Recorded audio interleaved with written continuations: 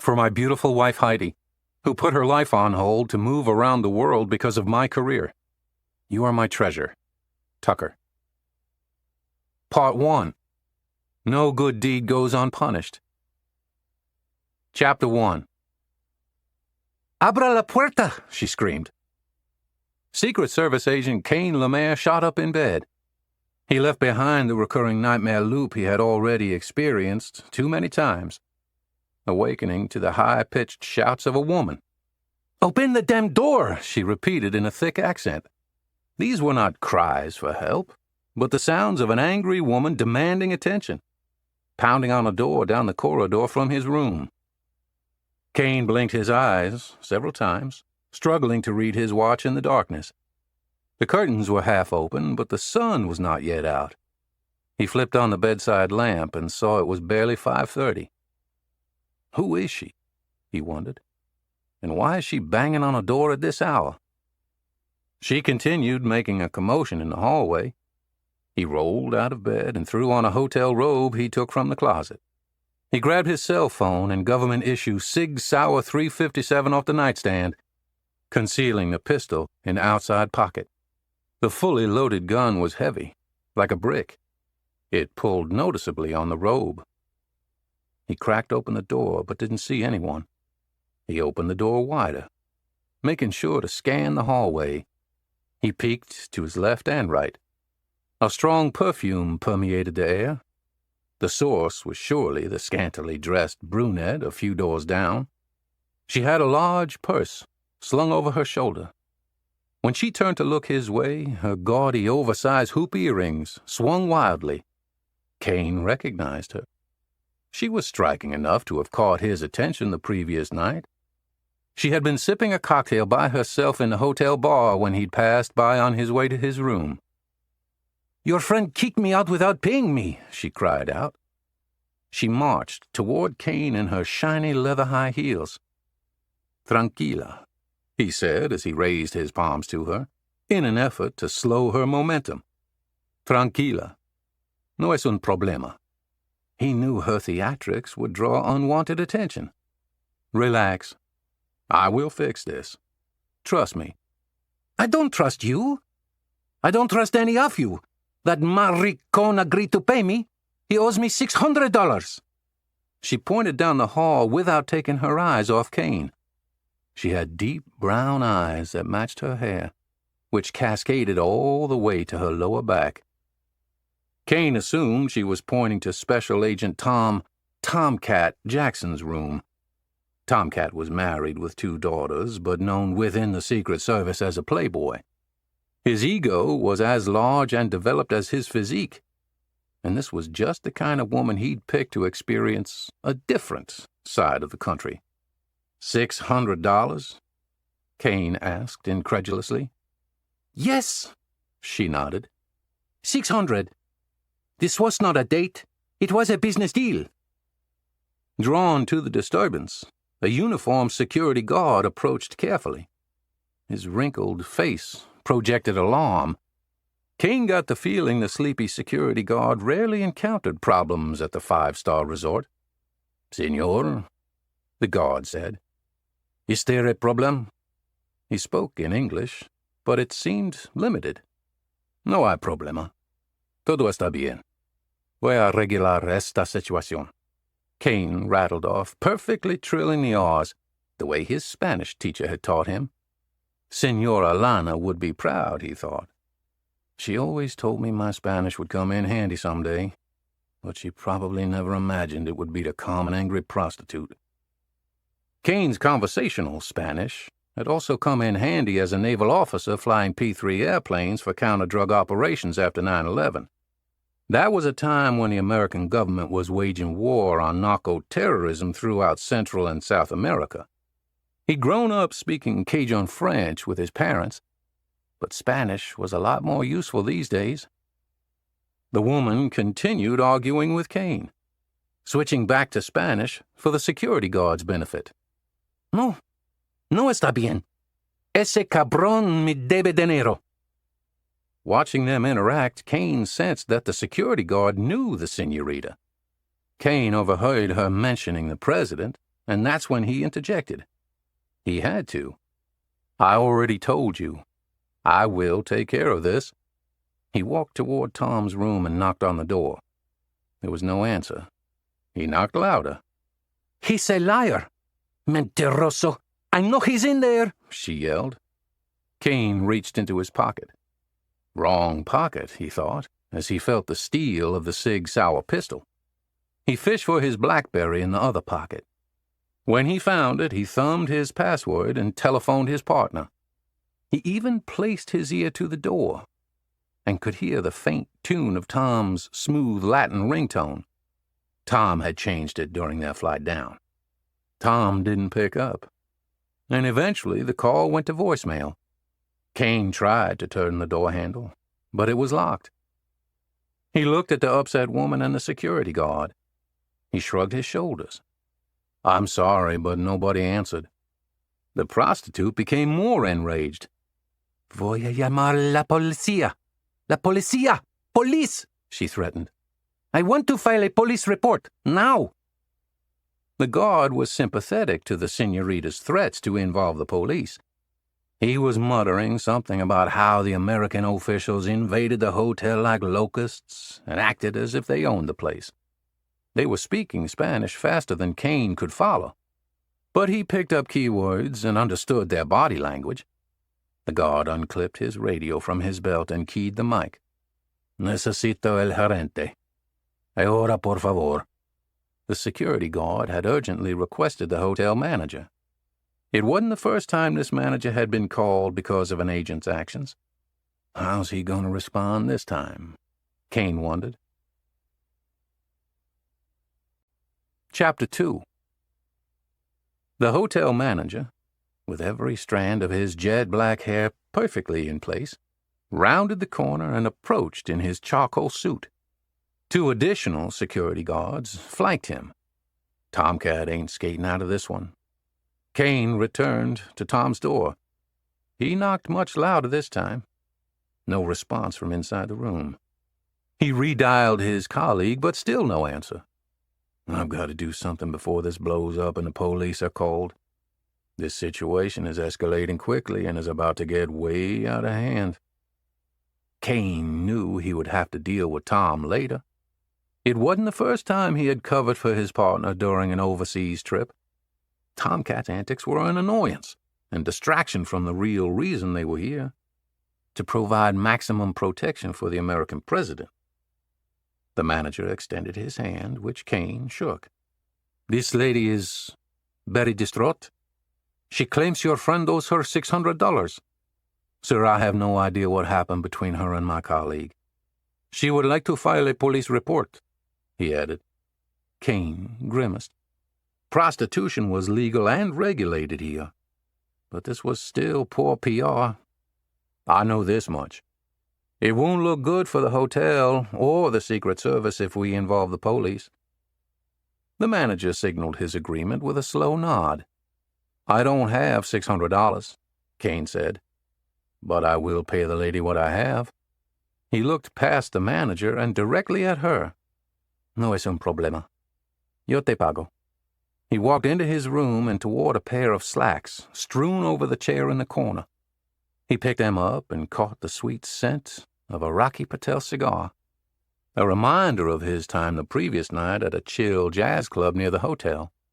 Rummaging through the front pocket, he retrieved his leather money clip, a wedding gift from his father. It was engraved with the initials CML, and below that was the inscription Micah, 6'8". In his money clip were a Virginia driver's license, a government-issued travel card, a personal Visa card, and roughly $300 in a mixture of American dollars and pesos. He walked back into the hallway where they were eagerly waiting. He stripped the money from his clip and showed her his limited funds. She pointed to his wrist. El reloj, she requested. Absolutely not, he replied. Give me your watch, she demanded. Or all $600. This watch was a gift from my wife. De mi esposa, he said in forceful Spanish, now losing his patience with the prostitute. There's no way in hell she's getting the Omega Seamaster Claire gave me. Still nada. He raised the cash again in a non-verbal take-it-or-leave-it. A little bit of something is better than a whole lot of nothing. Algo es mejor que nada. She snatched the money out of his hand. The manager had witnessed him pay the woman, and then instructed the guards to escort her from the hotel in a discreet manner. He turned to Kane. Mr. Lemaire, this is a five-star hotel. Yes, it is. Kane interjected before the manager could finish his sentence. You run a beautiful hotel. The manager smiled at the compliment. And we have many VIPs staying here. Everyone's safety and comfort are my primary concerns. Mine as well. Second to the president, of course. No more problems, please. The manager's words were more like a demand than a request. You have my word, Kane replied. But tell your security guards to keep her far away from us this week. She's a bomb ready to explode, and we don't want to be anywhere near her when she does. Kane went back into his room, closed the door, and glanced at his watch. It was almost 6. Early sun rays poured into the room. He was still tired from staying up late to finish all his paperwork for this presidential visit. The security assessment had to be sent to the intelligence unit in D.C. for final approval. Had it not been for Tom Jackson, I might have gotten another hour or two of much-needed sleep. He stood at the window and looked out at the ocean. Palm trees were lightly blowing in the wind, and in the greater distance, fishermen were casting traditional rope nets. With the exception of that senorita, this port city seemed like a peaceful place, he thought. He closed the curtains and grabbed his encrypted Dell laptop. He fired up the computer and reviewed the president's classified schedule. The Summit of the Americas was a high-profile international conference, and protecting the president took its toll on the agents. A medical researcher commissioned by Congress had concluded that for every year an agent was on presidential protection duty, he aged 2 years. Kane's sandy hair had no signs of gray, but he was still always struck by how much older he looked than others in their late 30s. It was genetics, he reasoned. The crow's feet surrounding his light green eyes, coupled with a career as a naval officer and a Secret Service lifestyle that required endless travel, too little rest, and the stress associated with the dread that you could miss the one attack that would throw the free world into chaos. An assassin had to be lucky only once, but agents had to be prepared all the time. They were willing to trade their lives for the president's. Kane had thought the Navy was bureaucratic, but the Secret Service was even worse. It was a draconian agency with strict rules and unwritten guidelines. Kane didn't like the administrative BS or the office politics, but he didn't mind the rigorous schedule. He enjoyed seeing new places and found comfort in belonging to a warrior family, even if it was at times described as dysfunctional. As Kane read the notes emailed back to him from the intelligence unit, he heard a knock at his door. He suspected it was the senorita again. He slammed the laptop shut and tossed it under a sheet on his bed. He opened the door, but it wasn't the senorita. It was a face he recognized all too well. Chapter 3. Thanks, Kane. I owe you one. The brawny agent invited himself in. Tomcat was wearing swim trunks and a T-shirt that advertised the Ohio State Buckeyes. Ohio State was his alma mater. You coward, Kane exclaimed. You were hiding in your room. Nah, man, I swear. I was taking a shower. Bullshit. I didn't hear the shower. Besides, if you weren't in there, you wouldn't know that you owe me one. And it's not just one, Jackson. It's 300. Tell me you didn't pay that whore 300. Do me a favor. As long as I'm footing the bill, don't call her a whore. Tom rolled his eyes. Always the gentleman. Quite frankly, Kane continued, I'm surprised she'd sleep with you for so little. Tom laughed defensively while lifting his shirt. Have you seen my abs? Women pay me. Pull your shirt down. The entire service has seen your six-pack. Plus, your pasty skin's blinding me without my sunglasses. Kane wasn't ready to let him off the hook so easily. Why the hell weren't you answering your phone? What if I had needed you for real? I told you, man, I was in the shower. I couldn't go to breakfast smelling like sex, especially in this nice hotel. The manager came up here with 2 security guards. They escorted your date out of here. I swear I'm done covering for you. This was worse than a Taiwan. Tom smiled. Korea was a blast. How would you even know? You were so wasted I had to carry you all the way back to the hotel. Tom laughed. You remember too much shit. It's a blessing and a curse. With you, it seems to be more of the latter. Come join me, his partner suggested. They serve great Bloody Marys at the poolside bar, and I've got 2 complimentary vouchers. POTUS is wheels down in less than 24 hours. You can't drink. 24 hours? That's plenty of time to sober up. Get dressed. Come on. They might even have some grits and those French donuts you like. I'm skipping breakfast, and certainly the pool. The local police are coming, and I've got to address some security concerns before POTUS arrives. You're free to join me and do your job. Nah, I'm good. You've got this covered, Tom said. He turned around and left Kane's room. Chapter 4. Kane reopened the curtains and lifted the window. The hot, humid air poured into the room, reminding him of home in Louisiana, except for the saltwater smell. Seagulls squawked as they floated over the beach. It was still early. No beachgoers, just a few dedicated joggers. He wished he were out there running, but his normal schedule had been altered unexpectedly. Just the thought of Tom having a Bloody Mary at the pool angered him.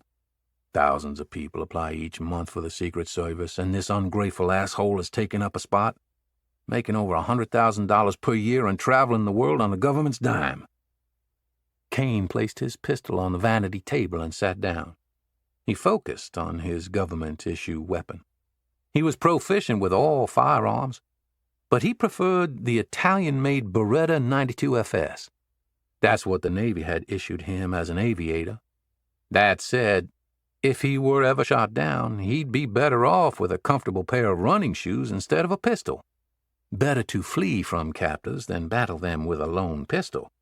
But now, as the president's bodyguard, his duty required running toward the sound of gunfire, the opposite of the body's natural instincts.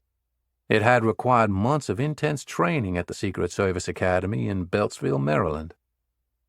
He unsheathed his duty pistol from its tan-colored Prince gun leather holster. He released the magazine and racked the slide, ejecting a bullet from the chamber.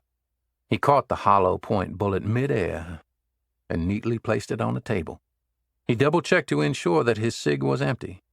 He field-stripped the weapon and laid out each part carefully, inspecting every piece as if his life depended on its reliability.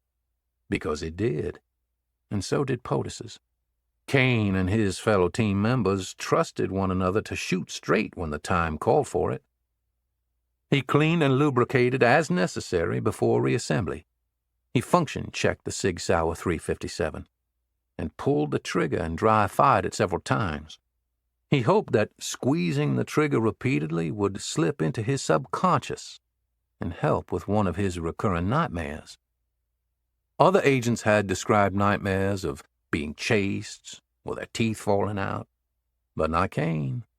He had 2 recurrent nightmares. One was personal, and the other always involved an assassin attacking the president. Kane would always draw his weapon and try to put 2 bullets into the attacker's center mass, but his trigger would not budge. He hoped that dry-firing his service pistol several times a day would transfer into his dreams and end that hellish loop. He slapped a loaded magazine into the Sig and racked the slide. He released the magazine and inserted 1 extra hollow point. bringing the total number of bullets to 14.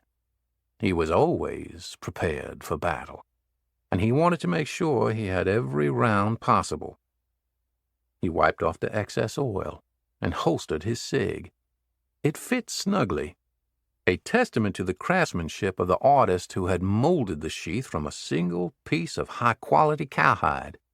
He looked upon the tools of his trade: gold-plated 5-star badge, pistol, 2 extra magazines, pair of stainless steel handcuffs, handheld radio and custom-molded earpiece, expandable steel baton, colored lapel pin, and inhaled the strong odor of gun oil.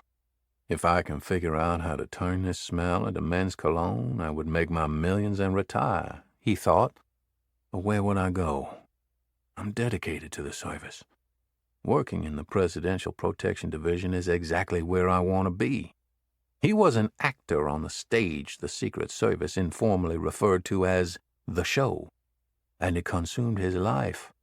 The service had taken him in. They were his adopted family, and they were a tight-knit group. His room phone rang. "Senor Lemaire?" "Si." He recognized a slow, heavily accented voice. It was Carlos, a retired mid-level police supervisor, now the hotel's chief of security. They had been working together for this presidential visit. "I know you are busy, but it's very important that—" Noise in the hallway prevented Kane from hearing Carlos. "I'm sorry," Kane replied. "Please say that again." The chatter in the hallway grew louder. "Un momento, por favor," he said before placing the phone down and opening the door. Several agents, wearing shorts and with beach towels draped around their necks, were discussing their exploits from the previous night. Bits of profanity mixed into their conversations. "Guys, tone it down. I'm on the phone. It's important." "It's not even 8 o'clock yet," one of the agents said. "Quit screwing off," Kane replied. "We've got work to do." "Plenty of time for that. We're all heading to the pool." Kane shook his head in annoyance and returned to the phone. "I apologize for the interruption," Kane offered, and inhaled deeply to calm himself. "That's why I'm calling, Senor Lemaire. We need to talk. I'll be waiting for you in the lobby." "Can we discuss it over the phone?" "No," he said. "This is best discussed in person." "I need a minute to get dressed." "Of course, but please hurry." The dial tone echoed in Kane's ear. Chapter 5. The luxury hotel bustled with guests, but not tourists. Most were American government officials. Secret Service agents occupied an entire floor, including the rooms above and below the president's suite. Other rooms were used by military advisors, a communications team, political aides, and other strap-hangers who always accompanied every VIP entourage. If the American taxpayer only knew how much money was spent for such presidential visits, Kane thought. Angel was the Secret Service code word for Air Force One, and it was landing in less than 24 hours. Because there was still a great deal of advanced security preparation to be done, Kane anxiously stood in the lobby, waiting to meet with Carlos. The hotel's head of security seemed to always be running late. Kane had learned from his travels, which had taken him to more than 100 countries on 6 continents, that only a few cultures had an obsession with punctuality. The Americans and Germans certainly fit the stereotype, and from what he had heard from his twin sister, Bonnie, the Japanese were also mindful of being on time. By comparison, South America as a whole seemed much more laissez-faire. While impatiently waiting in the lobby, Kane marveled at the building's architecture. It was nothing like the cookie-cutter hotels back home. This hotel had a colonial feel to it, with magnificent wooden columns and high ceilings that supported elaborate glass chandeliers. His focus was interrupted by the immaculately dressed Carlos, whose tailored suit fit snugly on his large frame and was accented by a Rolex watch and gold rings. Kane wondered if the man had amassed his fortune as a captain with the police force or as head of the hotel's security department. "Senor Lemaire, let us sit down over here." Carlos gestured with an open palm, "where it's more private." He looked around the lobby as one might an ATM in a sketchy neighborhood. "I heard about what happened this morning. We're used to these things here. And, quite frankly, we think it's only human nature. Man has been chasing woman since the beginning of time. But we may have a problem. I received a phone call from our national newspaper. They were asking questions. I think the woman has talked to the press." "What?" "It appears so, senor." "Well, there's no story here. I'm sure the press will realize that, and it'll be old news by the time Air Force One arrives. That beautiful Boeing 747 has a way of stealing the limelight when it lands." "Senor, you don't know Latin women like I do. I've been married to 4 of them, divorced from 3. This puta is not going away." Kane's BlackBerry vibrated on his hip, opposite side from where he carried his concealed pistol. He never wanted to accidentally grab his phone when he intended to draw his gun. While on duty, he also always made sure his ringer was switched to vibrate, especially after a colleague forgot to do so during a speech by former President Carter. Deacon, the Secret Service code name for the 39th president, had been in the middle of delivering a speech when the agent's phone rang, and President Carter fixed the agent with a look. The agent was so mortified he'd offered to resign the following day. Kane grabbed his phone from its holster on his belt and rested it on his thigh while Carlos continued talking. He flipped it over and glanced at the screen. There was a high-priority notification. Next to the message was a red exclamation mark. The email was from Supervisory Special Agent Leroy Hayes. "Please pardon me for 1 second, senor. This is my boss trying to reach me from Washington. He's usually hands-off, so it's unusual." "Claro." Carlos waved his hand in the air as if swatting a fly. Kane read the short email. "Reports of excessive drinking and good-time girls. Embassy is aware. Return to D.C. tomorrow. 08:55 hours, United flight. Your relief is already en route. EOD." Kane was stunned. He knew that EOD meant end of discussion, but it was a forceful way to state it. He suddenly felt sick to his stomach. "Are you okay?" Carlos asked. "You look ill." Kane scrolled to the top of the email to see who else was on the distribution. Tom Jackson and 10 other agents. All 12 had been out the night before, just blowing off steam in their typical fashion while globe-trotting on behalf of Uncle Sam, forging camaraderie among men who daily put their lives in one another's hands. Few people understood the stresses placed on them or their families' sacrifices. One agent had retired abruptly upon returning from an overseas trip. He noticed a drawing on the refrigerator that his son had made at school. The Secret Service agent noticed Mom, the daughter, the son, and their dog. Confused, he asked where he was in the picture. "At the White House." "Where you always are, Daddy," the boy answered. Kane's phone buzzed. It was Tomcat calling. "Are you already doing the security assessment?" "I should be, but I'm not. I'm still trying to tie up your loose ends." "Where are you?" "I'm in the lobby." "Stay put. I'll meet you there. Coming now." Kane looked at Carlos. "You weren't joking about Latin women." "I never joke when it comes to women or money." "Judging by your jewelry, you've done much better with money than you have with women." Carlos smiled, and Kane continued. "But what I need help with right now is figuring out how to manage this rogue woman situation." "She reminds me of my second wife. You cannot manage this. Nobody can. This is going to be painful and expensive." Chapter 6. Tom Jackson was now wearing flip-flops, swim shorts, and a muscle shirt. A thick pool towel was dangling over his right shoulder as he rushed up to Kane, who was finishing his conversation with Carlos. "You're leaving a trail of water drops in this nice lobby," Kane pointed out, annoyed. "That's the least of my concerns right now. What do you think this is about?" "You know exactly what this is about. It's about you being reckless, cheap, irresponsible, and selfish." "Selfish?" "Yeah, you heard me right. You were only thinking about yourself. I don't care about what you and that woman did last night, but your selfish actions this morning are interfering with a lot of other people." "Well, I'm going to call Hayes. Flying back to D.C. before the president gets here is stupid. They've already spent the money on us being here. I can make an economic argument on the matter." "An economic argument?"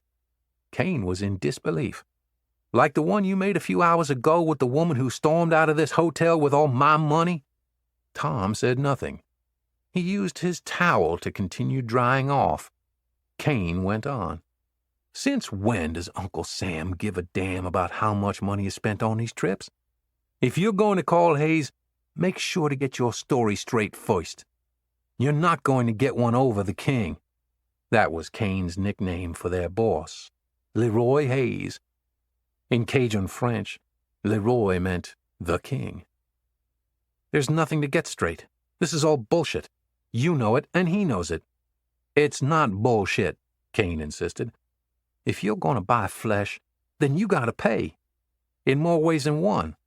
"What's that supposed to mean?" "Some things you just got to learn on your own, Jackson. But I'm pretty sure I'm not alone on this one. The king is going to think this is bullshit too, but not in the way you think. You're always putting Leroy on a pedestal. He's a has-been. Been with the agency over 10 years, and he'll never rise any higher than SSA. Perhaps. But the king was a beat cop and a street agent before he became a pencil pusher. If you go after him, he's going to counterattack like a bobcat that just got his tail pulled." "I'm the one who's getting my tail pulled," Tom lamented. While still standing in the lobby, he phoned their supervisor and put the call on speaker.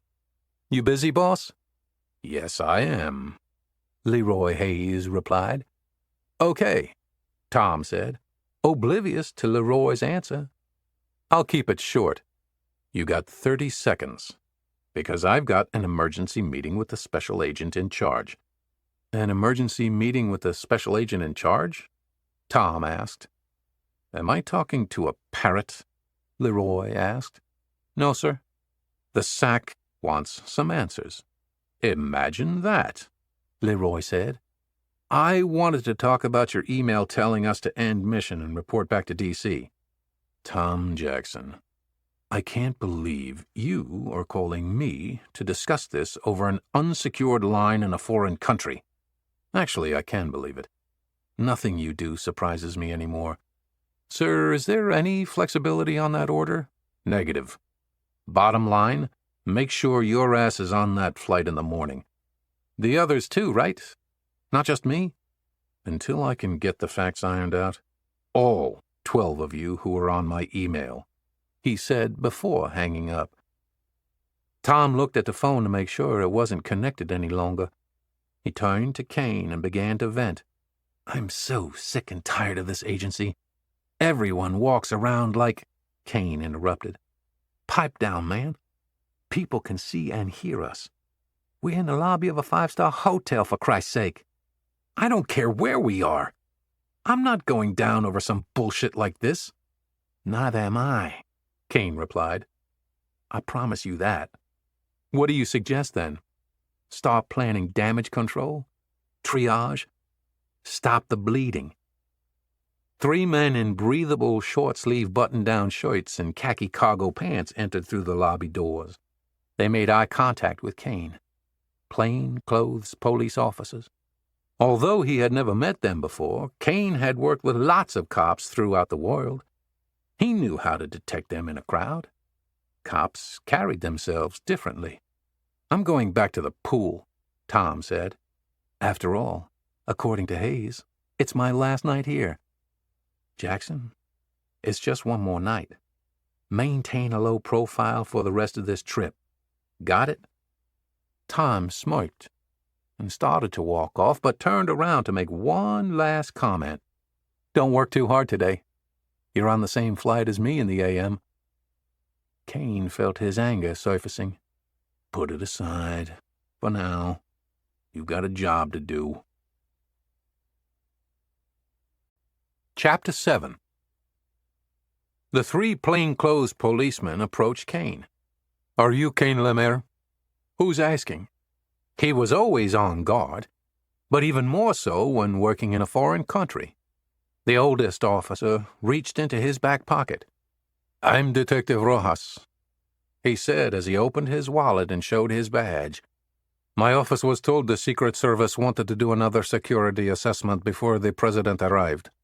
"Yes," Kane answered with relief. He thought they might have been there because of the prostitute. "That's right. I knew we were meeting today, but I guess the time got away from me. I've been handling a bunch of other stuff this morning." "That's all right," Detective Rojas said. "We are here to help you." He extended his hand. "Mucho gusto." Kane shook the detective's sweaty hand. "You gentlemen walked here?" "Yes. Parking is prohibited because of the international conference." "But you're a cop. Like Kojak and Columbo. You can park anywhere." Kane smiled, but he got the impression that the officers didn't get the American references. He understood his job was not all operational. It was also diplomatic in nature. He represented the American president, and he needed the assistance of the local police for such momentous visits. "Well, I certainly appreciate all your help to make this mission go well. Your support is why these presidential trips are successful. We are happy to help you. We enjoy the overtime." Kane propped his tactical backpack on the floor and unzipped it. "Compañeros, I brought some gifts for you." He reached into the black canvas to retrieve various pieces of Secret Service swag. He had baseball caps, patches, shot glasses, coffee mugs, and challenge coins. The officers graciously accepted. But while they liked the gifts, they seemed more impressed with Kane's boots. He wore a pair of rust-colored alligator boots with his navy blue suit, sans tie. "You Americanos are cowboys," said Rojas, scratching his salt-and-pepper goatee. "Like President Bush." Kane chuckled. This was the first time he was working with these officers, but he knew American politics often came up in conversation. Perhaps, sensing a moment of awkwardness, another officer asked, "Where can I get boots like these? My old friend goes by the nickname Prince, makes these at his camp on the Bayou." "Donde?" "Mi casa in Louisiana. It's a town 2 hours from New Orleans. He makes boots, belts, and holsters out of leather, alligator, and lizard. Let me know what you want, and I'll make sure to bring it on my next trip." "Okay." The officer smiled. "Hopefully they are comfortable, because with so much vehicle traffic today, we must walk to the conference." "Bueno." A walk sounds... Kane paused only long enough to inhale deeply. "Nice after the morning I just had. I can use some fresh air." Kane and the officers headed to the main door. The bellman, wearing a button-down jacket and white gloves, opened it. A burst of heat rushed into the lobby.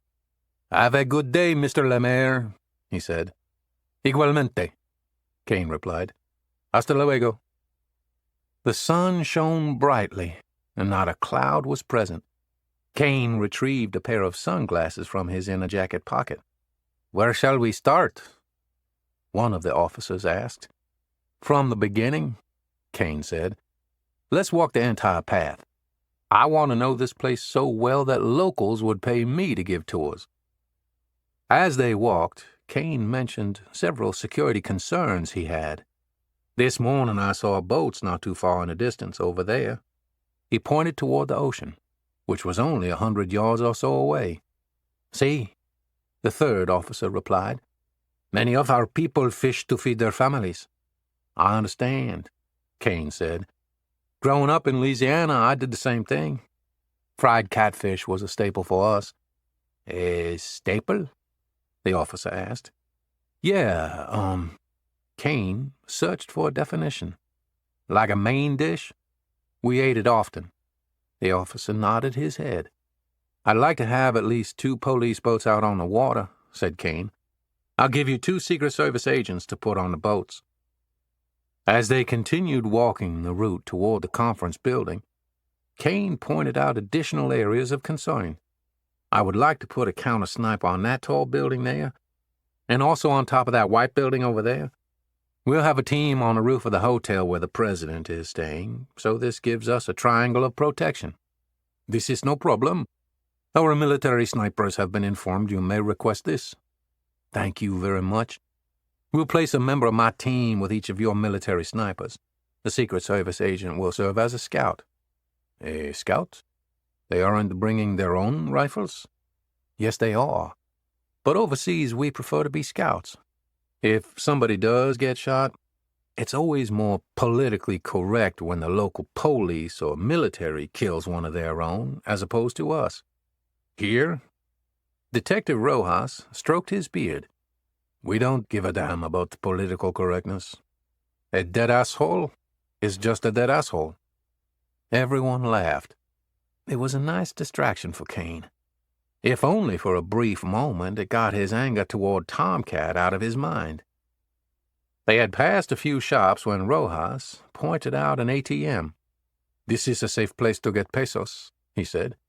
If you need to get money, say $300, this would be the place I recommend. Speaking of assholes, Kane thought, the amount quoted was too specific. Kane was naturally easygoing, but he didn't like being the punchline of a joke. Are you messing with me? Kane, Detective Rojas said. This is my town.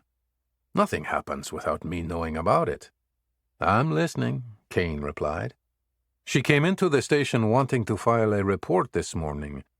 The desk officer referred her to me. Why you? Kane asked. I run the Special Investigations Unit. What did she tell you? It does not matter, he said. It matters to me. The edge on Kane's words was sharp. What matters is what I told her. And what was that? Salte de mi oficina ahora, puta. Good, because I already paid her and she was not even with me. She doesn't want money, Detective Rojas said. I'm starting to gather that. Sounds like she wants revenge. Hopefully she was worth it, the youngest officer said to the laughter of everyone except Kane. Not for me. I was just trying to put out a fire, and now I'm getting burned. Burnt? Rojas asked curiously. I guess you don't know everything that goes on in your town. What do you mean? I've been recalled back to D.C. I fly back tomorrow. Hell, practically the whole team flies back tomorrow. But the president arrives tomorrow. I know. They've already sent agents to relieve us. I'm just out here with you guys to try to do as much as I can before I leave. I like America, Detective Rojas said. I do. But sometimes I don't understand your country. Hollywood produces movies like this all the time. My wife loves Pretty Woman. Kane smiled. Well, that woman from last night got a huge disappointment. Tom Jackson is no Richard Gere. I can't understand this. Your government sends you all back because of one prostitute's complaint? This woman is a troublemaker, plain and simple. I kicked her out of the station. I took care of this for you. I wish it were that easy, Kane said. But the truth is my boss and his bosses see this whole thing differently than you and me. The Secret Service is embarrassed by this because they were notified after the American Embassy was informed. The service doesn't like surprises. Surprises are bad, really bad in this line of work, and they'll see it as a black eye on our agency.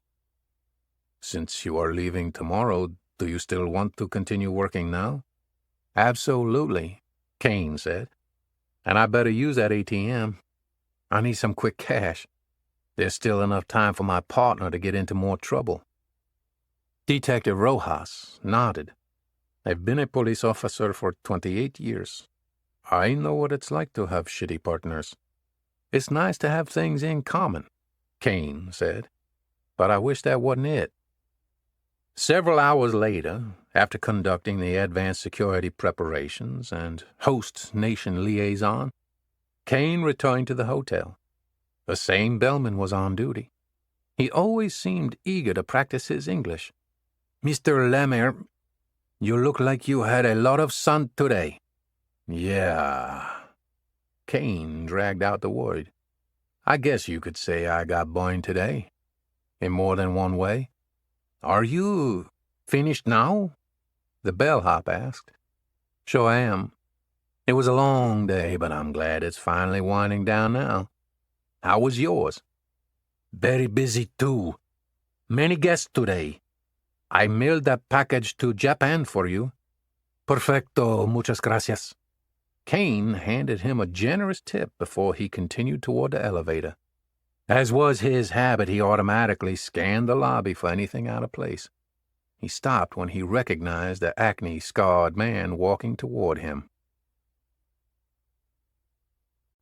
Chapter 8. Good to see you again, brother. Kane's academy classmate, now an agent from the Atlanta office, bear-hugged him. It sure is, Teddy. Just wish it were under different circumstances. You're telling me. I was this close, he signaled with his thumb and index finger, from busting a counterfeit ring. Got a group of Nigerians putting out the best $100 bills I've seen in my career. Oh, man, I'm sorry. I can't believe they'd pull you from that case to come down here for this. I'm not surprised. Nobody in our agency cares about investigations. If you want to get promoted in the service, you have to be on the president or vice president's detail. Otherwise, before you know it, you're 15 years in and still guarding a garbage can in a hotel alley. I've become best friends with Oscar the Grouch. Well, the service is overreacting on this one. I'm hoping it will blow over as soon as they get the full details. Kane replied. Tomcat and some of the others I can see. But you? I'm not judging. I was just surprised to see your name. It's not what it appears, Kane said. When a skunk sprays, a lot of bystanders have to deal with the smell, too. As Kane talked with Teddy in the lobby, he noticed other agents hauling suitcases and coordinating room requests with the receptionist. The hotel had been booked completely, so getting the exiting agents checked out and their bookings replaced with the new agents was causing a logistical nightmare. Kane, you're one of the few on the president's detail who I actually like, Teddy told him. You don't have an ego the size of Air Force One, so I don't want you blindsided on this one. This is gaining more traction than you probably expected. The SAC in Atlanta is referring to your team as the Dirty Dozen, and apparently the White House is concerned that if the media gets a hold of this, it will overshadow the president's participation at the Summit of the Americas.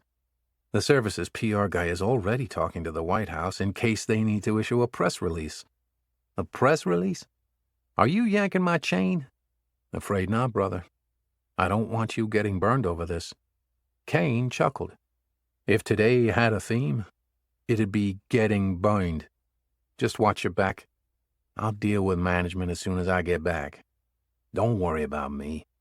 You just stay focused on keeping the president safe here. You've been out doing field investigations for so long, you've probably forgotten how to do protection. I had to knock the wax off my earpiece. Teddy joked. That's disgusting. They laughed together. Kane described the security assessments and explained the primary and secondary routes and safe havens. He handed his colleague business cards and contact numbers for key personnel he had interacted with. Sounds like you've done all the work for me, Teddy noted. I would have expected nothing less. Any other agent would have quit as soon as he learned he was being pulled from this trip. But not you. I've double-checked all the routes with the local police. I know I don't have to tell you this, but don't let your guard down. These international conferences are publicized well in advance and always make me nervous. The manager has another route you can take the president tomorrow to escort him to his room. He'll show it to you tomorrow morning when he's back on the clock. That way you can avoid going through the kitchen. I always have a bad feeling about that. Remember Bobby Kennedy, Teddy said, referring to the senator's assassination in the kitchen of the Ambassador Hotel. We must have seen that video clip 100 times in the academy. Kane nodded. At least 100. Should you run into any hiccups or have any questions, just shoot me an email or give me a call. My flight isn't until 8 in the morning, and I'd rather talk to you than Jackson. Who wouldn't? Kane smiled. Good luck with the visit. As Kane started toward the elevator, the agent's eyes were diverted downward. Those gaiters waterproof? Of course. Good. Why? They'll need to be to wade through the shit you're about to trudge through in D.C. Chapter 9. Kane returned to his hotel room and welcomed the cool air blowing from the AC unit. He felt sticky, and his suit was soiled with sweat. He couldn't wait to disrobe and take a cold shower. While in the shower, he kept replaying the events from that morning. Should I have paid her or just let the police get involved? Neither scenario was ideal, but he concluded that he had made the right decision. He hurried to meet up with Tom Jackson in the hotel's lobby. While waiting, Kane noticed the woman he'd paid off sipping a cocktail at the hotel bar. So much for the security guard's promise to keep her away.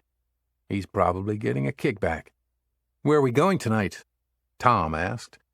Kane maneuvered his body to block Tom's view of the hotel bar. Definitely away from here. I know just the place. Saw it today while doing the security advance with the locals. That's what I'm talking about. Local cops always know where to go to have a good time. It's a British pub. Let's go to a club, not a British pub. Absolutely not. It's nearby, and I'm starving for some fish and chips. It'll be a chill spot for us to strategize about the way forward. We need to. That's the most important task ahead of us. Kane asked the bellhop to hail a taxi. When they jumped in, Tom began running his mouth 1,000 miles an hour. Not here, Kane interrupted him. We'll be at the pub shortly. Let's discuss it then. This cabbie probably don't even speak English, Tom commented. Regardless, Jackson, you've embarrassed me enough today. All right, he conceded. I'll wait till we get to the pub. The pub was heavily accented with thick, dark wood. It was shaped like a rectangle, and British memorabilia, photographs and artifacts, adorned the walls. It was empty, not including the English expat in his 60s who said he was the owner. What are you blokes drinking? 2 whiskeys, Tom answered. And fish and chips, Kane added. Make the chips extra crispy, please. He grabbed a matchbook from the bar and continued toward the back corner. He absent-mindedly rubbed the matchbook in his left hand, between his fingers. He and Tom sat down at a table. I wasn't expecting this, Kane said flatly, referencing the fact that the soundtrack to Grease was playing in the background from 2 speakers mounted on the wall. The owner brought them their drinks. Must be some serious discussions going on tonight. How do you reckon? Kane asked. He caught himself feeling more suspicious than usual. Fellas, this place is almost empty. Yet you chose this corner. You don't look like businessmen. Too athletic for that. So I figured you're here for the Summit of the Americas and are probably going to discuss politics or security. Maybe both. Good eye, Kane said. I wouldn't know he's a bartender, the man said. Name's Macmillan. Call me Mac. Used to be Navy intelligence. For Her Majesty, of course. I should have stayed in, but I fell in love with a local woman. So much for being intelligent, Tom quipped. Kane turned to Tom. Like you have any room to judge. He then turned back to Mac. I hear they're hard to resist. Mac chuckled. Yes, they are. So I moved here and opened up this pub. It's a nice place you have, Kane said.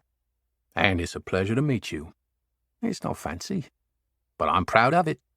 Mac used the dead air to excuse himself. "Well, I'll leave you fellas to it. Your fish and chips will be out shortly." The pub offered enough privacy for Kane and Tom to talk openly.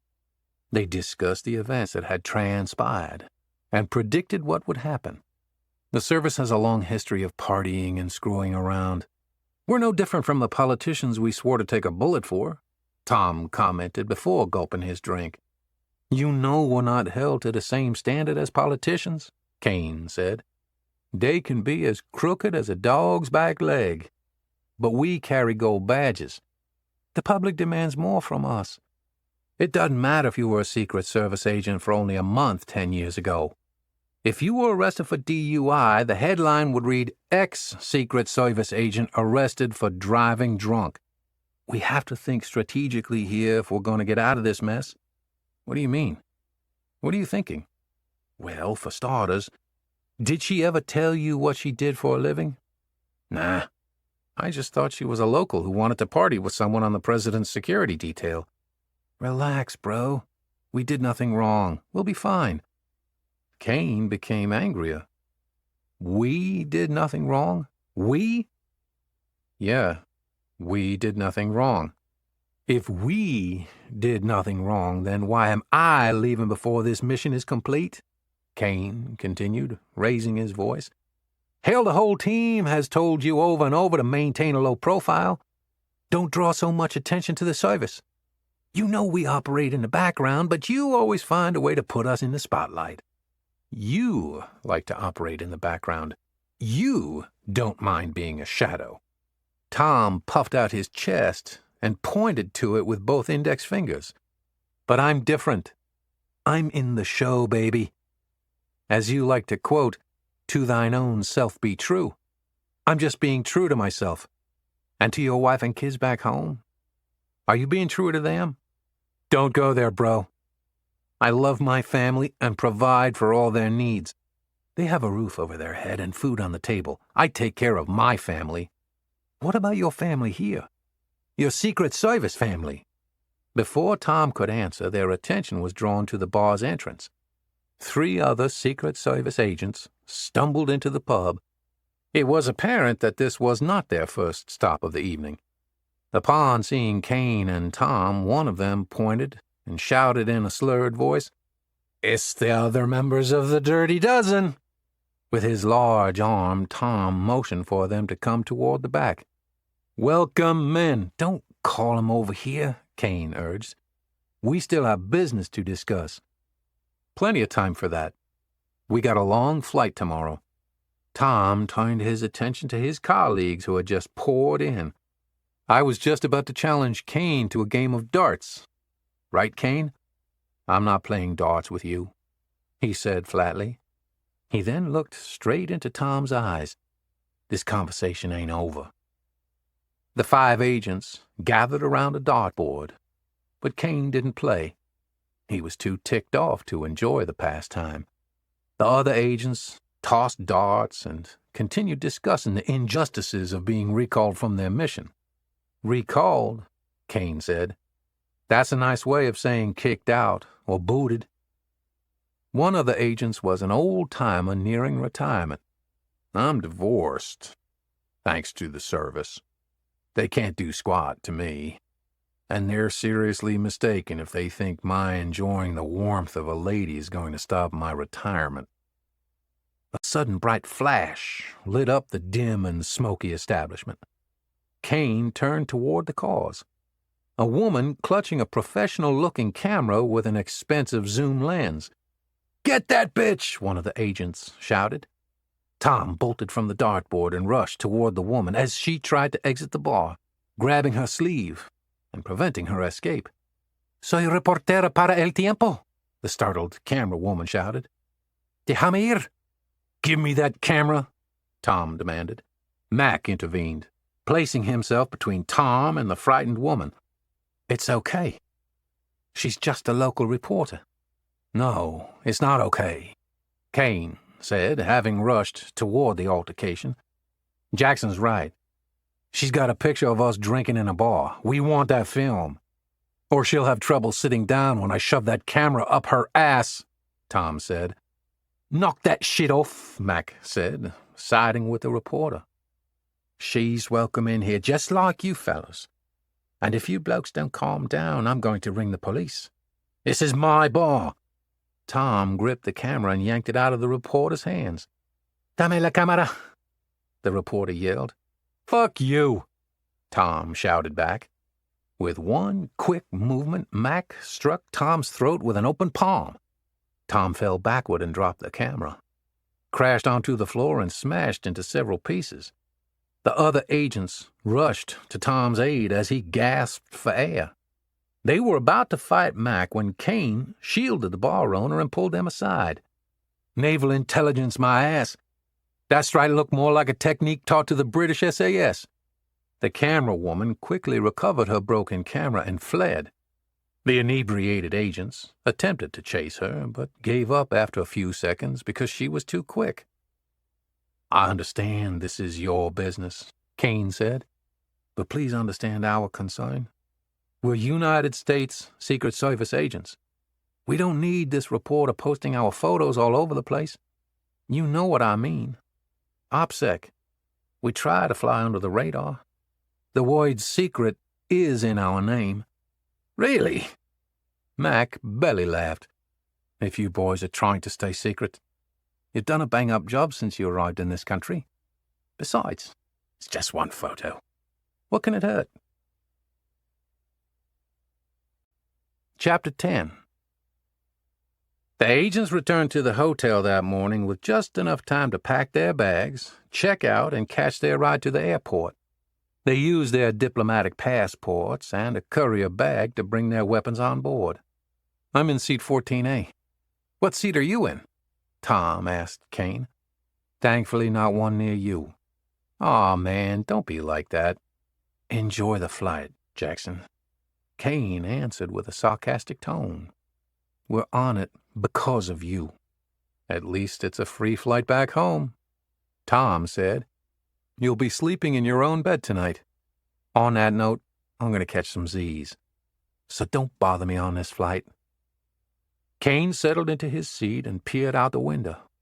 They departed northbound, and he could see farmland off to the right. When the pilot bank left, Kane marveled at the sea and the sailboats until they vanished in the distance. The sea was no stranger to him, yet it always seemed mysterious. A duality of giving life and taking it. He took a sip of his black coffee. He always thought the beverage tasted better at high altitudes.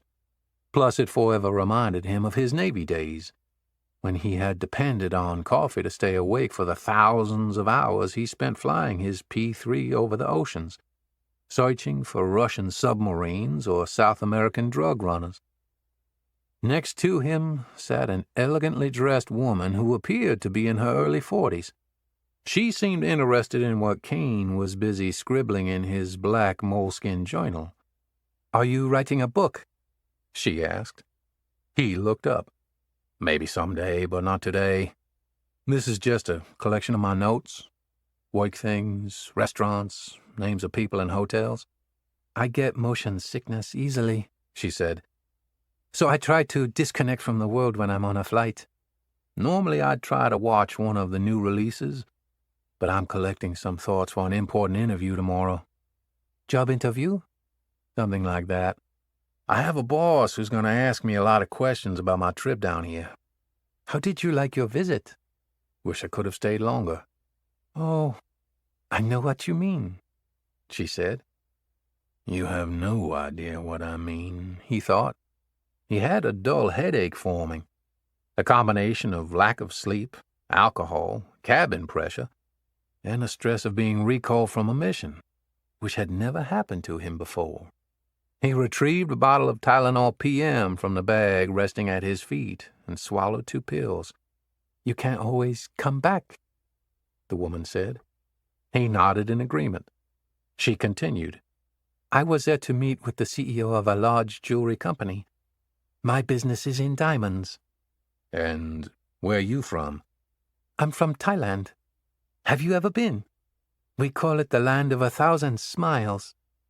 Kane lowered his head. Before he could respond, the flight attendant approached. "Sir, the gentleman in seat 14A ordered this for you." She presented him with a Jack Daniels on the rocks. "You're too kind," Kane said. "It's my job," she said and smiled. Kane winked playfully. "I meant calling him a gentleman." She grinned even wider. "Thank you, but please take it back to him. Tell him I'm already asleep." Kane looked at the passenger next to him. "It's been nice talking with you. I've got a long travel day ahead of me, so I'm going to close my eyes for a bit. I hope you find a good movie to watch." "Do you have any recommendations?" "You've got mail." She tilted her head and raised her eyebrows. You've got mail?" "What can I say?" he smiled. "I'm a sucker for romantic comedies. And Tom Hanks is a great actor." "I agree with you. It's one of my favorites. That and When Harry Met Sally." "You'll find them under the classics category. Enjoy the movie." He jotted a few last-minute notes in his journal before nodding off. After landing in D.C., Kane collected his luggage and walked out of the airport. The sun's rays aggravated his migraine. He rummaged through his backpack for a pair of aviators to shield him from the brightness. He found his government car parked at long-term parking.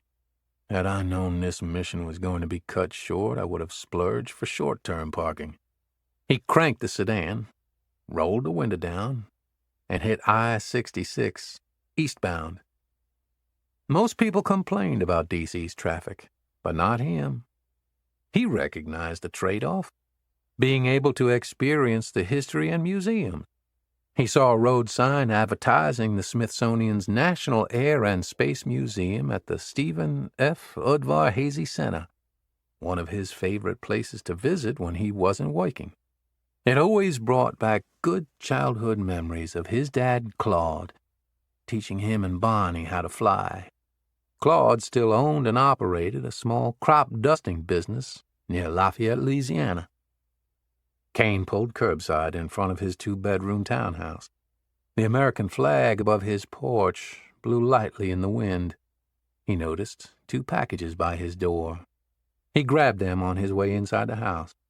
Although he had moved to D.C. 2 years prior, most of his belongings were still packed in cardboard boxes.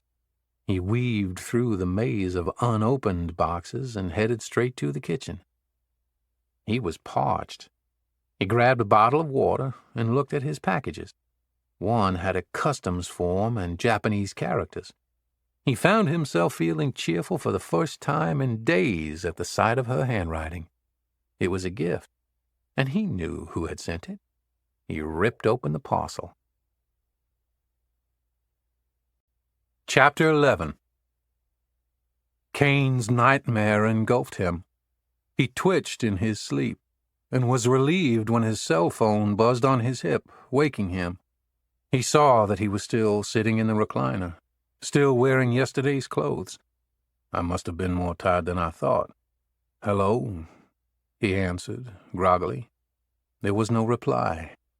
He cleared his throat. "Hello?" "Happy birthday to you. Happy birthday to you. Happy birthday to the best twin brother in the world." Kane smiled and joined in on the last line of the chorus. "Happy birthday to you." They both laughed a similar chuckle. "How's my favorite brother?" Bonnie asked. "Better now that I'm talking to you. How's life in Tokyo?"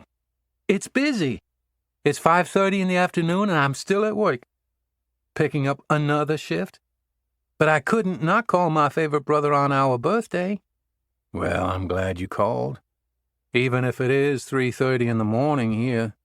"The time difference is horrible." "Half the time my body doesn't even know what time zone it's in. But I was so excited to see your gift yesterday. The Japanese instrumental CD is perfect. It worked as advertised. I listened to it for a bit, and it helped me fall asleep." "You're home? I thought you were in South America." "It's a long story. I always have time for your long stories.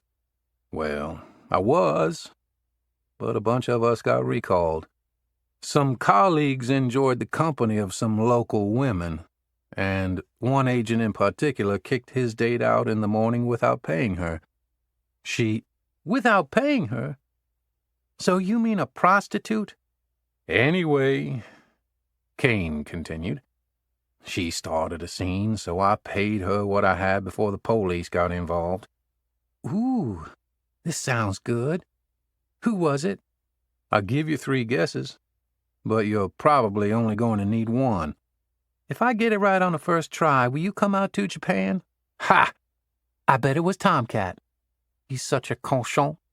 Bingo! Cochon means pig in French. We got back yesterday. We have to answer to management late on today. What's the worst that can happen to you? They could fire me. Fire you? She scoffed. Nobody is going to fire you. I'm probably being a little dramatic, but it's a possibility. Well, you have always had a little flair for the dramatic. You'll be fine, brother. You're a dedicated agent. They're lucky to have you. With your experience, you could easily be a private investigator or a pilot. You could make so much more money in the private sector. Maybe. But you know how I feel about money as a motivating factor. I'm more interested in service to country. I know. I'm just saying there are other options out there besides the government. But you'll be just fine once you explain that you were trying to avoid embarrassing the service. They might give me a few days suspension without pay. Then you can come visit me in Japan. We can hang out together on the beach in Zushi. We'll spend my money. I can also introduce you to some of my cute Japanese co-workers. I've told them all about you. They'd love to meet an American gentleman like you. Kane laughed. I'd love to visit you, but that flight would be brutal. What's it, about 14 hours? I'll use my family perks and get you upgraded to business class. That sounds nice. But like you said, I'm sure everything will work out once I explain what happened. Then I'll be back on the president's schedule soon. Sucks for me. I was looking forward to hosting you on this side of the world, especially before summertime. Vacation season picks up and all our flights are booked. I'm already having to cover extra routes. That must be why Pop said he couldn't reach you last week. Yeah, probably. I was flying to either Seoul, Guam, Hong Kong, or Singapore. We're trying to compete with the Asian airlines. It's tough. They're paying their flight attendants peanuts. He laughed. What's so funny? Nothing. No, really. What was so funny? When you serve your customers peanuts, expect to be paid in peanuts. That's domestic, not international. Just don't fly yourself to death, Kane said. I read an article that the Japanese are dealing with a crisis. Employees are working themselves to death. There was a photo of Japanese men sleeping at their cubicles. Sometimes I get the impression that Japan's national motto is work harder, not smarter. But I like my job as a flight attendant. And I like it here in Tokyo. I feel really safe. Bonnie changed the subject. Have you talked to Mom and Pops lately? Not since before I left. You? It's been about 2 weeks. It was so funny watching them try to use Skype. Pops can fly an airplane but can't operate a smartphone. Kane and Bonnie laughed together. Well, in all fairness, he said, his airplane is older than us. And with the way he cares for it, it'll probably outlive us all. She laughed. Did he send you the usual birthday present? Yep. A box of Community Coffee's dark roast with chicory. I don't know how the Lemaire men can drink that nasty crap. Way too strong for me. It'll certainly put some hair on your chest. She laughed. That's not the look I'm going for. Just make sure not to drink too much of it, or you'll never get any sleep. Okay, Mom. Hey, I'm just concerned. You told me you were still having nightmares. You can't have nightmares if you aren't sleeping. That's why I sent you the CD. Have you talked to the Secret Service psychologist? God, no.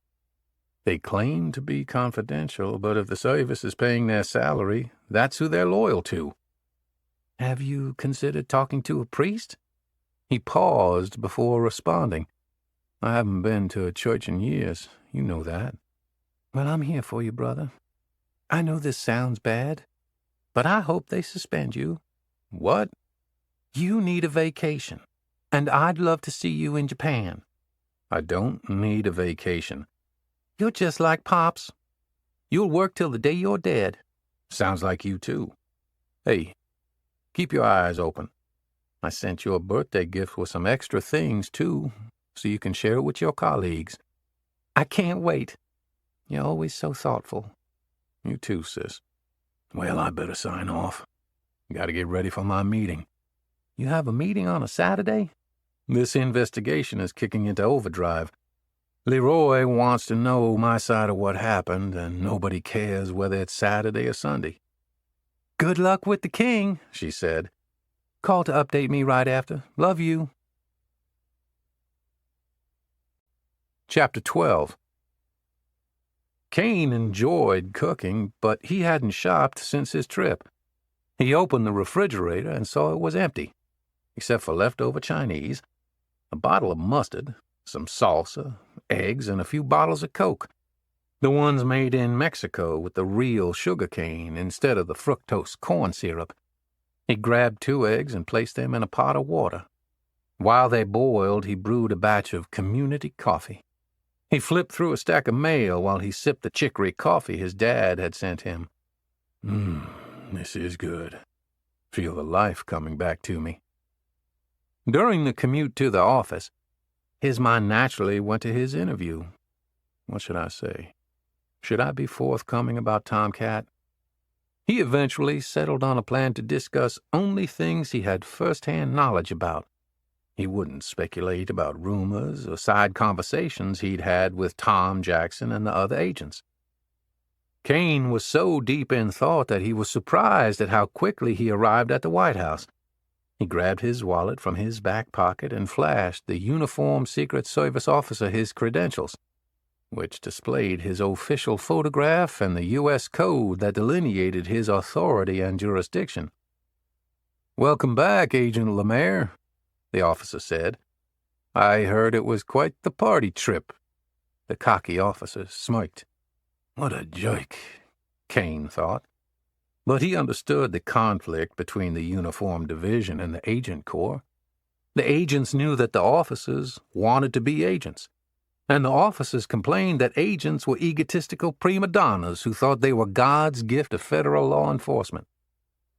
For an agency with secret in its name, it's troubling how fast gossip travels, Kane replied, not trying to hide his annoyance. For someone of your tenure, I would have expected better. Is it gossip when there's a picture of you and a few others out drinking the night before the president arrives? Kane's head rocked back. What are you talking about? It hasn't made the American news yet, but our intelligence branch showed us a photo this morning during roll call. It shows you, Agent Jackson, and a few others throwing darts with beers in your hands. Kane was blindsided. Open the gate, he demanded. He stomped on the throttle and skidded his government sedan into one of the first-come, first-served parking spots. Sunrise was still an hour away, so there were still plenty of spots. His plan had been to work out in the office gym before employees started trickling into the building. That'll have to wait.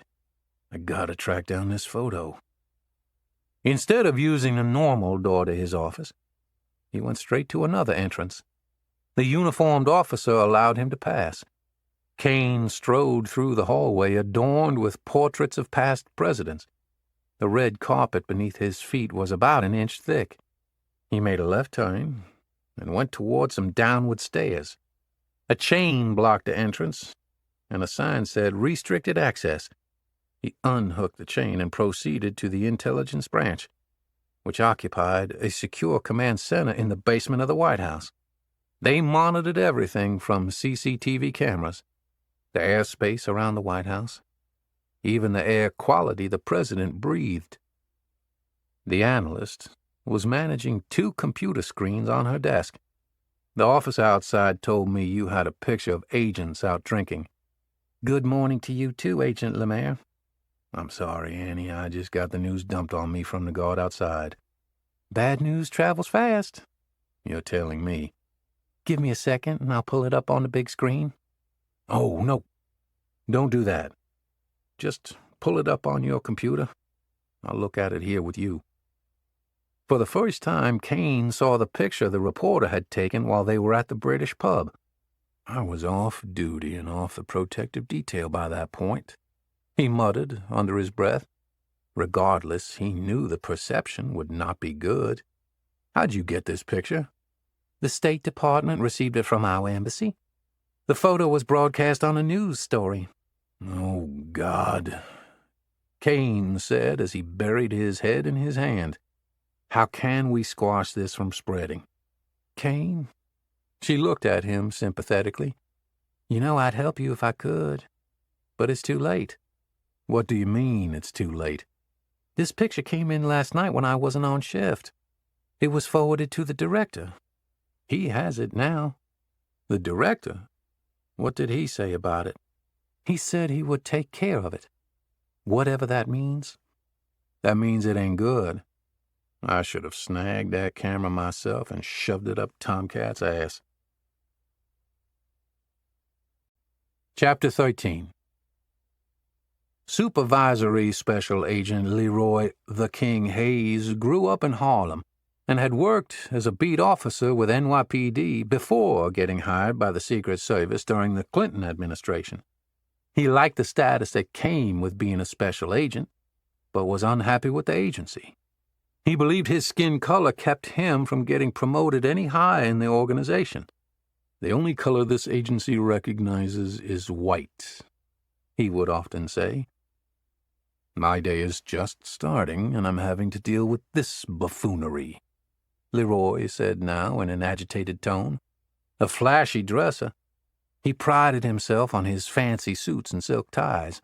Designer ones he'd get his academy classmate, now stationed at the U.S. Embassy in Rome, to ship him. Kane's well-manicured supervisor had a thin mustache and a bald head, and he puffed on a purple e-cigarette with gold leaf clusters. Tell me what happened, and don't lie to me. I wouldn't lie to you, and you know that, Kane fired back. Hell, I know. But those bastards in the ivory tower are crawling up my ass. The brass wants blood on this one. It's bad. You can't get blood from a turnip, or from me on this one, Kane said, wondering if that was true. Just explain the situation and leave all that Southern talk out of it. Kane looked beyond Leroy's mahogany desk and at the wall displaying a black and white photo of Dr. King giving his famous "I Have a Dream" speech. Next to it was Leroy's Columbia University degree. Despite his resentment of the perceived racism in the service, Leroy never forgot how far he had come in life. From the slums to the show, he would remark proudly. Kane knew of Leroy's sacrifices and had a great deal of respect for his life journey. Kane was describing his security preparations in very specific terms, and being very thorough when Leroy cut him off. I get all that. I'd expect nothing less from you. Get to the fucked up part. The real reason we're sitting here staring at each other. As he had promised Leroy and himself, Kane didn't lie. He spoke only about the events he experienced firsthand, and he was rather broad in his explanations. He concluded, I don't even know her name, but I gave her some money so she'd leave the hotel and not cause any problems for POTUS's visit. That's where you went off the rails, the King barked. You are a good agent, but God, you're blind. You paid a prostitute you didn't even fornicate with. If this weren't so asinine, dragging this agency through a scandal, I might be laughing. This isn't a scandal, Kane said defensively. The police notified the American embassy. 12 agents had to be recalled to D.C., and the president— Don't even get me started on that issue. He's at an international summit, having to defend those entrusted to defend him. That is what we, a collective society of like-minded people, call a scandal. Even your kin in Mississippi would agree. Louisiana, Kane interjected. He had worked for Leroy for a year and knew his boss liked to tease him about his southern roots. Same difference. Listen up. Bottom line is, you're on paid leave pending the outcome of this investigation. You're suspending me? You get the best of both worlds. You get to suckle off the government's teat, and you don't have to stand duty. I don't mind the duty, though. You know I'm passionate about my work, Kane said. Don't piss on my leg and tell me it's raining. I like my job, too. But I'd rather be at home watching Judge Judy and getting paid for it. Hold your tongue, Kane. Don't make this worse. Also, you've got a meeting with the doc tomorrow at 9. I already knocked out my physical for the year, Kane said. Scored excellent in every category except flexibility. I'm talking about Dr. Anna Spencer, the service's psychologist. She's been ordered by the director to meet with each of the dirty dozen to determine your suitability for this line of work. You gotta be kidding me. Kane knew he was raising his voice. Sometimes I think I'm the only sane one here.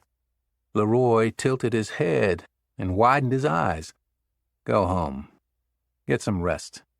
Just be prepared for tomorrow. Yes, sir. Kane stood and turned to leave. Slow your roll. Kane stopped mid-step. Because you're on administrative leave pending the outcome of this investigation, I'm going to need to hold on to your badge and gun. Boss! Kane exclaimed. You can't take my badge and gun. This is just an administrative inquiry. My hands are tied. The king replied, apologetically. This is coming down from higher up. How high? Nosebleed high, Leroy replied. Kane reluctantly handed over the tools of his trade. His identity was tied up in his job. He searched for a loophole. D.C. is a violent place. You leave me nothing to defend myself with. Don't flatter yourself. Nobody is desperate enough to rob a man in a Sears suit and a Walmart tie. Hey, this might not be $100 tie like yours, but it's nice. My sister sent this from Japan. Let's not waste time talking about Japanese fashion. I got more knuckleheads to deal with. Now don't forget, tomorrow at 0900. Answer her questions right so I can get you back on POTUS's detail. Gladly, Kane replied. And one last thing.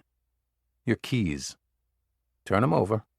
You can't drive a government car while you're on administrative leave pending a... The king used air quotes. Management-directed inquiry. A management-directed inquiry? Kane repeated in disbelief. Sounds more like a witch hunt. And history showed us how that ended. Then you better get rid of your broom and black hat, because they're getting the matches and piling up the straw. Chapter 14. The day passed slowly. Kane's family called to wish him a happy birthday, but it didn't feel like his birthday. There was no cause for celebration. His thoughts had huddled around his psychological evaluation. If I can just get this test over with, I'll be reinstated, he reasoned. The next morning he faced the bathroom mirror. The sunlight peered through the window, brightening the small room. Let's go with the half Windsor knot, he said aloud. Gotta look extra sharp today. Kane exited his house. He felt the crisp, cool morning air. He loved Arlington in April. He intended to get into his sedan, and then remembered that he had been ordered to leave it at the office. That's embarrassing, he thought, regarding his lapse in memory. Maybe my work life is becoming as muddled as my personal life. Given that he was clad in a suit and tie, he had to rethink his commute to the shrink's office. It had been several months since he had ridden his motorcycle. but he put the question of whether he had lost any of his writing skills out of his mind.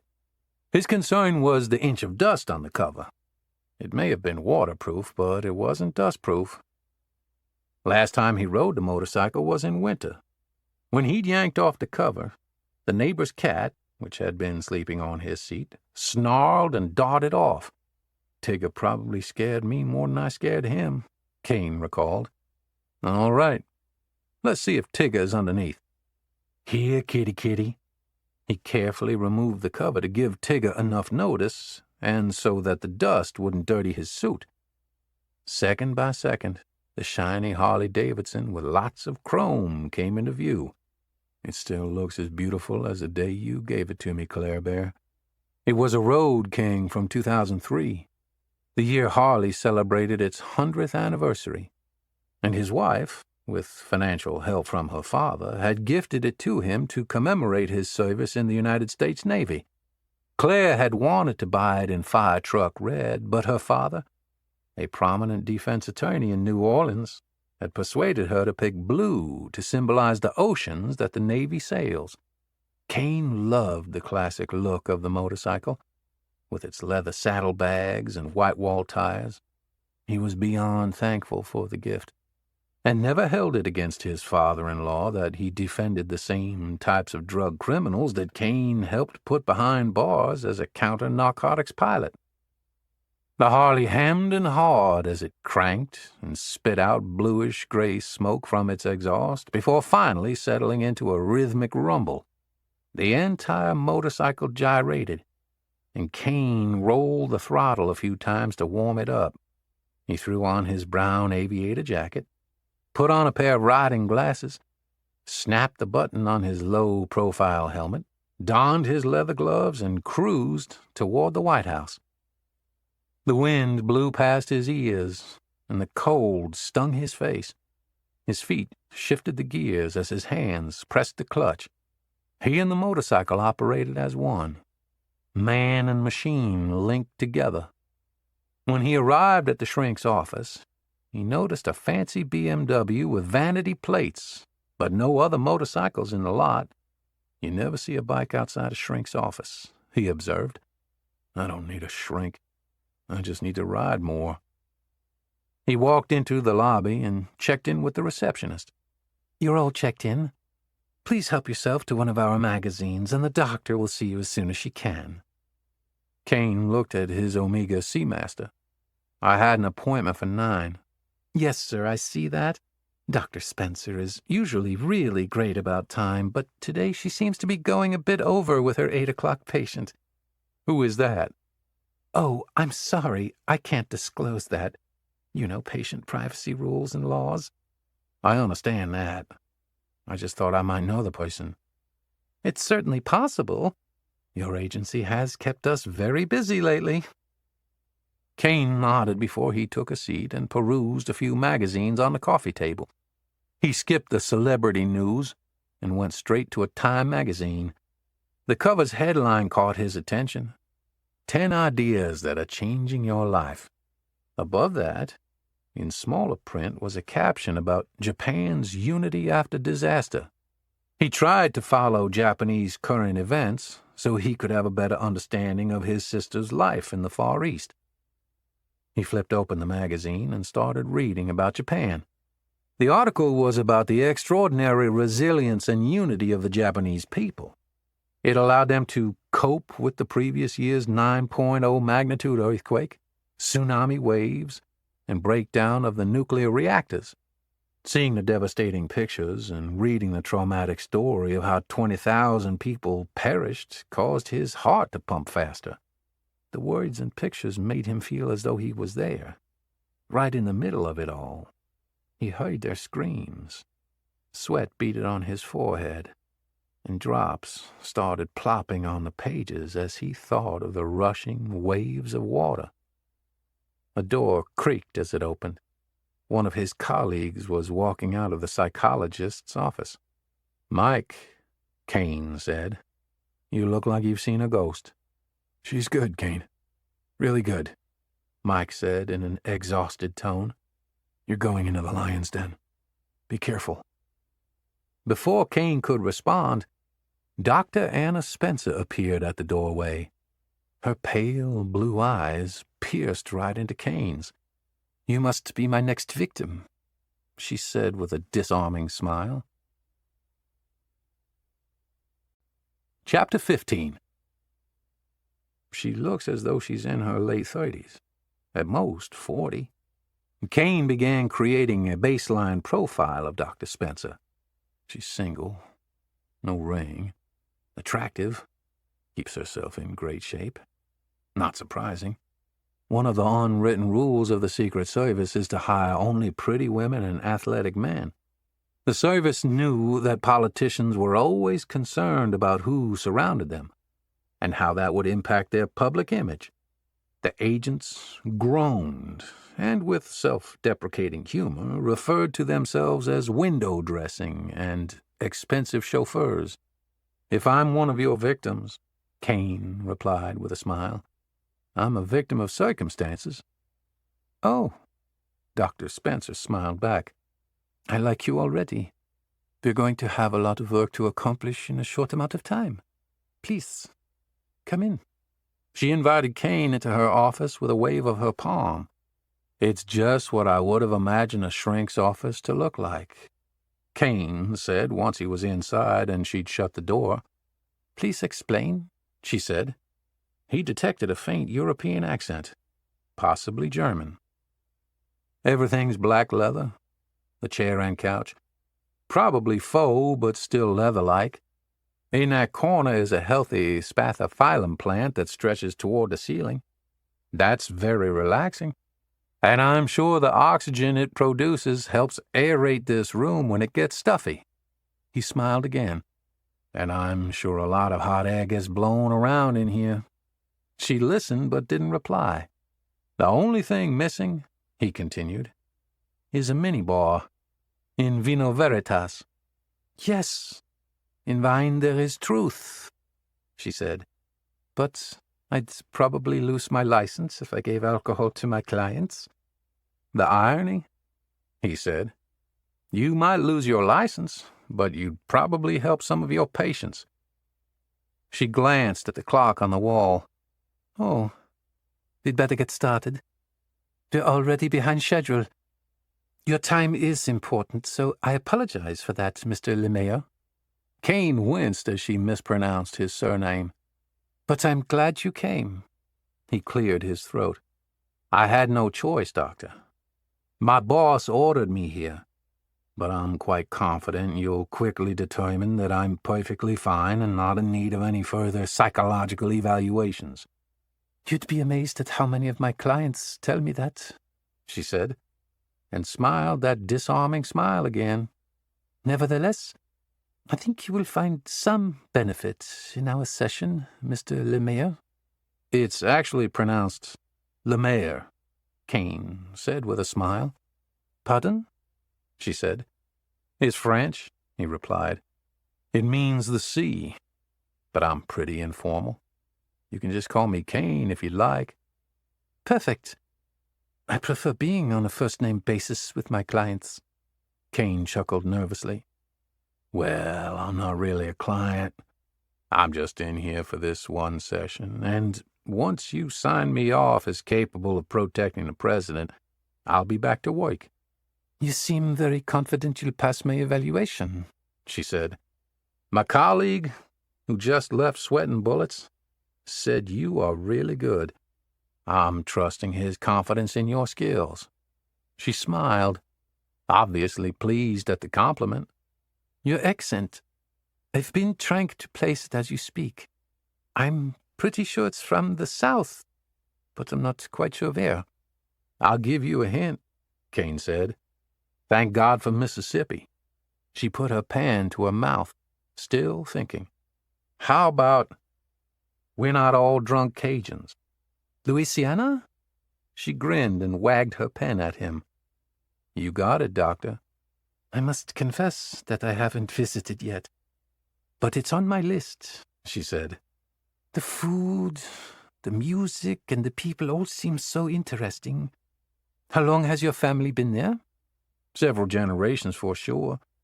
I've never done any type of research, but I know my ancestors came from Nova Scotia in the late 1700s. I find family history and the dynamics fascinating. From a social and clinical perspective, where we are born shapes so much of our lives. Kane laughed. Well, then, I can't wait to hear your analysis on this one. The story goes that my mother was at home making one of her delicious chicken and sausage gumbos when her water broke. My Aunt Elma Lee was at the house, too. They jumped, well, waddled is probably more accurate, into the pickup and rushed to get my pops, who was out inspecting a nearby sugarcane field. In hindsight, my mother and aunt should have just gone straight to the hospital. But I wasn't going to wait any longer. I popped out right there in the cane field. A field hand experienced in delivering farm animals served as my mama's makeshift OBGYN. A few moments later, my sister came out too. That's an incredible story. So you're a twin, then? Yes, my sister is Bonnie. That doesn't sound very Cajun, right? My dad has a weird obsession with everything having to be symbolic, especially when it comes to names. Since sugarcane is sweet, he wanted something that represented sweetness. Bonbon is the French word for candy. So he came up with Bonnie, and we called her Bon Bon when she was a child. And cane is for sugar cane, though my very Catholic mother chose the biblical spelling. And of course they named our younger brother Seth. Like the biblical story. Yes, but there's no rivalry between us. Are you close to your brother? My sister and I are the closest, of course. It comes from being twins. If she stubs her toe, I can feel it. If she is in some type of danger, I can sense it. Can't believe how open I've been with this shrink. I'm normally a much more private person, and here I've been just flapping my jaws. No, not at all. You're a great storyteller, she noted. He looked around the room for a second before asking, So am I cleared to report back to duty? She laughed, softly. Not so fast. We're getting closer, but we still have some work to do. What else do you want to know, Doc? Dr. Spencer put down her pen and looked directly at him. Tell me about your nightmares. Chapter 16. Kane's heart thumped in his chest. He could feel the rush of blood expanding his veins and arteries. Even if the psychologist was dangerously good at her job, there was no way she could know about the nightmares that plagued him. Kane had never shared them with anyone except Bonnie. Stall for time. Stall her. His session was scheduled for only an hour, and he figured he could run down the clock. Doctor, could you please repeat the question? Nightmares, Kane. Tell me about yours. He fumbled for an answer. Everyone has them, she said with a clinical demeanor. He let out a huge sigh of relief. She doesn't know. She's just fishing. I don't have any. Come on, Kane. Even tough guys have nightmares, she replied. It's just the unconscious talking to us. You can learn from it. Don't trust her, his mind shouted. Talk about something safe. An old nightmare. When I was a pilot in the Navy, I'd sometimes dream that I was flying over the ocean. It would start getting pitch black, and I wouldn't be able to see the horizon. The stars would be reflecting off the water, and my instruments would become too blurry for me to read. I'd lose all reference to up and down. Alarms would start sounding in the cockpit, and then my propellers would stop spinning. Everything would go quiet. The silence was eerie. All I would hear was my team pleading, "Hurricane, save us!" But I couldn't see anything. I was flying in the blind. What would happen? Dr. Spencer asked. I'd crash. The plunge into the ocean was always violent enough to jar me awake. That's scary indeed, she said. I can't imagine being in such a terrifying situation. But nightmares teach us something about ourselves. Kane remained silent for a beat. This nightmare pushed me to become better. I read more books, trained harder, and flew more missions. I trained for emergencies until they ceased to be emergencies. Making sure my crew felt safe with me was my obsession. I find it interesting that your nightmare is not a monster per se, but rather a scenario. Why is that interesting, Doc? Well, we choose our careers, and your history shows a pattern. Kane found himself being drawn into her line of questioning. Mike was right. I better be careful. She's good, and I don't know where she is leading me. You are attracted to dangerous jobs. I guess you could say to dangerous hobbies, too, like flying and riding a motorcycle. Or maybe I just took too many punches to the head when I boxed in high school.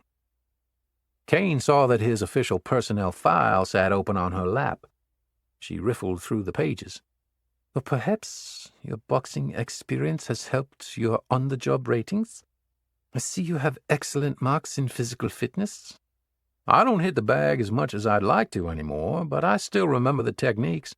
Jab, cross, hook, uppercut. I was a freshman in high school when an old Cajun hired me to help him build a boxing gym. As part of my labor, he gave me a key to the gym, and I practiced every day after school. When he saw that I was committed to the sport, he started training me. She continued thumbing through his paperwork. You also have excellent ratings in shooting. Been shooting a gun since I was 3. Comes with the territory of being born in South Louisiana. The sportsman's paradise. Oh my, she said. That doesn't sound safe. I think it's safer when you have a respect for it rather than a fear. One of your supervisors described you as fiercely loyal and married to the job. Kane liked the compliment, but was embarrassed by all the praise. This ain't just a job. It's a vocation. This profession called me. I know this probably sounds cliché, but I wanted to serve my country at the highest level. Protecting the president allows me to do that. Your Secret Service file is thicker than most, I see, she observed. That's probably because it contains my military records as well, Kane said. It shows assignments all over the world, many that would give a normal person a case of adrenal fatigue or PTSD. Do you feel like you've experienced any symptoms of the illness? Is that what the experts call PTSD nowadays? An illness? Like catching the flu? PTSD affects everyone differently. Some become more aggressive, while others become more withdrawn. Many of my clients are veterans returning from Iraq or Afghanistan. I appreciate your trying to help them, Kane said.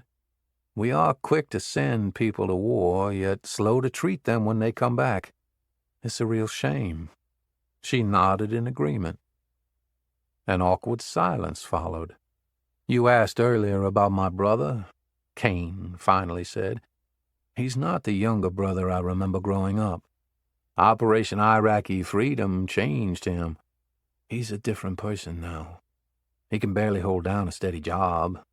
He lives with our parents. Farm work seems to be helping him with his anxiety. As he spoke, Kane had been studying Dr. Spencer's Stanford University degree, hanging on the wall behind her desk. Why would such an educated woman choose the bureaucracy of government employment instead of private practice? Fear of failing at private practice? Mind if I ask a question, Doc? That's not normally how my sessions go, but sure. I'm flexible. Why did you spend hundreds of thousands of dollars to graduate from the #1 college in psychology, only to end up becoming a government functionary like myself? I'm actually in private practice. I contract with the Secret Service on a limited basis. They find it cheaper to hire me case by case instead of full-time. Kane chuckled. I'm a patriot. I love my country. But the government trying to save money is something I rarely see, if ever. Economics is tied to behavior. Some risky, some conservative. But a decision is always required. You made an assumption, a snap judgment based on a degree hanging on my wall. Am I correct?" "Yeah," Kane replied. "I'll give you that. In my line of work, I have to make judgments, or people get killed. When I see a crowd clapping for their favorite politician, but one man is not, it catches my attention. When I see people out wearing T-shirts and shorts, yet one is in a heavy jacket, it catches my eye. So yes, I make judgments based on my observations. It comes with the job." She continued probing. "Do you think you have good judgment?" "In some things. In others, probably not. If you ask my supervisor, I have poor judgment in clothes, because my style is more subdued." Kane chuckled. "The service is peculiar in that regard. They'll judge your value to the team based on the quality of your tie or cufflinks." "What about judgment in your friendships?" "I'm loyal to a fault." She looked up from scribbling notes on her yellow legal pad. "Please explain." "I try to give everyone the benefit of the doubt. I don't always succeed, but I try to see the good in people." "Loyalty is usually an admirable trait, but many people don't realize there is a dangerous subcategory of loyalty. We refer to it as toxic loyalty. For example, those who were loyal to the Nazi regime." "Doctor, I work for the Secret Service, not the Gestapo. You don't have to lecture me on toxic loyalty. I've walked the grounds at Dachau. It made me sick to my stomach." "I didn't mean to upset you, Kane." "You didn't upset me," Kane replied flatly, masking his spike in blood pressure. "I'd like to transition from friendships to relationships. Many of my clients struggled with relationships. As you know, the Secret Service has a 70% divorce rate. I notice you're wearing a wedding ring, but your file says nothing about your being married, except to the job." A flood of emotions, a mixture of anger and guilt, suddenly overcame him. He still wasn't ready to confront it. "I still wear my wedding ring to honor my wife, Claire. She and our baby boy, Christopher, are dead. My file doesn't mention them because I joined the Secret Service afterward." "Would you like to talk about it?" "No," Kane said. "It's got nothing to do with my job performance or my ability to protect the president." He looked at his watch. "My hour's up, Doctor. I wouldn't want Uncle Sam having to pay for any extra services that aren't necessary just so you can make the payments on your BMW X5. Her mouth opened in shock. "How did you know I drive a BMW?" "I told you, Doc. I read people for a living. Your accent is German, and I saw a BMW parked outside with personalized plates. The service never authorizes personalized plates. It's a security issue." "Ah," she said with a tinge of relief. "Good observation. I guess I should change those?" "Only if you're concerned for your safety. I'm sure you deal with a lot of crazies in here, but I'm not one of them. I believe I've demonstrated that I'm capable of carrying out the duties of a Secret Service agent." "Yes. My report will give my blessing for you to continue your service." "Thank you, Doc." Kane stood to leave. "One last bit of advice, if I may, Kane." She phrased it in such a way that he knew the advice was coming whether he wanted it or not. "Don't let loyalty be your downfall." Chapter 17. Kane walked out the office door and took a deep breath. It was mid-morning, and while the sun was out, dark clouds were moving in from the east. Thank God that's over. He straddled his Harley and cruised the short distance to Old Ebbet Grill, a favorite hangout of Secret Service agents. The establishment teemed with energy and political history. Former presidents had played dominoes there while discussing policy. But Hollywood made it even more famous when Clint Eastwood played the piano there during a scene in the Line of Fire.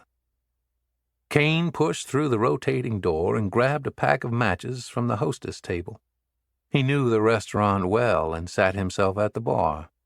Kane removed his tie and folded it before placing it in his suit's inner pocket. He plopped his heavy elbows onto the thick wooden bar. He looked around the place, studying the stuffed animal heads mounted on the wall. "Your usual, Mr. Kane?" The freckle-faced bartender, clad in the uniform issue of suspenders and a bow tie, asked from behind the bar. Bill was a young college student working to pay for his political science degree at nearby George Washington University. "Not today, pal. Make it a sweet tea. Craving a taste of home." Kane then mumbled under his breath, "Sometimes this city reminds you just how far from the farm you are." "One sweet tea coming up," Bill said. "Could you also put an order in for the shrimp and grits?" "Absolutely, sir." Bill punched the lunch order into his computer and then hurried to make the drink. When it arrived, Kane squeezed the sliced lemon into his tea. He used the straw to stir the drink before tossing the straw onto the bar. He took a large sip. That hits the spot. As Kane continued gazing around the room, the flat-screen television in the corner caught his attention. Normally a sporting event played, but today something much more important was broadcasting.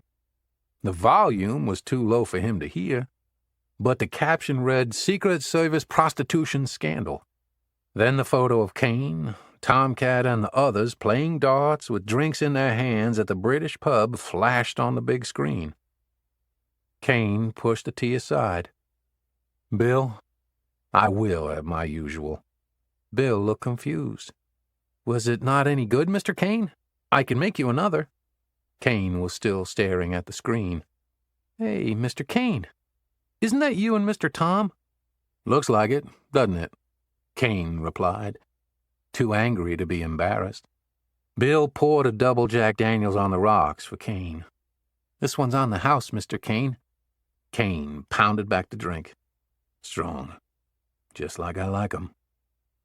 He didn't enjoy drinking out of bitterness or anger, but the alcoholic drink was familiar to him. It was comforting, and he hoped it would help calm the anger boiling to the surface. "Make me another, will you?" Kane asked. "No judgment from me, Mr. Kane." Tom Jackson arrived shortly afterward and grasped Kane's shoulder. "I love this place. For the scenery, if nothing else." Tomcat gazed upon a group of young professional women sitting at a table about 10 feet away. They were enjoying cocktails and giggled and looked away when Tomcat made eye contact with them. Kane pointed at the empty stool next to him. "Sit down, Jackson. Be serious for once in your life." His face reddened. "I am being serious." Tom then motioned to the bartender. "Billy, get me a beer." "His name is Bill." "Why do you call him Billy?" Kane snapped. "What's got you so pissed off?" Tom asked. "His name is Bill, not Billy. He's wet behind the ears. Probably still a virgin. When he grows up, then I'll call him Bill. But forget about him." "How did that meeting go with Leroy?" "You didn't call me afterward." "I didn't call anyone afterward." "Yeah, but I told you to call me right afterward." Kane scoffed. "When are you going to get it, Jackson? It's not always about you." "You're complaining when it's me they're looking to fire, man?" "I'm telling you the truth," Kane replied, "which is something you need to start doing." "The truth, huh? How about this for truth?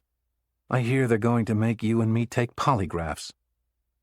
Kane shook his head and exhaled deeply. The king didn't mention anything about a polygraph, only a psych eval. "So what else did the king say, man? Is he on our side?" Tom asked. "On our side? Of course not. You know the king. Think of the position you've put him in, and hey, it wasn't just me, pal. There was a bunch of guys screwing off down there." "Yeah, maybe. But the others paid their debts." Before Tom could open his mouth to reply, Kane lifted his finger to Tom's face. "Let me finish. He's also pissed because they're squeezing him hard on this one. Management is not going to sweep this one under the rug." "Management? What a joke.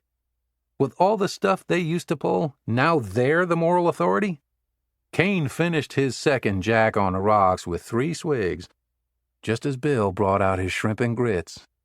The plate was sizzling and smelled delicious, but Kane had lost his appetite. "Bill, Mr. Tom Jackson will cover my tab. He still owes me several hundred. You know I'm good for it.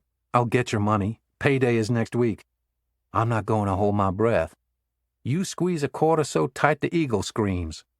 "Aw, come on now. My wife and kids bleed me dry." "You don't give a shit about your family," Kane shouted. "At least I have one," Tom said without thinking. Kane clenched his fist and launched it at Tom's face. It connected with a thud, and Tom knocked over 2 bar stools as he fell to the floor. "This is all your fault," Kane barked at Tom. "You're fucking with my life and career, and you don't even give a shit." "I think you broke my nose," Tom exclaimed as blood trickled out his nostrils. "You're lucky to still have teeth in that head of yours," Kane said between angered breaths. "I've got nobody on my side, Kane. Not even you anymore. Own it. You made your bed. Now lie in it," Kane said before turning and heading toward the exit. Tom yelled out, "We were all off duty. The media is blowing this out of proportion. It's always someone else's fault with you. Clean up your mess." Chapter 18. Kane stormed out of Old Ebbet Grill and paused on the wide sidewalk. His blood was pumping, and his hands were trembling. His head swam with frenzy, and he felt the effects of his drinks. He looked left and right. Traffic was picking up. He looked skyward and saw several dark clouds hovering overhead. A downpour was threatening. He had completely lost his cool and punched his partner, something he thought would never happen. He swung his leg over his motorcycle. He dropped it into gear, rolled the throttle, and sped away. He navigated the windy streets and impatiently paused for a group of Asian tourists in the crosswalk at the Lincoln Memorial. There were at least 50 of them, and they were not in a hurry. They were snapping photos and talking with one another. Kane twisted the throttle several times, and the Harley-Davidson's engine roared, frightening the tourists. He then sped right through a narrow opening in the crowd. He was cranky and full of rage. "I'm not supposed to be dodging pedestrians on my bike. I'm supposed to be protecting the president. He relies on me, and I've let him down." He skidded to a halt in his driveway, running into the wall and putting a softball-sized hole in the drywall. He flipped down the kickstand and killed the engine. He threw the cover over the Harley and went inside to treat the migraine that was pounding his head like a jackhammer. He wanted to see a doctor about them. They seemed to be increasing in frequency, but he hadn't made the time yet. He slung his leather bomber jacket over a kitchen stool, grabbed a glass, and filled it with some water from the tap. He put the glass down and started rubbing his temples to ease the pressure. "I need a Tylenol PM." As he headed to the bathroom, he accidentally kicked over a box. Framed pictures spilled out onto the living room floor. One was a wedding picture.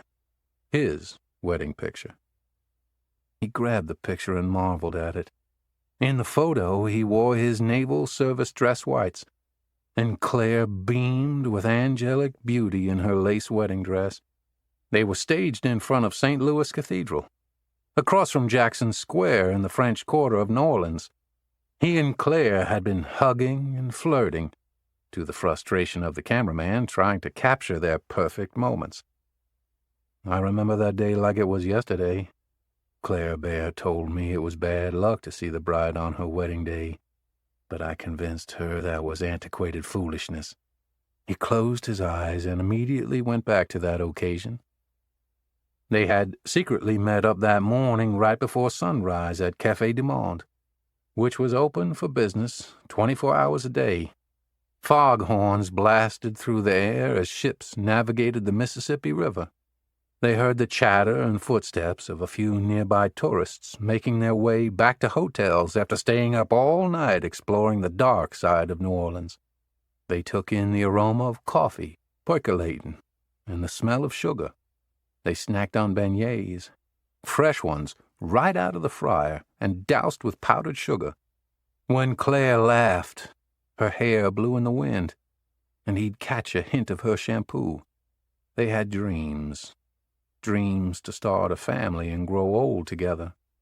"I hope I can fit into my wedding dress after eating these little devils," Claire had joked. He had kissed her comfortably. "I will always love you."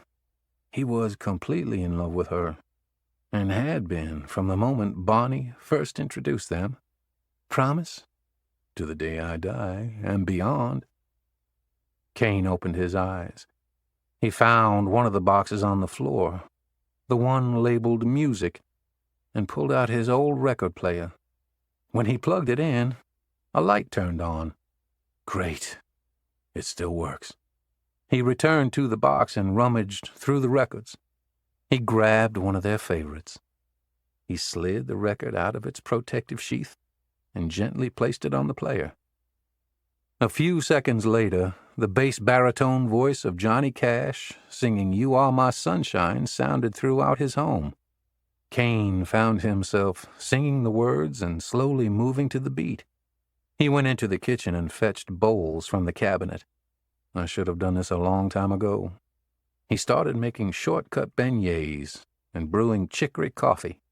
Whenever the song reached its end, he'd go back and start it over again. He never grew tired of that song. He picked the beignets out of the fryer and placed them on a plate, then sprinkled powdered sugar on them. He was supposed to let them cool for a few minutes, but he couldn't wait any longer. He quickly devoured his beignets, even burning his tongue on the hot, doughy sweetness. He was recovering from his sugar rush and sipping on his black coffee when his cell phone rang. The caller ID said it was Jill, an agent he'd known for just over a year. She worked on the vice president's security detail. Kane figured he should take the call. "Hello, friend. It's good to hear your voice," she said. "Yours too. The rumors are flying around the office." "I'm sure they are. Nothing we do is secret, apparently." "Surely not even you would think that getting into a fight at a Secret Service hangout was going to stay quiet." "I lost my composure today. Tom brought out the worst in me." "He brings out the worst in anyone within 10 feet of him. He's completely toxic. All that creep thinks about is himself." "Thanks for calling, Jill, but I'm not in the mood to talk about Tom." "I want to help, Kane. Let me help you." "There's nothing you can do." "Would you like to at least talk about it?" Kane chuckled. "Now you sound like the agency's shrink." "I could cook you dinner. When was the last time you had a home-cooked meal?" Kane felt a smile forming. "You're always so thoughtful, Jill. But I'm all set for tonight. I just swallowed a bunch of beignets." "Beignets? What's that?" "A New Orleans donut sprinkled with enough powdered sugar to make you forget your worries. They were just what the doctor ordered. They hit the spot." "They sound delicious. Maybe you can make me some sometime." There was a slight pause as Kane stumbled to find a response. He'd never even considered sharing beignets with anyone since Claire. "Sure," he replied. "How about a run tomorrow?" Jill asked. "You can burn off those donuts, and I can—" "It's supposed to rain tomorrow." "I've never known you to be afraid of anything, especially a little rain." "I'm worried about it messing up my hair." Jill laughed. Kane never put product in his hair. "But I'm game if you are," he said. "Great. It's a date," she said. "I'll see you at the mall at 6. "I look forward to seeing you," Jill said. "Have a good night," Kane said. "Sweet dreams," Jill said softly before hanging up. Chapter 19. Under a gray canopy of clouds, early morning runners had already started their exercise around the National Mall. The landscaped park was full of joggers, people playing soccer, and others throwing frisbees. Unlike Kane's native Louisiana, this place seemed to prioritize fitness. He always chalked that up to the stress of the jobs in the nation's capital. as well as all the ambitious interns and Type A personalities that were attracted to high-paced jobs for government movers and shakers. His hometown embraced the Big Easy lifestyle, where everything took on a slower pace and centered around good food and cold drinks. It didn't take long for Kane to spot Jill's blonde hair in the distance. She was stretching. Flexibility came naturally to her. She had gone to college on a soccer scholarship and had been hired by the Secret Service right after graduate school. "It's great to see you, Kane," she said, and gave him a big hug. She held the embrace a few seconds longer than Kane thought was usual. "It's just not the same running without you." Kane caught a whiff of her freshly shampooed hair. "You too. You must be staying busy. I haven't seen you in a while." "Me? You're the busy one." "Well, you know how it is. It never seems to slow down." She nodded in agreement. "Shall we?" he suggested. "Let's do it," she said. "You think you'll be able to keep up with me this time?" Kane laughed. "I can keep up. When I'm running behind you, it's because I've chosen to." He smiled. She smiled at his remark, and the two began running along the path. They passed art galleries, memorials, and his favorite, several Smithsonian museums. Recent events weighed heavily on Kane's mind, but he didn't want to bring them up. He placated Jill with mostly small talk during the run, and after about 30 minutes, they turned onto the road toward Arlington National Cemetery. Their small talk had come to an end. "How much longer will you be on admin leave while they finish up their silly investigation?" Jill asked. "I thought you were enjoying running with me. Now you're ready to send me back to work?" Kane teased. "Everyone knows this has Tomcat written all over it." "Is it that obvious?" "Yeah, it is. At least for us smart ones, and anyone who has ever met Tomcat." They continued running for a beat before Jill went on. "I trust you, Kane. You know that. I've told you things I've never told anyone else. That's why I'm telling you this." "Okay," Kane said, pacing his breathing. He knew Jill could outrun him by several more miles, even though he'd never admit it. "I'm leaving the Secret Service." Kane stopped running and began a slow walk. "You're leaving?" No, please don't tell me that. We need good people like you." "I'm sick and tired of the macho, sexist culture. I can't take it any longer." "If this is about how some of the guys are treating you, I'll talk to them. I'll set them straight." "No, Kane, it's deeper than just one or two agents. Tomcat is a dime a dozen in the service. Until they get a female director, nothing is going to change." "Where are you going to go?" "I'm transferring to NCIS. You know, the Naval Criminal Investigative Service? I'll lose a little pay in the beginning, but it'll be worth it in the end. There are a lot more women in that agency." Kane shook his head in disbelief. "I'm sad to hear you're leaving us." "You make it sound like I'm leaving law enforcement. I'll still be an agent." And then, pleading, "Come with me, Kane. It's a more stable life at NCIS." "No, I'm not leaving the service, and I wish you wouldn't either." He turned left and started walking toward the gates at Arlington National Cemetery. Jill followed a step behind him. Kane waved at the security guard, who waved back at them. The three knew one another. The president and vice president, along with their Secret Service details, often visited the cemetery for official functions throughout the year.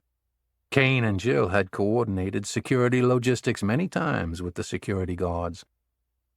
The sky was still overcast, hiding the sun.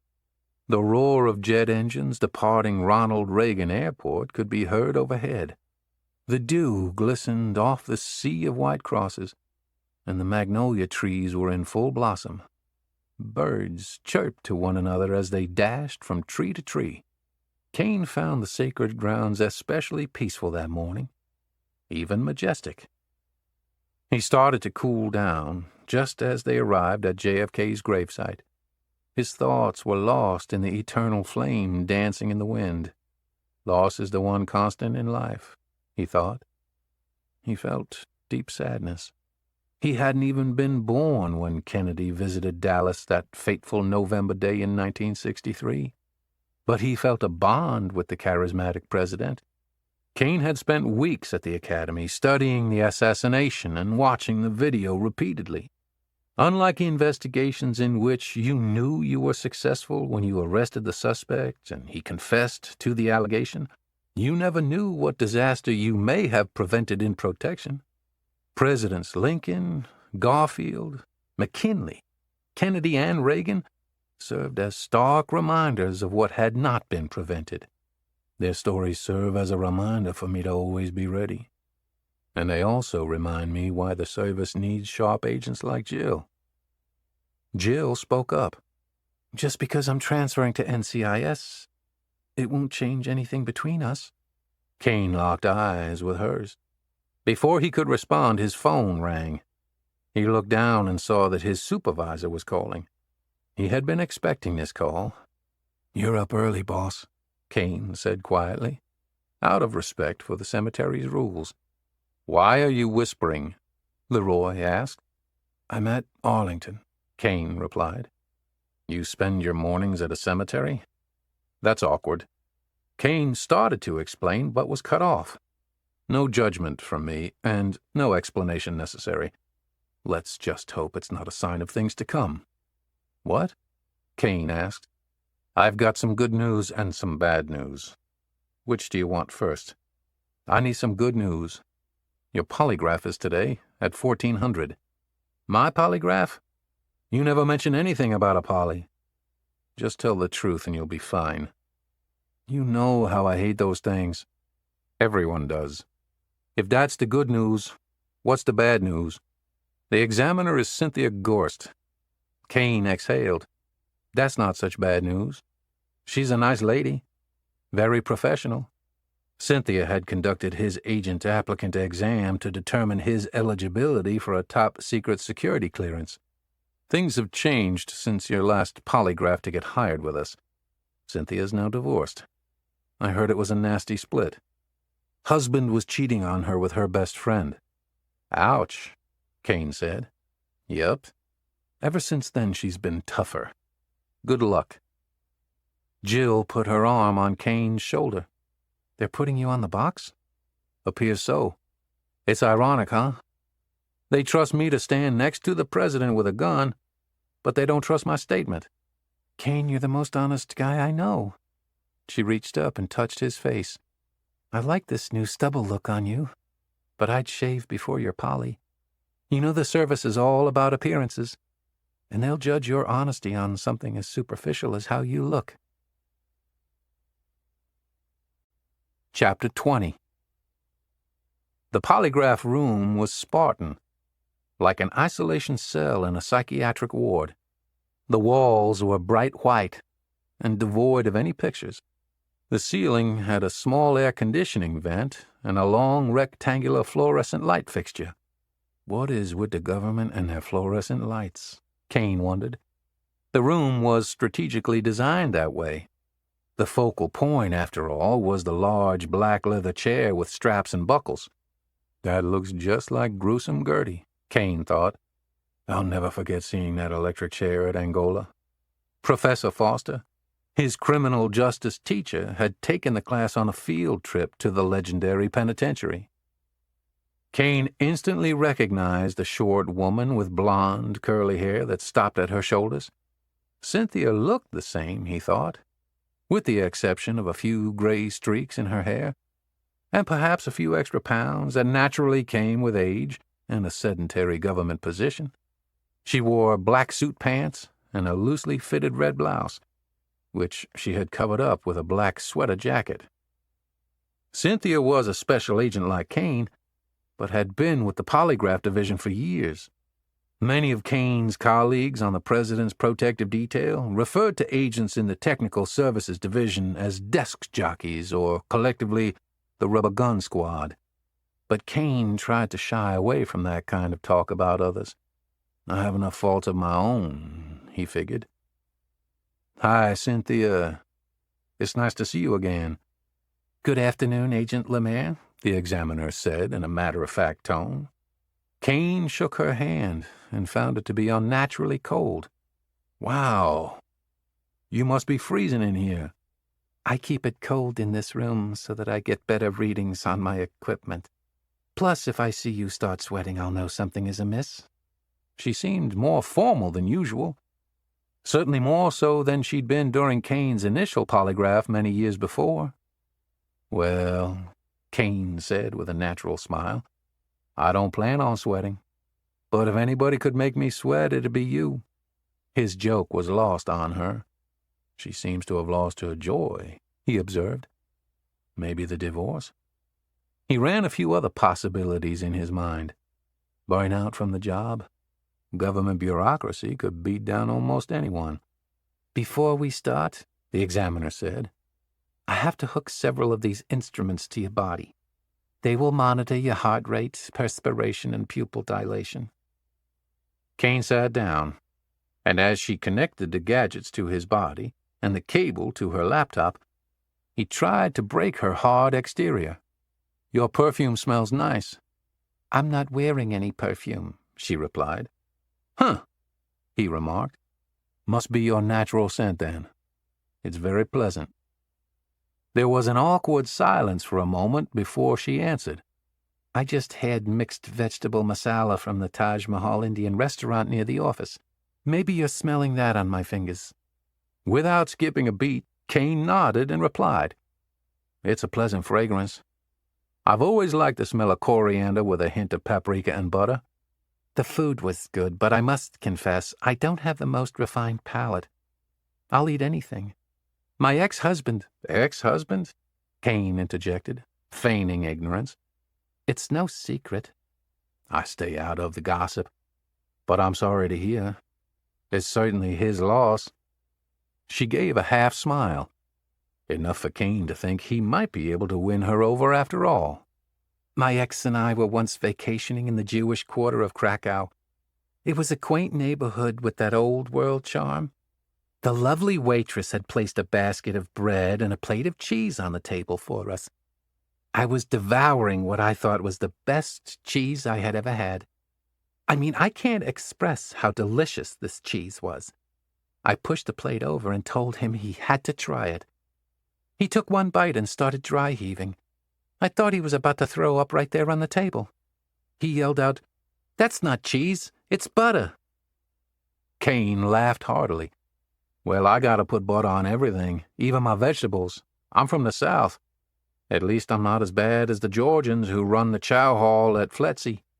They consider mac and cheese a vegetable. Cynthia laughed until she seemed to remember that the exam was being recorded. At that moment, she quickly returned to her stoic and professional demeanor. She grabbed a checklist. Okay, Agent Lemaire. The Secret Service considers this an administrative inquiry, not a criminal matter. Therefore, I will not be reading your Miranda rights. However, I will be providing you with your Calkeen's warning and then asking you a series of test questions to establish a baseline. Just answer them with a simple yes or no. Do you understand? Yes. Is your name Kane Michael Lemaire? Yes. Are you currently employed as a United States Secret Service Special Agent? Yes. Have you ever dived with sharks? Yes. She looked up from monitoring her machine to study Kane. She appeared surprised by his answer. Are you serious? Yes.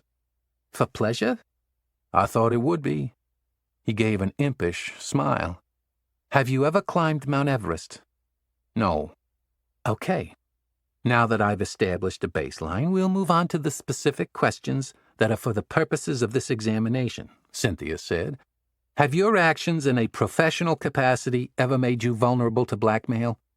No. Have your actions in a personal capacity ever made you vulnerable to blackmail? No. Have you ever paid a prostitute? Not for sex. Agent Lemaire, please answer the question with just a yes or a no. It's not that simple of a question. I didn't pay for sex, and I didn't know she was a prostitute.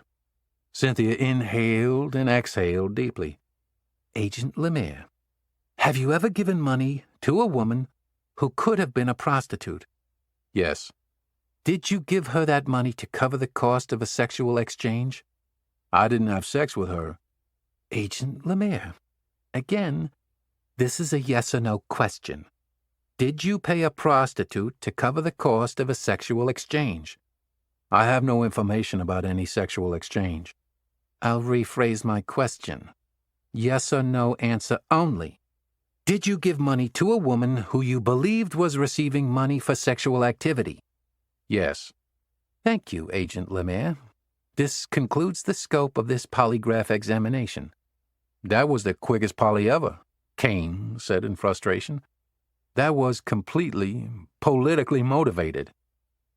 Cynthia unhooked the instruments dangling off Kane and provided him with a list of instructions. This is an ongoing internal investigation.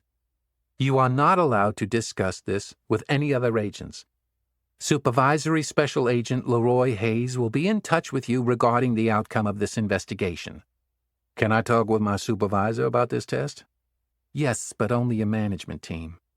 How long do you think the results will take? When do you think I'll be reinstated to return to work? Agent Lemaire, neither I nor the test detected any signs of deception from you. However, that doesn't necessarily mean you are clear. My results will be evaluated by another examiner, and the service will have your results by close of business today. Kane stood and shook her hand. Thank you for your time today. Wish I had seen you under different circumstances. He went to the bathroom in the hall and splashed cold water on his face. He might not have sweated, but he had certainly started warming up in there despite the cold. He wiped the water off his face with a brown paper towel. It felt like wiping his face with sandpaper. The government spared no expense on many things, but creature comforts like toilet paper and napkins were not among them. He exited the bathroom and saw the king leaning against the wall with his arms folded. Using just his back and shoulder muscles, he pushed himself off the wall and quickly approached Kane. Lots to discuss. Walk with me. Chapter 21. Kane and Leroy walked through the government hall toward the exit, busting through the double doors and outside to the parking lot. It was still drizzling, so they remained under the overhang. Leroy pulled out a pack of cool cigarettes and offered Kane one. No thanks. I thought you quit. Isn't that why you vape with that purple thing now? I'm not a quitter. I just can't smoke these in the office. Kane scoffed. You know vaping ain't allowed in the government building either, right? Kane, the day I take policy advice from you is the day I'll turn in my badge and gun. Kane handed Leroy a matchbook from his pocket. It was the one he had taken from the British pub. Leroy studied the matchbook. Ain't that some shit? Don't try to rope me into this boondoggle. You already are. Touché, Leroy replied, and then lit his cigarette. He took a deep drag. He slowly exhaled puffs of smoke into the air. Kane could smell the menthol. Look, Leroy said. The SAC called me into his office a little while ago. He wants me to ask if you'd be interested in something. Why wouldn't the SAC just ask me then? He thinks you and I get along well. We do. For the most part, Kane replied. He knows that you and I see eye to eye on most things with the service. That's why he reached out to me.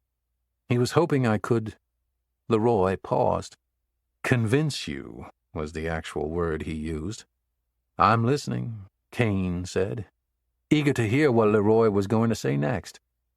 The SAC wants this to be over as quickly as possible. Me too, Kane replied. The SAC and I have that in common. He's getting a lot of heat from the director, because now the director's job is on thin ice.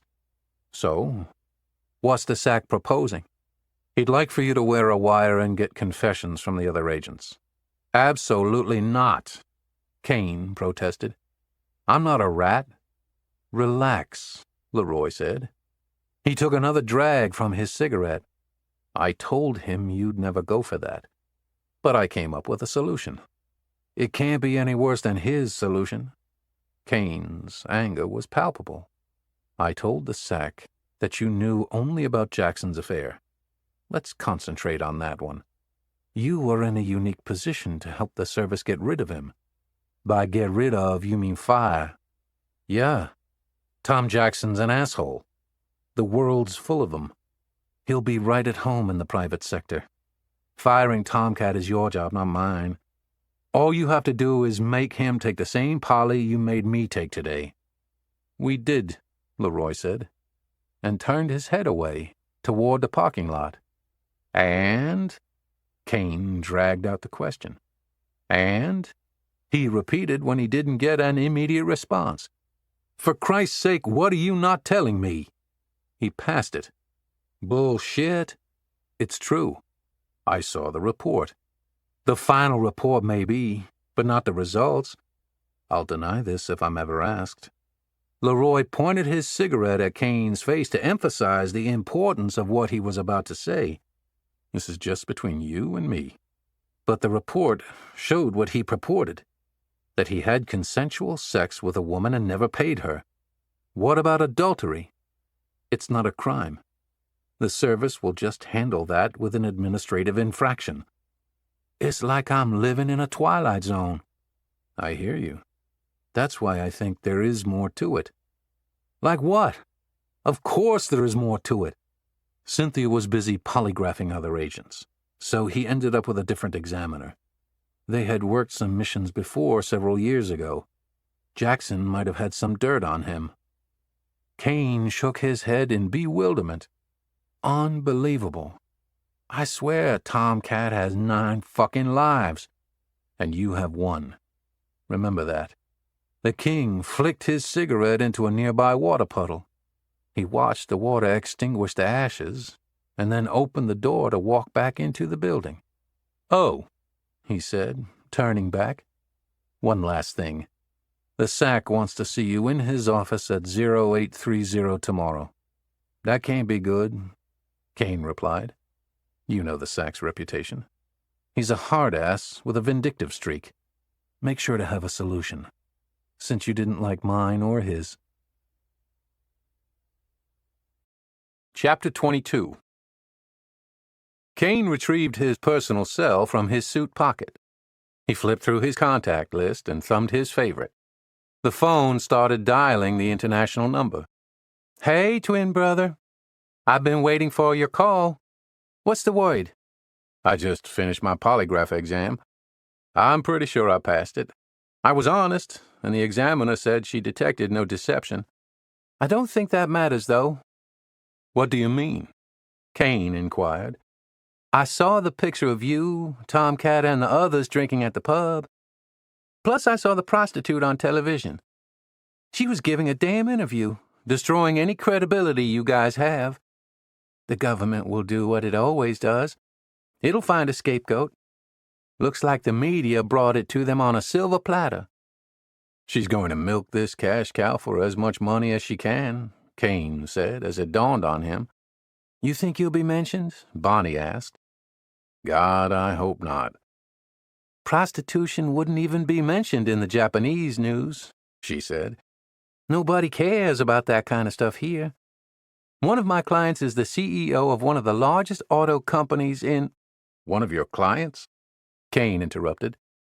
Yeah, one of my students, Bonnie clarified.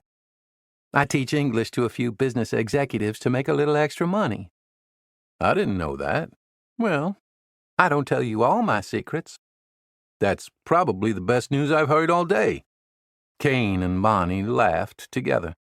Anyway, as I was saying, I've been telling one of my clients about your situation. Sis, please don't do that. He can help, Kane. This is exactly what you need. He runs one of the largest auto companies in Tokyo, and he is looking for a bodyguard. A bodyguard? Kane said with disgust. I know you guys hate that word. We're not bullet catchers. We use our brains, too. Some more than others? Bonnie giggled. The work here would be easy lifting and the pay would be good. Plus, it gets you closer to me. Maybe then Mom and Pops would come out here to visit. You know they're never going to travel this far unless we're both here. They're homebodies. They'll never leave the farm. Plus, they wouldn't leave Seth by himself. And he ain't gonna fly that far. Kane paused a beat. Thanks for thinking of me. But I'm going to settle this tomorrow morning at my meeting with the SAC. Fine. If they do end up giving you a few days off work, go down to the farm. Mom would love to see you. And there is plenty of stuff you could do to help out Pops. It'll be good for your soul to get back south for a bit, too. Maybe so. Give 'em hell, brother. With what you've been through in life, this ain't no hill for a mountain climber. I can always count on you to be my biggest cheerleader. We're family, Bonnie said, taking on a more serious tone. We'll always have each other, no matter what.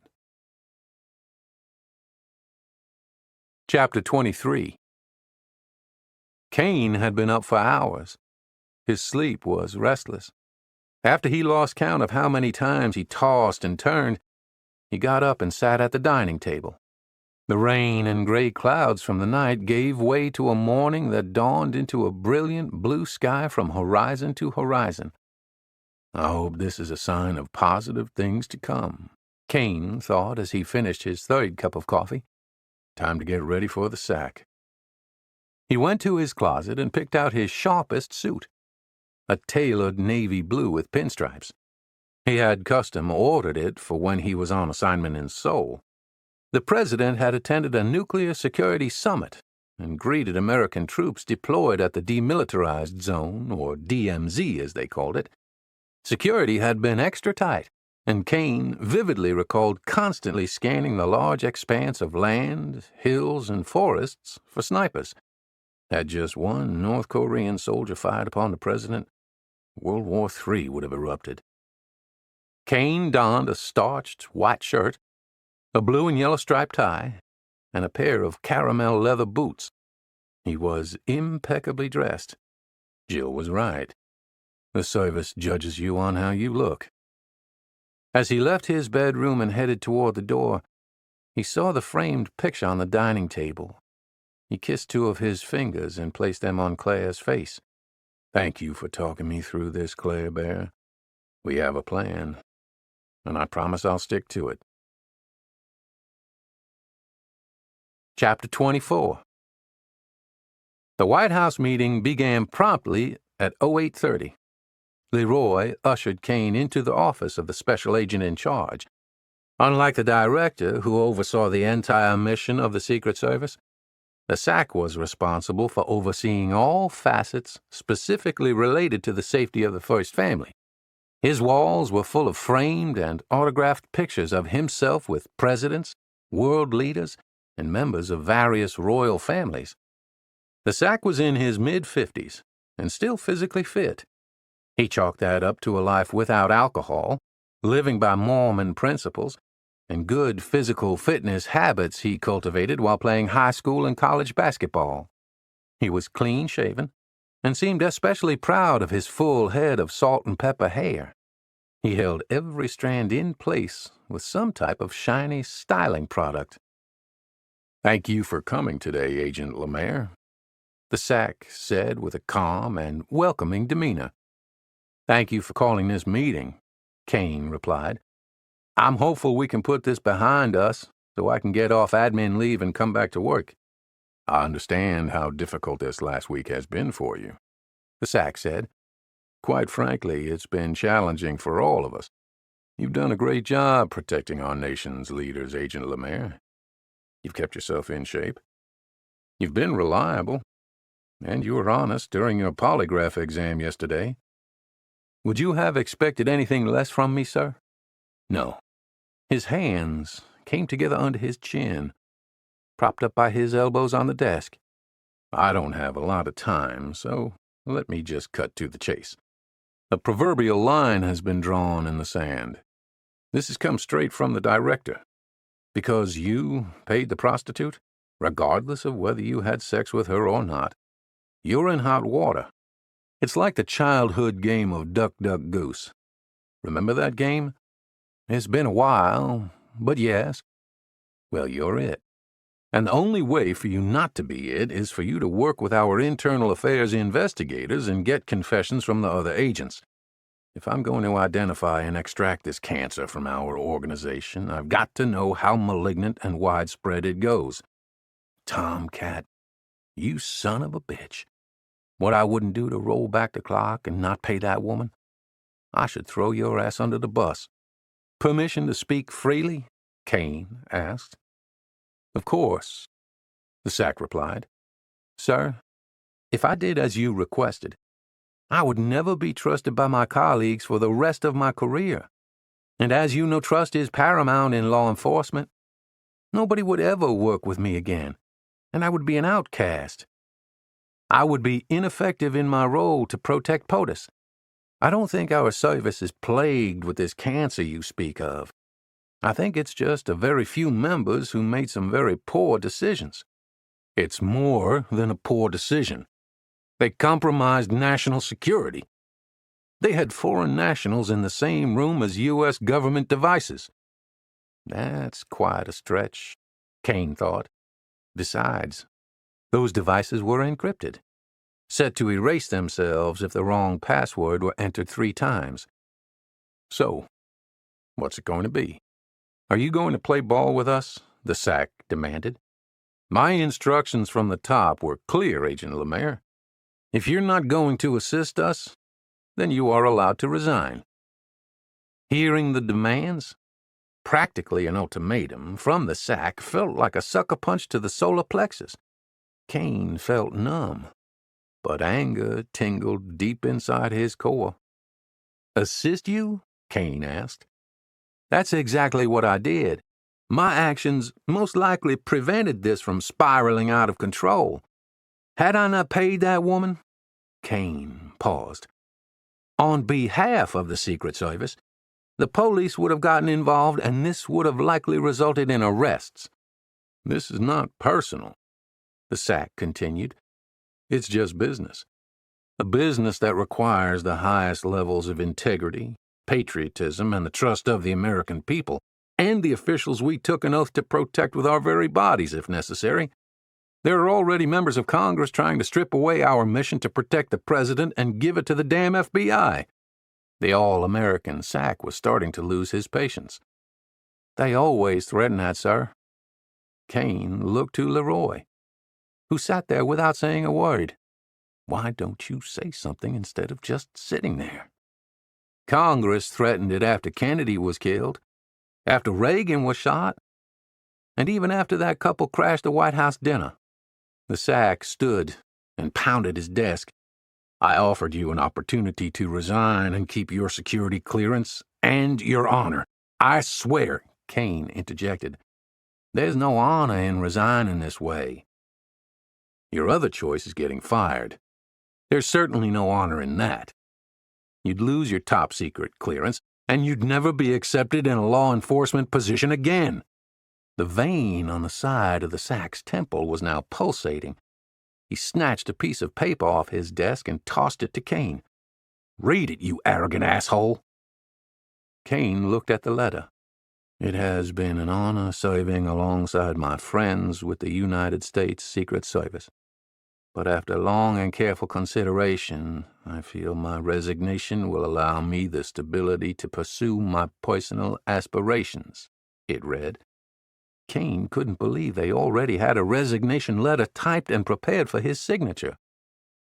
Personal aspirations, he said aloud. He then looked from the SAC to Leroy.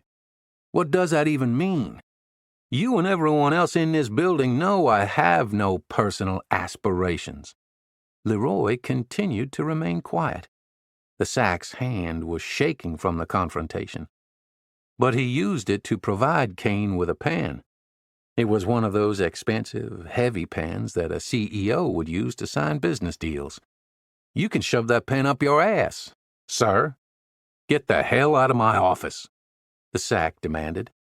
He motioned to Leroy. Get this ungrateful man out of my office. Gladly, Kane replied. Once they were in the hallway, Kane turned to the king. You could have warned me, Leroy. Since when do you call me Leroy? Since you're no longer my boss, you cowardly son of a bitch. That's when. Leroy looked shocked at Kane's response. I walked right into a firestorm, and you just sat there like a frog on a stump. Agent Lemaire, my office, now! Leroy shouted as Kane turned to walk away. Something in his tone made Kane look back. Chapter 25. Leroy nodded toward his office door. Kane went in, and Leroy quietly closed the door behind him. He motioned for Kane to have a seat, but he shook his head in defiance. I'll stand, he said. Please, take a seat, Leroy said as he moved behind his desk and plopped down into his nice executive chair. He clasped his hands and laid them down on his immaculate desk. He calmly looked at Kane, who had no idea what to expect. He's probably about to give me some type of half-assed apology, Kane thought. I'm not interested in listening to anything like that. He couldn't have been more wrong. Don't you ever call me a cowardly son of a bitch again, Leroy said. Kane felt his eyes bulge as he searched for his response. You don't have a clue how far I stuck my neck out for you, Leroy continued. The White House is so embarrassed by what happened that the SAC was promising the Chief of Staff that he'd fire your ass personally. But I convinced him to go through the steps, hoping you'd get enough ammunition to save your job. Your meeting with the SAC went down pretty much like I had imagined, except for the part where you told him to shove that pen up his ass. Kane thought he perceived a slight smile on the king's lips. I respect your decision, but I'm not sure I would have done the same thing. To thine own self be true, Kane said. Thou canst not then be false to any man. At the end of the day, I gotta stay true to myself. Man, you can quote Shakespeare all day, but I told you heads were gonna roll, and mine was damn sure not going to be one of 'em. I've worked too long and too damned hard to get where I'm at, and I'm not going to trade my career for yours, that piece of shit Jackson, or for the others. There aren't many agencies looking for an old black cop these days. This is all I got. He leaned back in his chair and folded his arms. Kane's demeanor softened. He didn't agree with what happened at all, but he understood Leroy's position a little better. I'm sorry about the cowardly son of a bitch remark. Leroy dismissed it with a wave of his hand. You're a damn good agent, and it's a shame we're losing you. I just wanted you to know that. Kane shook Leroy's hand. Leroy smiled. Now take your sorry ass back to Alabama. Louisiana, Kane replied. Same difference. Leroy smiled even bigger. Good luck to you, Kane. You'll be just fine. Long live the king, Kane muttered under his breath as he left Leroy's office and headed toward his own to box up his belongings. Chapter 26. Kane's office was a large open bay with about 15 desks, separated by 5-foot dividers. Never in my wildest dreams could I have envisioned how this day would end up. I knew I'd retire someday and have to box up my things, but I thought it would be after a long and distinguished career. There would be cake and punch and everyone gathered around. They'd tell exaggerated stories and roast me. I'd be the butt of jokes, at least a few. This day was different. There was no fanfare, no cake, no punch. He headed straight to the supply room. While he gathered a few cardboard boxes, Jill quietly walked into the cramped room. How did it go? She asked. She was now wearing a gray suit and carrying her pistol on her hip. I kind of resigned. Kind of? She said. Is that even a thing? Sounds like kind of being pregnant. You either did or you didn't. Well, that hypocrite gave me his pen to sign my resignation letter that he had already typed up. Jill looked on wide-eyed. I told him to shove that pen where the sun don't shine. Oh, God. She gasped and covered her mouth with her hand. Yeah, she nodded. Yep, I'd say you resigned all right. He looked straight into her blue eyes. They don't deserve you either. You were right to decide to leave. She hugged him. These assholes don't deserve you. It's shit like that. That's why it's getting easier and easier for me to leave the service. Let's talk later, Kane suggested. When it's more private. Rumors fly around this place. Yes, they do. Kane headed to his desk. Colleagues circled around him as he opened the drawers and started going through his things. More than one apologized. It's a witch hunt, brother. I'm sorry. Kane flipped through a few loose papers with notes on them. Don't need these anymore. He tossed them into a trash can. He riffled through some business cards, discarding most of them, but keeping a few he thought might be helpful later. He grabbed the challenge coins he had received from VIPs he had protected. He put those and a few other personal items he had collected from his travels into a box. He found the drawings and thank you cards some children had given him when he and Tom had been tasked with participating in a local school's career day. He placed the keepsakes in the box. His desk phone rang. He instinctively reached out and grabbed the handset, but paused. Maybe it's POTUS calling, granting you a stay, one agent remarked. Jill leaned in, and Kane strained to hear her over the noise of everyone jeering and telling him what he should do. Don't answer it, Kane. You're a free man now, she whispered in his ear. Kane took his hand off the handset. I guess you're right. He was walking toward the exit when Tom Jackson appeared. I'm sorry it all ended like this, Kane. Maybe this is a blessing in disguise. Kane scoffed. For you or for me? Let's go, Kane, Jill said. Tom looked at Jill. Hey, the men are talking here. You're such a sexist pig, she said with disgust in her voice. She's right, Tom, Kane said. We have a saying back home. On récolte ce que l'on sème. What's that mean? Tom asked.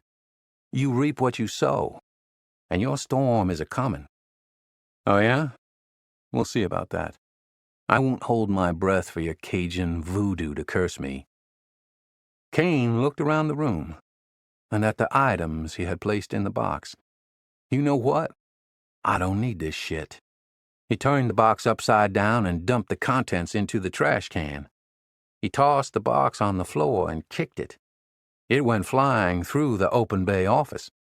Jill trailed him as he headed toward the exit. Call me later, she said. Please. Chapter 27. The townhouse was only 1,500 square feet, but the moving company was expensive. If you can just wait about a week, I can give you a 15% discount, the sales representative had said. No, I've got to get out of here. I'll pay your premium price. When the movers had finished boxing everything up, Kane walked through the house one last time. He wanted to make sure he had left nothing behind. No reason for me to ever come back, he said aloud. Never say never. The reply startled him. Jill had shown up unannounced. What are you doing here? I came over to cheer you up. But more importantly, where are you going, mister? Home. You just resigned yesterday. It's been a long time coming, I guess. Jill stood there. Were you going to tell me? Kane looked at her. He paused long enough to exhale. I don't know. Perhaps if things had been different. Things are different now. I'm leaving. You're leaving. This is a fresh start for both of us. You deserve better than me. Can't I be the judge of that? She asked. Kane smiled, but for only a brief moment. I've neglected my family long enough, and right now they feel more important to me than ever. I'm going to head to the Bayou. Can I convince you to stay? You know me too well. Once my mind is set on something, there's no changing it. I guess, she replied, nodding her head. The least I can do is give you a ride to the airport. I'm not flying, Jill. I'm taking that. He pointed out the window to his Harley-Davidson. All the way to Louisiana? She asked in disbelief. How long will that take? Long enough for me to clear my mind. She hugged Kane, collapsing into his arms. After holding the embrace for quite some time, he pulled her arms off him. You take care of yourself, he said as he straddled his Harley. What do I have to lose? She said, and rushed in for a kiss. It was their first. And it's not goodbye, she said. It's see you soon. He fired up the Harley, eased out of the driveway, and rolled the throttle until he disappeared down the street. It would never have worked, he told himself. Chapter 28. Kane rode his Harley south on the I-85. To break up the long travel by motorcycle, he stopped overnight in Atlanta, and then rested at an old friend's wildlife rehabilitation farm in Pass Christian, Mississippi. On the third day, before sunrise, he picked up the I-10 west and rolled into the New Orleans French Quarter. It had been years since Hurricane Katrina stormed through the Crescent City with a vengeance, but to Kane it still looked the same. New Orleans had been resilient, and he was impressed by how the city had kept its spirit and culture alive. If New Orleans can bounce back, so can I. He parked the motorcycle near Toulouse Station and peeled himself from the handlebars and leather seat. His body ached all over, and his muscles were stiff from holding the same position for days. He walked along Decatur Street and stopped at the Café du Monde he and Claire had visited on the day of their wedding. Just as then, cargo ships blasted their foghorns to alert others as they sailed with their goods. Docked in the Mississippi River was the Natchez, the legendary steamboat. In just a couple of hours, it would be transporting tourists back in time to an era more akin to the Civil War. Filling the Vieux Carré with its melodious tunes, the steam calliope would be playing something like Paddlin' Madeline Home. Kane could smell the yeast and the sugar being fried as he took a seat at one of the round tables under an outdoor ceiling fan. What can I get you, sugar? The kind-faced black waitress asked. She wore a white shirt, a white cap, and a white apron stained with powdered sugar. The usual. He smiled, feeling the strain on his wind-blown face. Sure, the server replied, without even writing it down. Anyone who asked for the usual was a local. 2 minutes later, she returned with chicory coffee and a plate of freshly fried beignets coated with powdered sugar. Kane sipped his coffee and ate his beignets. His body was still stiff from the long road trip from Arlington, but the bold coffee felt like medicine as it lubricated his joints. From his table, he watched pigeons walking around, pecking at crumbs. Farther in the distance, across the square, he saw the 3 spires of St. Louis Cathedral. Claire had been far more religious than he was, and it had meant a great deal to her to get married at the oldest cathedral in the United States. Their wedding was not the huge spectacle it could have been, but stepping out into the square when the ceremony was over, Kane thought the whole world was open to them. He had never been happier. It's been years since I've stepped foot in that church, he thought. He placed a $10 bill on the table and secured it with his now empty mug. He stood and meandered along the sidewalk, through a gathering of artists and street vendors now setting up for the day, and arrived at the front steps of the cathedral. He looked skyward. The cathedral towered into the heavens. He walked up the stairs and pushed the heavy solid wood doors open. The church was lit by the early morning sun shining through the stained glass windows. A row of flags adorned the second-story balcony. Although it was an American church, It looked as though it had been transplanted straight from a village in France. Cain spotted the confessional in the corner. He pushed the curtain aside and entered. He kneeled and made the sign of the cross. "Bless me, Father, for I have sinned. It's been 8 years since my last confession." A creaking sound echoed in the chamber as the old priest shifted his position. "May the God of all mercies help you make a good confession. Proceed, my son." Cain took a deep breath and slowly let it out. "I killed my wife and son." Chapter 29. Cain pushed through the church doors. The outside light blinded him. The sun was shining over the Mississippi River, its rays reflecting off the downtown buildings like a prism. It was a typical Louisiana day, hot and muggy. He was pissed when he realized he had left his Ray-Ban sunglasses in the confessional, but he wasn't going back for them. He lifted his hand to shield the blaze. He had done it. Finally. He had confessed. Yet he didn't feel any better. No weight had been lifted off his shoulders. That void deep in his heart still ached. The confession had managed only to bring up the past and stoke the fires of that trauma. Cain hurried through the crowd of tourists that had grown. He was soaked in sweat. He climbed onto his Harley and navigated the busy, tight streets until he accelerated onto the on-ramp for I-10 westbound toward Baton Rouge. When he crossed the graded bridge and looked left toward LSU's football stadium, he knew he'd be home in no time. He kept pushing westward until he arrived in Lafayette, a thriving city that still felt like a small town.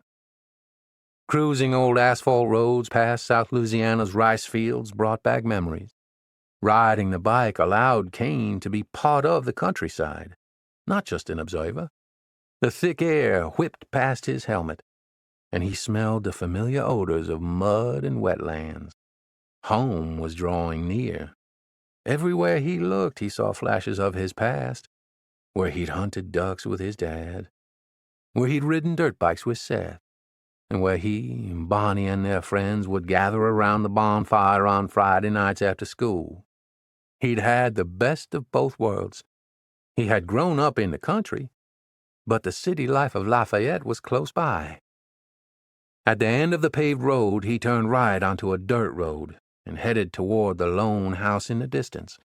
The white paint was fading and chipping in certain parts of the early 1900s Acadian-style farmhouse. He found himself rolling on the throttle, eager to finally arrive home. His motorcycle kicked up a trail of dust that followed him like a shadow. When he came to a halt, it engulfed him. The southern breeze carried the dust away, and Cain patted the remaining dirt off his clothes. His dad and younger brother were draining the oil on a bright yellow crop duster in the barn, which served as a makeshift hangar. They stopped long enough to look up to see who had arrived. Cain removed his helmet and hung it on the handlebar. Sonny, the golden retriever that the local American Legion had given Seth to help with his PTSD episodes, trotted toward Cain with his tail wagging. "Hey, buddy," Cain said as he patted the top of the friendly dog's head. "You been taking care of my brother?" Claude removed his sunglasses and rubbed his eyes as if he couldn't believe what he was seeing. When he realized it was his older son, he dropped his tools and raced toward Cain. The two of them embraced, cheek to cheek. Cain almost collapsed into his arms, supported by his father. "It's been way too long," Cain sighed. "Stopping by to make an annual visit?" Seth said sarcastically as he casually strolled toward Cain, wiping grease off his hands with a rag. "I'd come more if you weren't here," Cain joked. "Get over here and give me a hug. You're moving like an old man. Welcome home, son." Tears were forming in Claude's joyful eyes. "Are you just making a pit stop? Or is this for good?" "At least for a while," Cain replied. "Dieu merci." Claude said with excitement. "Das music to my old ears." Margaret, Kane's mother, saw the celebration from the living room window. She rushed outside and hugged Kane tightly as the men peppered him with questions. "Let my boy take a breath for a moment. He's been on a road for no telling how long," she scolded. "Thank you, Mom." She stepped back and eyed Kane up and down. "You're looking so thin," she said. "You must be starving." "I could eat." "We all could," Claude said. "Allons à la maison. Me, I'm going to prepare the best crawfish étouffée with rice you ever had." The family sat together at the wooden table in the kitchen while Claude rustled up dinner. "Sit. Fetch me some green onions from the garden." "Can it wait? I'm interrogating Kane about why he's back home all of a sudden." "He ain't going nowhere. You'll have plenty of time to get them details.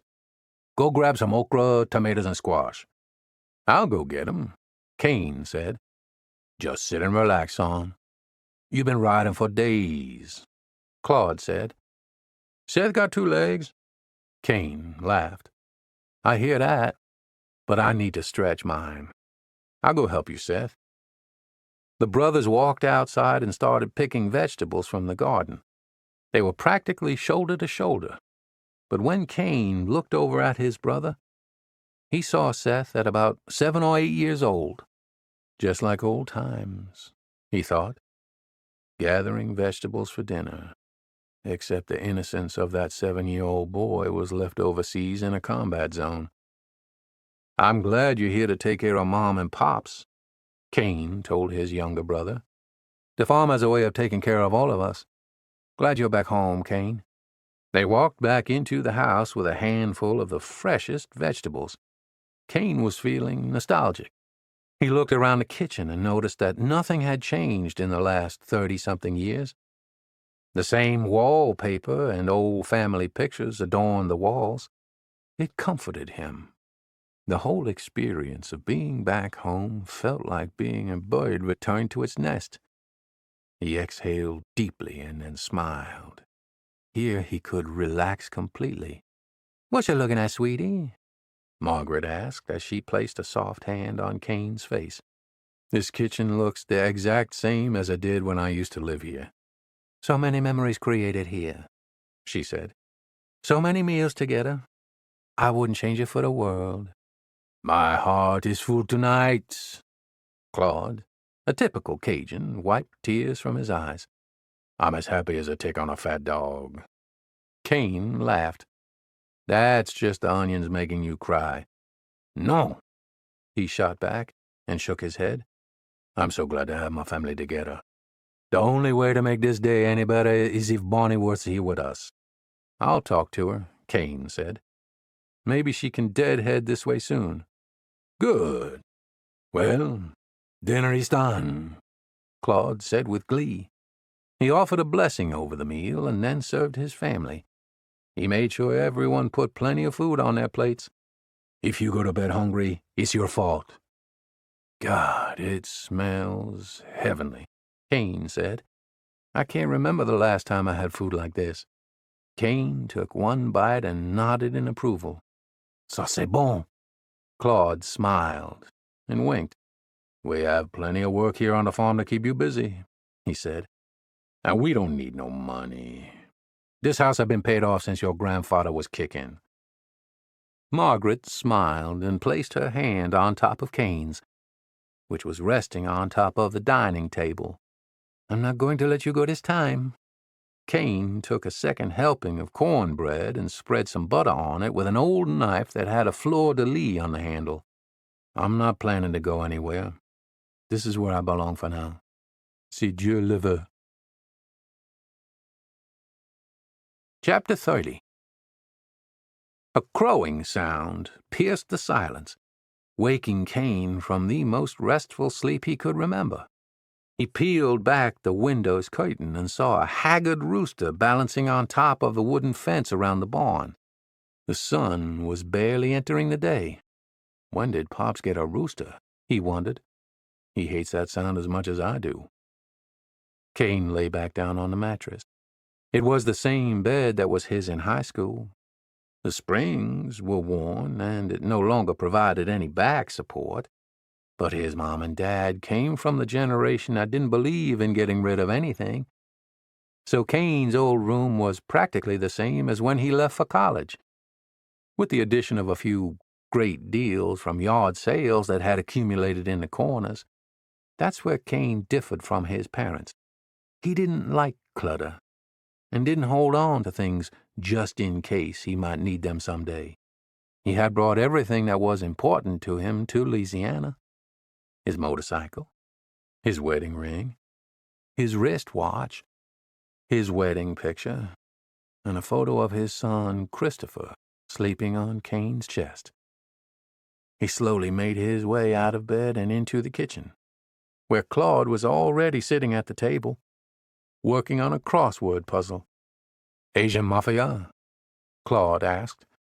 Kane said. "Can I at least get some coffee first, to get my brain going?" Claude put down his crossword puzzle and grabbed coffee beans from a brown paper bag in the fridge, where he stowed them to keep them safe from the humidity. He ground the whole beans and placed them in his French press, then opened the cupboard and grabbed 2 mugs. He poured each of them a cup. "Chinese triads," Kane suggested. "Not enough letters. 6 letters and has a Z toward the end." "Try Yakuza," Kane said. "That's it. Hopefully Bonnie ain't messing with them folks." Kane laughed out loud. "She's so busy at work, I don't think she has time for a social life, much less time to hang out with the Japanese mafia. Well, you know your sister. She always liked them bad boy types." Kane smirked. "How many of her boyfriends did you run off the front yard with a shotgun?" Claude chuckled. "I quit counting a long time ago." The rooster crowed again.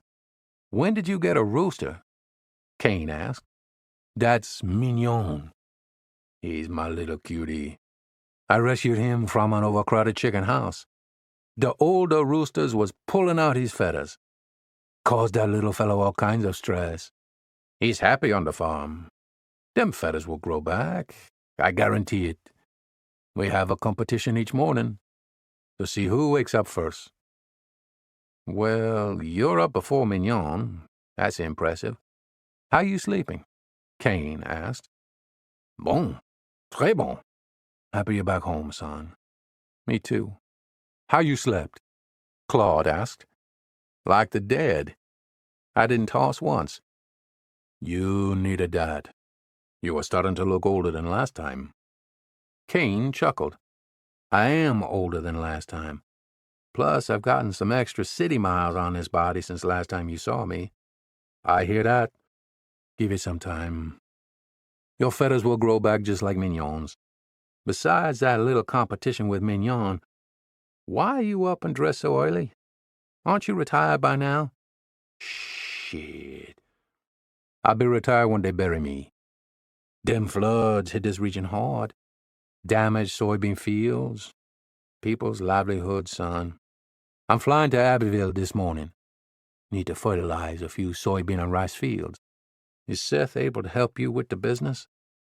"He comes and goes. Sometimes I feel like I lost him in Iraq, and other times he's the old Seth we raised here on the farm. But having your best friend take his last breath in your arms on a battlefield is a tough thing to experience. It would change anybody. You have him flying any?" "Nah. I can't risk it. Can't have him having an episode in the air. As long as he's on the ground with Sonny, he's fine. He helps me with the maintenance. The boy can fix anything. He even painted that bird a few months ago. Is that why it's bright yellow now? Easy to spot in the sky," Claude replied, and winked. They chit-chatted in the kitchen for about 10 more minutes, and then Kane followed Claude to the barn. A light wind blew through the barn door, bringing the wind chimes to life. Claude pointed to the corner of the dusty barn. "He's still there. Your punching bag? Hitting that old thing is still the best way to get rid of any stress you got." I can't believe it hadn't dry rotted by now, Kane said as he walked toward it. I can, Claude said. It's American-made. It's built to take a beating. Just like this air tractor 802. He pointed to his airplane. Just like that rooster. And just like you and me. Kane helped his dad pull the airplane out of the barn. I'll be back soon, Claude said. He hopped into the cockpit. Clear prop.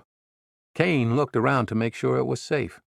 Clear, he yelled back so his dad could hear from inside the cockpit. Claude flipped the switch, and the propeller started spinning strong after initially rotating lazily a few times. A cloud of smoke blew out the exhaust, which was normal for its first flight of the day. He taxied onto the grass and took off into the sky. He rocked his wings before turning westbound and disappearing into the distance. Kane walked over to the heavy bag. His boxing coach had long since passed away, but Kane could still hear him talking. Sometimes if I just comes a-looking for you. When that happens, you finish it. The more Kane thought about Tomcat and the sack, the angrier he became. He picked up his old gloves and studied them. They were marred with sweat and dried blood. Unlike with the heavy bag, the years of abuse and heat and humidity had dry rotted them. He tossed them on a stack of hay. He started punching the bag with his bare fists. He continued punching the bag until he couldn't lift his arms any more. They burned as if they were on fire, and his heart felt as if it was about to explode. His knuckles bled, and he was drenched in sweat. He took off his shirt to wipe away the sweat from his face and the blood from his hands. He plopped down on a bale of hay and watched squirrels play in the treetops as he tried to catch his breath and make his heart rate slow down. He remembered his Navy training about how to combat breathe to lower his heart rate. Inhale through the nose. Hold it for 4 seconds. Exhale through the mouth. Hold it for 4 seconds. He repeated this process several times. His breathing had slowed enough for him to hear the faint sound of Claude's plane returning. Kane turned skyward and searched for his father. He saw the plane bank left and positioned for a landing on the grass strip. Kane had watched his father land at least 1,000 times, but it never got old. He always marveled at what a great pilot Claude was. He swooped the plane over the grass in a slow and steady way and touched down like a butterfly with sore feet. He killed the engine about 20 yards from the barn and let the momentum carry him the rest of the way. When the prop stopped windmilling, he jumped out of the cockpit and onto the wing, as if he was still a young man. "You're still looking good, Pops," Claude smiled, showing his teeth. "Ain't nothing to it. That flying keeps me young. I'll keep at it until I can't do it any more." "You want me to refuel it?" Kane asked. "Non. J'ai terminé." "That's not bad. Done with work and it's not even 9 o'clock yet. Life's simpler out here. Not easy, just simpler." From the distance, a pickup truck turned onto the long dirt road that led up to the house. After a few moments, it pulled into the driveway. "Well, that didn't take long." "News still travels fast out here in the country," Claude said with a smile. "What are you talking about?" "You see," Claude said as he walked toward the house, opened the screen door, and went inside. Kane still didn't recognize the truck, but he recognized the lady who stepped out. She was wearing cowboy boots, tight jeans, and a smile that could light up a room. Chapter 31. "Well, well, well," she said. "Normally you can't believe all the rumors you hear in a small town. But in this case—" "Elise LeBlanc," Kane said with excitement. They had known each other since elementary school. "In the flesh," she replied. Kane rushed toward his high school sweetheart, and they embraced. Oh, you stink to high heaven! Mr. Lemaire working you to death already? I was exercising. Had you told me you were coming, I would have fancied myself up a little bit. They laughed together. You look amazing, Kane said. You too. So what's a gal got to do around here to get a flight over the bayou? Well, normally I'd charge you full price, but I haven't flown in over a year, so if you're willing to trust me, I'll take you for free. Ain't nothing free in this world, honey. But I ain't scared to go up with you. It'll be just like old times. I'll be right back, Kane said. Let me grab the keys and change my shirt. Something less sweaty. And less bloody, she said. You've gotten more demanding over the years, Kane joked. I just know what I want, she replied. The screen door slammed as he ran in and then out of the house, back toward Elise. They walked toward his dad's low-wing tail dragger. Most agricultural planes were designed for only one pilot, but Claude owned the two-seat variant since teaching his children how to fly had been important to him. Kane held Elise's hand to help her step onto the wing and into the open cockpit. He buckled her seatbelt and handed her a headset. Aren't you going to give me your old scripted safety briefing? She giggled. If you throw up, she mocked, then I'll throw up because I'm a sympathetic puker. And if I start throwing up, then I'll have to declare an emergency. Kane smiled at the nostalgia. Nah, I have a stronger stomach than I did in high school. He jumped in, buckled himself, and put on a headset. This is just like old times. He smiled even bigger than he had when she had gotten out of her truck. What kind of takeoff do you want? He asked. Like the ones you used to do. Can you handle it? I can handle anything you throw my way. She was clearly flirting. Roger that. Kane applied full throttle. The turboprop sprang to life, and they catapulted into the sky at over 850 feet per minute. Kane leveled off at 1,500 feet, and they soared over the marshlands while catching up. They had shared many flights together over the bayous, but it had been so many years since they'd been together. I heard you got a divorce, Kane said. That's the thing about small towns. Can't do anything without everybody knowing your business. I didn't realize it was classified information. Last year I caught Scotty dating a girl that worked at his nightclub in Lafayette, and it was the straw that broke this camel's back.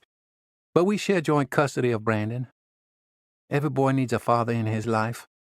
How old is Brandon now? 6? 7? 10? Wow. Time flies, Kane said in disbelief. It'll slow down for you now that you're back home. Well, I might only be here temporarily. What do you mean? You just got back. Bonnie calls practically every day, begging me to come out to Japan. She says there is a job waiting for me there if I want it. Well, do you? Do I what? Do you want to move to Japan? Not really. I like it here. What they say is true. There's really no place like home. But it would be great to be closer to Bonnie. If you were to stay, you could run for sheriff. You'd win for sure. Kane scoffed. Oh, God, that's the last thing I'd want to do. Way too political. I'd just enjoy flying some fertilizer runs. And speaking of flying, we gotta head back. We're running low on fuel. Perfect timing. I have to pick up Brandon. After Kane landed the plane, Elise exclaimed, That was exhilarating. It brought back such great memories. Then she added, I'm putting together a little picnic next weekend. Just me and Brandon. We'd love for you to join us. That sounds nice. I'd like to be there. What can I bring? Just yourself. Chapter 32. Basking in the rays of early summer unemployment, Kane fell into an easy routine at home over the next few days. He was helping out his family around the house, and even flying some crop-dusting missions for his dad, tending the garden, Making house repairs and tinkering on the airplane was tiring work, but it felt therapeutic to Kane. He was eating healthier and sleeping better than when he was on the president's whirlwind schedule. On Sunday morning, as was custom, the family gathered around the kitchen table to enjoy breakfast together. As they passed around the plate of buttermilk biscuits, Seth kept staring at his brother. "What's got you grinning like a Cheshire cat?" he asked. Margaret and Claude laughed. Kane spooned out some homemade mayhaw jelly from a glass jar and spread it on his biscuit before answering. "It's certainly not you." The family laughed harder, and Claude even slapped his leg a few times while laughing. When the laughter subsided, Margaret spoke up. "Elise has invited him to a picnic today." "Oh." Seth smirked and nodded his head. "Is that why you were out early this morning washing your motorcycle?" "Nope," Kane replied. "I'd wash my bike if I had a date with Elise," Seth said. "My Harley needed it. It was a long road trip, and the bike's caked with bugs." He changed the subject. "Now that everyone knows what I'm doing today, what are you guys doing?" "We're going to Mass at 10, Margaret said. "Like we do every Sunday." A typical Cajun family. The Lemairs were devoutly Catholic, and going to Mass every week was expected. But Kane wasn't interested in going to Mass, so he didn't reply. Instead, he just continued eating. To break the awkward silence, Claude spoke. "I gotta fix that fence post on the east side of the property this afternoon." "Pops, I'll fix that for you tomorrow," Kane said. "Yeah," Seth interjected. "Kane and I can fix that tomorrow. It's Sunday. Just take it easy today." Claude shook his head. "Nah. Tomorrow will have its own problems that need fixing." After breakfast, Kane jumped on his Harley and rode out to Evangeline Oak Park, a small and peaceful patch of greenery near downtown St. Martinville. Elise had laid out a blanket on the grass, a perfect spot under the shade provided by the oak trees that lined the muddy waters of Bayou. Brandon was nearby. Kane thought about their lifelong friendship. He and Elise had been best friends throughout grade school. They had been inseparable and became high school sweethearts. They even kept dating for a little bit of his freshman year at USL. But Elise never went to college, nor did she desire to leave South Louisiana and explore the world like Kane. 20 years and not much has changed in this old town, Kane said. "I like the routine of it," Elise said. "It's comfortable." "I'll have to get used to routine if I decide to stick around," he said. "Well, maybe today's picnic will help you decide," she said. "Maybe." "But you're right," she said. "Being out here does bring back such great memories. If I could only go back in time." "And do what differently?" She smiled. "Make sure you didn't get away." "I didn't get away. You couldn't make up your mind. So I had to make up mine. Started hanging out more with Barney on the weekends in New Orleans, and then joined the Navy right after college." "Your sister never did like me very much," Kane laughed. "Bonnie never approved of any of my girlfriends, at least not in the beginning." "Except Claire," Elise said. Her voice showed that she had never really gotten over that. "Well, Claire was her best friend before she was mine." "Mr. Kane," Brandon interrupted, "can I check out your motorcycle?" "You betcha." Kane stood and walked over to the motorcycle with Brandon. "Are you going to ride a motorcycle when you get your license?" "Yeah," Brandon said proudly. "But mine is going to be green like the Incredible Hulk's." "That's cool," Kane said. "Can I sit on it?" he asked. "Brandon, don't bother Mr. Kane," said Elise. "Oh, no. It's no bother," Kane said. "Anyone who likes my motorcycle is a friend." He winked at Elise. "Okay, then," she said. "Mr. Kane said it's fine." Kane helped Brandon onto the bike and showed him some of the dials, levers, and instruments. "This is your speedometer. What's the fastest you've gone on this motorcycle? Brandon asked. Fast as the bike can go. My face nearly blew off. That is so awesome, Brandon said. Can we start it? Sure. This green end light means the bike is in neutral. But to be safe, we still apply the brakes. Put your hand on a brake lever and squeeze it. Hold it. And now flip this switch. The bike roared to life and rumbled. Brandon clenched his fists to hang on to the rattling handlebars. Slowly release the brake, Kane instructed. It's okay. The bike's in neutral. Now roll back the throttle a little bit. Let the bike talk to you. Brandon rolled the throttle and the bike gyrated more and rumbled louder. The 10-year-old boy's entire body shook. This is so cool, he shouted over the noise of the modified pipes. Oh, God, Elise exclaimed loud enough for Kane to hear. He turned and saw her looking over at a nearby pickup. What's wrong? He asked. It's Scotty, she said. He kept texting me, but I ignored him. Now he's pulling up over there. We better go.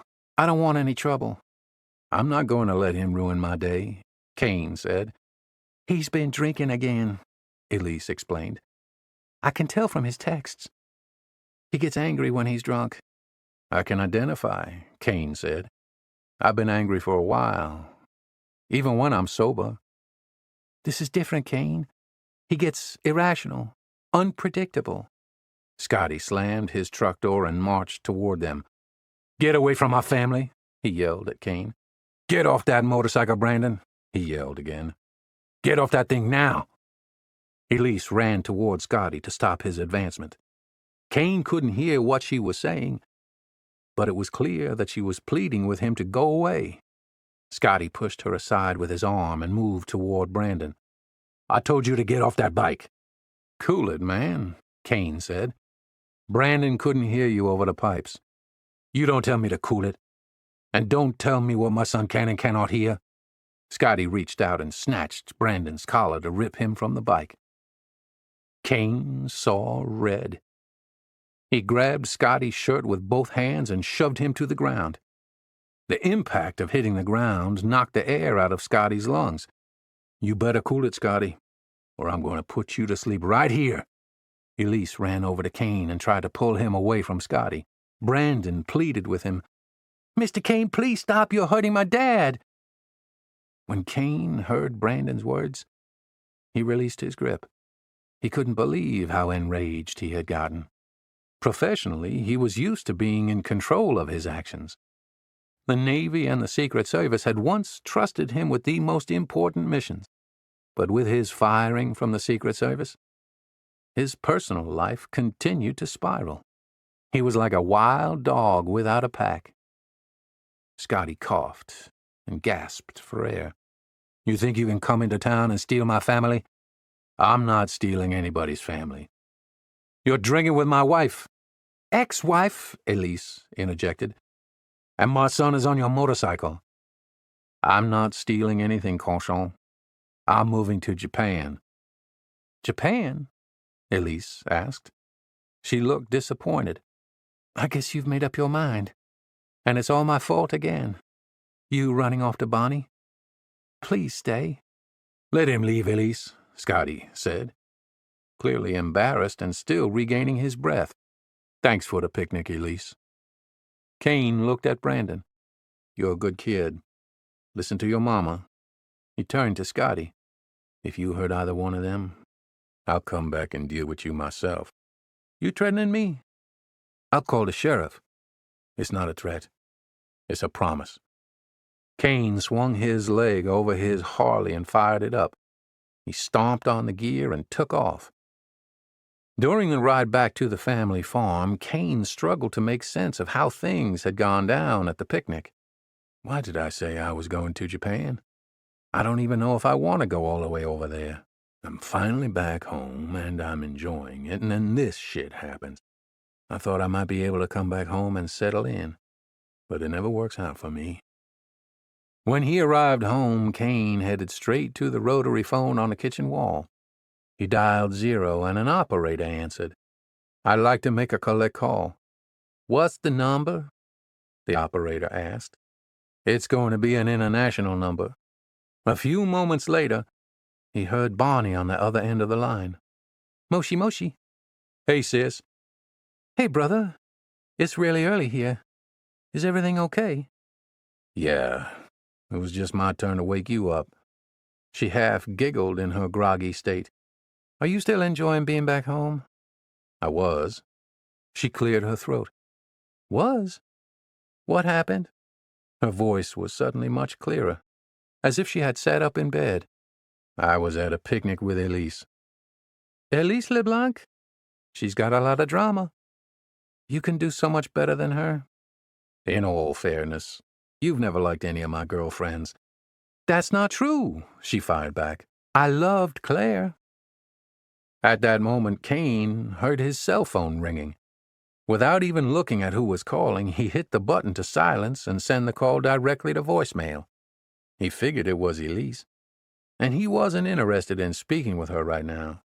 He went back to talking to his sister, and the phone started ringing again. "Hold on one sec, sis. Let me turn this damn thing off." He saw the caller ID. It was a Washington, D.C. number. Leroy Hayes.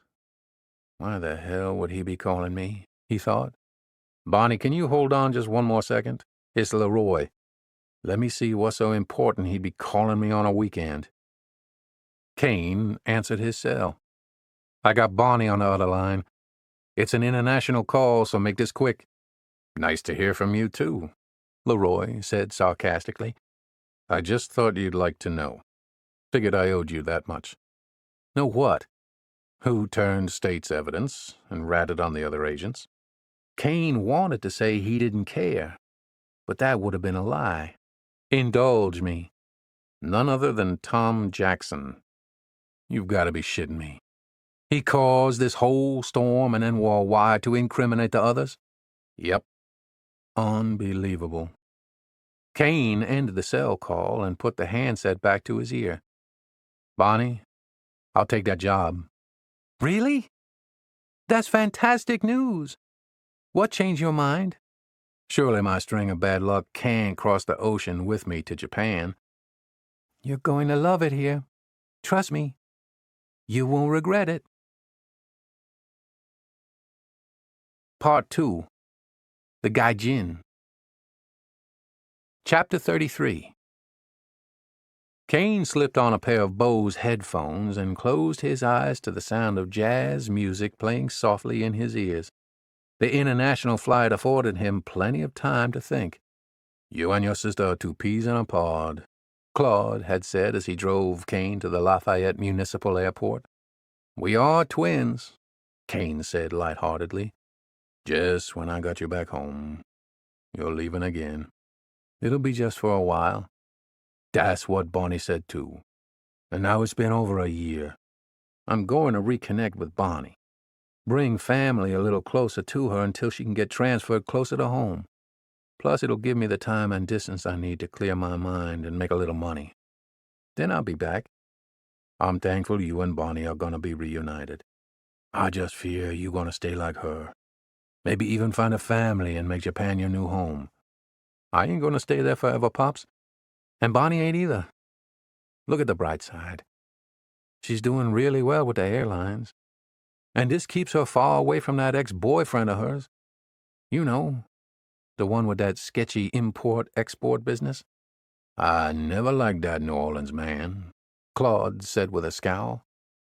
He sighed. She had to get away from that old boyfriend. And I guess you gotta get away for a bit too. I do, Kane said.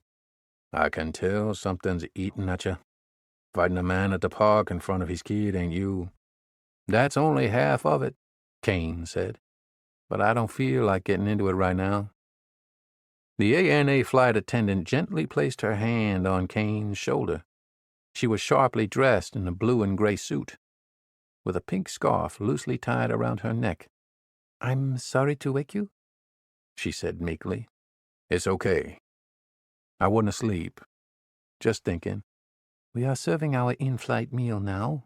"Great. I'm starving. Would you like spicy octopus or freshwater eel? Kane was used to eating unusual things both abroad and at home in Louisiana, but these options did not sound appetizing. Neither. I'll just have a sandwich, please. I'm so sorry. These are our only options on this flight. In that case, I'll skip dinner. Skip dinner?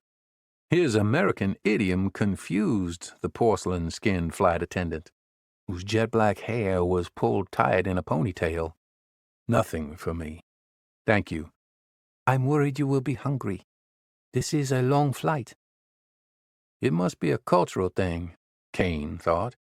She seemed genuinely concerned about him, but not enough to serve something palatable. Don't worry about me. I'll survive, as long as you pour me a whiskey and turn the AC up. It's hot as hell on board. She covered her mouth and giggled quietly. Americans always complain about the temperature, but Japanese people get cold easily. Well, tell them to bundle up, because I can't disrobe. Kane's remark fell flat on the charming flight attendant. I'm just joking with you, but I am serious about the whiskey. When the plane finally landed, Tokyo's Narita International Airport was bustling with travelers, tour groups, and uniformed volunteers directing passengers to various immigration and customs checkpoints. Kane stood out from the Japanese population, and not only because he wasn't Asian. He was taller than everyone else, and he wasn't wearing a white mask over his mouth like so many other travelers he saw. He immediately spotted Bonnie near his gate. She was wearing her sleeveless blue and black fitted flight attendant uniform, and had used her airline credentials to bypass security and meet him upon arrival. He hugged his sister tightly, lifting her a foot into the air. Although they were twins, he was 6 inches taller. It's so great to see you, brother. Welcome to Japan. You look fantastic. Kane was amazed at how Bonnie had flourished in Japan. Thank you. You look like shit. Cut me some slack. I couldn't sleep. It was so freaking hot on that plane, and I'm starving. They offered me snake on board. You mean eel? Bonnie laughed. That's a delicacy here. With all your worldly travels, I thought you would have known that. If I wanted to eat snake, or eel for that matter, I could have stayed back in Louisiana. I need a good old cheeseburger. Only place nearby for that is McDonald's, Bonnie said. How about a coffee shop then? I can grab a sandwich. That'll work. There's a Starbucks in Terminal 1. She grabbed the handle of his rolling carry-on bag. Where's the rest of your luggage? This is it. That carry-on in this backpack. You travel light. Don't need much, he said. She looked down at his alligator boots. Well, hopefully you don't need new shoes while you're here, because they won't have your size or style. What exotic place are you flying to today? Guam. It's a popular vacation destination for the Japanese. Anyway, let's get you fed. I don't want Mom hearing you were hungry and I didn't do anything for her favorite son. Kane laughed.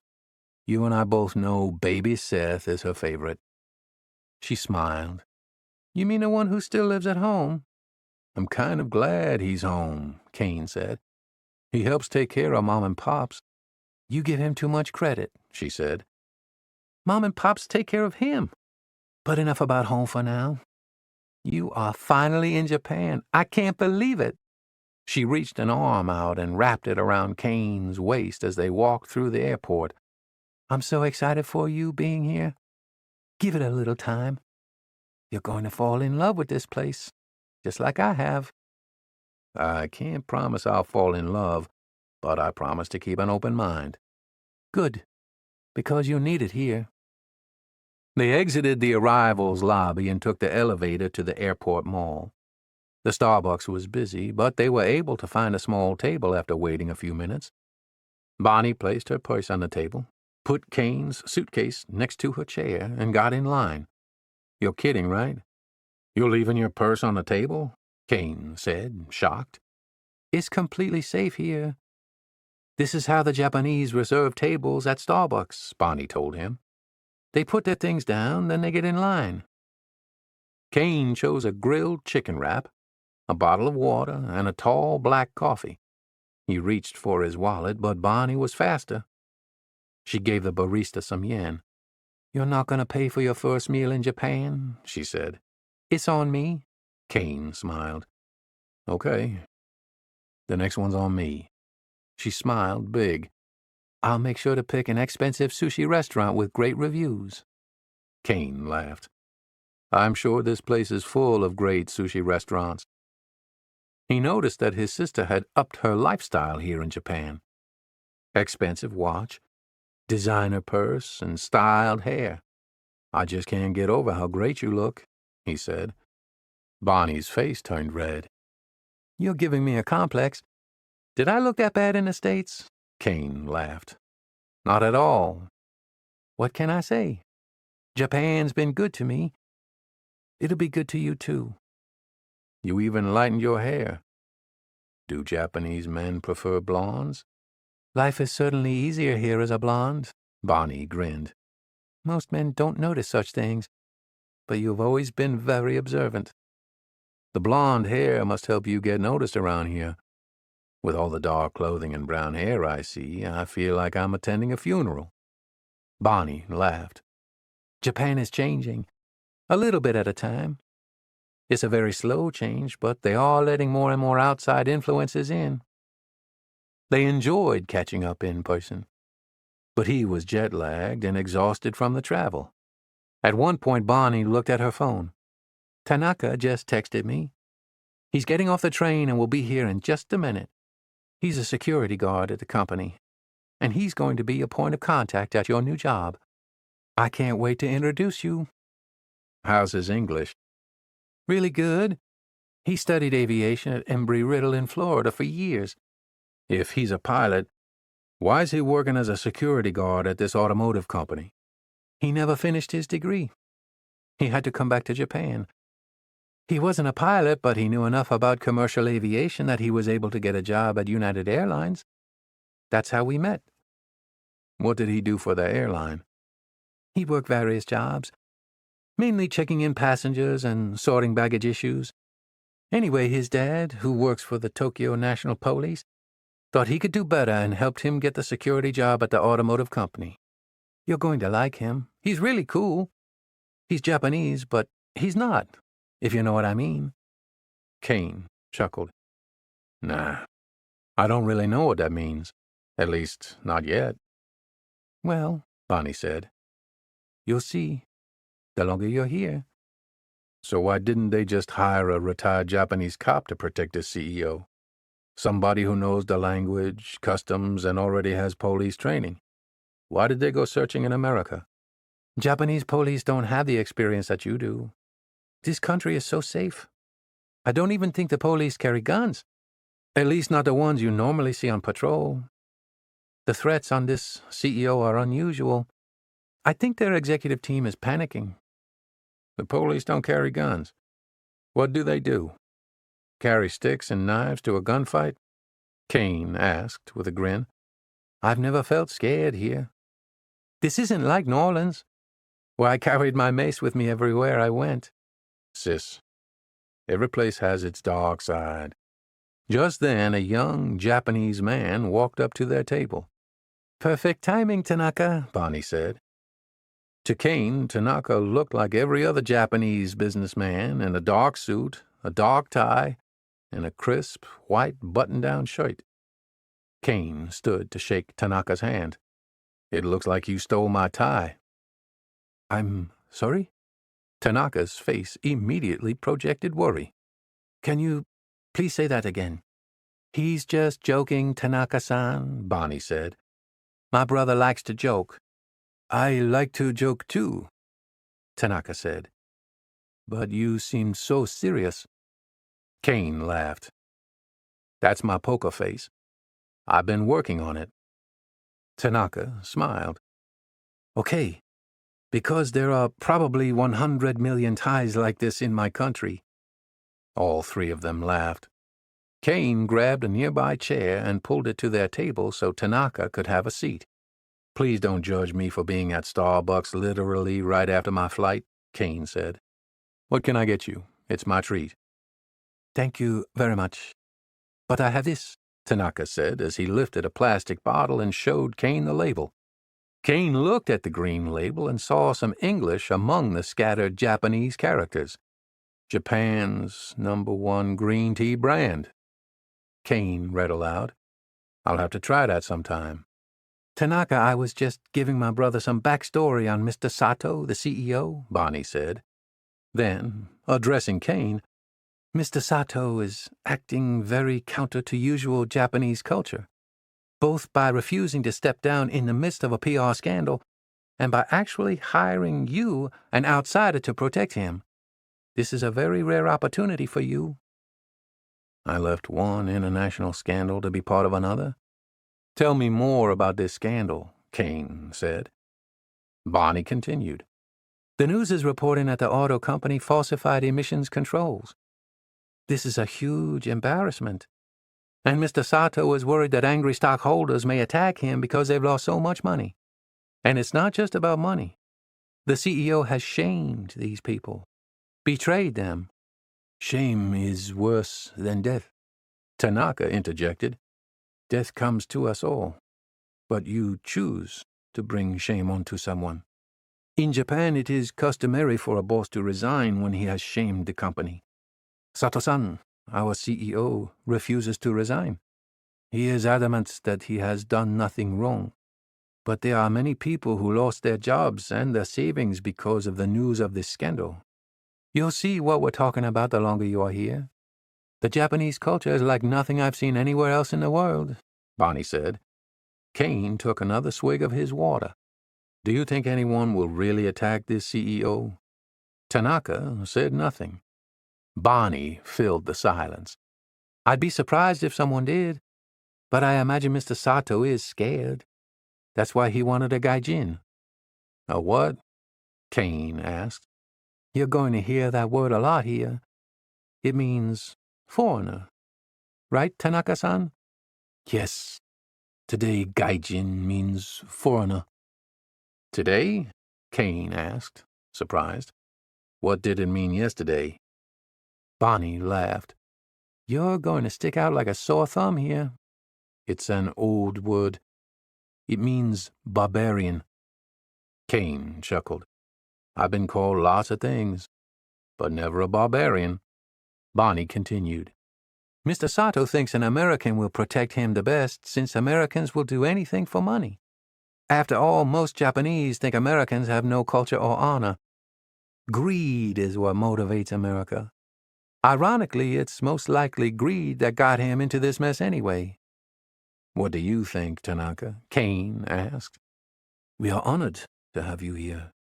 We are only a few security guards, but we are excited to work for you." "When do I meet the big boss? Sato-san?" "Yes," Kane replied. "That's why I'm here." "Tomorrow. First I will take you to Yokohama. This is where everything is. Your apartment, our company. I would like to introduce you to the city a little bit before you start work tomorrow. Japan is very different from the United States." "I can already see that," Kane said. "But I'm used to adapting. Plus, Louisiana can't be too much different from Japan." Bonnie burst out laughing. "He's joking again, Tanaka-san. My brother can be sarcastic at times. You'll learn his sense of humor." Tanaka smiled and nodded his head. "Well," Bonnie said, "I've got to check in for work." Kane and Bonnie hugged each other tightly as they prepared to leave the Starbucks. "See you soon," Kane said. "Can't wait," she exclaimed. "I'm still in shock you're here. Call me selfish, but I'm glad things worked out like this." "Like what?" Kane asked. "For the better. You're finally here." She turned to Tanaka. "Take care of my brother." "He looks like he can take care of himself," Tanaka said. Bonnie laughed. "True, but trouble always seems to find him." "That makes two of us." Two good people fleeing trouble back home only to end up in Japan, Kane said. Bonnie smiled and then embraced her brother one more time. Kane allowed himself to feel a surge of joy deep in his heart. Maybe this will actually work out, he thought. Safe flight, he shouted to Bonnie as she headed back to Narita's departure lobby. Chapter 34. Our company has arranged for Black Cat to deliver your luggage to your apartment. It'll be there waiting for you in a couple of hours, Tanaka said as they approached the Black Cat counter at Narita Airport. That's cool, Kane said. Is this popular? Yes. It's cheap, too. Many Japanese use this company so they don't have to carry their luggage on the trains. As you will see, the trains are very crowded. Makes sense, Kane said. And it's thoughtful. I'll hold on to my backpack, though. After dropping off Kane's small suitcase, he and Tanaka took the escalators down to the basement floor of Narita International Airport, where Tanaka used a computer kiosk to purchase 2 tickets for the rapid train to Yokohama. I'm amazed, Kane said. Everyone actually stands on the left-hand side to allow people to walk past on the right. That never works in America, even when there are signs. Yes, I know. America encourages the individual. Japan encourages harmony in the whole. Tanaka showed Kane how to cross-reference his ticket with the digital sign on the train. This is our train. It departs in 3 minutes. They boarded and took their assigned seats. The train was full.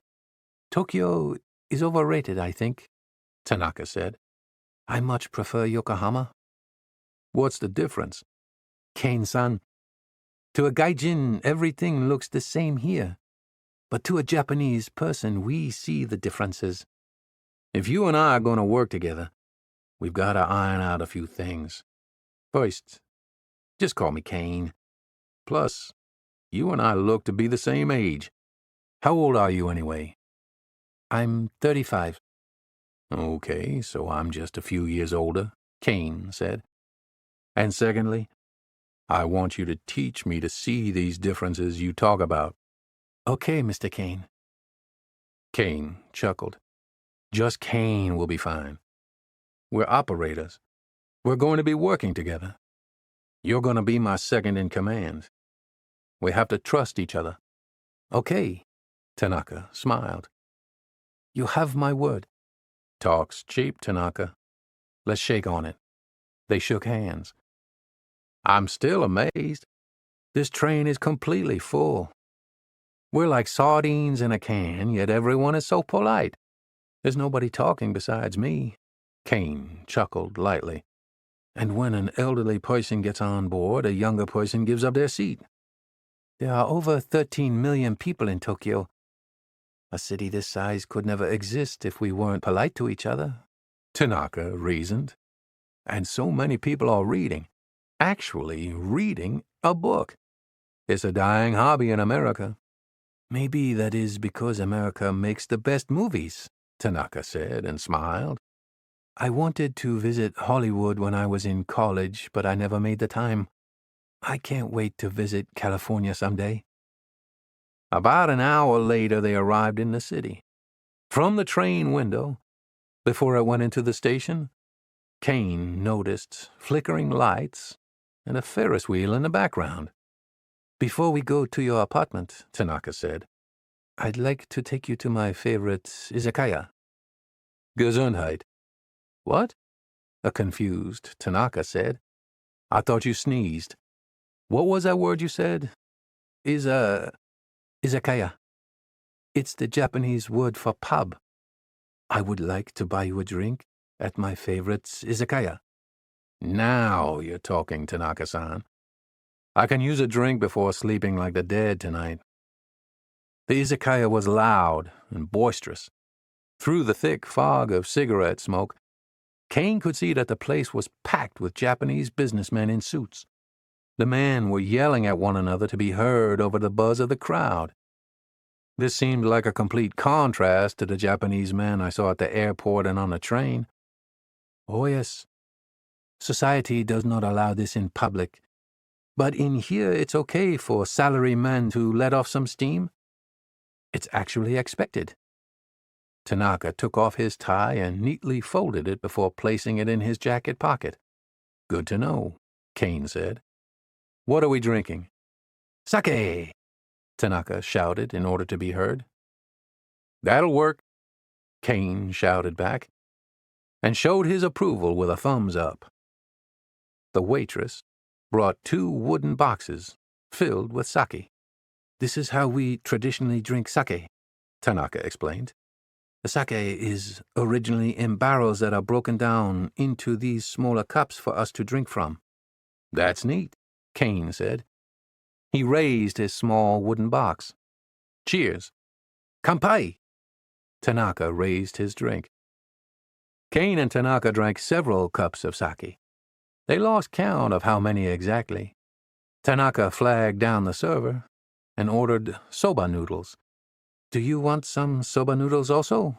Tanaka asked Kane. I'm good. The sandwich Bonnie bought me was enough. A few moments later, the waitress brought the noodles in a large bowl. That looks like a horse trough, Kane said. Tanaka smiled and grabbed a pair of wooden chopsticks. He started picking out the noodles and slurping the broth. My God, Kane said. That slurping sound is like someone scraping their fingernails across a chalkboard. Do all Japanese slurp their noodles, or just the ones in this bar? Slurping loudly is how we tell the chef that it's good. In my country, we let the chef know the food is good by eating all of it and returning an empty plate. How can you skinny fellas eat so much? Kane asked. Noodles do not count as food. We Japanese have a separate place in our stomachs just for noodles. Tanaka laughed. Hey, you can make jokes too. Let's kanpai to that. I miss American food so much, Tanaka said. I love American things. The food, the music, the movies, and the big pickup trucks. What else? Kane asked. American women. Kane laughed, and Tanaka joined in on the laughter for a second before explaining. American women are much more forward than Japanese women. I had a girlfriend in Florida. She had blonde hair and blue eyes, very American. She introduced me to a lot of different things. I bet she did, Kane said with a loud laugh. Kanpai! In unison, they took another swig of the warm sake.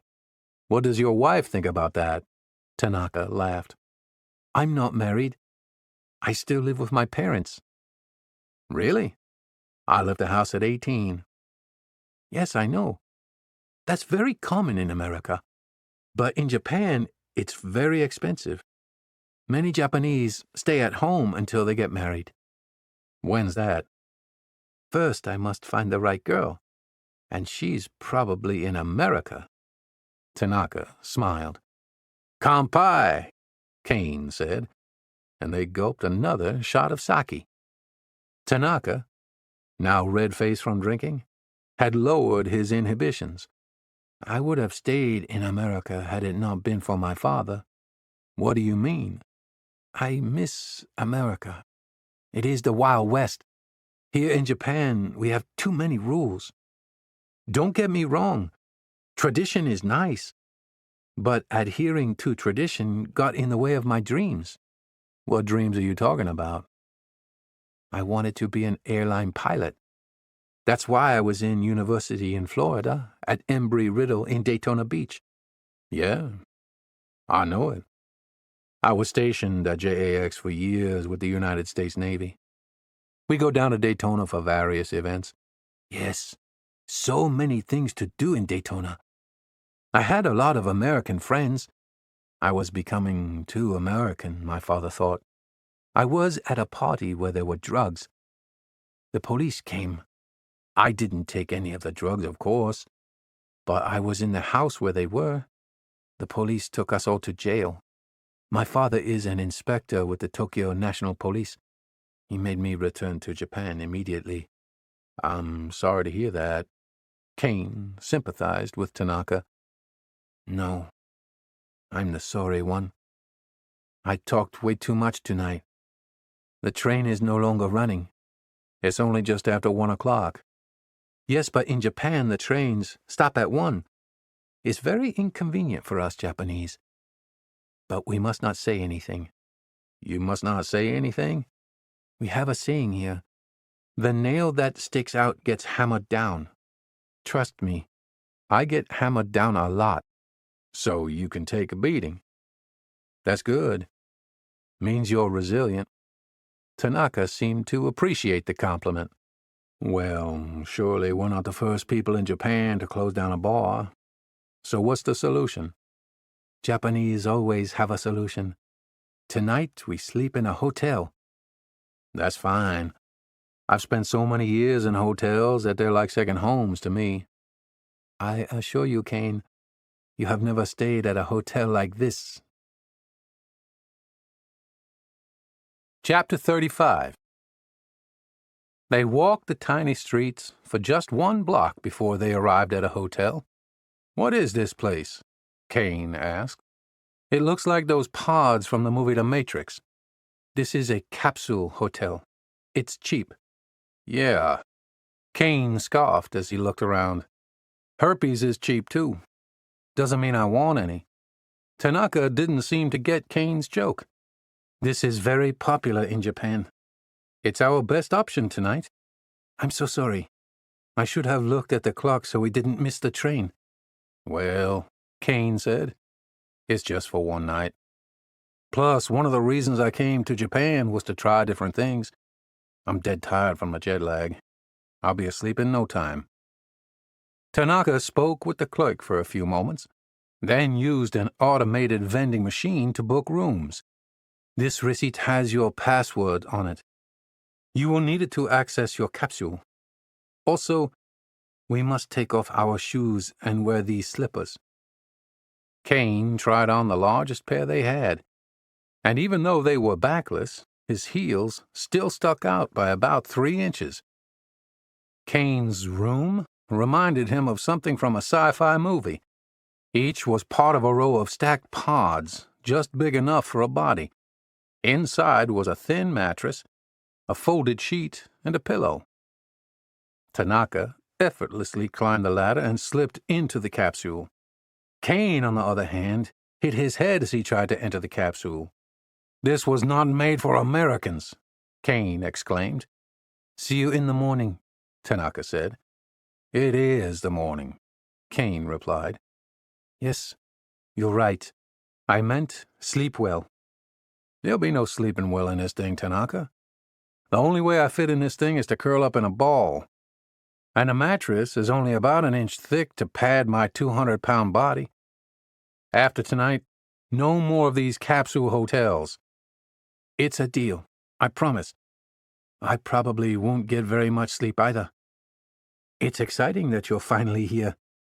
I can't wait to introduce you to everyone later today. Kane rested his head on his backpack and closed his eyes. After tossing and turning for a bit, he eventually drifted off into a deep sleep. Chapter 36. Kane opened his eyes but saw nothing. He was in complete darkness. He couldn't even see his hands in front of his face. Panic started to set in. He rubbed his hands over his face, feeling the outline of his jaw, mouth, nose, and eyes. Where am I? A strong scent of pine wafted into his nostrils. He felt his heart against his chest, beating faster and stronger. Where the hell is this? He strained to remember.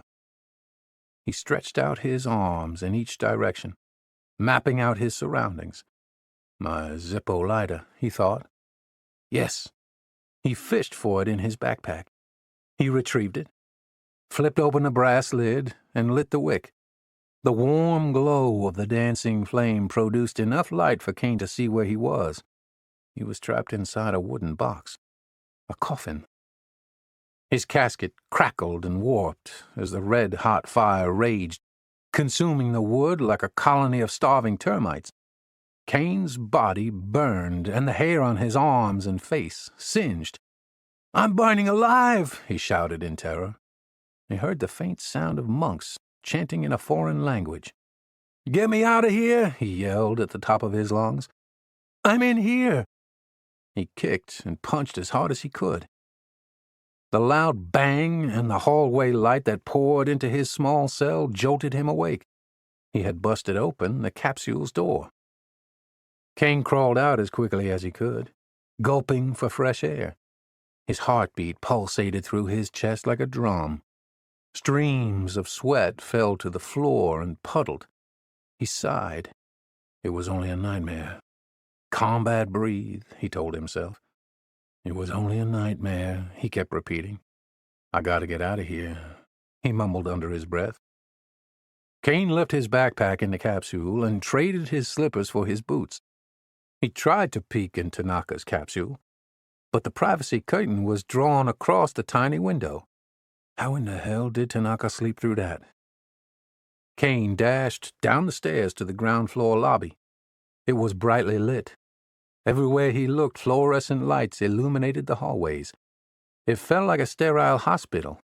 The nightmare, coupled with the blinding lights, triggered another one of his stress-induced migraines. He rubbed his temples as he searched for the exit. The automatic doors slid open as he approached. This place just keeps getting weirder and weirder. He crossed the narrow street and walked along the sidewalk. Mere hours earlier, the place had buzzed with pedestrians, cyclists, scooters, and cars. All in an orderly fashion, though. But now, at a little past 3 o'clock in the morning, the city resembled a ghost town whose people had evacuated and forgotten to turn off the lights. Neon lights flashed in every direction. Who is paying the electric bill for an abandoned city? Kane looked in every direction. He didn't see a single person walking. It was eerily quiet until the sound of a car rolling over loose gravel echoed between the buildings. The black Toyota sedan taxi cruised by slowly. The driver, clad in a white dress shirt and white gloves, gripped the steering wheel in a perfect 3-9 position. He looked like a ghost passing in the night. He never even turned to look at Kane. The railroad tracks lay to the left in the distance, but the trains were stopped and completely powered down. A cool breeze materialized from nowhere and blew lightly. It felt good against Kane's sweaty forehead. The early morning wind jostled the red paper lanterns hanging outside various restaurants along the corridor of closed shops and boutiques. Kane continued exploring the strange land. He approached the only business that appeared open. A wooden sign was propped up on the sidewalk in front of the door. Kane couldn't read any of the Japanese, but a little of the writing was in English. The sign said Soapland and had a picture of a geisha bathing a man who was sitting in a large wooden tub. Below it, in all capital letters, "No foreigners." Kane peeked into the window of the glass door. A thin Asian woman was standing inside. She was dressed in a kimono and had her hair pulled up in a bun. She was escorting a Japanese man to one of the closed rooms in the back. "This ain't a place for me," Kane muttered under his breath, and continued walking. "I've traveled all over the world, yet this place feels the most alien, with its flashing lights, advertisements, strange food, difficult language, and a culture still gripping its origins. Despite Bonnie, Kane felt alone in Japan. The irony, he thought, to be one person in a sea of many millions, but to still feel like an outsider. Chapter 37. He walked back to the capsule hotel. Tanaka's curtain was still drawn. Kane knocked on his door, which looked like the door of an American washing machine. Kane pounded louder with the bottom of his fist until Tanaka finally answered. "Is everything okay, Mr. Kane-san?" Tanaka asked, wiping the drool from his mouth. "I'm fine. I'm just ready to start work." Tanaka used his fingertips to wipe the crud out of his eyes and then studied his watch. "It's only 4 o'clock, sir. We can sleep for another 2 hours. Plenty of time to sleep when we're dead." Kane realized the irony as soon as he said that. "I was hired because we have a lot of work ahead of us. Lives are in danger. Let's get an early start today." "Yes, sir." Tanaka and Kane used the shower facilities at the hotel and then caught a series of connecting trains that eventually stopped near the automotive company's headquarters, which were in an industrial area of Yokohama, near the seaport. This location had been chosen for strategic purposes, and the company had been able to buy much more land for a cheaper price than what they could have purchased it for in Tokyo. An overweight security guard in his 50s sprang to life when he realized that his new American boss had arrived. Kane extended his hand. "Good morning. My name is Kane Lemaire. It's a pleasure to meet you." The security guard's face turned red. "Sorry, no English." He ceremonially bowed to Kane. Kane turned to Tanaka. "Please tell him I said it's a pleasure to meet him, and I look forward to working with him. I'll have lots of questions for him, but later. I like to just observe things on the first day." "Okay," Tanaka said, and spoke in Japanese for what seemed like a much longer time than necessary, given what Tanaka was translating. Tanaka and the security guard continued a back-and-forth conversation. Kane looked on with slight suspicion. He was always a little skeptical during his world travels that his words and tone were being translated appropriately. Kane knew that Tanaka was the security guard's supervisor, but was impressed by how much reverence the much younger Tanaka still showed his elder. "Where do you keep your employee records?" Kane asked Tanaka as they left. "Employee records?" Tanaka asked. "Yes. You told me a lot of employees lost their jobs and their life savings. Each one of them is a potential threat to the CEO. Money and revenge are a motive to murder. I want to see each of their files. They'll be in Japanese. Have them translated. In the meantime, I'll look at their official photos. A picture is worth 1,000 words. Also, are there any physical fitness requirements for security staff here?" "Fitness is encouraged but not required. The first overweight Japanese person I've seen in this country, and he's on our security detail. He'll have a heart attack if he has to get into a fight." Several hours later, when it was a more reasonable time for employees to start arriving for work, Tanaka approached Kane. "Sato-san has arrived," Tanaka said. "I'll take you to his office." "How does he get to work?" Kane asked. "Morita-san is his driver." "Is Morita-san part of our security detail?" "No," Tanaka replied. "He needs to be if he's going to drive our principal. I'll make sure he receives specialized training in counter-ambush driving." When they entered the reception area of the CEO's office, Kane noticed a beautiful Japanese woman sitting behind a desk. He extended his hand, and she stood. "My name is Kane Lemaire." "Hello.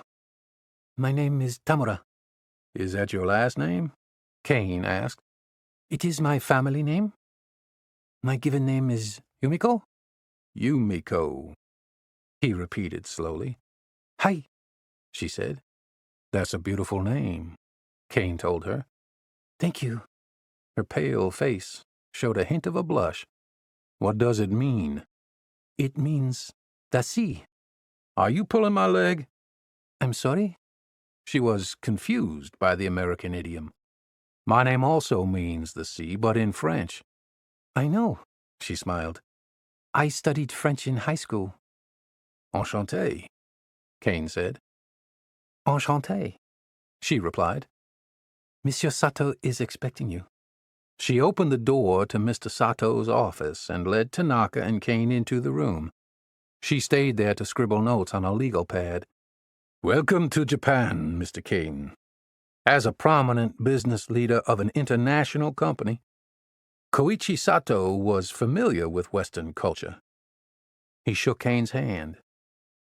Thank you, sir. It's an honor to be here. Thank you for this opportunity. It is our honor, Sato replied. Bonnie-san was my English teacher, and she highly recommended you. Kane chuckled. She's done a great job, because your English is excellent. Mr. Sato shook his head to show humility and dismissed the compliment. I'm serious, sir. Your English is fantastic, and you couldn't find a better English teacher than her. You're in good hands. That's funny, he said. She said the exact same thing to me about you, that I'd be in good hands. Kane smiled. We don't look alike, but we're twins. Mr. Sato looked around the room at his employees. I'd like to talk to Kane-san privately, please. Tanaka and Yumiko looked caught off guard. They glanced at each other, stood, bowed, and then exited the room by walking backward. Mr. Sato leaned forward, moving closer to Kane. Now I can talk more openly about the threat I face. The threat we face, Kane said before Mr. Sato continued. When I took this job, your threats became my threats. We're in this together. Chapter 38. Kane exited Mr. Sato's office about 15 minutes later. Tanaka and Yumiko were standing in the lobby, waiting impatiently. Kane sighed. He had learned more in that meeting than he had anticipated. He turned to Yumiko. It was nice meeting you. I look forward to working with you more. Me too, Yumiko replied with a smile that showed off her perfect teeth. Maybe my Francais and English will get better? She giggled and placed her hand over her mouth. Kane smiled. Your English and French are better than mine. Merci, she said. De rien, he replied. Kane and Tanaka left the CEO's office quarters and headed back to the security office. From his desk's landline, Kane called Bonnie. How's your first day at the office going? She asked. I can already tell I'm going to have to make some changes. What kind of changes? I've got a lot more work ahead of me than I originally thought. But I'm so jet-lagged right now, I gotta be careful about making any major policy changes. Security here has been too complacent for way too long. Security cameras are in black and white. One of my officers is retired on duty and on the verge of a heart attack, and there's another one who looks at cartoon porn all day. Hentai, Bonnie said. What? Hentai? It's what the Japanese call anime porn. It's very popular here. You'll even see men reading it at the 7-Eleven. In the States, the police would get dispatched if a man was caught looking at pictures of a man having sex with a schoolgirl. Look, I understand there are cultural differences, and I'm trying to keep an open mind, but some things are just way too weird for me to accept. Like what else? Like the fact that I can get a coffee, a bag of potato chips, an ice cream cone, and a pair of ladies' underwear all from the same vending machine. Bonnie started laughing uncontrollably. It is a little weird. A little? It's creepy. Okay, I'll give you that one. We can talk more about some of these cultural differences over drinks. I look forward to that conversation. Anyway, I've called a mandatory meeting for tomorrow. That'll make their day. The Japanese love meetings. Well, they're not going to like this one, Kane said. Oh? I'm going to lay down a law. Well, that's why Mr. Sato hired you and nobody else. Sounds like he hired me because of you, Kane said. What do you mean? Doesn't sound like Mr. Sato needed any more English lessons. I teach more than just language. I also teach international cultural norms and other important things a leader who's doing business all over the world should know. I'd like to get together with you as soon as possible, though. You're already itching to buy my meal at the most expensive sushi restaurant in Yokohama? Kane chuckled. Well, not the most expensive one. I haven't gotten my first paycheck yet, but I need to ask you about some things. Sounds serious. Is everything okay? Let's talk in person. Okay. Let's meet at the Yokohama station at 6 tonight. How about the west entrance in front of Tully's coffee shop? Tully's coffee shop. West entrance. 1800. See you there. Kane hung up the phone and called Tanaka into his office. Please let the guys know we're going to have an all-hands tomorrow at 0700 hours. All hands? It's a Navy term. It's a meeting for everyone on the security detail. Okay, boss. What's the dress code? Normal working attire. Hey, what would you like served at the meeting? Huh? Kane asked. Tea? Water? Coca-Cola? Maybe something. Tanaka-san, this is a work meeting, not a social gathering. Hey. Tanaka bowed. But it is customary to... I want everyone's mind focused on the business of protecting Sato-san and this company, Kane interrupted. Not on what beverage is going to be served. Hey. I will let everyone know. Before Tanaka walked off, he asked, Do you want Morita-san there? Absolutely, Kane replied. As the driver, he has a very important role. Okay, but he will be driving Sato-san during that time. Okay. Slide the meeting to the right 1 hour. Let's meet at 8. For the rest of the day, Kane studied translated personnel records and walked around the complex to inspect security vulnerabilities. He looked at his watch. I've lost track of time. I've got to rush to meet Bonnie. He learned that the main Yokohama train station was the 5th busiest train station in the world. The compound was a massive labyrinth that accommodated over 2 million passengers per day, with trains, buses, taxis, restaurants, and even high-end shopping. It was Kane's first time taking the Japanese train by himself, but thankfully the tourist signs were printed in English. Kane spotted Bonnie with ease. She was a blonde and taller than the average Japanese person. But it also helped that she was wearing a red dress in a sea of black and gray clothing. She was standing in front of Tully's coffee shop, waiting for him. Kane hugged Bonnie. Sorry I'm late. It's 6:01. You better have a good excuse, she joked. Because the trains are never late in Japan. This station is an absolute madhouse, Kane said. If you think this is bad, you should try Shinjuku Station at 7 in the morning. It is a confusing maze, with millions of people going to work and thousands of kids rushing to school. Sometimes the trains are so packed that people can fall asleep standing up. Oh, hell no, Kane replied. I'm not ready for that. Bonnie took Kane to one of her favorite sushi places.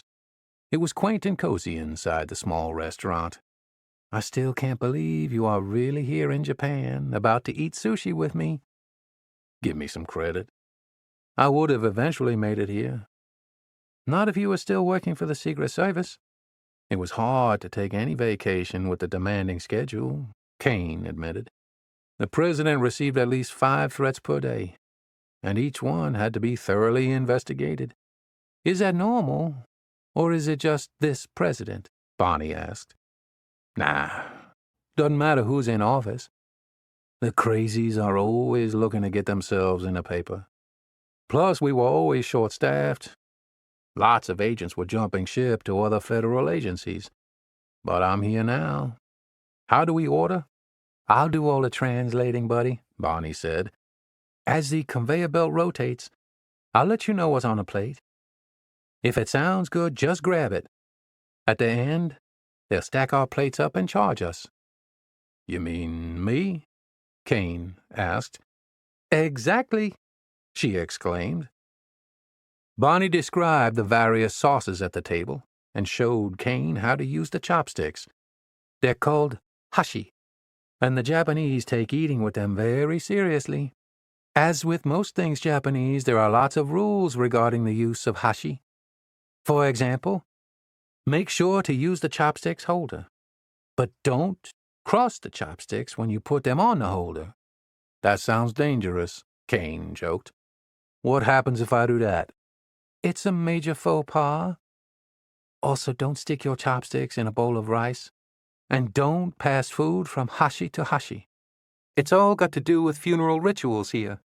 Got it, Kane said, and diverted his attention to the conveyor belt, which was on a continuous loop to provide the hungry customers with ever-present plates of fresh sushi.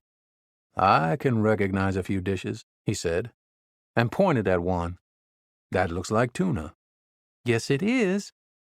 And they have a few different grades, depending on how much you want to spend. That's why the plates are different colors. My first time eating sushi in Japan. I want the best. Kane reached for the plate and used the wooden chopsticks to dip the tuna in a mixture of soy sauce and wasabi. This is delicious. So fresh. He and Bonnie took turns grabbing plates off the conveyor belt, and together enjoyed their meal. Oh, you'll like this one, Bonnie said as she grabbed the red plate from the conveyor belt. It's the chef's special, and he barbecued it. They use a special sauce that really brings out the flavor. Kane was getting competent at using the hashi. He picked up the sushi, put it directly in his mouth, and slowly chewed. He closed his eyes and relished the moment. You're right. This is really good. I knew you'd like it. It's a delicacy here. A delicacy? I've heard that word used before. He looked suspiciously at Bonnie. I told you eel was delicious. I wish you hadn't told me what it was, Kane said. I would have enjoyed it more. Eel is delicious. Don't say that word again, sis. His stomach was churning. You know what they say about payback. She laughed. You've always been good at payback. The conversation flowed naturally for a bit before turning to their family back home. Have you talked to Pops? Kane asked. He and I talked yesterday. He asked about you, and I told him you had arrived safely and that you were doing just fine getting settled in. Thanks. We don't want him and Mom worrying. They still look good and healthy, but they're getting older. So, what was so important you couldn't wait to see me? Bonnie asked. What can you tell me about the Yakuza? Kane asked. Bonnie quickly looked left and right to see if anyone had heard Kane. The Japanese don't even say that word in public. And I only know what I hear from some of my Japanese friends. Well, what do they say? I guess they're like the Italian mob back in New Orleans. You know, they stick together, wear suits, and when somebody crosses them, they are dealt with by violence. Why? You're worrying me. I met Mr. Sato this morning. What does he have to do with the Yakuza? I'm about to tell you if you let me finish. Sorry, she said. Mr. Sato had everyone leave the room, and he told me that he is most worried about the Yakuza attacking him. Why would they go after him? He said the Yakuza had invested heavily in his company's emissions reduction technology, and now they're losing a lot of money. I mean, a lot. I'm so sorry, Kane. I didn't mean to get you involved in this.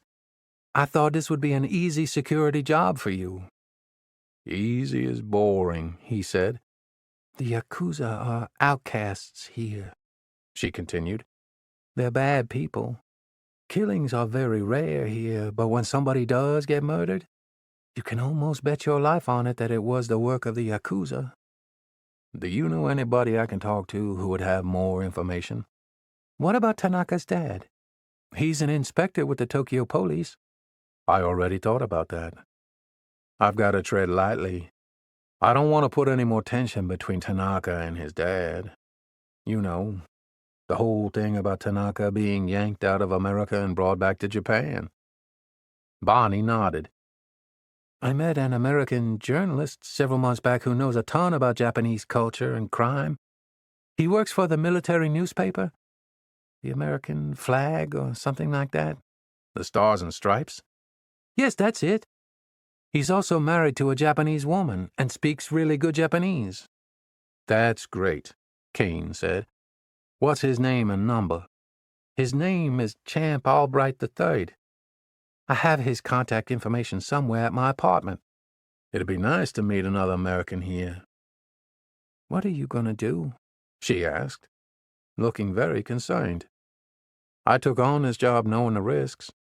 It's my problem to deal with, not yours. There's no dealing with the Yakuza, Kane. You're a gaijin. That's right, he said and grinned. I'm a barbarian. An outsider. And it's not funny. She pointed her finger at him and shook it. They won't think twice about hurting you if you get in their way. Chapter 39. The security department's small break room had a coffee machine and a rice cooker on the countertop. One lone vending machine with flashy lights was situated in the corner. A calendar with a dozen pictures of Mount Fuji was tacked to the white wall. Kane pulled Tanaka aside. Can I count on you to translate for me? I can, but they all speak English. They told me they spoke very little English.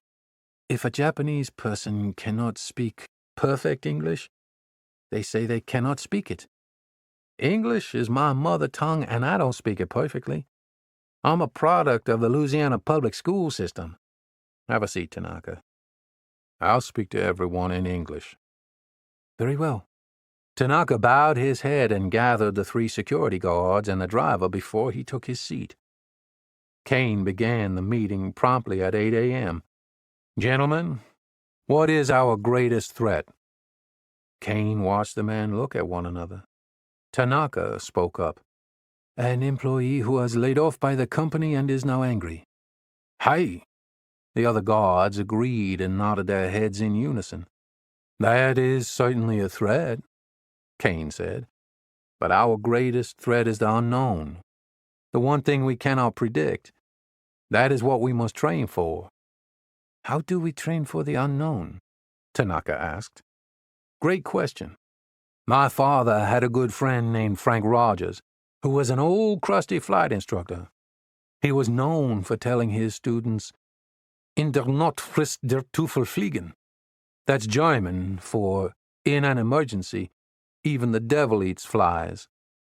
We are in an emergency situation. We are a global automotive company with over 135,000 employees.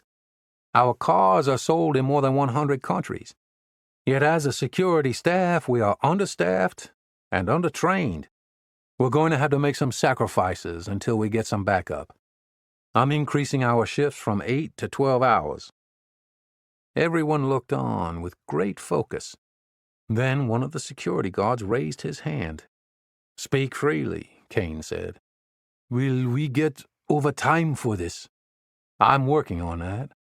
I just have to find the right person to discuss this with. That will be Umiko-san, Tanaka said. She is the executive assistant to Sato-san. She can usually cut through a lot of typical Japanese bureaucracy. Perfect, Kane thought. He had hoped to find an excuse to see Yumiko again.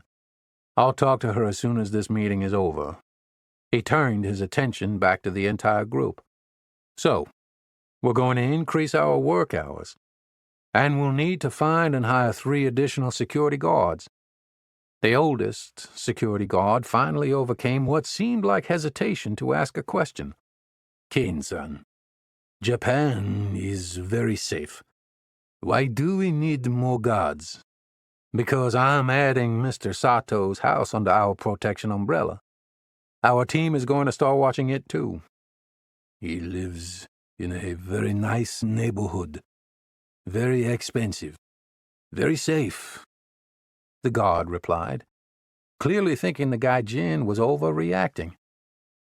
Kane kept the Yakuza threat to himself. He didn't want to spook his security guards until he had learned more. We also need to update our equipment. No more black and white CCTVs. We need color cameras and a pan and zoom feature. We need earpieces for our handheld radios. He looked one of the security guards directly in the eye. And no more reading hentai on the job. The 3 security guards sat quietly in their chairs. Are there any questions? Nobody said anything. Now is the time to ask any questions because we're about to stomp on the gas and go full speed ahead. We all need to be operating on the same 8 cylinders, or in the case of Japan, on all 4 cylinders. Kane smiled but noticed that nobody got his joke. Complacency kills, gentlemen. We're going to start asking ourselves every day, how would I attack Sato-san in this scenario? And we're going to start training in self-defense.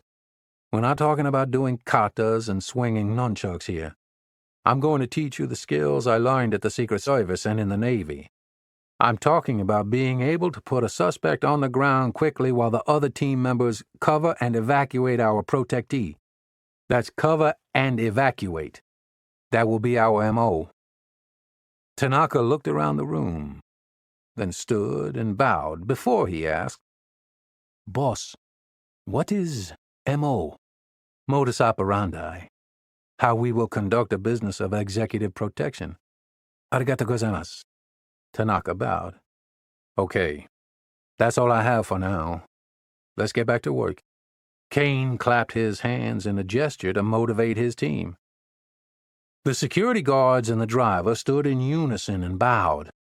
As they were exiting the room, Kane asked the driver to stay behind.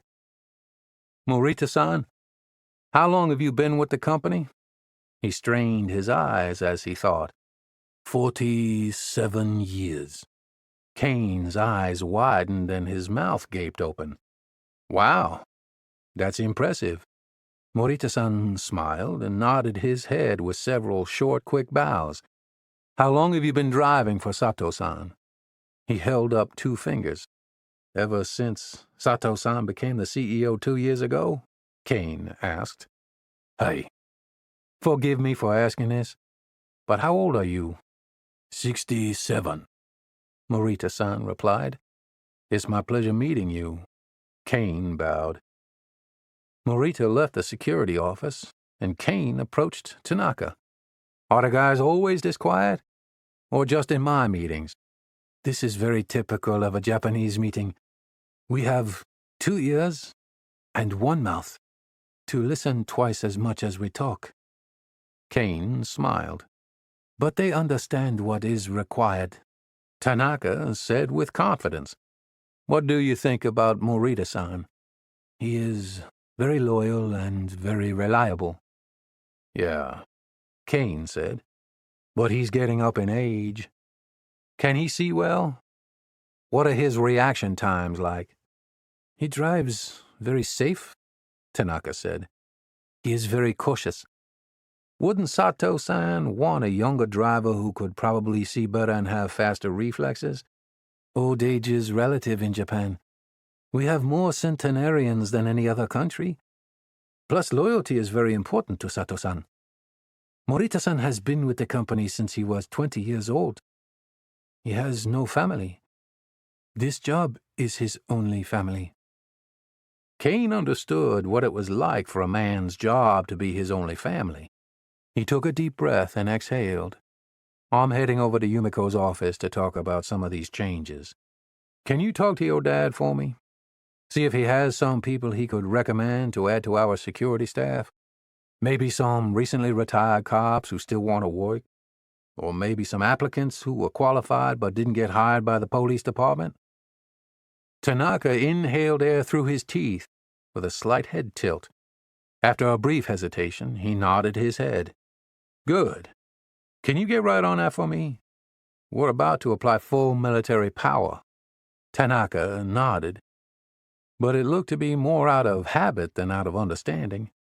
"That's a Navy term," Kane said. "It means we're about to maximize our protection for Sato-san at a speed never seen here before." Tanaka smiled and nodded his head. He was clearly excited to be working for Kane. Kane started walking toward the exit. "Time for me to go grease the wheels with Yumiko-san." Chapter 40. Kane walked across the parking lot, entered the main lobby, and took the stairs to the 2nd floor. Yumiko was sitting behind her desk, finishing up a phone call in Japanese. She wore a black fitted blazer with a white blouse. Her hair was pulled back, and she had sweeping bangs. When she finished her call, she stood and walked from behind her desk, now revealing her pencil skirt and heels. She is so beautiful, Kane thought. Yumiko seamlessly switched from her native Japanese to English. Kane-san, it's nice to see you. You too, Ms. Yumiko. Are you busy? We have a lot of important meetings today. We have the press conference next week in downtown Tokyo. Where in Tokyo? I thought it was going to be here. We changed it at the last minute. It will be at the Tokyo International Forum. It has a beautiful glass atrium. All the Japanese press will be there, and Sato-san will be talking directly to the news. Many people will be there.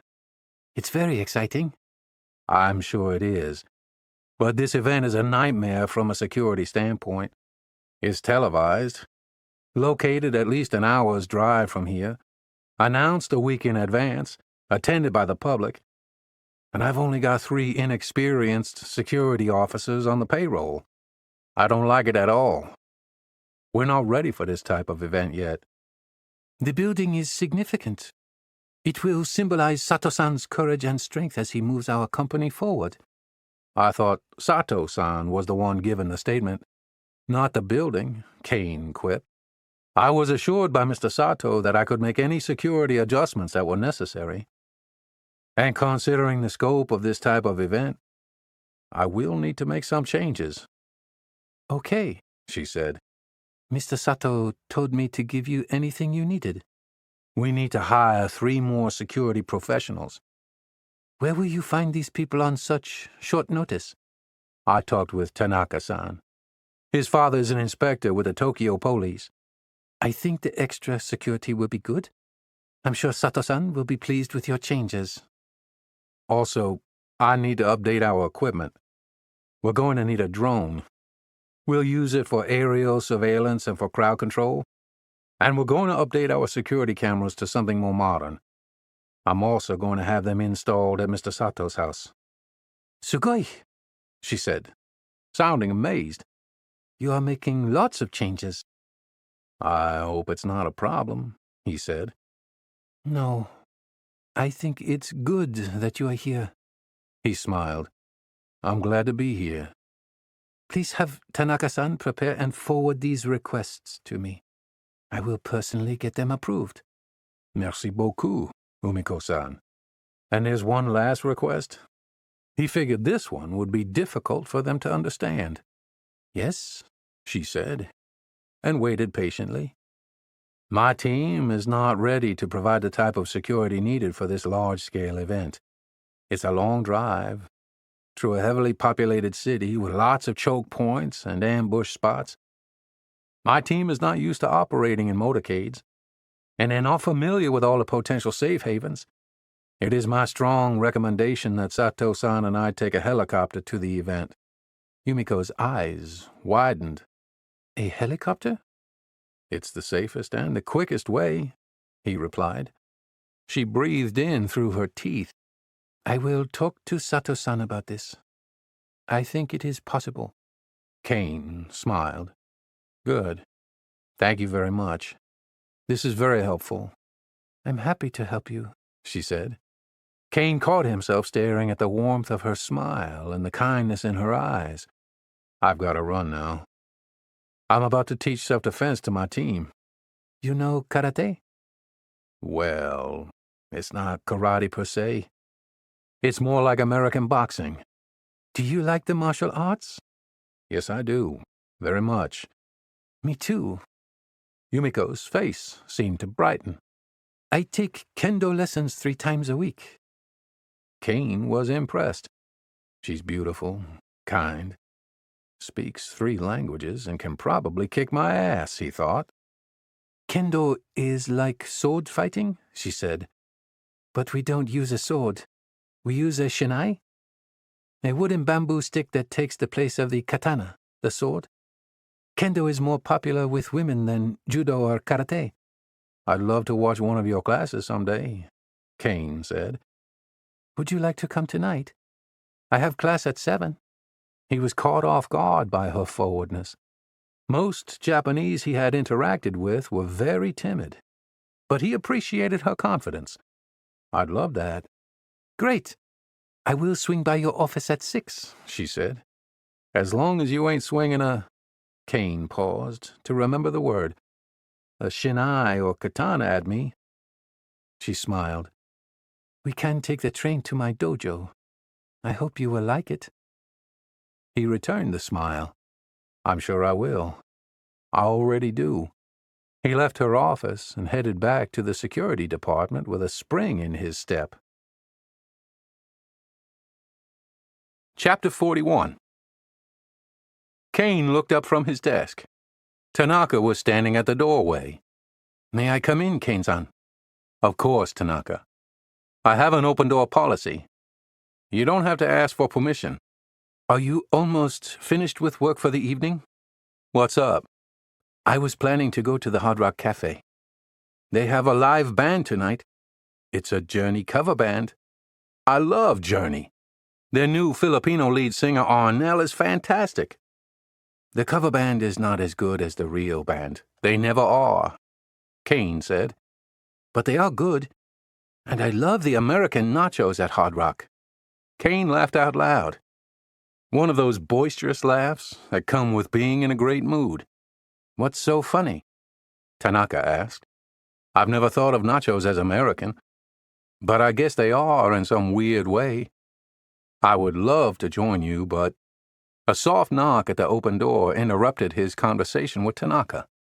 It was Yumiko. But, Kane continued, I'm going to kendo class tonight. I see, Tanaka said. You really like Japanese culture, don't you? More and more every day, Kane replied.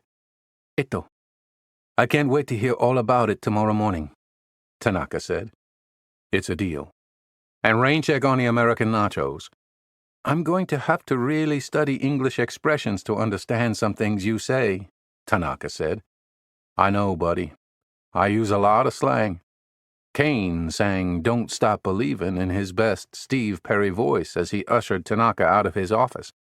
Kane flipped the light switch, and he and Yumiko headed to the station where they caught the train to the dojo. Yumiko-san, I'm really excited to watch your kendo class tonight. Are you the best student? Some are better than me, she humbly said. And I bet you're better than some. Perhaps most, Kane replied. How many students are in the class? 10. Just 10? Martial arts used to be much more popular in Japan, but now everybody wants to play tennis, golf, or especially baseball. Baseball can be fun to play, but it's boring to watch. Second only to golf. American influence has really made baseball popular. And it's more of a team sport, whereas the martial arts are all about disciplining the individual's body and mind. She pointed to the sky. And I cannot forget. My sensei always says, kendo is also to cultivate a rigorous... No, that's not right. A vigorous spirit. A lot of sports focus on making the body strong. But fighting without discipline and rules is just violence. That's why the martial arts have tradition and religion. Good point, Kane noted. It wasn't until I joined a boxing gym in high school that I learned how important the mind is in fighting. Control your fear and try to outsmart your opponent. We're here, she said with excitement as they approached a nondescript, multi-level building. Well, that's convenient for everyone, to have the dojo so close to the train station. Hi. It's not what I expected, Kane said. Really? What were you expecting? I guess I was expecting some type of traditional hut outside town, in a small village. Definitely someplace more remote than next to the train station. Yumiko giggled. The martial arts are already dying in Japan. Imagine if the dojo was outside the city. Kane followed Yumiko through the doorway. They took the narrow stairs to the second floor. He knew immediately upon entering the large open bay room that he was in a sacred place. The walls and floor were constructed of wood, and he could see martial arts equipment hanging on the walls. There was a small entryway with several cubbies and shelves filled with shoes. Yumiko had slipped off her shoes and deposited them into an empty cubbyhole before Kane had even removed his first boot. "I really need to get some slip-on shoes if I'm going to stay in Japan," he said as he struggled to figure out how his boot would fit in one of the empty wooden cubbyholes. Yumiko giggled under her breath. "I like your boots. You should keep them," she said with a shy smile. Yumiko showed Kane where the visitors sat, in a loft just outside the training floor. The loft was designed to give spectators just enough distance away from students dangerously swinging their 42-inch shinai practice swords. There were 8 wooden chairs in a line against the wall. "Do you need anything?" Yumiko asked. Kane was touched that she was paying extra attention to his comfort. "Nah, I'm good." "Great. I have to go change now. I'll be back soon." The students started trickling out of the locker room wearing their kendo uniforms. The uniform consisted of a white pajama-like jacket, a pair of baggy black trousers that looked like a skirt, and plenty of protective equipment for the head, forearms, and chest. Some students were already wearing their head protection, while others were cradling it in the crook of their elbows. An older man dressed in a worn martial arts gi started ceremonially beating a large drum in the corner. The beat echoed throughout the training hall. Kane could feel its vibrations. The drum seemed to represent the start of the class, since all the students uniformly got in line. 3 rows of 3, and 1 row of 1. The instructor, a small Japanese man who looked to be in his late 60s, approached the front of the class and yelled out something in Japanese. The students bowed to the instructor and then paired off. For the next hour, students screamed and shouted, "Kiat!" as they swung their shinai at one another's heads and torsos. Their strikes were so fast that often Kane couldn't even see the contact that had been made. When a class ended, the students removed their sweat-soaked protective face shields. The majority went to the locker room to change, but Yumiko headed straight for Kane. Her hair was pulled up in a bun. The glistening sweat on her face, paired with her nimble prance, made her appear ethereal. "I'm so thirsty," she said. "I'm happy to get you some water. There are at least 5 million vending machines in this country." She giggled. "How about an Asahi?" "An adult beverage? Even better. I can use a cold one myself after watching you tonight. You are fierce." Yumiko smiled with a slight bow. "Arigatou gozaimasu. I'll be right back. I'm going to change into normal clothes." Kane assumed Yumiko was going to change into some casual clothes, but when she emerged from the locker room, she was dressed up and well put together. "I know just the perfect place for us to get a drink," she said. "It's walking distance, too." "I'm down." After a couple of minutes of walking, they arrived at a popular beer garden with a bunch of outside seats. Yumiko and Kane found an empty bench and plopped down. "How did you enjoy the class tonight?" Yumiko asked. "You were amazing. Remind me to never get into a fight with you." Yumiko blushed. "Are you joking with me? You know we Japanese have a difficult time recognizing American sarcasm." Kane laughed. "Not at all. You're a real badass. If you ever want to switch from executive assistant to being on my security detail, let me know. I'll be happy to have you." She smiled.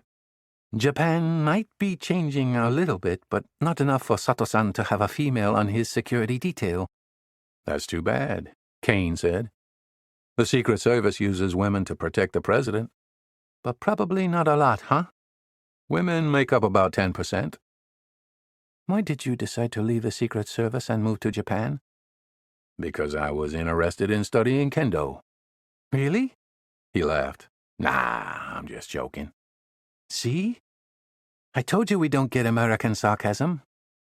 "But I would be interested in taking kendo with you." "I can ask the sensei if that is okay. You would be the first gaijin in the class." "I've heard that word a lot since I've been here." Yumiko smiled. "It would be fun to have you in the class." "Are gaijin allowed?" "I don't think the sensei would mind." He is also a Zen priest. He quotes Zen philosophy a lot, like, if you light a candle for somebody else, it also brightens your path. And my favorite, a rising tide lifts all boats. I like that one. I have to put that in the back pocket and meditate on it. You meditate? Not really. It's just a saying. Speaking of sayings, what was it your sensei kept yelling in class? Mushin. Mushin, Kane repeated. What does it mean? It means no mind. Block out every distraction and focus only on the present. That's hard to do, especially in our rushed society, Kane said. The past has a way of haunting us. I know, Yumiko said. That's why I love kendo. It has helped me out so much. Kane leaned in.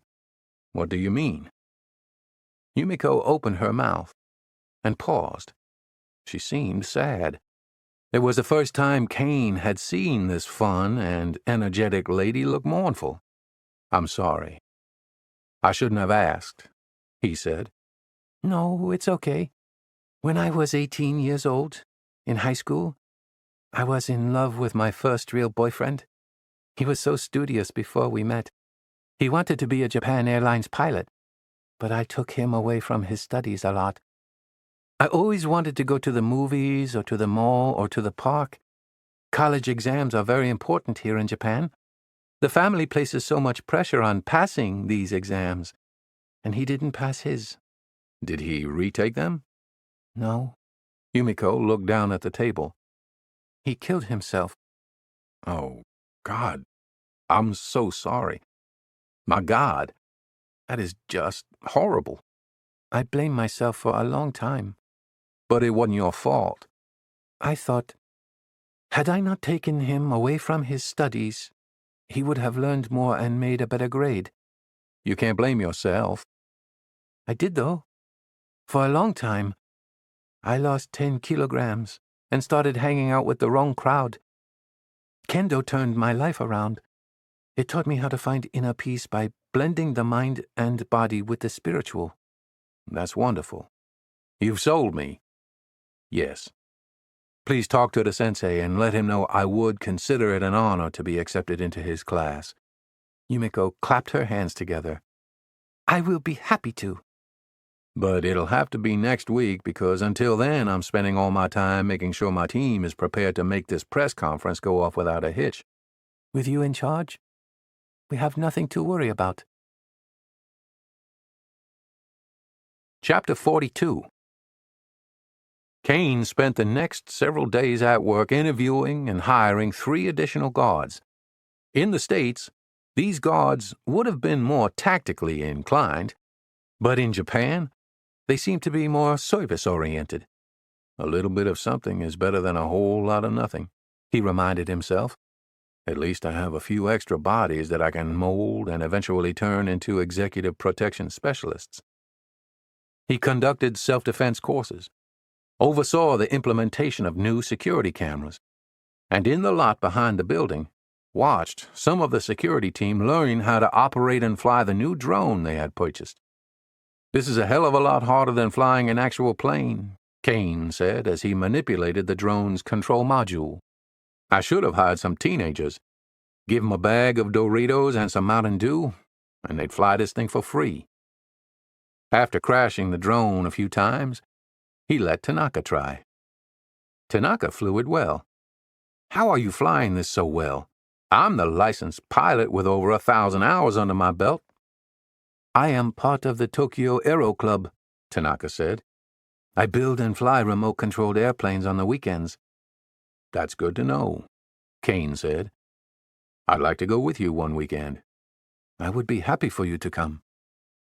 Kane directed everyone back into the building for another all-hands meeting. We have to be prepared for any type of attack, he warned once everyone was huddled into the break room. But you're probably well aware that statistically, knife attacks are the most common in Japan. A few things to remember about knife attacks. Rule number 1 is, don't get cut. Rule number 2 is, if you do get cut, don't freak out. Chances are slim that it's life-threatening. And most importantly, rule number 3 is always control the hand with the knife. If there are no questions, let's head outside and act out some scenarios. One of the guards said something in Japanese that made Tanaka laugh. What did he say? Kane asked. Tanaka smiled. He said this used to be an easy job before you showed up. Kane chuckled. It's still easier than digging ditches in Louisiana. Did I ever tell you about my first job? No, but I'm interested. One evening over sake, I'll tell you all about it. But I'm not ever staying at a capsule hotel again. They laughed together. Their working partnership was forming well. After practicing knife disarming techniques with fake knives, Kane pulled aside Morita-san. Normally, Secret Service agents who drive the American president receive months of specialized driver training. Everything from counter-ambush recognition, J-turns, bootleggers, other evasive maneuvers, and ramming techniques. Mr. Morita looked at Kane in confusion. I realize all those terms have no meaning to you, and that tomorrow you will not be driving Sato-san to the press conference because we're taking a helicopter. But that doesn't mean you have the day off. You still have to drive the car to the conference just in case we have any problems with the helicopter. Murphy's Law. Murphy? Morita-san asked. It means what can go wrong will go wrong. We're under the gun and simply don't have enough time to go over everything. So I just want to make sure you understand a few basics about driving a VIP. Driving what? It's an acronym, Kane replied. VIP. Very important person. What is acronym? Never mind that. The protectee must be kept safe. Protectee? Mr. Morita pronounced each syllable as if it were a question. Frustrated, Kane just replied, Sato-san. Hi! Morita-san nodded his head vigorously up and down in recognition. Hi, Kane muttered under his breath. Chapter 43. The helicopter pilot was adamant that it was too dangerous to fly because of the marine layer that had formed over the water. A light ocean breeze had blown fog toward the city, and it hovered from about 100 feet above the ground to at least 1,000 feet. Any chopper pilot worth his salt could easily fly through this cloud layer, Kane told Tanaka. That's what the instruments are for. Tanaka sucked air through his teeth. The pilot said the company policy requires at least 1 mile visibility. Kane shook his head in disbelief. He looked skyward, momentarily thinking back to his flying career, during which he'd flown countless missions referencing just the instruments in the cockpit. He turned to Mr. Morita. Murphy's Law. Hi, Murphy. Morita smiled nonchalantly. Kane looked back at Tanaka. Our team isn't ready for a ground movement like this. I'm going to go talk with Sato-san. He walked into the main office and approached Sato, who was rehearsing his speech. The helicopter is not available today, Kane informed him. Then we will take my car, Mr. Sato replied, more concerned about his speech to the public than about how he would arrive there. That's what I wanted to talk to you about, sir. I don't recommend it. If we wait just a few hours, this fog will burn off and we can take the helicopter. My team is getting better every day, but they are not ready for a high-stakes movement like this yet. Our stock is dropping too fast. I must give this speech, even if it puts me in danger. Sir, Kane continued, pleading. This is a high-profile event publicized in advance. Your picture's plastered all over the news. The vehicles are not bulletproof.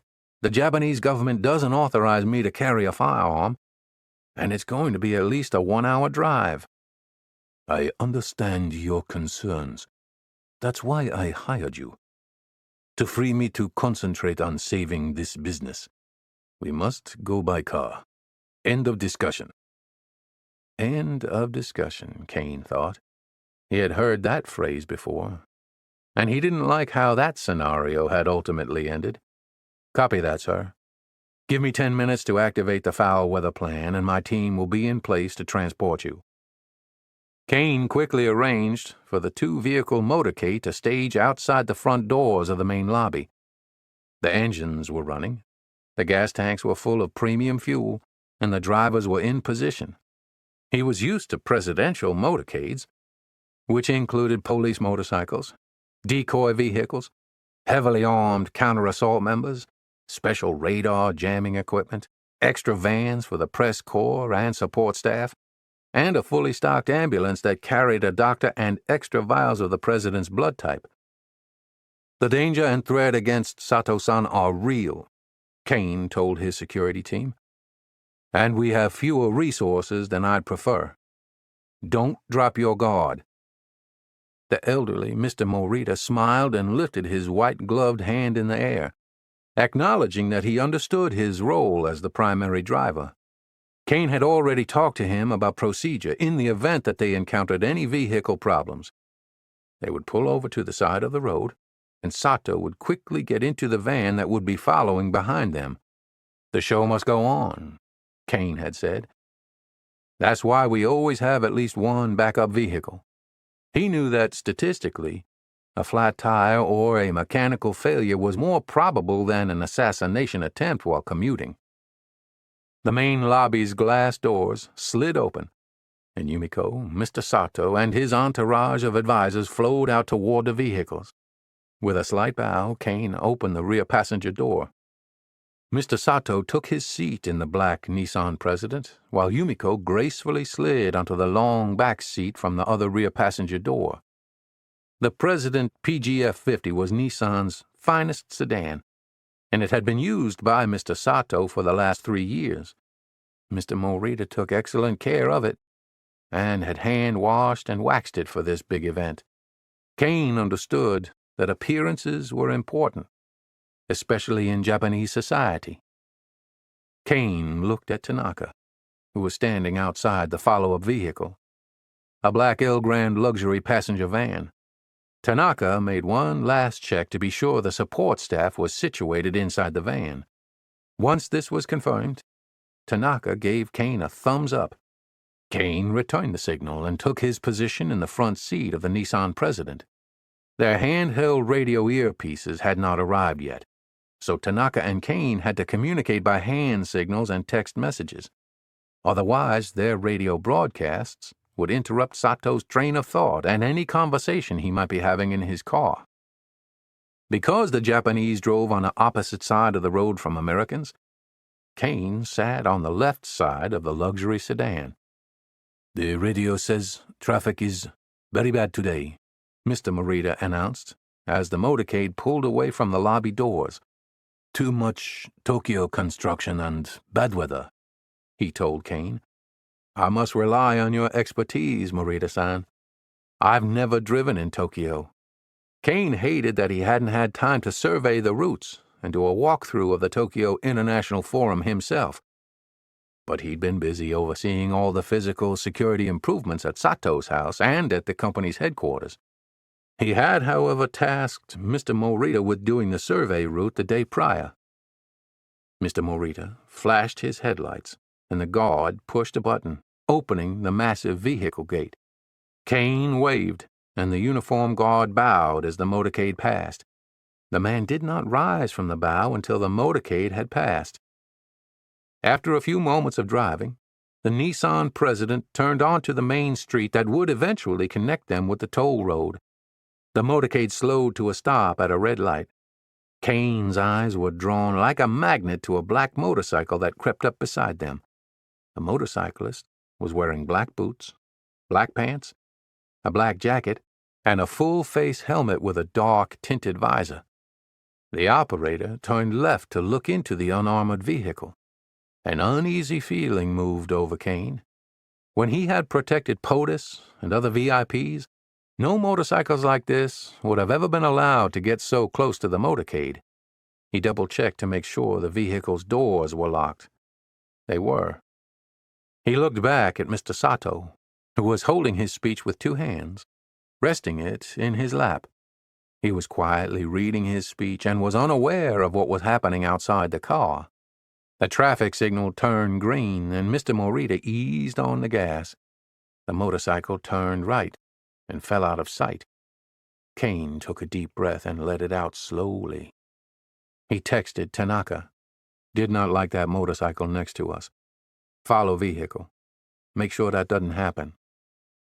Mr. Sato began talking to Yumiko. They were speaking Japanese, so Kane couldn't understand them, but he assumed it was about Sato's speech. He saw Sato scribbling some last-minute notes in the margins of his sheets of paper. Kane's attention zeroed in on a roadblock that was up ahead in the distance. Two Japanese construction workers wearing white helmets and dressed in the typical blue overalls with light reflective jackets were in the road directing traffic. Close to them were several yellow road barrels with black stripes. "What's going on?" Kane asked Mr. Morita. "What does that sign say?" "Road repair," he replied. "Were they doing construction yesterday when you ran the route?" "No." "I don't like this," Kane thought. "Not at all. Has all the textbook signs of an ambush. The road looks perfect to me, Morita-san. Don't stop. Just keep driving." "Kane-san," the driver replied, "we must obey all Japanese traffic rules, or I lose my license." Kane reached for his handheld radio and twisted the volume knob up. He pushed the mic and was about to talk to Tanaka when he heard a troubling sound in the distance. The dull whine of two sport motorcycles had broken the silence. The high-pitched sounds of their exhausts were growing louder by the second as they drew closer. Kane whipped his head over his left shoulder. In the side-view mirror, he saw two sport motorcycles quickly approaching from the rear. They were definitely a pair. Each had a passenger on the back, and the models matched the motorcycle from before. One of the construction workers was waving a handheld flashlight with a blinking red light on the end. He was holding it in such a way as to ensure that the motorcade remained stopped while the other worker was repositioning one of the road barrels. Kane pressed the mic on the handheld radio and shouted, "Two motorcycles coming in hot. Ambush. Evacuate." Then Kane yelled to Morita-san, "Drive!" Kane quickly turned to Sato. "Get down, sir." Kane unbuckled his seatbelt and was preparing to jump into the back to cover Mr. Sato with his own body when Mr. Morita stomped his dress shoe onto the gas pedal. The 278-horsepower V8 engine roared to life. The fresh tires squealed before they gripped the concrete and thrusted everyone into their seat. The powerful 4.5-liter engine chewed the concrete and spat rocks as Mr. Morita weaved around the construction workers and blasted through traffic. Yumiko shrieked in terror. "They have guns!" Tanaka's voice shrilled over the radio as the rear passengers on the motorcycles pulled out Uzis and pointed them toward Tanaka's van. Taka-taka-taka-taka. The sound of high-velocity rounds being fired from the submachine guns at a rate of 600 rounds per minute echoed off the high-rise buildings as the 9mm bullets sprayed the van. Yumiko screamed in horror and shock. The motorcycles whined louder as the drivers rolled the throttle to max speed to close the gap. Morita-san was a completely different person than Kane had ever imagined. It was as if a trance had come over him, and he was channeling Steve McQueen in the movie Bullet. "Stay down!" Kane shouted in Mr. Sato's ear as he used his own body as a shield to cover his protectee. He had been hired by Koichi Sato and was legally and morally bound to protect him. But Kane also wanted Yumiko to comply to increase her chances of survival as well. "You too, Yumiko. Stay down!" He pulled her tiny body close to his. The black motorcycles flanked Sato's car, approaching both sides of the rear passenger compartment. Mr. Morita jerked the steering wheel violently left and right to shake them off the car, but it didn't work. The drivers comfortably maneuvered their bikes at high speeds, and they would come right back alongside the car.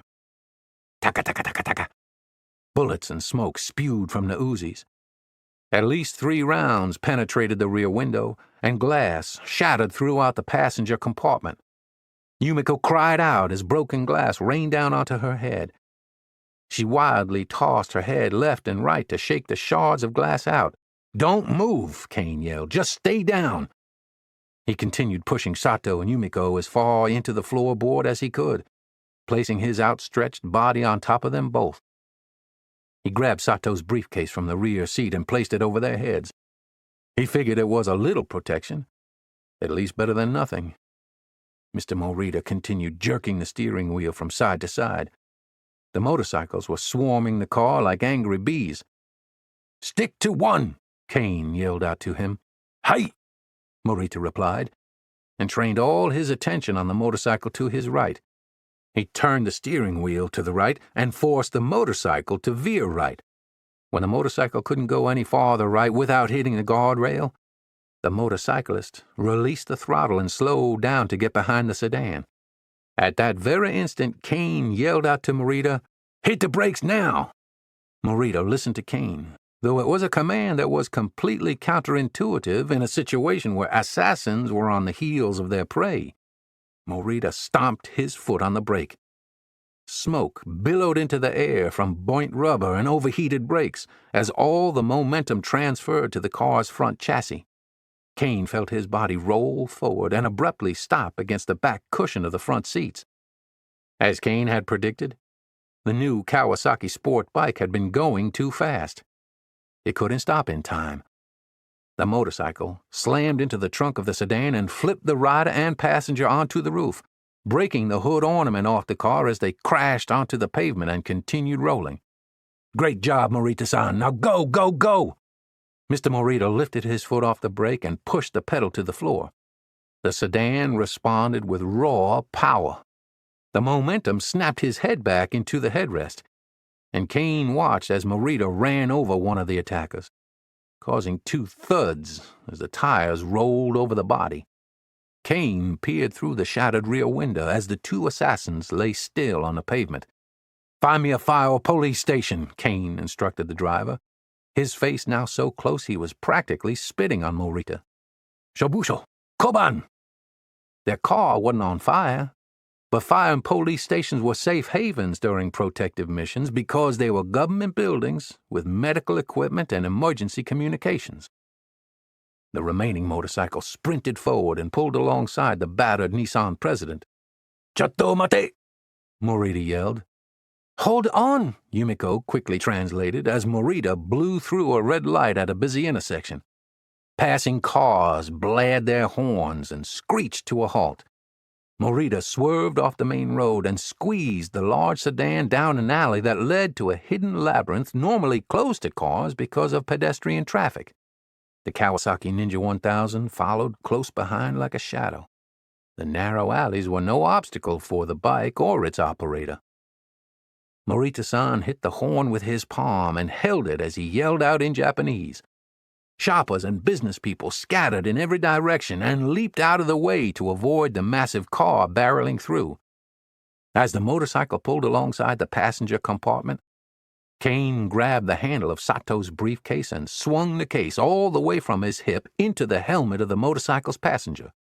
The briefcase busted open and sent papers flying as the Samsonite case broke the face shield and catapulted the rider off the motorcycle and into the wall of the tight alley. "Sato-san is bleeding," Yumiko cried out. Kane looked down and grabbed Yumiko's cherry blossom scarf from around her neck. He quickly untied it and placed it against Mr. Sato's neck. "Keep pressure on it," he yelled as the scarf continued soaking up blood. "And stay down."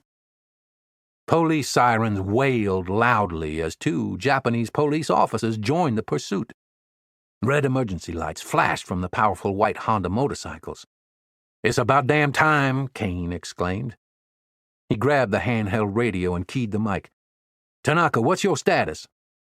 The radio crackled. Kane twisted the squelch knob and turned up the volume so he could hear over the blaring sirens. "Tanaka?" he repeated. "Report in." There was no response. Kane's stomach seized. He feared the worst. "Damn it, Tanaka!" he yelled in anguish. "Report in!" "Minor injuries from shattered glass," Tanaka said, his voice fading in and out over the airwaves. "But we are okay." Van is disabled on the side of the road. I gave your direction to the police. Is Sato-san okay?" Kane emitted a huge sigh of relief, knowing that everyone in Tanaka's vehicle was safe. "We're all okay. The good guys are finally here," he announced over the radio. "Rendezvous back at base." The police downshifted their transmission, maximizing every ounce of torque their V4 engines could provide. The assassin and motorcycle police officers blew past Kane and his injured passengers. The police quickly caught up to the remaining assassin, who had to abort or risk arrest. Morita-san let off the accelerator and stomped on the emergency brake. When the rear tires locked up, he swung the steering wheel to the left. The car slid 180 degrees around the weight of the heavy engine, coming to a dramatic stop. Kane jumped off Mr. Sato and ran his fingers through the executive's hair and across his face and neck. He then inspected the man's fingers for blood and other signs of life-threatening wounds. He removed a golf ball-sized piece of glass from Sato's neck. Kane held it up for Sato to see. "You're a lucky man. This missed your artery by half an inch." Mr. Sato nodded, clearly shaken by the attempt on his life. "I'm okay. Thanks to you and Morita-san." Kane was on autopilot as the adrenaline raced through his body. He ripped open Sato's button-down shirt and was shocked by what he saw. Sato forcibly removed Kane's bloody hands and buttoned up his shirt. "I told you, I am fine. Now get me back to the office. There are people everywhere taking photos." "Yes. You're right. Let's get you back to the office. We'll regroup there and have a medic look at your neck." Kane turned to Mr. Morita, who was outside the car inspecting the damage. "Damn, Morita-san, you are the shit." Mr. Morita lowered his head in shame. "I am sorry, Kane-san." "Sorry for what?" "You say I am shit." Kane chuckled. "No, Morita-san. It's an expression. You were awesome. You are the man. Where did you learn to drive like that?" Mr. Morita raised his head and beamed. "The Fast and the Furious. Tokyo Drift." Kane laughed out loud. "Get us back to the office. Too many onlookers gathering and snapping photos. And we gotta get Sato-san checked out. Hey!" During the short drive back, Kane's thoughts bounced around in his mind. The ambush, the assassins, the automatic weapons, Mr. Morita's awesome driving. But one question kept nagging at him. Why did Mr. Sato have a dragon tattoo on his chest? Chapter 44. Mr. Sato's personal physician, an accomplished doctor who had trained in Australia, examined him in the safety of his large office at the automotive headquarters. "That was a close call," Sato said in English, for Kane's benefit. "Yes, it was." The doctor continued attending to Sato's neck. "No stitches needed, though. Just some cuts from the glass. You're lucky you had your American security guard with you." "They are the lucky ones. If they had been brave enough to face me hand to hand, I would have destroyed them." "Who were they?" the doctor inquired. "Trust me," Sato replied. "I will find out." "Until we do," Kane said, "you're still in great danger. My team and I will continue to train hard to protect you." "When will these threats stop?" the doctor asked. "Sato-san is not getting any younger." "They won't," Kane replied. "Not until they get what they want." "What do they want?" the doctor asked. "They want me to resign," Sato said angrily. "And I will not. I've come too far.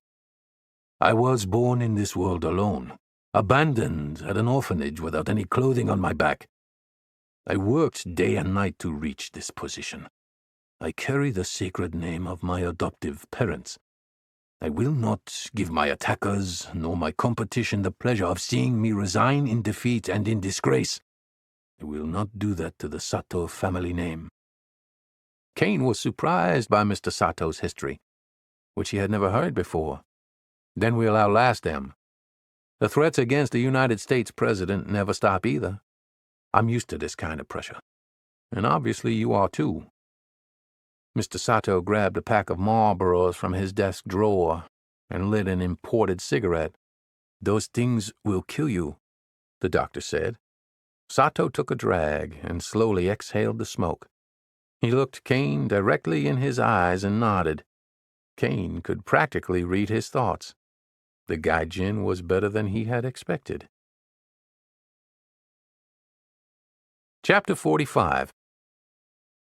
The following morning, Kane was back at his office. He had been working steadily on improving security for Mr. Sato.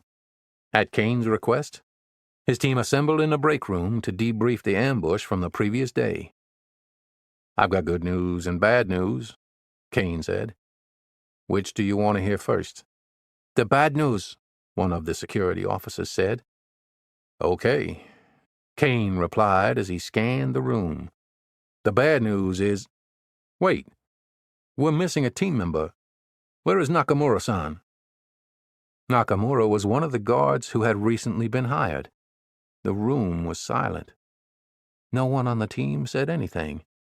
Kane looked at Tanaka. What's going on? Where is Nakamura?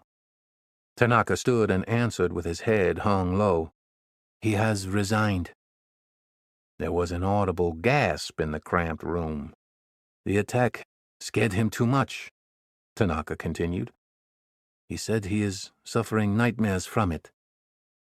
Kane thought about his own nightmares, about how Nakamura was not alone. This profession is dangerous. Each of us could lose our lives, and yesterday proved that. But there is honor in courage. He raised a clenched fist into the air to inspire his team. Cowards die many times before their death, but the brave taste death only once. The room filled with the sound of his team members clapping in admiration. When they stopped clapping and cheering, Kane asked, What was I saying? The good news and the bad news, Tanaka said. Yes, that's right. Well, the good news is that even with one member gone, this room is getting more cramped for us to meet in since we've increased our manpower. And the bad news? Tanaka asked. Yesterday's coordinated attack on Sato-san was a reminder of the seriousness of our business. Now you can understand that there is a method to the gaijin's madness. Kane pointed to his chest. We didn't prevent the attack, but we prevented our boss from getting killed. Now is not the time for overconfidence, though. We can't ease up and let our guard down. Yesterday's attack could have been much worse. Imagine if there would have been just one more motorcycle with an Uzi-wielding attacker. We might all be pushing up daisies right now. Kane's audience had a collectively confused look, and one of the guards raised his hand and asked for clarification. Pushing up daisies means we'd be having this meeting in heaven. In Shinto, there is no heaven, the security guard said. But there is reincarnation in Buddhism, Tanaka-san said. That started a religious discussion among the guards, who were normally much more reserved. Religion and politics, Kane muttered under his breath. He tolerated the discussion for a few more seconds, his eyes darting back and forth. He didn't understand a word the guards were saying. Then he continued. Team, we're getting way off topic. The bottom line is that we should expect and be prepared for more attacks. One of the guards stood and bowed before asking his question. Who is responsible? For the attack? Kane asked. Hai. When the police tell me, I'll let you know. Kane was hesitant to express his belief that it was the Yakuza. He understood that just muttering the word Yakuza scared people throughout Japan. If the security guards felt they were up against the Japanese mafia, he'd have a hard time keeping them on the payroll. A man will throw himself in the line of fire for his country's supreme leader, Kane knew. But finding people to do it for a businessman was a whole other struggle. Tanaka had brought in a copy of the Japan Times, an English-language publication. "You're a hero," Tanaka announced in front of the group. "Only in my mom's eyes," Kane replied, trying to diffuse any praise. "Hand me that paper." The front page showed a picture of Kane, with blood-stained hands, with Mr. Sato in the back of the tattered Nissan President. The headline, in 1-inch bold print, read, "The Gaijin." "Seriously?" Kane said. "We saved his life, but that picture looks like I'm about to kill Sato-san." He began to read the story underneath the headline. "Exiled American Secret Service paid to protect Sato." Kane rested his forehead in the palm of his hand. "I knew the scandal had made international news," he thought, "but damn, it's like getting sprayed by a skunk. You just can't escape the stink." The guards laughed, to Kane's relief. Hopefully I can keep them motivated and working as a team. Of course they would have to print that picture, and not the one of me helping get broken glass out of Yumiko's hair, he said, and shook his head with embarrassment. "My sister already called me this morning to rub it in. She said I looked like a wild animal, and that I perfectly embodied the Gaijin stereotype. I tried to explain to her that the blood was from providing life-saving first aid to Sato-san." "The media loves it," said Aito, a friend of Tanaka's who'd recently joined the security team. "This will be their best-selling paper of the year, right, Tanaka-san?" "Yes," Tanaka replied. "Bonnie-san is right.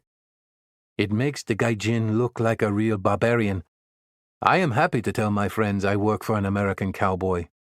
"Yes," Aito agreed and laughed.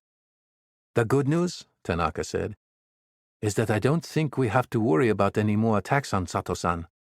With your picture, everyone will surely be too scared to attack now." "Thanks, guys," Kane said. "But we can't drop our guard. We have to stay vigilant. There's a high possibility of more attacks. A lot of people lost money, and people will do crazy things for money." Kane was getting more comfortable with his team members every day, but he still didn't know enough about them to completely trust them. There just wasn't enough time to properly vet the security detail, especially since he had hired additional bodies at the last minute. Secret Service background checks for an agent took a year. Investigators would go all the way back and interview an applicant's kindergarten teacher.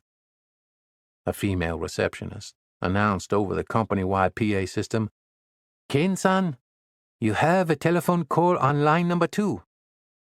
Who would be calling me at work? Kane thought. Bonnie would just call my cell phone. Chapter 46. He walked to his office and picked up the phone. "This is Kane Lemaire speaking. I'm sorry, but I asked to speak to the Gaijin." The male voice on the line had a distinctive southern accent. Kane smiled as he recognized the voice from what seemed like another lifetime. This couldn't be the wet-behind-the-ears pup from St. Augustine, Florida, who used to yelp in my David Clark's all those years ago, could it? "Holy shit! Hurricane, it is you!" Hurricane was Kane's Navy call sign, but nobody had used that in years. "SFB Alvarez." "I can't believe it," Kane said. "That's Chief Alvarez to you, buddy." Jesus Christ. The Navy will promote anyone nowadays. "They must have short memories," he teased his former flight engineer. "Obviously someone has a memory like an elephant," the chief laughed. "How could I forget that?" Kane asked incredulously. "You almost got us court-martialed." Naval aviators rarely got nicknames for things they did well. They were usually given when a service member screwed up. Alvarez was no different. SFB stood for shit for brains. It had come from a time when Alvarez's dyslexia had caused him to transpose 2 grid digits on a map, causing him to mistakenly drop ordnance too close to an American submarine during a training exercise. Kane had recognized the error immediately and radioed the sub's captain to take emergency evasive maneuvers. After the disaster was narrowly avoided, the submarine's captain screamed furiously over the radio, "I want the name of that shit-for-brains son of a bitch who tried to sink my sub." And so, shit-for-brains was shortened to SFB, and Alvarez had his new call sign. "Chief, huh? Since when?" "Yes, sir. Navy diagnosed me with sleep apnea. They booted me out of flying on P-3s.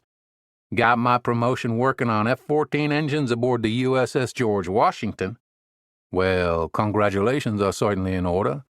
"Thank you, sir. How in the hell did you find me?" "It's a crazy story. You see, the USS Washington is docked in Yokosuka, Japan. I was riding a train to base this morning and saw a bunch of people reading the Japan Times. This ugly, bloodied-up man was on the front page, and he looked real familiar to me. He looked a lot older, so I couldn't be sure, though." "Oh, God," Kane sighed. "I know where this is heading."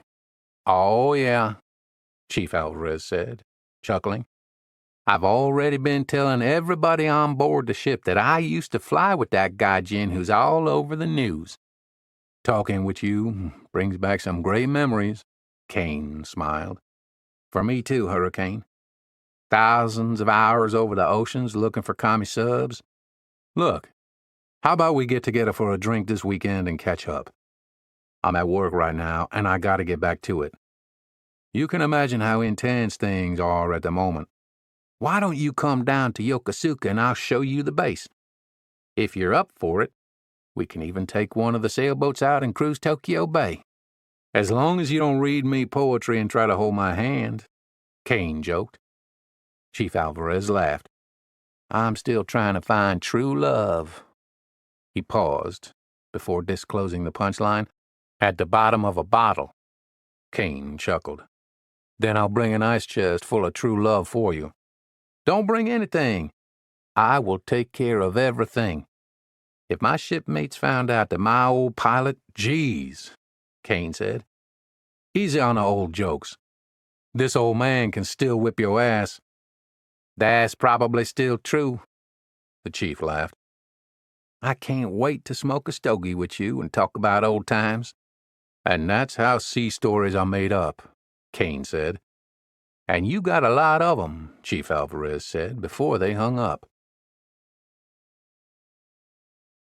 Chapter 47. Kane thoroughly enjoyed his Sunday getaway with Chief Alvarez in the fishing village of Yokosuka. The Navy base felt like a slice of small-town USA. They had a hearty brunch at the Officers' Club before renting El Viento, a sailboat from the Recreation Department. Far away from the U.S. embargo against Cuba, they smoked Cohiba cigars on board the 18-foot boat as they sailed around Tokyo Bay and caught up on each other's lives. "It's nice to have someone I can really trust out here," Kane said. "We go way back, Hurricane. I'll never forget you bailing my butt out in El Salvador. You saved my Navy career." Kane nodded as he puffed on his cigar. "I appreciate that you recognize that I stuck my neck out for you. I did a similar thing for a guy I worked with at the Secret Service, but he didn't give a damn." "He sounds like a piece of shit." "He's back in D.C. and I'm over here. I'm not complaining, though. I'm starting to piece my life back together. Like I said, I'll never forget what you did for me. I'll always have your six." Kane nodded. "Hoo-yah." When he arrived at work on Monday morning, Kane was re-energized but sunburned. It was 6:30, and he thought he'd be the first one in the office, but Tanaka was already at his desk going through personnel folders, looking for potential threats, and reading through the reports the guards had generated over the weekend. "Good morning, Kane-san." "Right back at you," Kane said. "You're here bright and early." "Yes. I wanted to get a head start, as you might say." Kane smiled. "I appreciate your work ethic. It would be difficult for me to get this job done without you." Tanaka stood and bowed. "Arigato gozaimasu." "So, what did you do this weekend?" Kane asked. Ito-san and I went near Tokyo to fly our RC planes. Very nice. I'd like to join you guys one weekend. I need help getting better at flying those things. Yes, that would be very fun. Maybe we can build you a Navy plane. Make it a fast one, like an F-14 Tomcat. Kane smiled. Tanaka gave him 2 thumbs up. Kane headed to his desk to drop off his backpack. Before you settle in, I wanted you to know we received another death threat letter addressed to Sato-san. I translated it for you. Before Kane could respond, Yumiko appeared in the doorway. She softly knocked, even though they both saw her. Hi, Yumiko, Kane said with a smile. Good morning, Kane-san. How was your Sunday? Great. Got out yesterday and saw some of Japan. What did you think about what you saw? I'm loving this place more every day. Tanaka said something in Japanese, which prompted her to giggle and converse back and forth with him. Okay, guys. You know it's rude to talk about me in Japanese while I'm standing right here, Kane smiled. I have the solution, Yumiko said. Yeah? What's that? Tanaka-san should teach you Japanese. Well, I'm going to need a lot of help, Kane said. Maybe I'll need 2 teachers. He held up 2 fingers and then pointed to both Tanaka and Yumiko. Yumiko blushed and changed the subject. Sato-san has asked for you, Tanaka-san, and Morita-san to come to his office. He would like to thank you for protecting him last week. That's very thoughtful of him, and I appreciate it. But I was just doing my job. His appreciation and support are thanks enough. Japanese business, just like kendo, is very ceremonial, Yumiko explained. And I also would like for you to be there. You saved my life, too.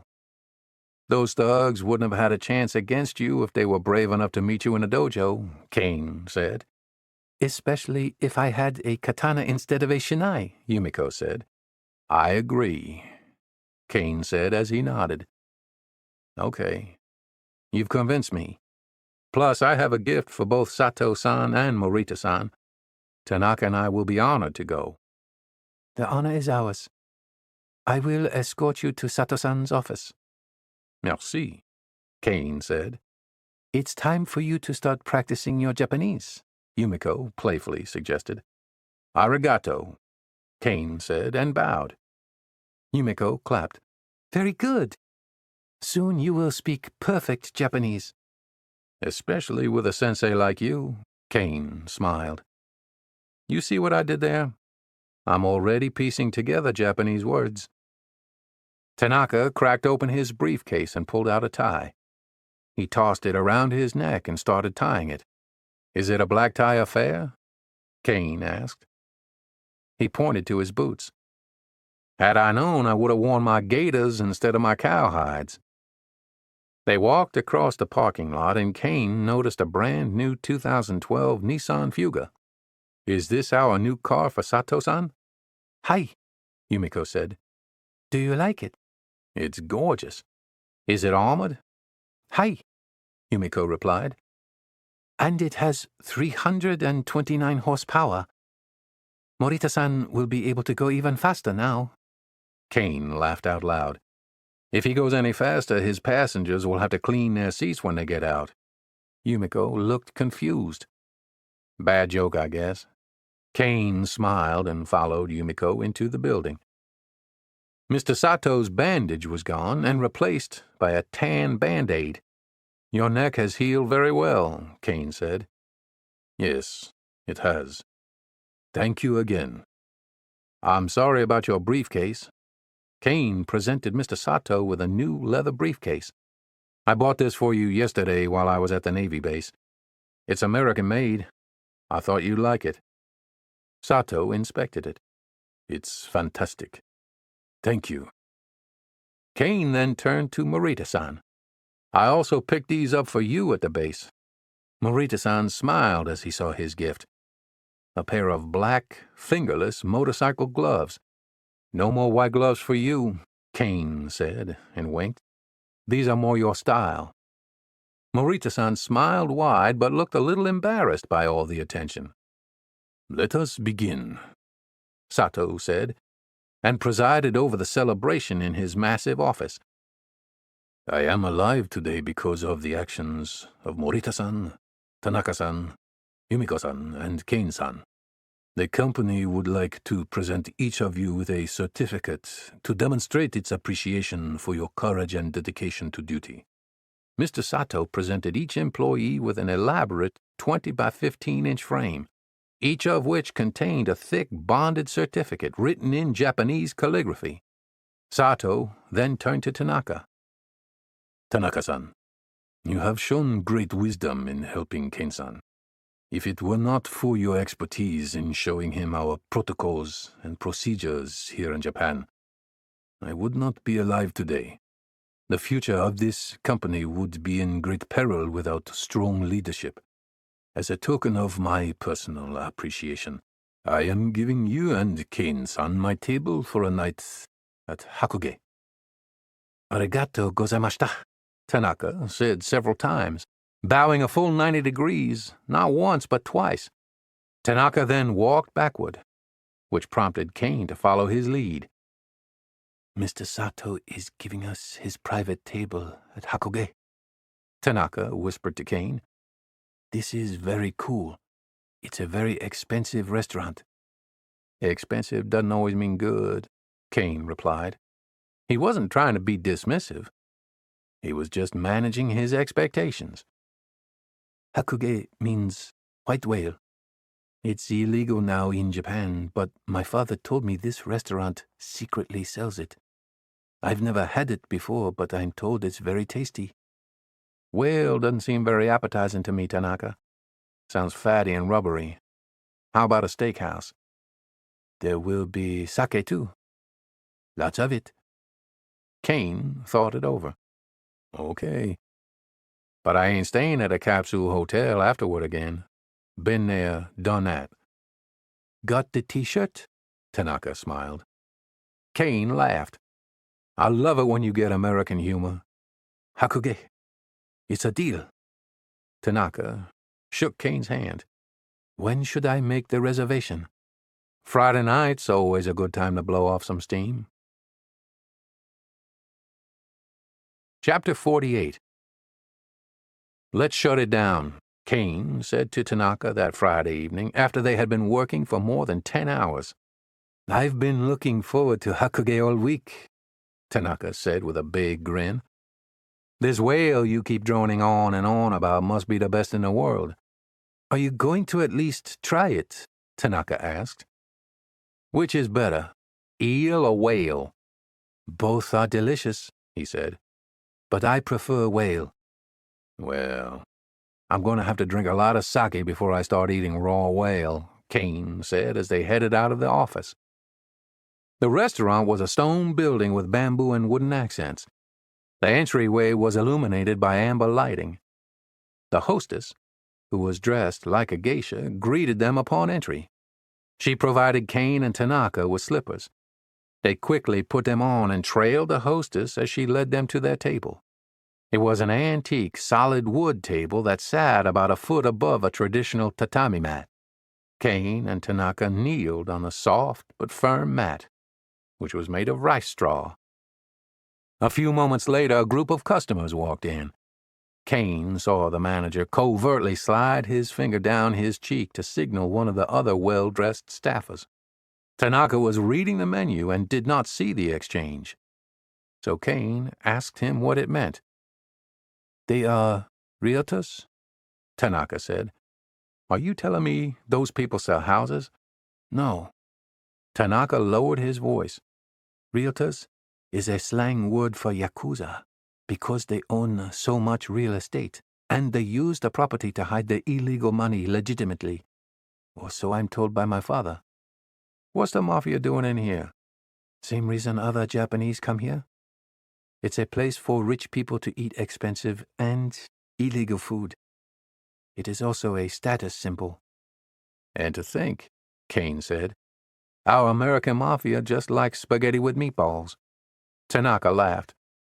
"I'm sure Yakuza like spaghetti with meatballs too, And they probably like the Godfather movie as well. Tanaka did his best Marlon Brando impression. And make him an offer he can't refuse.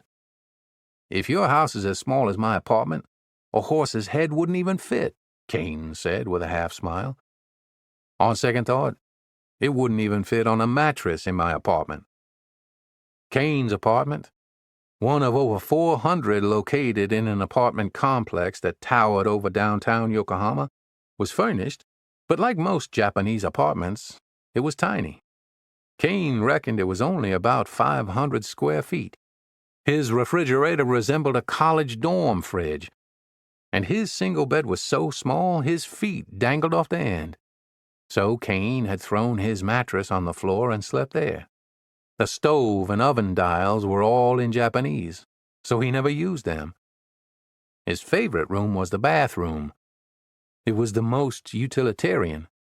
The toilet seat was heated, and the shower and a small washer-dryer combo were next to it. There were several complicated panels that controlled everything, but Kane didn't know what half the buttons did. Tanaka raised his sake cup. To Japanese life. Kanpai, Kane replied. They drank warm sake as their elite meals were delivered on white plates with wasabi on the side. Kane used his hashi to pick up a piece of food, dipped it in wasabi, and started chewing it. What is this? He continued chewing the fatty meat. Is this the whale you've been talking about? It tastes like boiled beef. It is the liver of the fugu. Come on, Tanaka. I'm not interested in experimenting with my taste buds tonight. I just want a good meal after all the hard work we've been doing. The liver of the fugu is the most poisonous. The most poisonous? Kane put his napkin to his mouth and subtly spit out his fugu. But it is also the tastiest, Tanaka said. Before it was made illegal in Japan, my father used to enjoy it very much. Don't you find it odd? Kane asked. In a country where 99.9% of the population are rule followers, Sato-san sent us here? To a restaurant that serves illegal dishes? Not really, Tanaka said. I think he is part owner of this restaurant, or at least was before all the news about the company. Really? Kane was always interested in learning more about the people he protected. Tell me more. He used to come here a lot, but after the news of the company was published, I think he sold his partnership in the restaurant. Interesting. Kane ruminated on that for a moment. Was that in the news? No. Sato-san is a private man. He's normally not in the news, except when he builds a new orphanage. A new orphanage? Hi. Tanaka's voice reflected his admiration. Sato-san spends a lot of his money on helping kids without families. He also helps find them work at our factory. I think Morita-san was once an orphan. Is that why Morita-san is his driver? Japanese culture places a high importance on loyalty, sometimes more than on talent. Sato-san will keep Morita-san as his driver until Morita-san can no longer do the job. Well, he certainly impressed me the other day. Gives credence to not judging a book by its cover. But Sato-san also realized he needed an expert to keep him alive. That's why you were chosen. As a Japanese CEO of one of the most powerful car companies in the world, he knew it was culturally important to highlight the good of Japan, especially because of the bad press he is receiving. That's why at the award ceremony, he thanked me for helping you assimilate. Assimilate? Kane chuckled. I still feel like a bull in a china shop here. It will take time, Tanaka said. Japanese culture goes back thousands of years. Only 2% of our population is non-Japanese. We all share the same language, the same religion, the same customs. How long you think before I start blending in? Maybe 20-25 years.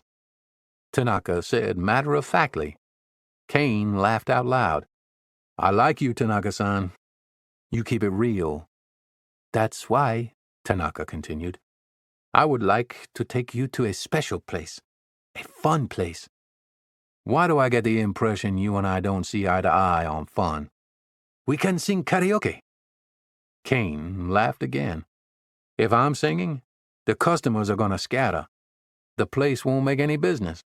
They'll have to close down. Seriously, I would like to take you to the Angel Cloud. It's a popular hangout for expats and Japanese who want to sing with foreigners like yourself. It's a very short walk from here. It will help you become more like a Japanese man.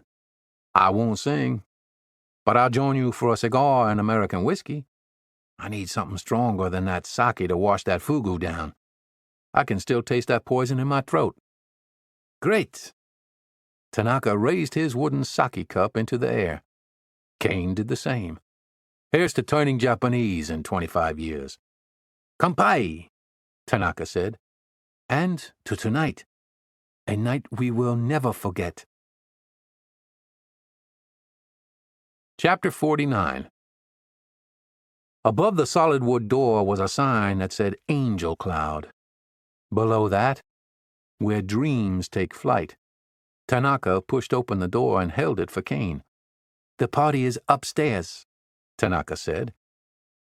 They ascended the 20 or so steps, which led to a large open bay room filled with couches, tables, a bar, and an area for singing karaoke.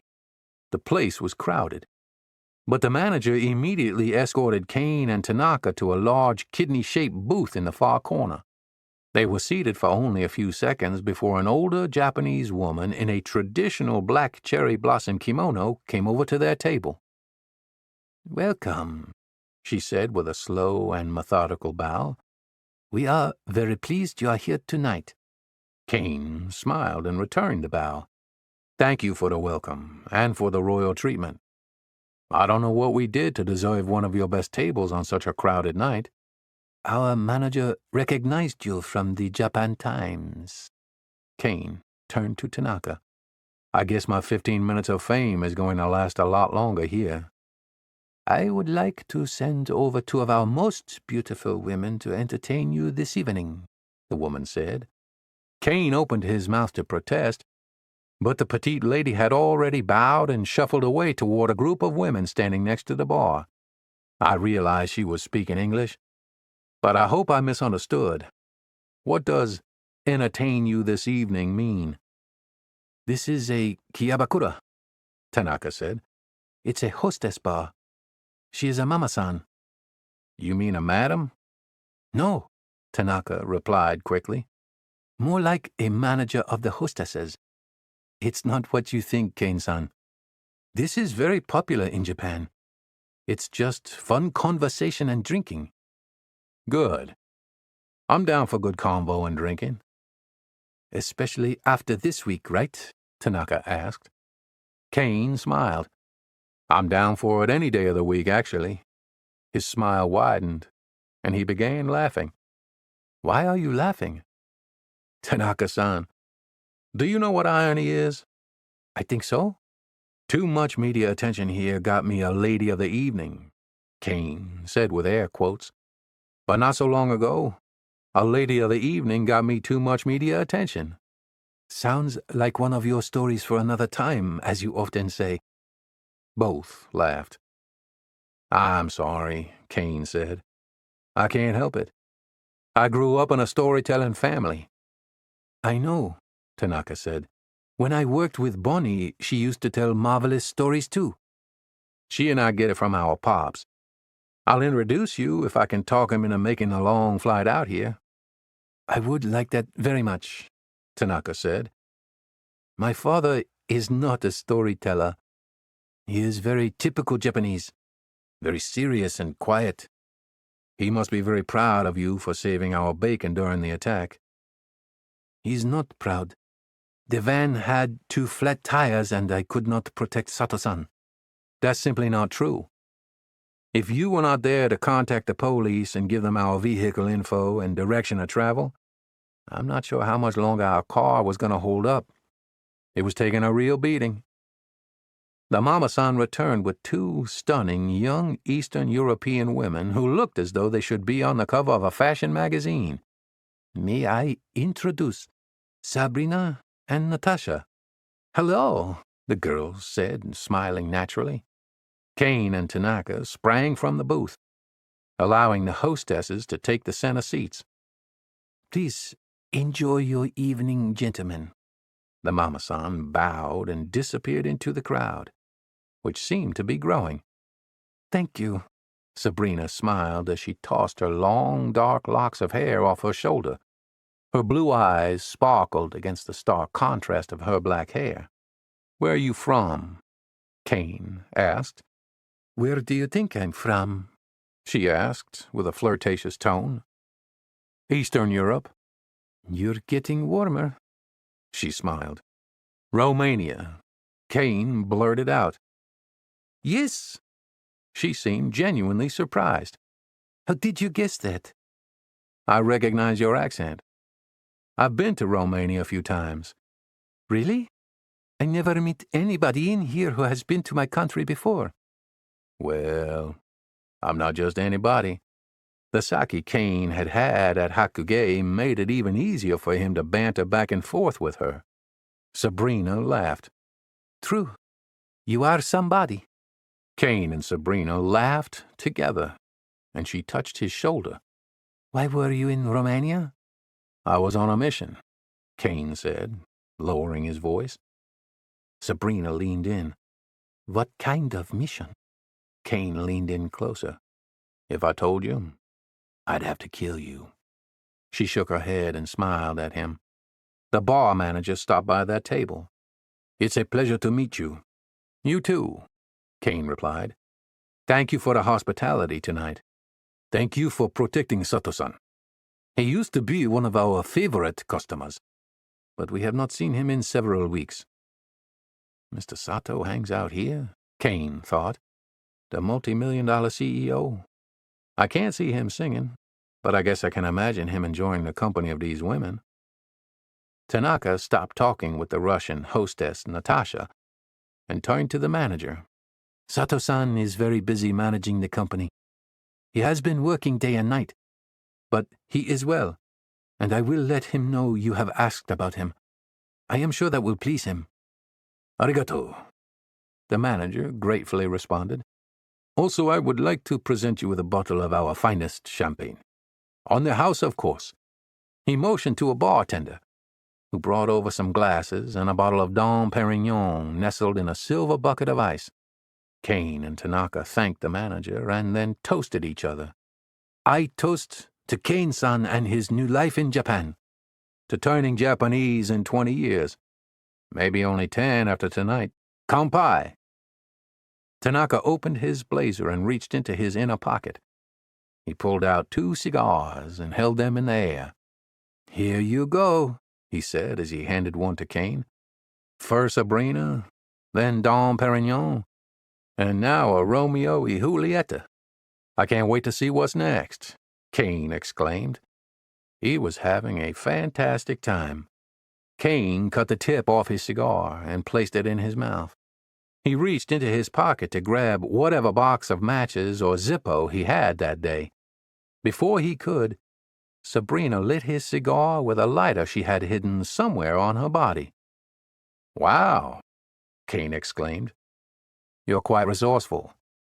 "I take care of my favorite customers." "Am I already a favorite customer?" "Yes," she smiled. "Well, then you should know I prefer to light my cigars with a match instead of a cigarette lighter." "I will remember that for next time," Kane chuckled. "You're confident I'll be back, huh?" "Oh, you'll come back to see me, or I'll have to kill you." They both laughed. The 4 of them drank champagne and enjoyed light-hearted conversation. Music played in the background as various customers sang different American songs in the karaoke area. "Shall we order another bottle of champagne?" Tanaka asked. "Let's ask the ladies," Kane suggested. They smiled and nodded yes, which didn't surprise Kane. "Another bottle it is," Kane smiled. Sabrina and Natasha stood and went to the bar to get another bottle of Dom Perignon. Tanaka, this is actually more fun than I had imagined. I knew you would like Kiabakura. Through the noise of the crowd, Kane heard a man and a woman singing a Frank Sinatra and Sammy Davis Jr. duet. Kane swayed his head to the music and sang along. Walking down the avenue, me and my shadow. I like this song too, Tanaka said. My mom and pops had this record. They played it all the time in our living room. My sister and I would perform this duet for our parents. You told me you couldn't sing. Well, Kane smirked. Not good enough to get paid for it. I've got to see who's singing this song. She's impressive, and definitely American. He stood and walked through the smoke-filled lounge toward the karaoke area. On stage was a very fit Japanese man who appeared to be in his late 20s or early 30s. Despite being inside the club, he wore a pair of rose-colored Matsuda sunglasses with gold frames. Kane noted that the man seemed different from other Japanese he had encountered. He didn't seem to adhere to Japan's strict societal norms. He wore a typical dark suit and white shirt, but with a bright purple tie. On his wrist was an expensive watch with an over-exaggerated case and crown. The wristband was bright orange. It was easy for Kane to see because the man's arm was draped over the American woman's shoulder, his hand close to her breast. What the hell is Bonnie doing here? Kane thought as he tried to make sense of the situation. She must be here with some of her American friends, right? But the way this man was touching his sister made him mad. So Kane walked on stage and removed the man's arm from Bonnie's shoulder, and instead put his own arm around her. Together, Bonnie and Kane finished crooning the song, Me and My Shadow, all alone and feeling blue. They feigned taking cowboy hats off their heads, putting them on their feet and kicking them into the air. The crowd erupted in applause. Smile and give them a show, Bonnie said to her brother. They bowed to the cheering audience, but Kane observed two men at a nearby table who were not clapping. They stood and started walking toward the stage. The Japanese man who had been singing with Bonnie warned Kane, Get away from Bella. Bella? Kane turned to his sister. What the hell is going on? This woman is taken, the Japanese customer said. It's okay, Watanabe-san, Bonnie said, trying to ease everyone's tension. This is my... Before she could say brother, Watanabe told Kane, Go find your own whore. Instantly, Kane smashed his fist into Watanabe's face, breaking his rose-colored sunglasses and sending him to the floor. Blood gushed from his broken nose. Bonnie grabbed Kane and told him to stop as he was advancing toward Watanabe. Since when are you okay with being called a whore? He asked his sister. We've got to get out of here, Tanaka frantically yelled. Before Bonnie could respond, two of Watanabe's thugs who had been closely watching the ordeal from the crowd rushed toward Kane. One came behind him and put him in a bear hug. Kane was much bigger in height and bulk, and his adrenaline was in overdrive, but this was 2 against 1. He struggled to break free until he grabbed his attacker's index finger and bent it back until he heard it snap like a twig. The man hollered in pain and released his hold. Free from the bear hug, Kane turned around and stepped back a few feet to gain distance from his attackers. The one holding his broken finger was trying desperately to ease the pain, with no success. The other attacker lunged toward Kane with both hands outstretched to choke him. Kane raised his arms in a V shape and deflected the man's momentum to the side, simultaneously jamming a knee into the advancing attacker's solar plexus. The air left the man's lungs, and he bent forward and crumbled to the floor. Watanabe was wiping blood from his face with his hand. You broke my nose. You're dead, Gaijin. He pulled back and launched a wild punch toward the left side of Kane's face. Kane instinctively crouched and ducked under the punch. He stood back up and shoved the heel of his palm into Watanabe's nose. The forceful strike propelled Watanabe backward. He crashed into a table and knocked over customers' drinks and snacks. "He's got a knife," Tanaka yelled out, and pointed. Kane lifted both of his arms to protect his vital organs while he scanned the crowded bar area for the knife-wielding attacker. The thug who had been kneed in the solar plexus had regained his breath and pulled out a shiny butterfly knife. He flipped it open, exposing the sharp blade. He slashed it twice toward Kane's face, but Kane backstepped twice, narrowly avoiding getting cut. The attacker became impatient and lunged at Kane, thrusting the 4-inch blade toward Kane's heart. Kane sidestepped to the left and then propelled his right foot toward the attacker's knee. Kane's boot pushed through the attacker's kneecap, instantly sending the man to the ground. "Aye!" The fallen assailant dropped the knife and gripped his knee. He continued yelling out in pain as he flopped around on the floor like a fish out of water. Kane was breathing heavily and assessing the damage. He saw the butterfly knife on the floor, so he kicked it. He was watching it slide across the floor and under a table when Watanabe surprised him from behind, wrapping his arm around Kane's throat. Kane tried to loosen Watanabe's chokehold but couldn't. Kane purposely dropped all his body weight like a sack of potatoes, forcing the men to collide on the ground. When they hit the floor, Watanabe lost his grip and Kane gulped for air. In the struggle, Watanabe's bloodied white dress shirt got ripped off, exposing very detailed tattoos covering most of his body. Kane had seen artwork like that only once before, but these particular depictions were seared into his mind. Across Watanabe's chest was a fire-breathing dragon wrapping its tail around a white-faced geisha gasping for air. His back tattoo was of a falcon, wings spread out and talons clutching a blood-stained samurai sword. They continued wrestling on the ground. Kane was used to American boxing and the skills he had learned at the Secret Service Academy, but Watanabe was clearly experienced in Japanese judo. He was getting the better of Kane. Watanabe was keeping Kane close to him so Kane couldn't use his strength or distance to pummel his assailant with powerful punches. As Watanabe wrapped his long, lean, and muscular arms around Kane's throat again, Kane noticed that he was missing the pinky finger on his hand. Watanabe began to squeeze tighter and tighter. Kane's face turned red and his eyes began watering as they bulged. The entire room started getting dark. He had begun to black out when Watanabe's grip suddenly and unexpectedly released.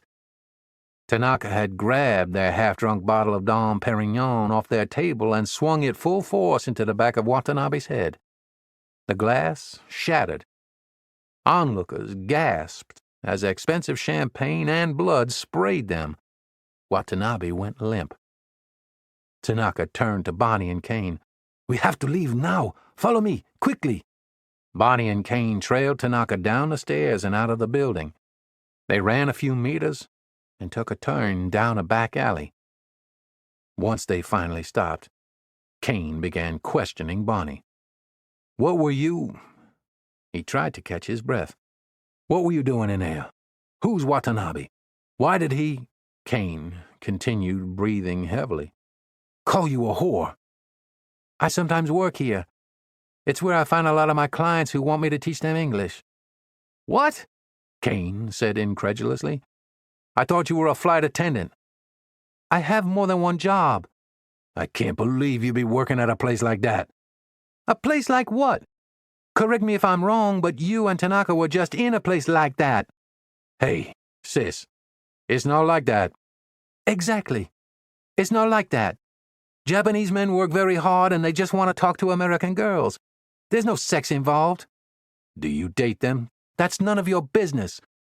"Who was that Watanabe piece of shit? He was tatted up like a lifer at Angola." "I don't know," Bonnie said. "Tonight was the first night I met him." "First night you met him?" Kane asked incredulously. He had his arm all over you." "He's Yakuza," Tanaka interjected. "Nah, you've done it. Beating up the Yakuza will certainly piss them off," Bonnie complained with fear in her voice. "There's no way in hell I can even go back into the Angel Cloud now." She seemed to be panicking. "And my purse is in there." Bonnie pulled her iPhone out of a small pocket on her dress. Kane could see that text messages were popping up on her screen. She turned and started walking away. "Where are you going?" Kane asked, following her. "Just leave me alone. You've caused enough problems tonight for the both of us." Bonnie rounded the corner and called Sabrina. "I can't go back inside after what just happened. Would you mind grabbing my purse and bringing it to me?" Kane heard Sabrina's raised voice when she responded. "Those men who fought the American. They took your purse." Chapter 50. The following morning, Kane was already at his desk when Tanaka arrived at the office. It was a Saturday, and although both had the day off, their personalities were such that they wanted to occupy themselves with work. "Good morning, boss," Tanaka said. "Good morning, Tanaka-san. Just because last night went to shit doesn't mean you gotta go back to calling me boss." "Okay," Tanaka replied. Kane looked back at his computer and continued pounding on the keys to his keyboard. "Would you like for me to turn the lights on?" Tanaka asked. "Negative. I have a migraine. Feels like someone hit my head with an explosive bottle of champagne. Even though it wasn't my head." Tanaka lowered his head and spoke more softly. "I feel responsible for last night's fight. I should have never recommended we go there." "No, Tanaka, it's not your fault. I got migraines before I ever moved to Japan. Doctors don't know what causes mine. But I know one thing. All these fluorescent lights that the Japanese love so much don't help prevent them." Kane dropped 2 Alka-Seltzer tablets into a drink he was putting together and watched it fizz for a few seconds. He stirred the drink with his index finger. "What are you drinking?" Tanaka asked. "Homemade concoction. Should I even ask? To get rid of this pounding headache and hangover. Iced brewed coffee, 2 shots of espresso, 2 Alka-Seltzer tablets, and 10 drops of Tabasco sauce. Any flavor will work, but the habanero one works the best, I find." "That does not sound very good," Tanaka said with a sour face. "It's not. But you remember what old Frank Rogers would say? In an emergency, even the devil eats flies." That's right. The devil is used to eating Kobe filet steaks, but he'll eat flies in an emergency. "I hope it helps," Tanaka said, not sounding very convinced of the drink's medicinal qualities. Kane gulped it down. His eyes closed, and his face scrunched up. "It's good. If there's anything I can do, please let me know." Tanaka turned to head to his cubicle. "Wait. Before you leave, I do have a few questions." "Hi," Tanaka said, turning back around. "I've been researching the Yakuza more," Kane continued, "and there's very little information about them." "More?" Tanaka asked, not realizing that Kane had already been looking into Japan's secret society of organized criminals. "What did you think about that one guy's tattoo?" "Irizumi are taboo in Japan. People with tattoos are prohibited from public beaches, fitness gyms, and onsens. Only Yakuza and Westerners in Japan have irizumi. There's gotta be exceptions, right?" Kane was thinking about Sato, but didn't want to mention anything yet. "I don't know of any exceptions." "So just from the tattoo, you knew they were Yakuza?" "That, and also his pinky. It was cut off." "Yeah," Kane said. "I saw that when I was wrestling with him." "The Yakuza's pinkies are cut off when they are punished, or to show their loyalty to the organization. I've seen that before in a movie. 80s flick with Michael Douglas. You know what I can't quite understand?" "Please tell me." "Every single Japanese person I have met has been nothing but incredibly polite. You said it yourself. The nail that sticks out gets hammered down. But Watanabe called Bonnie a whore. Tanaka nodded and looked away, perhaps from embarrassment or shame. Yakuza view women as property. My father, the inspector, also tells me that the Yakuza are very vindictive. They are also involved in drug smuggling, human trafficking, illegal gambling, and blackmailing politicians. I thought there was no corruption in this country, Kane said facetiously. It is very rare. I've never seen it. I've only heard about it. That's my point.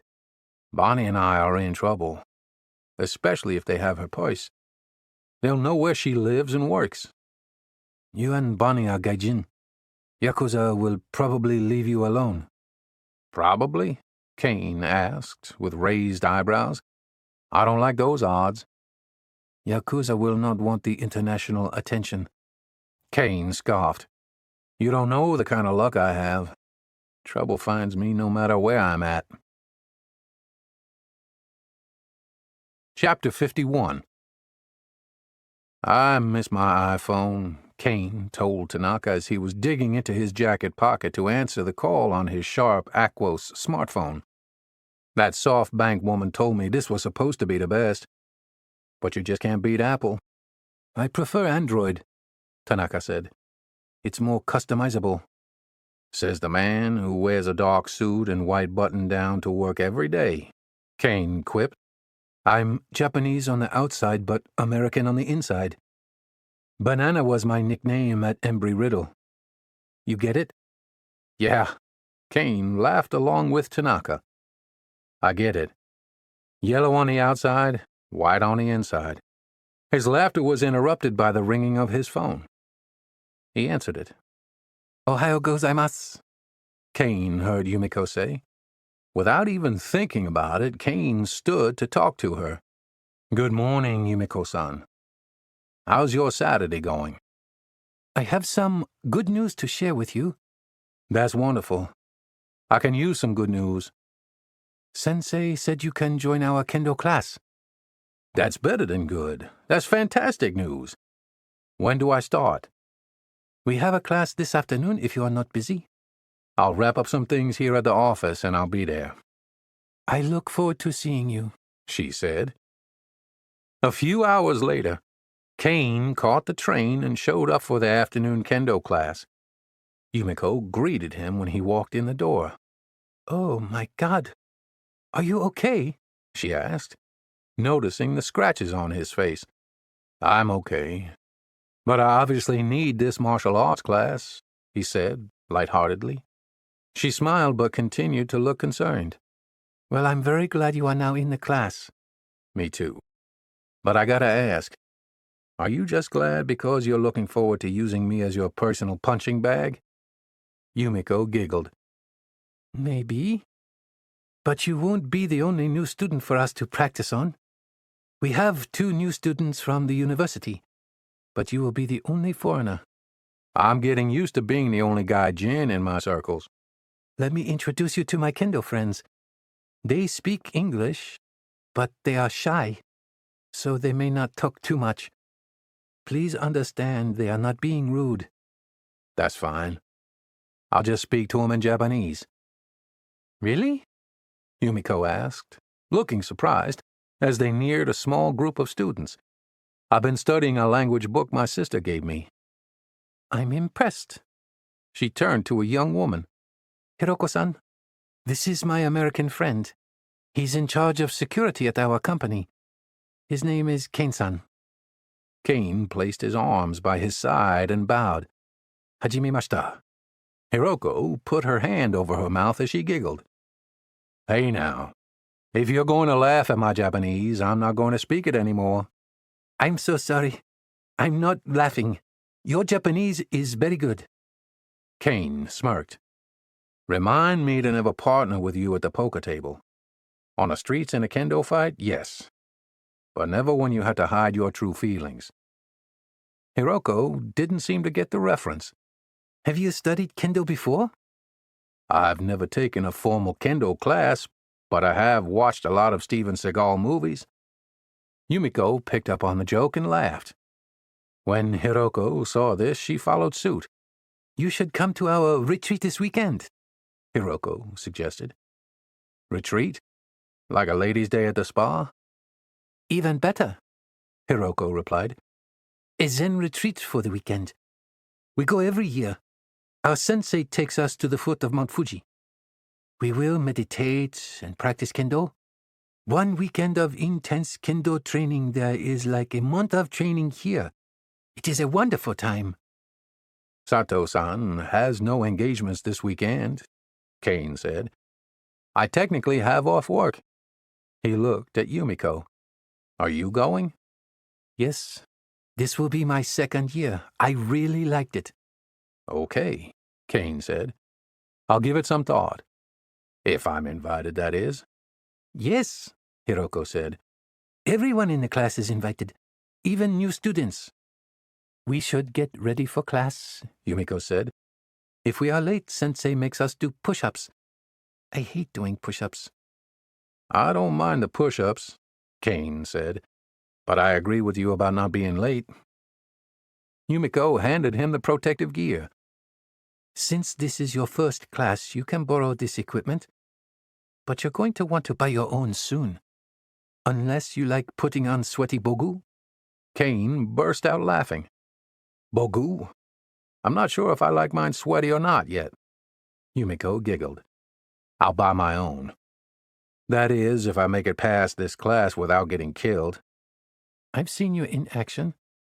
This class might be boring for you." "I'm never bored when I'm with you." He smiled, and she blushed. The class lasted an hour, and Kane enjoyed it. It's more than just a workout, he thought. It requires strategy. Because the sensei was a Zen priest, at the end of class, he provided a Zen quote for the students to ponder until their next class. All the students bowed in unison and profusely thanked the instructor. They then bowed to one another and gave thanks to their classmates for allowing them to train with one another to get better. "What did the sensei say?" Kane asked Yumiko. "He gave us a quote from Buddha.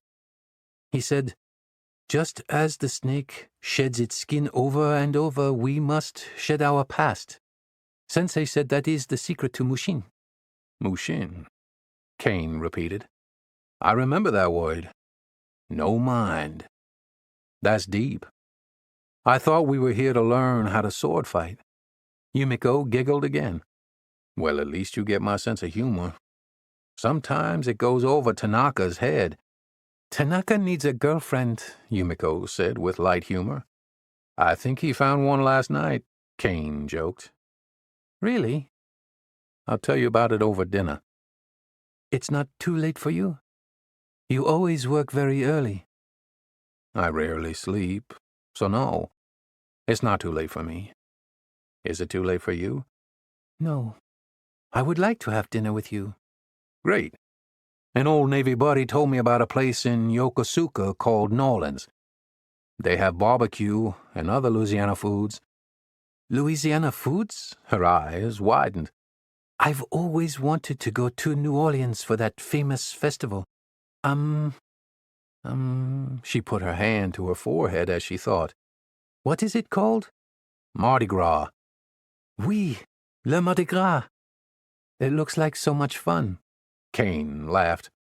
"It's a hoot, that's for sure. This restaurant should be a mild introduction for you." "Do I look okay to go to this restaurant?" "You look perfect to me," Kane said with a warm smile, using her nickname. She always looks perfect, he thought. He wasn't sure if she considered this a date, but he did. Chapter 52.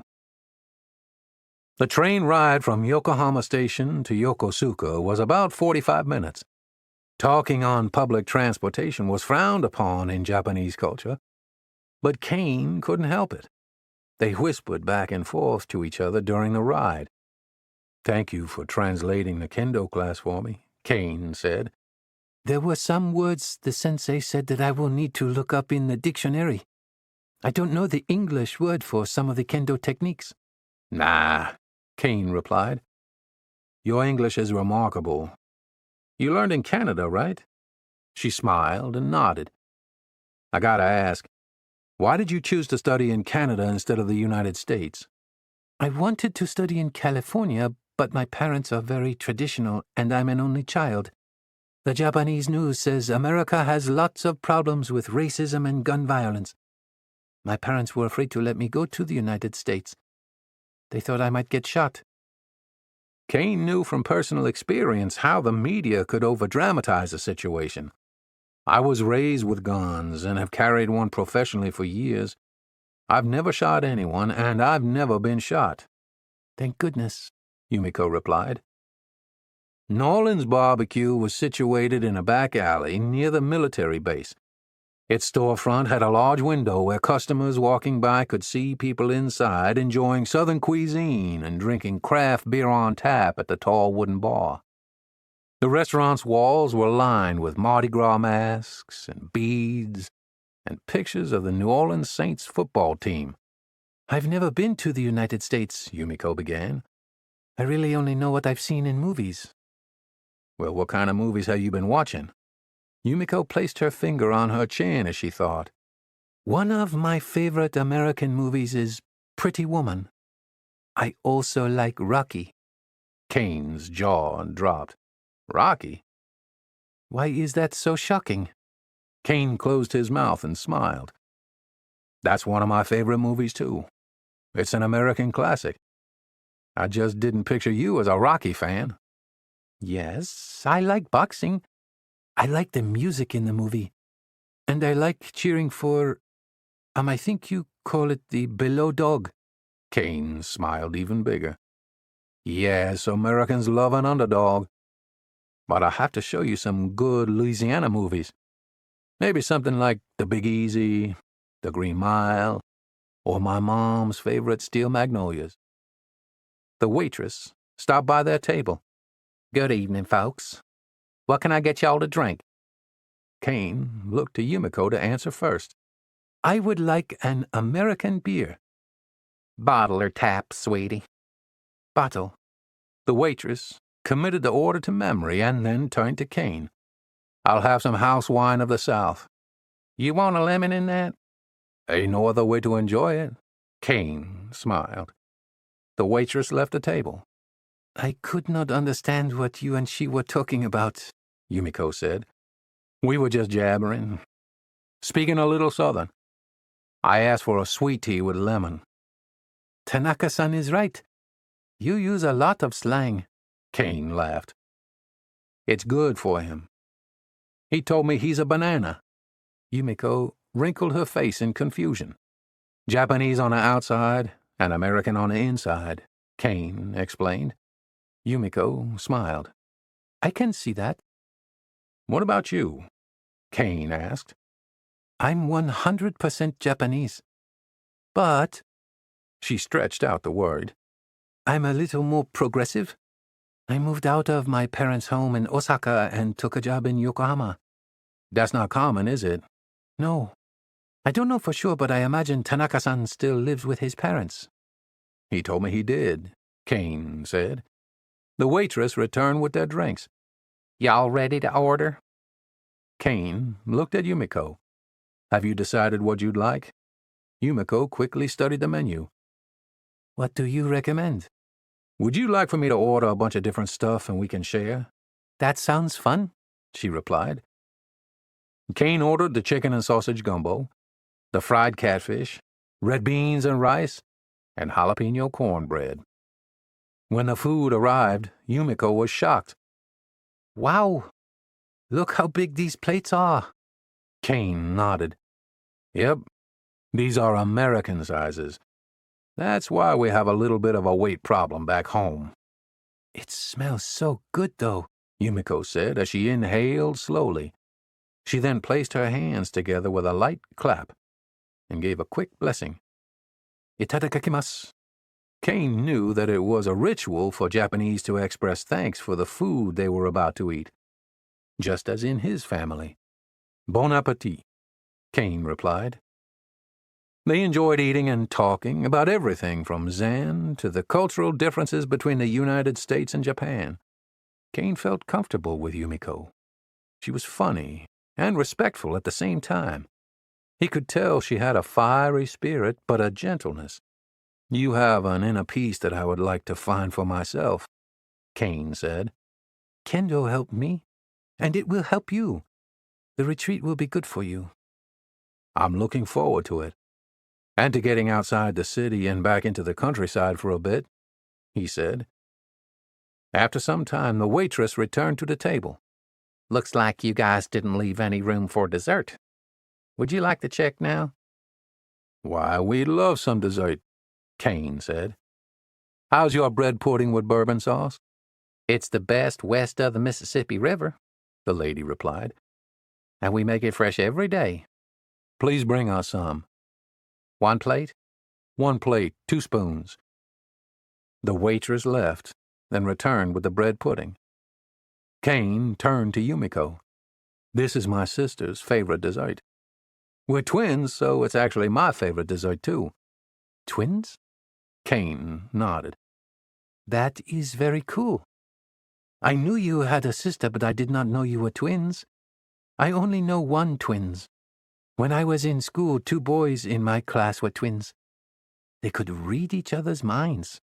"I can't really read Bonnie's mind, and I probably wouldn't want to. But we certainly have a unique connection, one that I don't have with anyone else in my family." "I'd like to meet her." "I'd like for you to meet her," Kane said. Kane grabbed some yen from his wallet and paid for the meal. He and Yumiko walked to a nearby park, where the main attraction was the Imperial Japanese battleship Mikasa. Kane sensed that Yumiko's mood had changed a bit. "Is everything okay?" "My grandfather was in World War II, Yumiko said. "Is he still alive?" "No, I never knew him. Most Japanese do not talk about the war, but my father is still very angry." Kane listened patiently. "My grandfather was killed by the Americans during the war. My father was not born yet. My grandmother was pregnant with my father during the war, so my father blames the Americans for his growing up without a father. He would be so mad if he knew I was having dinner with you." Kane sighed. "The war was a long time ago, but I know some people who have a hard time letting go of the past." "You would certainly be the first American I introduced to my parents." "Would you ever do that?" Yumiko turned her glance elsewhere. "I'm the only child. It's my duty to take care of my parents. My father would never approve. My mother? Maybe. But it would break her heart if I married an American. She'd be afraid I'd move away from Japan." "Well, it's just our first date, so no reason for anyone to get their heart broken. I'm just glad you came out with me tonight. I always enjoy spending time with you." Yumiko smiled. "Me too." Kane saw her glance at the gold band he still wore on his ring finger. "You wear a wedding ring, but Tanaka-san told me you are not married." "You were asking about me?"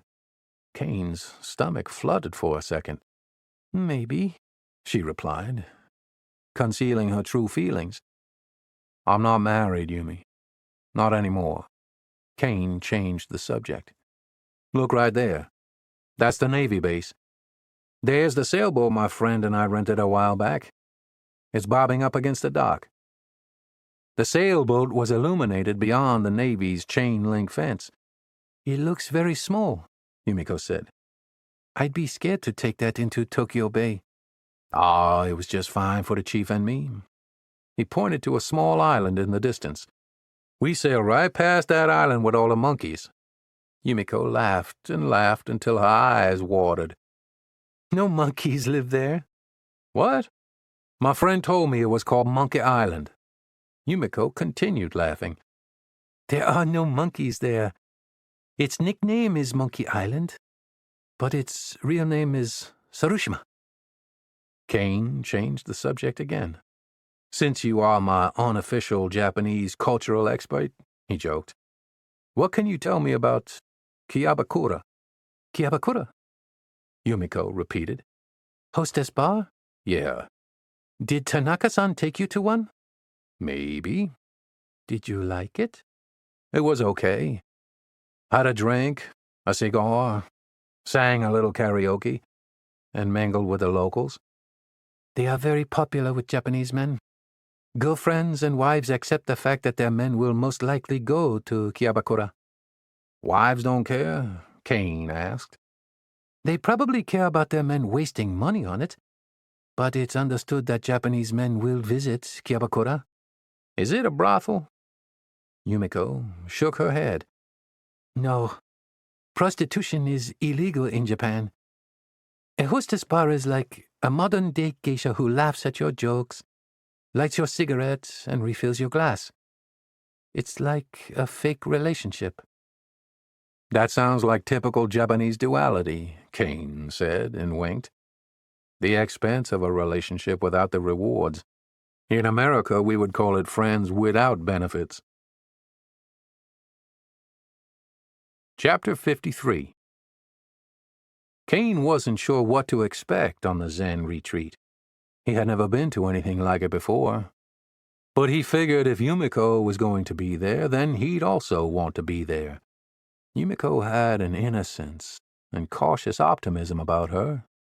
She was rooted in Japan's centuries-old traditions, but she was curious and open to the outside world. All the kendo students met at the dojo in Yokohama at 5 a.m. It was still dark outside. Everyone arrived on time, if not early. All the students were cheerful, smiled a lot, and bowed to one another as their customary greeting.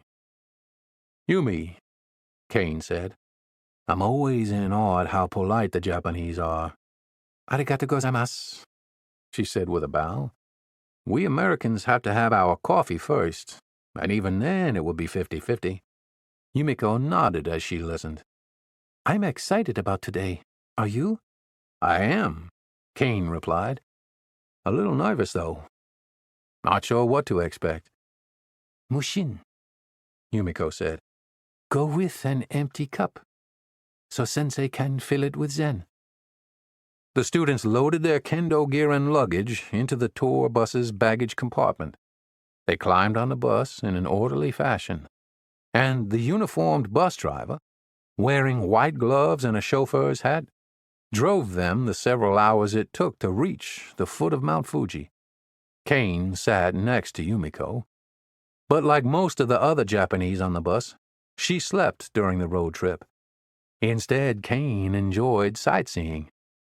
He snapped a few pictures through the window, but the early morning sun rays created a glare and distorted most of his pictures. When Kane exited the bus, he took a deep breath. The cool, crisp mountain air felt good in his lungs. He looked around and took notice of the sights and sounds. The wind rustled the leaves of the trees, and birds chirped nearby. Nature is better experienced in the now anyway, he thought, instead of trying to capture it on film. He turned to Yumiko, but she spoke first. It's so beautiful here, she whispered, emitting steam with her breath. Amen, Kane said, getting into the spiritual mood, far from the distractions of city life. She pointed. That's Mount Fuji. Where's it at? He asked. She pointed again. Over there. You can see people in the distance hiking. He snickered. That was a joke. You normally get my humor. She smiled and looked relieved for a second. We ain't hiking, are we? He asked. I didn't bring my hiking boots. Not this trip. This retreat is for intense kendo training and meditation. I've never meditated before. Not sure how to, Kane confessed. This whole trip has been prepared to create the perfect environment for meditation. It will help us see things as they are, and not how we wish. A large bell that hung in the center of the Zen retreat rang as two monks hit it with a large mallet. The sound echoed throughout the wilderness, and for a moment All the birds quit chirping. It's as if even the birds respect the importance of this event, Kane thought. It begins, Yumiko said, as if she was expecting a life-changing event at the retreat. The monks are scaring away evil spirits with the bell. The students took off their shoes and lined up on tatami mats, which would make kneeling more comfortable during meditation, Yumiko told Kane. The monks walked down the line of students while holding a large bag. Students were directed to put their cell phones in the bag. When do we get our phones back? Kane asked. When we leave, Yumiko answered. Hopefully Sato-san won't need me, Kane said. You have trained Tanaka-san well, Yumiko said. Your confidence in him is important. Kane dropped his phone in the bag, and one of the monks provided him with a white uniform that resembled pajamas. The monks also handed each student a pair of flip-flops. Thank you, Kane said, but I brought my own. You wouldn't believe how hard it is to find a size 12 in this country. Some of the students laughed at Kane's joke, especially Hiroko. I almost forgot, Yumiko said as she faced Kane. I brought something to help you. I have ginkgo, incense candles. They will help your meditation. Kane took the candles and sniffed them. They smell like wood. We'll use them later during meditation, but they are going to exercise us for a few hours first. For a few hours?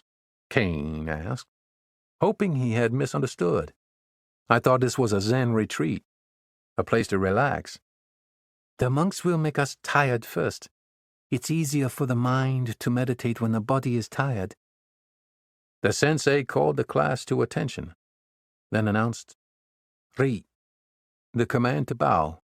He led the group through a series of stretches for about 20 minutes. Then they did jumping jacks, push-ups, sit-ups, and forward rolls similar to somersaults, and they jogged in place to increase their heart rate and breathing. The sensei said something in Japanese and then looked at Kane. Ready for kendo now, he said in English. Hi, Kane replied between labored breaths and bowed. The students picked up their shinai, and for the next 2 hours practiced their kendo footwork, strikes, and thrusts. Kane's cotton uniform felt heavy from his sweat. When he started to think that the grueling training would never end, the sensei finally yelled, Mate, indicating for them to stop. Thank God, Kane thought, I couldn't go anymore. He looked over at Yumiko and was impressed by her stamina.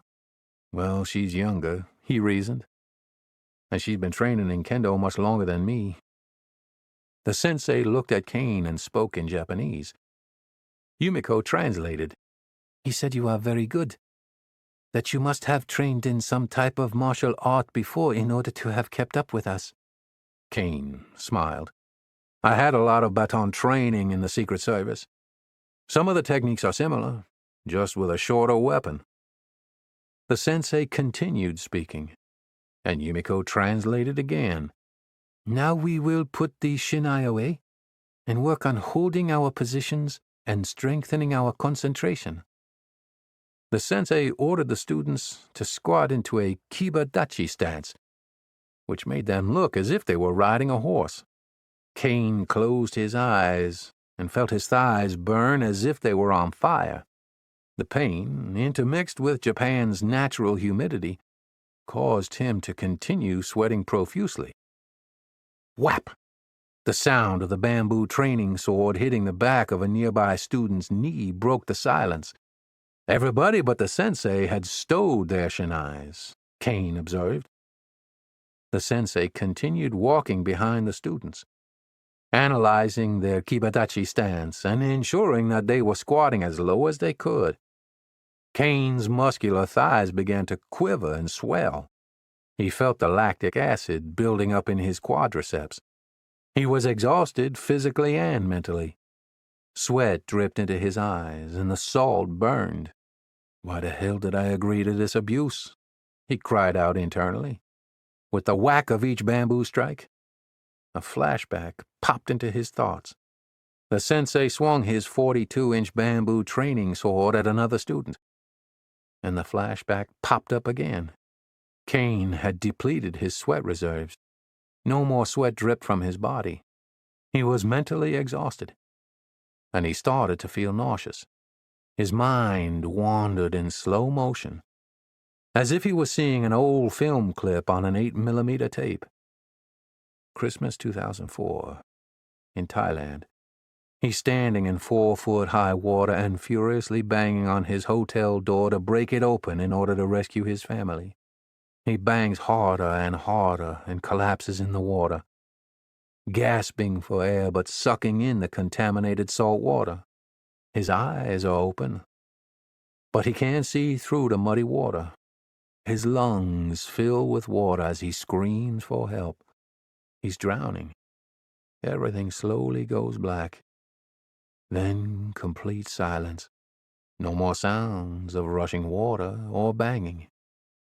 Kane awakened, coughing for air. He was on the tatami mat looking up.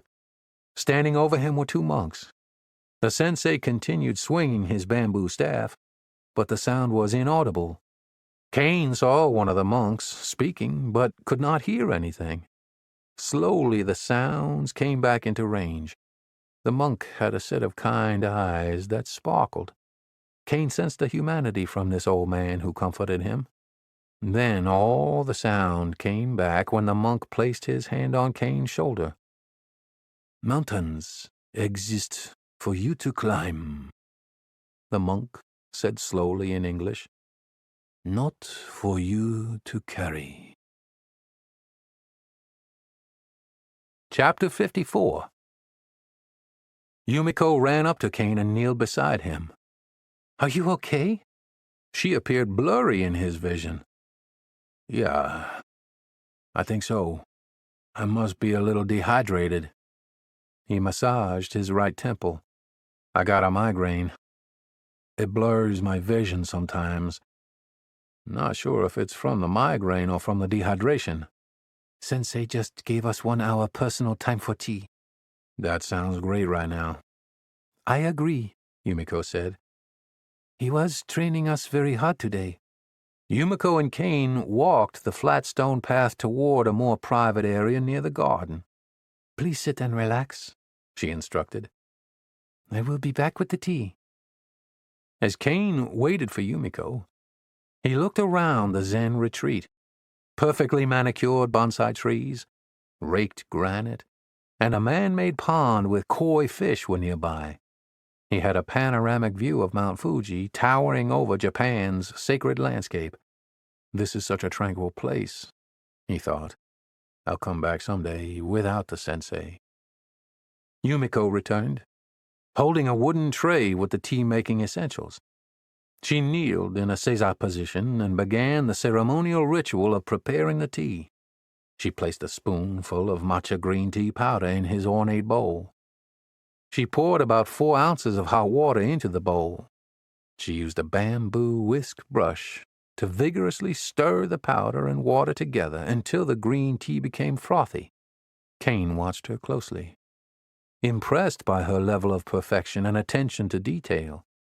He felt that she was honorable and someone who would never betray his trust.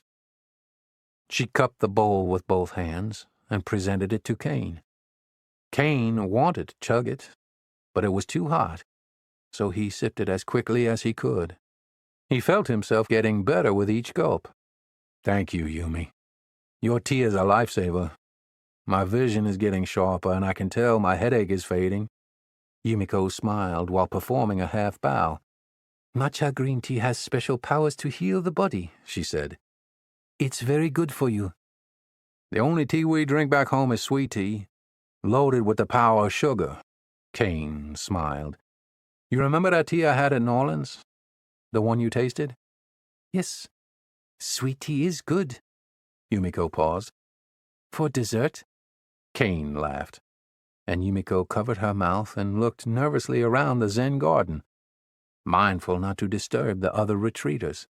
The garden, the landscape, the topography, it's all magical here. Kane said. It looks exactly like it does in the magazines. I can't wait to show you this place in March or April, when the sakura, the cherry blossoms, bloom. Sakura, he repeated. I look forward to coming back with you. Sakura also means to smile, because you always smile when you see the beauty of the cherry blossoms. Kane smiled. Then your parents should have named you Sakura. Yumiko blushed and turned away for a brief moment before looking back at Kane. I'm sorry to be so nosy, she said. No, Kane replied. Ask me anything. I heard you speak to the monk. Kane sighed, embarrassed. I'm sure I was rambling from the dehydration. We have a popular saying in Japan, Owawakaren no hajimari. Does it mean to drink plenty of water before doing kendo for 2 hours in the wilderness with a stick-wielding sensei? Kane asked, deflecting her question. It means meeting is the beginning of parting. We remember the past, but live for the present, because even the present will be the past someday. After a moment, she said, Would you like to tell me about what happened? Kane paused for a beat. Normally I would say no, but if there were ever a time and place, he inhaled and exhaled slowly, and a person to share this with, it's now and with you. Yumiko prepared him another cup of tea, and one for her. She sipped hers as she listened to him talk. Ever since I was a child, I have loved the water. Year-round after school, friends and I would swim the lakes near my home. They were a lot like the lakes here, but our lakes had catfish instead of koi. He smiled. Instead of being lined with rocks, they were lined with dirt and mud. My freshman year at the university, I took a scuba diving class. My instructor, Mr. Terry, was a former Navy SEAL. He took a liking to me and became like a mentor. He would tell me exciting stories of scuba diving all over the world, and because he was in the military, the Navy paid for it. His favorite spot to dive was off the coast of Thailand. He showed me pictures of him diving off the island of Krabi. The white sand beaches, the crystal clear waters. It all looked like paradise on earth. Yumiko listened intently as Kane slowly continued his story. Truth be told, he was the reason I joined the Navy. I wanted to be just like him. But the day I tested to be a diver, I had a head cold. My sinuses wouldn't equalize. When I descended into the water, my ears burst and my goggles filled with my own blood. That's horrible. Yumiko closed her eyes and crinkled her face at the thought of blood flooding his mask. It was scary, Kane confessed. I didn't know if I had lost my hearing or what had really happened. But the Navy was really good about it.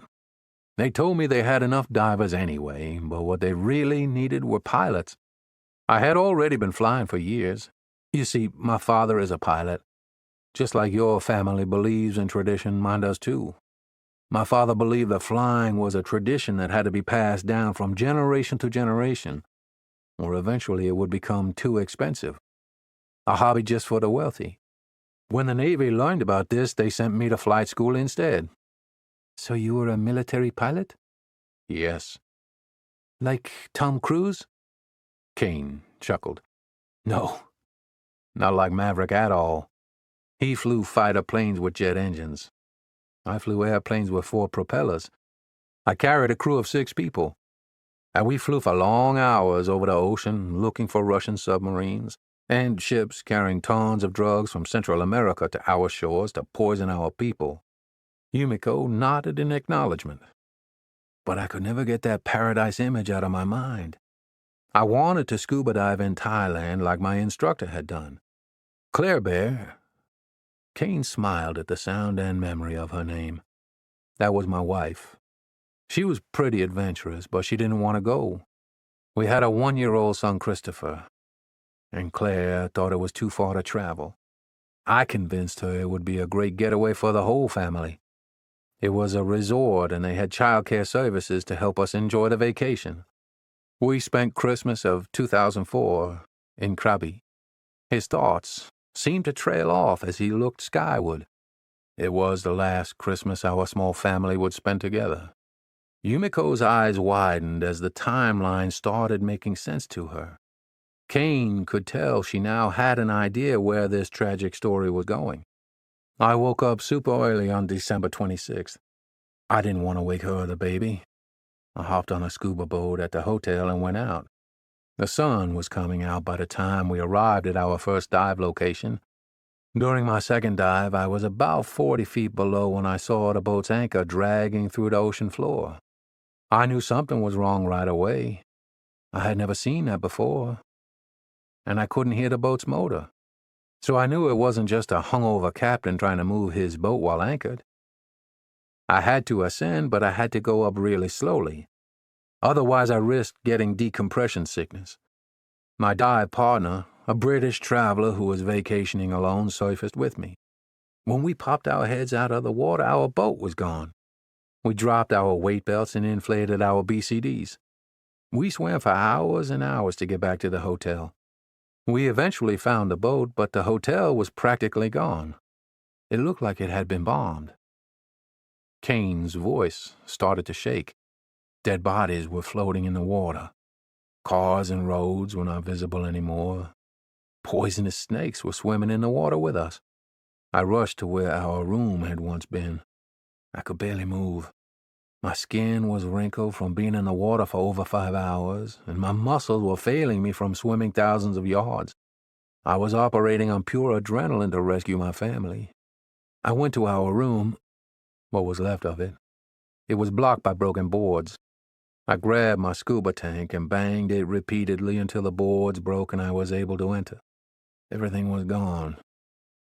Yumiko's tears streamed down her soft face.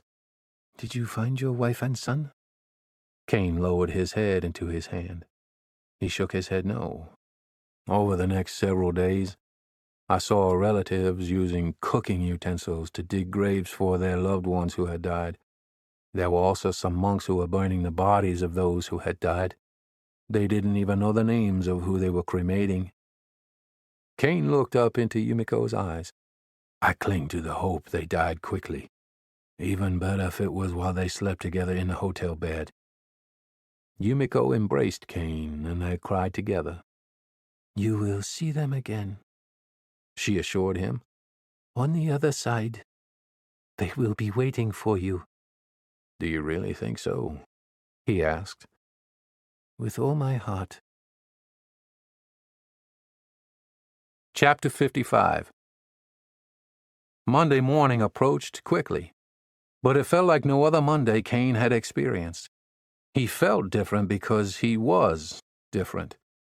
He had come to grips with the reality that he could not change the past. He had finally found peace with the tragedy in Thailand. "I will strive to live in the present," he promised himself. "When it's my time to die, then I'll see my Claire Bear and little Christopher. But I will honor their deaths by living."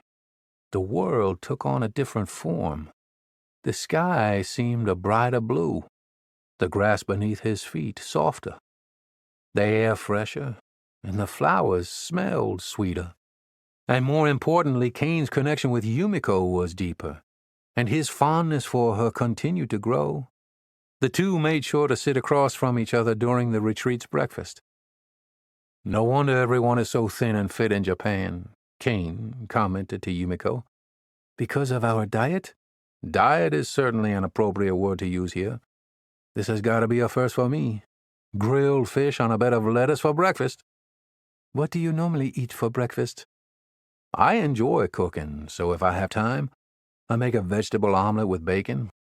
Or if I'm feeling homesick, I'll fry beignets."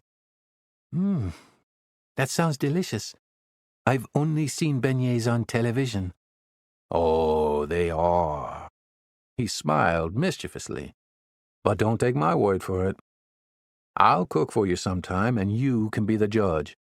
"Okay," Yumiko replied. "I will be the judge. But I must warn you, I'm very fair." As they were grabbing their belongings in preparation for jumping on the bus and heading back to Yokohama, the monks wandered through the gathering to return the cell phones. Kane grabbed his and looked into the monk's eyes. They were the same eyes he'd peered into the day before when he had awakened on the floor. Kane rested his arms by his side and very slowly bowed. Domo arigato gozaimasu. The monk returned the bow. I will never forget you, Kane said. You've given me something I haven't had in a very long time. Forgiveness. The great Buddha reminds us, the monk said, that to have anger is like holding a hot piece of coal to throw at another person. But whoever is holding the hot coal is the one who gets burned. Leave the coal here with nature. I have, Kane replied and bowed again. Hai, the monk said as he nodded his head. Go in peace. Kane bowed again and then took his seat on the bus and powered on his phone. The Zen temple grounds were far from the city, so his phone searched for a cell tower. When the bus was on the main road, Kane's phone chimed and he saw that he'd gotten a voicemail from Bonnie. Oh, this is fantastic news, he said to Yumiko. My sister called. This means she most likely wants to bury the hatchet. Bury the what? The hatchet. You know, like an axe? It's an expression. Maybe she wants to make up for the fight we had at the Angel Cloud. Even if she doesn't, I'll smooth things over with her. This retreat has been life-changing for me. It's given me a new take on life. And the fact that Bonnie is calling is just lagniappe. Lagniappe? Kane laughed. That's a Louisiana word for something extra? Like icing on the cake? I'll make lunch plans so we can all get together next weekend. That will be nice. I look forward to meeting her. It'll be great. We'll go out to that famous city you're always talking so fondly about. Kamakura, Yumiko said. Kamakura. That's it, Kane said. Yumiko's smile took up her whole face. Kane's voicemail finally connected. You have one message, the automated voice announced. Saturday, 9:57 p.m. Kane put a finger in his opposite ear so he could hear the message. Kane, why aren't you answering? Bonnie's voice sounded worried. I think I'm being followed. It's dark, so I'm not sure, but I think it might be one of those guys you fought at the Angel Cloud. He's got a limp. Call me back as soon as you get this. I'm almost home now. Kane turned to Yumiko. Something's wrong. What? Yumiko said, surprised. Kane redialed Bonnie's number several times. The calls went straight to her voicemail. Yumi, please call this number and see if you can get through. He waited impatiently as Yumiko powered up her phone and dialed Bonnie's number. It's a Japanese recording. It says the voicemail is full. Bonnie's in trouble. Tell the driver to go faster. Yumiko stood to address the driver. Sumimasen, she said with a short bow. The bus driver raised his voice to be heard over the hum of the engine and said something back to her in hurried Japanese. Yumiko quickly sat back down, and all her friends looked at her. He asked me to please not stand while the bus is in motion. Good grief, Kane scoffed while shaking his head. I'm going to call Tanaka-san. He should be able to shoot over to Bonnie's apartment and wait there until I get there. How is the retreat? Tanaka asked when he answered the phone. Did they make you climb Mount Fuji? Are you in Tokyo? Kane was speaking quickly. Could you get to Bonnie's apartment as soon as possible? I'm at my aero club, not too far away. What's wrong? I think Bonnie is in trouble. She left me a voicemail. She said one of the guys from the bar the other night was following her. Text me the address and I will go straight there. I will bring Aito-san with me. I'll see you there as soon as I can. It might be 2 or 3 hours given how slow this bus driver is going. I will call you as soon as I get there. We will leave now. Okay, thanks. Oh, wait. One last thing. Don't disturb anything. Leave everything just as it is. About an hour later, Tanaka telephoned Kane. I'm here, but I don't see anything unusual. The door is locked. I rang the doorbell a few times, but nobody answered. Have you called her work? Yes, of course. But United wouldn't give me her work schedule over the phone. They cited some company policy bullshit. Do you still have some contacts over there? I'll call and see if they will give me that information, Tanaka said. I still have a friend who works the ticket counter at Narita. When Kane arrived at Bonnie's several hours later, Tanaka and Aito were waiting outside her door. Thanks for coming, Kane said, and pounded on the door with his closed fist. Bonnie, open the door. It's your brother. He turned to Tanaka. Any update? Bonnie was scheduled to fly today, Tanaka said, and then lowered his head. But she never showed up. Kane pulled out his money clip. He grabbed a credit card and slid it between the door frame and the door. He jiggled it for a bit until the latch popped open. Don't touch anything, he instructed Tanaka and Aito. Something's wrong. I can feel it. There's definitely foul play here. Bonnie's not here, and she was supposed to be on a flight, but her airline badge is on the floor by the couch. When he kneeled to pick it up using a tissue, he saw something small out of the corner of his eye. It was under the couch. He got on all fours and looked closer. He carefully pulled the object out from its hiding place. It was an empty syringe, and it had blood drops on the end of the needle. Is Bonnie a diabetic? Aito asked. No, Kane said forcefully. She was drugged. That would be the only way for someone to take her. He looked around the living room for more clues. Help me find her phone. The three of them searched the entire apartment, which was easy given its small size, but they could not find Bonnie's phone. Kane turned to Tanaka. Call your father. Have him get down here and start processing this scene. He's at my grandparents' farm near Yokota. It's his day off. I don't give a damn if it's Chinese New Year. We've got a kidnapped American. Tell him to start rolling some detectives this way. Have them bring a canine and a fingerprint dusting kit. Half an hour later, 2 local patrol officers arrived. They appeared to be in their mid-40s and smelled of cigarettes. They were breathing heavily from the 3 flights of stairs. Kane looked at Tanaka. Where are the detectives? This is procedure, Kane. The patrol officers come first to investigate and take a report. Then they make a determination about whether a detective needs to respond. Anyone with half a brain can see that a detective needs to be summoned, Kane said with great frustration. This is how things are done in Japan, Aito replied, trying to calm Kane down. I'll play their bureaucratic game, but just for a few moments. Time is of the essence in these types of cases. If we don't find Bonnie within 24 hours, she's likely gone forever. The uniformed officers spoke with Tanaka in Japanese. Kane, they want to know how you entered the apartment. What does that matter? They want to know if an intruder had to break open the door. No. Tell them about how I used my credit card to open the door. Tanaka inhaled through his teeth. I don't think that is such a good idea. Technically, we were breaking and entering. That's a crime here. What? Kane asked incredulously. For Christ's sake, I'm her twin brother. Kane's mood switched from defensive to offensive. When they find Bonnie, they can ask her if she wants to press charges against me. Okay? This is not like America. Japan has very many rules. There is no gray here, only black and white. Then tell them the door was unlocked. He pointed his finger at Tanaka's chest. Do whatever you had to do to get them to investigate this.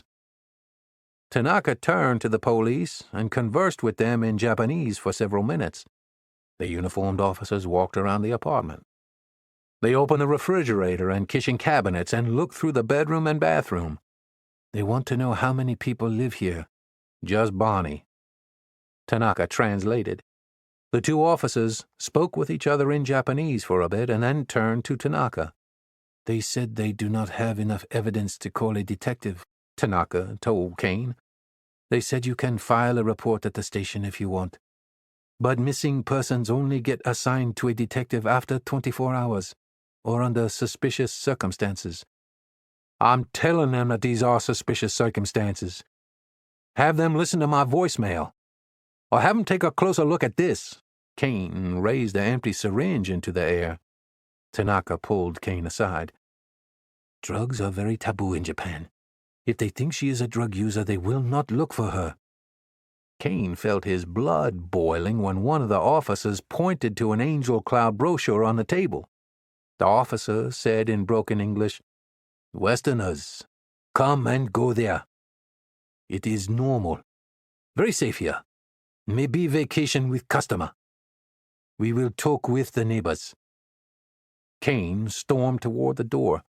I'm not dealing with these Keystone cops any longer. Tanaka followed Kane to the door. Where are you going? To get some answers. Take Aito-san. He can translate for you. Where I'm going? I don't need a translator. Part 3. In der Nacht frisst der Teufel fliegen. Chapter 56. The black Toyota Crown rolled to a stop.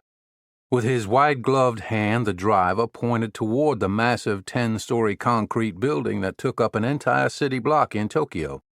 The taxi driver understood my poor Japanese after all, Kane thought. Kane handed the driver 2 1,000-yen bills, which more than covered the fare, and opened the rear passenger door. He folded out of the sedan and looked upon the embassy's black wrought-iron gates. Yep. It's undeniably the American Embassy. It's the most fortified building in the entire neighborhood. Half a dozen uniformed police officers were patrolling on foot behind waist-high concrete barriers. Beyond the gate's walls, a lone American flag blew lightly in the wind. Sumimasen, the driver said as he ran around the front of the car to hand Kane his change. Tipping was not customary in Japan, and it often made Japanese people feel uncomfortable. Sumimasen, he repeated as he handed Kane his change on a small plate. The driver seemed relieved when Kane took it. Kane tossed the yennies, as he called the Japanese coins, into his pocket and marched through the crosswalk to approach the heavily guarded compound. The Department of State crest was bolted to the bars of the gate. The American eagle, with its wings outstretched, was clutching arrows in one talon and an olive branch in the other. Kane read the sign, E pluribus unum. Out of many, one, he said softly to himself. It's time to call in the backup. He felt confident that the embassy would be able to light a fire under the Tokyo police. Kane approached the security hut and punched the push-button intercom. I'm an American citizen. I'd like to speak to the regional security officer, Kane said to one of the guards behind bulletproof glass that was at least 2 inches thick. Do you have an appointment? No, but it's very important. Tell the duty agent that it's an emergency and that I'm a Secret Service agent. I need to discuss a kidnapping with him. Do you have any identification? Kane pushed his passport through a narrow opening in the partition. The guard thumbed through a folder of names and numbers. He picked up a landline and punched a series of keys. The call lasted less than a minute, and Kane couldn't hear the conversation. The guard pushed the intercom button and instructed Kane to empty his pockets and walk through the metal detector. It was like going through airport security, although Kane didn't have to remove his boots. A different security guard escorted him up the hill to the main entrance of the embassy. Please sit here, he said. Mr. Rose will meet you here as soon as he arrives. Mr. Rose? Kane asked. The deputy regional security officer. He's the duty officer. Kane glanced at his watch. When will he be here? I don't know the exact time, but he has been notified. Please tell him to hurry. This is a level 1 priority. The guard nodded, but Kane understood that the duty agent would arrive whenever he felt like it. The guard directed Kane to sit in a chair in the lobby while he waited for Mr. Rose to arrive. But Kane couldn't sit still. He paced back and forth across the marble floor. Mountains exist for you to climb, Not for you to carry, he repeated to himself. He tried breathing exercises he had learned at the retreat. He continued inhaling air as many times as possible to stretch his lungs, and then he exhaled as slowly as he could without passing out. The monks had said their lungs are like rubber bands. They need to be stretched. Kane quit pacing when the man he took to be Mr. Rose approached him about an hour later. "Oh," Mr. Rose sighed and paused at the sight of Kane. "I recognize you from the Japan Times. You're a former Secret Service agent. I need your help. You sound just like a Secret Service agent." Mr. Rose chuckled. "They are always needing the RSO's help. What happened? You and your partner stiff a prostitute again, but this time in Japan?" Mr. Rose smirked. "I'm going to let that go, thanks to some recent Zen training I've been undergoing." "Well, I appreciate your restraint," Mr. Rose replied with dry humor. He led Kane into his office, and they sat down at the desk. "What's so important that made you tell the guard that it's a level 1 priority?" "My sister's been kidnapped." "Have you told the local police?" "Yes. They weren't interested." "A gaijin getting kidnapped in Japan is big news. Why weren't they interested?" "She worked at the Angel Cloud." "So I was right. This story does involve a prostitute." Kane's face flushed red. "My sister is not a prostitute. And if you say that again, your diplomatic immunity is not going to help with your newfound hospital bills." "Relax, man. I didn't mean anything by it. Just thought it might ease the tension." "Let's not," Kane replied. "Japan's a safe country. One of the safest. I'm sure there is a misunderstanding, and we'll find your sister. Everyone touts how safe this place is. But when I tried to report a genuine violent crime, the police didn't give a damn. They just cited policy and procedures." Kane's voice started to rise. "They're more concerned with appearances than with substance." "I sympathize with you. I really do.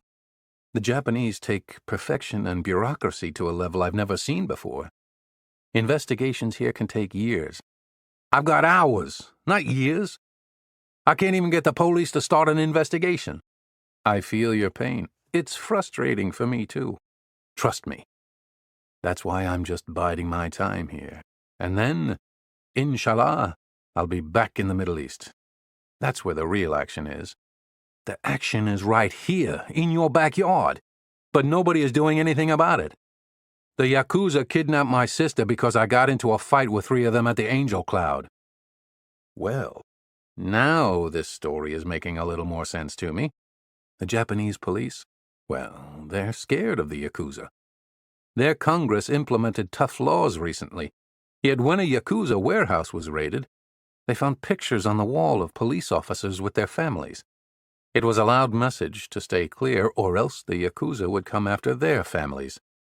There are over 9 million people in Tokyo. I need some help here. There's no way I can find Bonnie by myself, even if she is a blonde-haired gaijin." "Do you have any leads?" "One of the guys I fought at the Angel Cloud was named Watanabe." "Watanabe?" Mr. Rose scoffed. "That's like Smith in America." "I'm sorry. I can't help you, sir. I wish I could. I'd love taking some American justice and shoving it down the Yakuza's throat. But my hands are tied up in the political and diplomatic sensitivity of being strategic guests in Japan. You know, with China and North Korea just next door." Mr. Rose opened his desk drawer and grabbed a stack of business cards. He flipped through them. "Here's the card of an American reporter. He comes by often to interview me and get information off the record. Not that I give information off the record." "I don't need a reporter," said Kane. "They just sensationalize everything. What I need is someone who knows the Yakuza organization, their safe houses, their command structure, even their clubhouses. Just take the card. Maybe it'll help, maybe it won't." Kane plucked the card from Mr. Rose's fingertips. "He's a pain in the ass, but very hungry. Works all the time, and doesn't mind getting his hands dirty. Someday we'll be seeing him on CNN. Kane glanced down at the card. Champ Albright III, he said aloud. I recognize that name. It's the Stars and Stripes reporter Bonnie mentioned before. This is a sign, he thought. For a brief moment, he felt hopeful, as though fate was helping him. If I worked here, Kane said with disgust, there's no way I'd turn away helping an American. Kane pocketed the business card. I'll show myself to the door. I'll have to escort you out. This is a secure building. Kane stood to leave. Just remember, Mr. Rose said, moving from behind his cherrywood desk. This is Japan. They have strict rules. They will not tolerate a rogue gaijin disrupting those rules. They will kick you out of this country so fast and never let you back in. Never. Their collective memory goes back thousands of years. I have no intention of being back in the news. Been there, done that. But I can't promise you those who took Bonnie won't be. A worried look came upon Mr. Rose's face. What do you plan on doing? Cajun Justice, Mr. Rose. Cajun Justice. Chapter 57.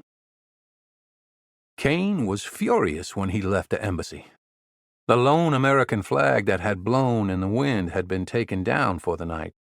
Kane walked down a street he didn't recognize, passing the Spanish embassy on his way toward Roppongi.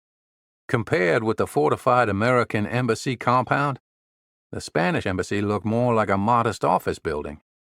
Outside its gates was a framed poster highlighting a Picasso painting depicting a bullfight. The bright, multicolored artistry popped out among the otherwise gray and dull neighborhood. I bet they would have done more to help one of their countrymen. Political and diplomatic sensitivity, my ass. Kane pulled out the angel cloud brochure he'd taken from Bonnie's apartment. He studied the map and found the entrance to the bar. It was in a crowded area known for its late-night activities, but it was relatively quiet that night. He opened the door and ascended the stairs. He climbed faster and faster as he neared the top. A muscular Japanese man in a white tuxedo stopped Kane at the top. You are not welcome here, the bouncer said. I'm just looking for Bonnie. My sister. She is not here. She quit. Okay, Kane said as he raised his hands, chest level. I don't want trouble. He scanned the room. She asked me to grab her purse. She said she left it in her locker. The purse is not here, the bouncer said gruffly.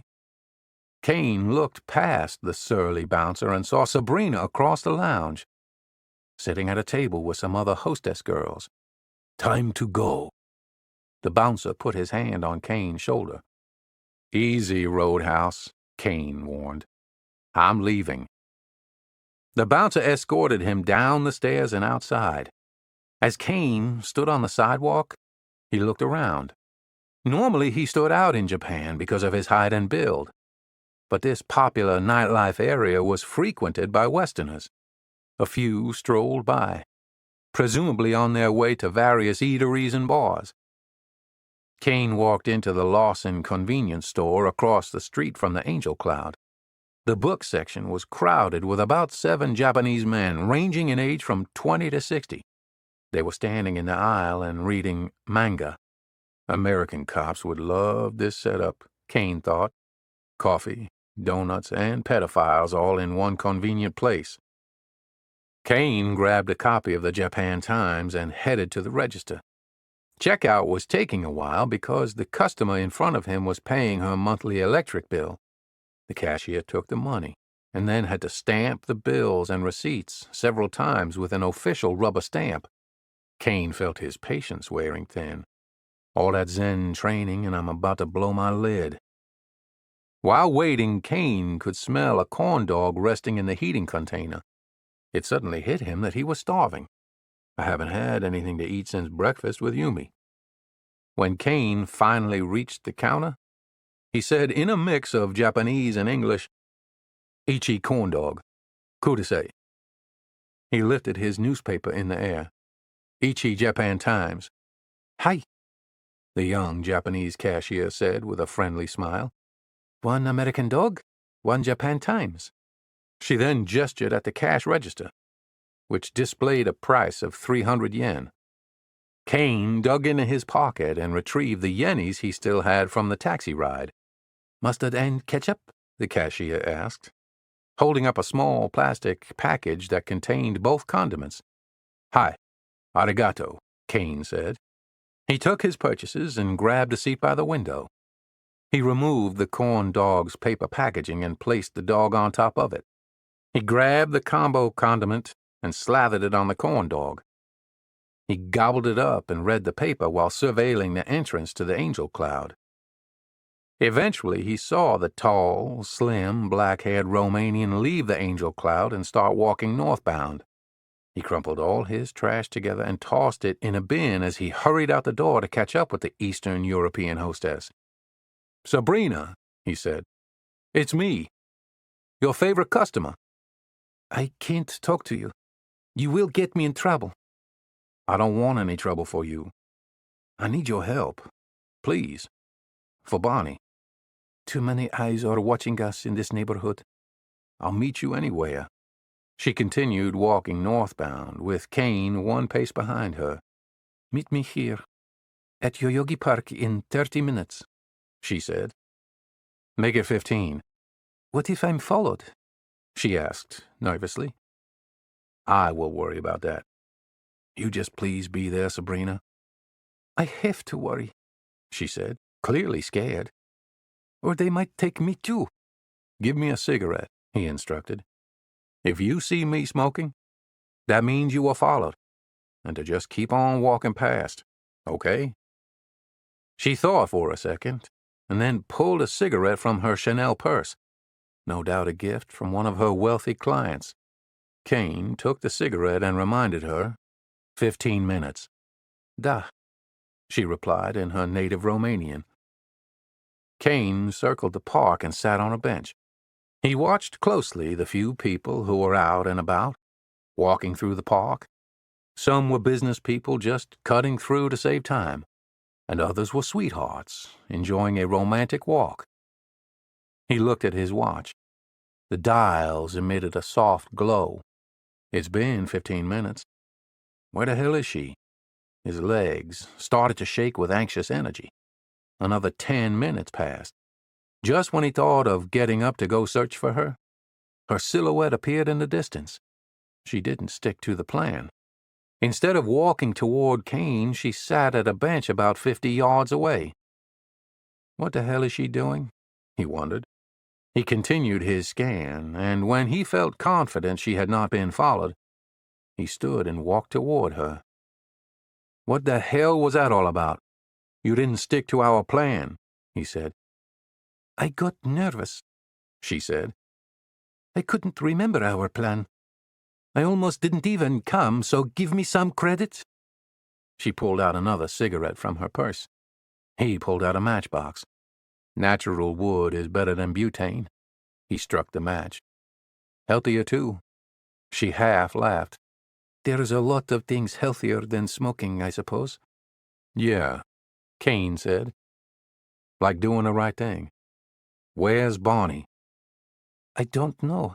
I swear. You gotta know something. You're smart. And you're observant. You haven't survived in this business without being street smart. They lured my friend Elena over here for a modeling job. Sabrina took a long drag and slowly exhaled it toward the night sky. Then they took her passport. Who? The same people who kidnapped Bonnie? They threatened to tell the police that she was prostituting and selling drugs in Japan. Bonnie? Or your friend Elena? Elena. She was so scared. She had no identity. And then one day she disappeared. I'm afraid that is what has happened to Bonnie. Why would they do that to Bonnie? She's never hurt anyone. You shamed them. Saving face is everything here. You challenged them and fought 3 Yakuza members in front of many prominent Japanese businessmen. They were always going to get their revenge. Why didn't they come after me then? Why did they go after Bonnie? She wasn't involved. They'll kill you, but they'll use Bonnie. I've heard they will sell women to make money for their organization. You should have caught the next flight to America after the fight in the Angel Cloud. There's no way in hell I'm going back to America without my sister. Who were those men I fought? I don't know. I had never seen them before. You sure? Like I said, I've never seen them. One of them was named Watanabe, he said. Does that ring a bell? She blew the smoke from her cigarette into the air. I meet 5 guys a week who are named Watanabe. You don't know anything about them? Kane repeated, feeling as though he was back at the Secret Service, interrogating suspects. I don't know who they are, but I saw them leave that night in a Nissan Skyline. Kane scoffed. There's got to be hundreds of those in Tokyo, probably thousands. This one is easy to see. It's orange and very loud, like a race car. Oh, that's good intel, he said, as he looked at her pretty face and striking blue eyes. He realized it could have just as easily been Sabrina who was kidnapped. If you're so afraid of them, why are you helping me? I like Bonnie. She isn't like us. She doesn't need the money. She just enjoys meeting different people. She's always very nice to us. She called me and asked if I would meet her at Starbucks the Saturday before I went on shift. I agreed. But she never showed up. What happened? I don't know. Sabrina began to tear up. She seemed fine when I talked to her. What else did she say? She just said that she'd enjoyed working with me and the other girls, but that she had to quit. She said it wasn't safe for her to go back, especially after I had told her that the man with the bloody face had taken her purse that night. Kane's heart sank. I wasn't sure, but I thought Bonnie would be okay because... Because why? Kane interrupted. Because Bonnie was protected by the manager. She was American. She didn't know about how they treated the Russian girls. But you're not Russian, Kane said. Romanian, Ukrainian, Hungarian. They call us all Russians. Kane handed Sabrina a piece of paper. This is my number. Please call me if you ever see them back at the Angel Cloud. I can protect you. She scoffed. You can't protect me from them. I can protect you. There was a time when I made my living protecting presidents and kings. She took the paper and shoved it in her purse. She thanked him in her native Romanian. Multo mec. Cu placere, he replied. He turned around and started walking away. Before he disappeared into the darkness, Sabrina made one last quick request. Please find her. Make those bastards pay. For Bonnie and for Elena. He looked back only briefly. You can bet your life on it. Chapter 58. Kane hailed a taxi. He wanted to return to Bonnie's apartment. Was there anything I missed? He kept asking himself this question and replaying her voicemail message. I shouldn't have gone to that retreat, just as I shouldn't have gone to Thailand. As Kane sat in the back of the taxi, he peered out the window. The high-rise buildings towered into the sky, some disappearing into the cloud cover. Bonnie could be anywhere, he worried. How am I going to find her in Japan when I couldn't even find Claire and Christopher and Krabi? He lowered his head into his hand. He felt the onset of a migraine. He rubbed his temples to ease the pressure. When the taxi neared the apartment complex, Kane instructed the driver to stop right there and not go any closer to the main doors. This is good. Right here. Here? Kokoni. Kane didn't want to be dropped off at the front doors because he wasn't yet sure if they were being watched by the Yakuza. Kane walked around the neighborhood and the building's parking lot. He looked intently at all the cars and made sure that none harbored a lookout. Black was the most popular color in Japan. It didn't matter the make or model. Almost all the sedans were black. Some were silver, but none with the orange Nissan Skyline that Sabrina had described. Kane's phone buzzed in his hand. It was a text message. "Is everything okay?" Yumiko wrote. "It's really late, and I haven't heard back from you." He called her. "Bonnie has been kidnapped." "Are you sure? This is unbelievable," Yumiko said. I'm trying to backtrack her steps. I'm at her apartment now, but I gotta be honest with you, Yumi. I'm feeling overwhelmed right now. Everyone is right. I'm a gaijin, an outsider in this foreign place. His voice started to crack. It's my fault. Now she has been taken, and I'm the only person Bonnie has looking for her. "I will help you. I can go with you to the police station," Yumiko offered. Kane sighed. That's not going to do any good. I spoke with some officers earlier at Bonnie's apartment. They were useless. "That is why you need my help," Yumiko said with confidence. "I have lived my whole life in Japan. I understand Japanese procedures, and I also know how to get around them." I didn't think navigating Japanese bureaucracy was even possible, Kane said. That's how it feels around here, but maybe there's hope. My crew chief used to say that an officer knows the rules, but a chief knows the exceptions to those rules. If you're willing to help me, I'll take it. I can use any help I can get right about now. "I will meet you at Tokyo Police Headquarters in 1 hour. There's a koban near Bonnie's apartment. Wouldn't that be quicker?" "Quicker is not always better." That's a very Japanese thing to say. "What can I say? I'm Japanese." Kane let out a chuckle and realized it was the first time he had laughed since he shared breakfast with Yumiko that very morning. But it seemed as though days had passed already. About an hour later, Yumiko showed up carrying a Dunkin' Donuts box.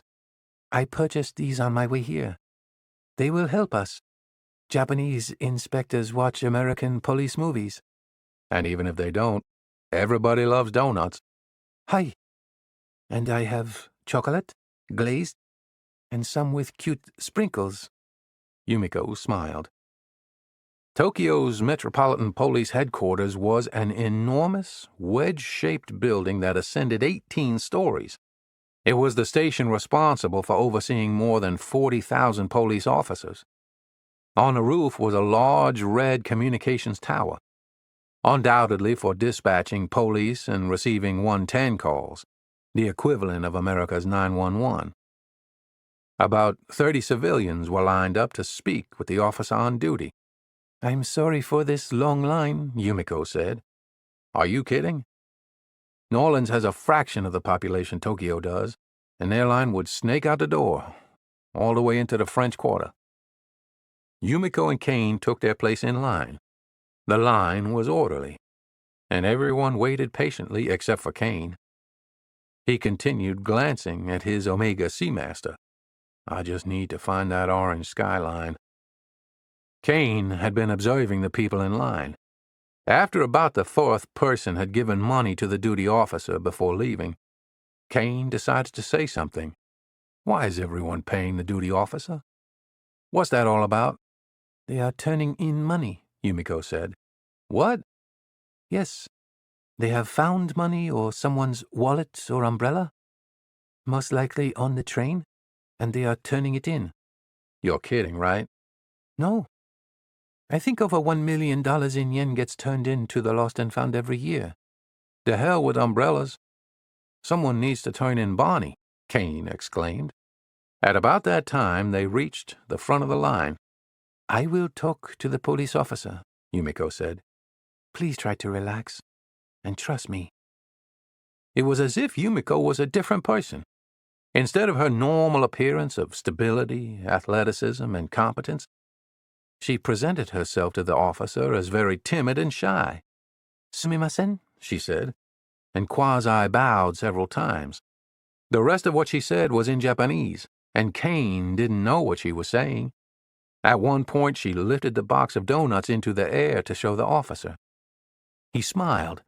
perhaps for the first time during his shift that day. A few moments later, an inspector came to the lobby and requested that Yumiko and Kane follow him back to the detective bureau. It was an open bay area illuminated by bright fluorescent lights. They walked past at least 50 desks, at which sat uniformed and plainclothes detectives clacking on typewriters and computers and answering ringing phones. All the desks, chairs, and telephones looked identical. The detective, who looked worn out and had a loose tie around his neck, plopped himself down into his office chair and wheeled himself toward his desk. He picked up his 7 Stars cigarette from the ashtray where it had been resting. He inhaled and slowly blew out the smoke. I'm just one problem out of 1,000 for this man, Kane thought. He's not going to be helpful. Yumiko spoke to him in Japanese and presented the donuts. The inspector accepted the box and thanked her, but didn't take a donut. Instead, he offered them to his colleagues nearby, who huddled around and picked their favorite flavors. He wants to know if the parents have been notified. God, no. This would crush my parents. They would be heartbroken beyond repair. They didn't even want Bonnie moving to Japan. And now she's missing because of me. There's no way I can tell my parents. Okay, I'll tell him yes. You sure that's a good idea? Otherwise they won't file the report until the family has been called. Kane nodded. The exchange between the inspector and Yumiko lasted an agonizing 83 minutes. Kane knew the exact time because he had nervously kept checking his watch, feeling as if he was wasting his time dealing with the Japanese police and their lengthy protocols. They appeared much more interested in administration than in actual investigation. But Kane trusted Yumiko. When the inspector finished typing his forms and rubber-stamping them with his personal hunko, he stood and bowed, first to Kane and then to Yumiko. She returned the inspector's bow. Domo arigato gozaimashita. She bowed a second time, this time even lower. Domo arigato gozaimashita. What's next? Kane asked Yumiko. They have filed the report in their computer. And if a police officer finds Bonnie, they will call you. I also gave him my number. That's exactly why I didn't want to come here. This was a complete waste of time. I could have been out there looking for Bonnie. She placed her hand on his elbow and guided him toward the exit. We never came here only to file a police report. I came with you to overhear what the police were saying. And I think I have what you need. What do you mean? Kane asked, as the sliding doors opened automatically when the motion sensor detected their movement. When I mentioned the orange skyline to the inspector, I overheard another inspector say that it sounded like a Yakuza member named Watanabe, who goes by the street name Hayabusa. That means falcon in Japanese. I don't know who he is, but he must be important for the police to know him by name. You have at least a more specific name now to investigate. Do you still have friends in the government back in America who can help you? The United States has files on everybody. WikiLeaks is proof of that.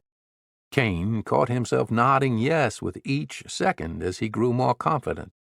Yes, I still have a contact in the Secret Service who owes me a favor, a big one. Have you eaten? A worried Yumiko asked.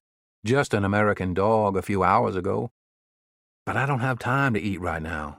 I know a noodle place nearby. My treat. I don't have time to eat. You are not able to think clearly to help your sister. Please stop and eat. Do it so you can find Bonnie. Kane paused before responding. You're right. You're always right, Yumi. You said yourself you are the only one looking for Bonnie. That means you must take care of your body and your mind first. The restaurant reminded Kane of a Waffle House, but it served only drinks and soba, a broth with thick noodles. Yumiko ordered for them. Kane sat but was frantic. I've gone to Bonnie's apartment. I didn't see anything tangible there. I went to the embassy, then the Angel Cloud. They wouldn't let me in. I've got to find a way into the angel cloud, and I need to find out where... Kane-san, you are going to find your sister, but first you have to eat something. You look exhausted. Yumiko frowned. My body is starving, Yumi. But I can't even think about that right now. My mind is racing. In the United States, there is only a small window of opportunity to find a missing person. It's about 24 hours. You are going to find your sister. I can feel it. She is very lucky to have you in her life. I'm the lucky one. To have her as my sister and you helping me. Yumiko smiled and then poured some green tea into her cup and sipped it. Their food arrived and both started eating. Oh, this is spicy, Kane said. It's very tasty. I told her that you wanted yours extra spicy since you are from Louisiana. Kane smiled and continued devouring his meal. The broth and noodles, paired with tempura, cleared his head. I'm too reliant on the trains and taxis here. I have to get a car. Do you know someone who can help me get a car? It can be anything. I don't have a car, but I have a motorcycle I never use. That's awesome. Where's it at? My apartment. Chapter 59. I've got to make some calls, Kane said. I'll just stay here in the lobby while you go upstairs. I'll be right back, Yumiko said, and darted upstairs to her apartment to retrieve the keys to her bike. Kane pulled out his cell phone and paced back and forth in the lobby. Tanaka, it's Kane, he blurted out before Tanaka could even answer with the standard mushi-mushi greeting. I'm calling because I need your help at the office. Yes, I will help you. Tanaka answered as if he had been asleep and suddenly awakened. I'm leaving you in charge of the team for the next few days. I don't have time to fill you in with all the details right now, but I'm going to be chasing down some leads. I need you to cover for me at work. Hey, of course. It would be my honor. Thank you, Tanaka-san. I appreciate it. Mr. Kane, I am very sorry about what happened to Bonnie. I feel very responsible. There's no time for those feelings right now, Kane said. That's not going to help us find Bonnie. You must be careful, Kane-san. You once told me that trouble finds you. I'm counting on it. Ganbatte, Tanaka said to wish him good luck. Kane hung up the phone and started dialing an American number. Right before the call connected, Yumiko emerged from the elevator. He disconnected and shoved the phone into his pocket. He opened the lobby door for her and followed behind her as she led the way through the parking garage. In the corner were a dozen scooters in each of several rows, and twice as many bicycles. Kane scanned the sea of black and silver scooters. I don't see any motorcycles, he commented. Oh, I'm sorry. I think I used the wrong word, and I apologize about the color. It's not very discreet. In the far corner was a scooter painted robin's egg blue. Well, he searched for the right words. It certainly fits you perfectly. Yumiko grinned. It's custom paint. It's my way of being a rebel. A rebel. Kane smiled. I love how having a greenish-blue scooter makes you look like a rebel in Japan. Will it work for you? She asked.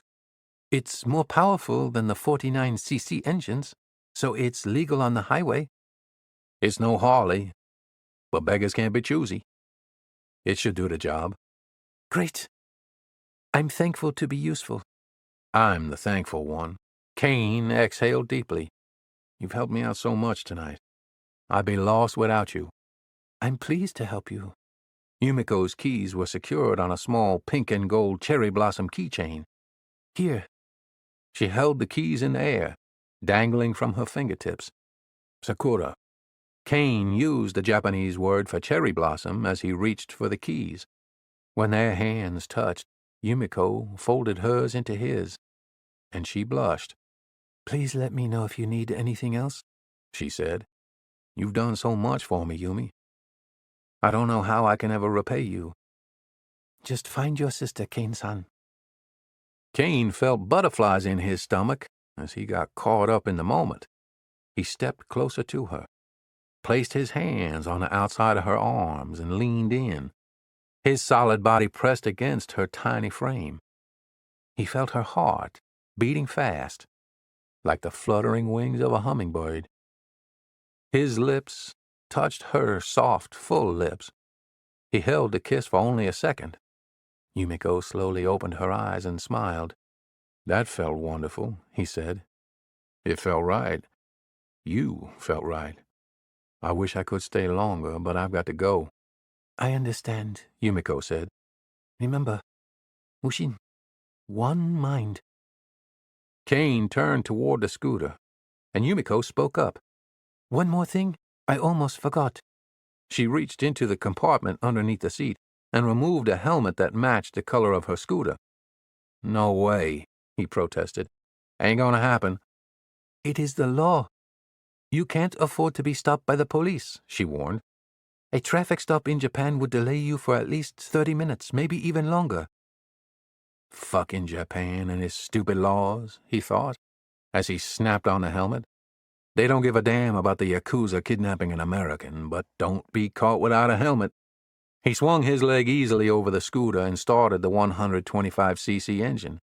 It purred quietly. "I'll call you," Yumiko said, "if I hear from the police about Bonnie." He nodded to acknowledge her and said sayonara. "Not sayonara," she replied. "That word has a certain finality to it. Matane. See you soon." She smiled. Kane was on a mission that would have only one outcome, he promised himself. Mushin, he thought as he rolled the throttle and cruised off into the night to find Bonnie. Chapter 60. The small Suzuki Address V125G scooter was not conducive to Kane's 6-foot frame. At least it's quiet and reliable, he thought. He cruised the back streets of Yokohama's complicated maze of narrow streets and dark alleys. Driving on the opposite side of the road is a lot harder than I thought it would be. Thank God this thing doesn't draw attention, he thought. He then laughed at himself for even thinking that a 6-foot gaijin on a robin's egg blue scooter with a helmet to match would go unnoticed. I must look like one of those bears that ride around on a unicycle in a Russian circus. But then he smiled, fondly remembering Frank Rogers. Even the devil eats flies when he has to. Kane navigated the roadways as best he could. His eyes darted from sign to sign.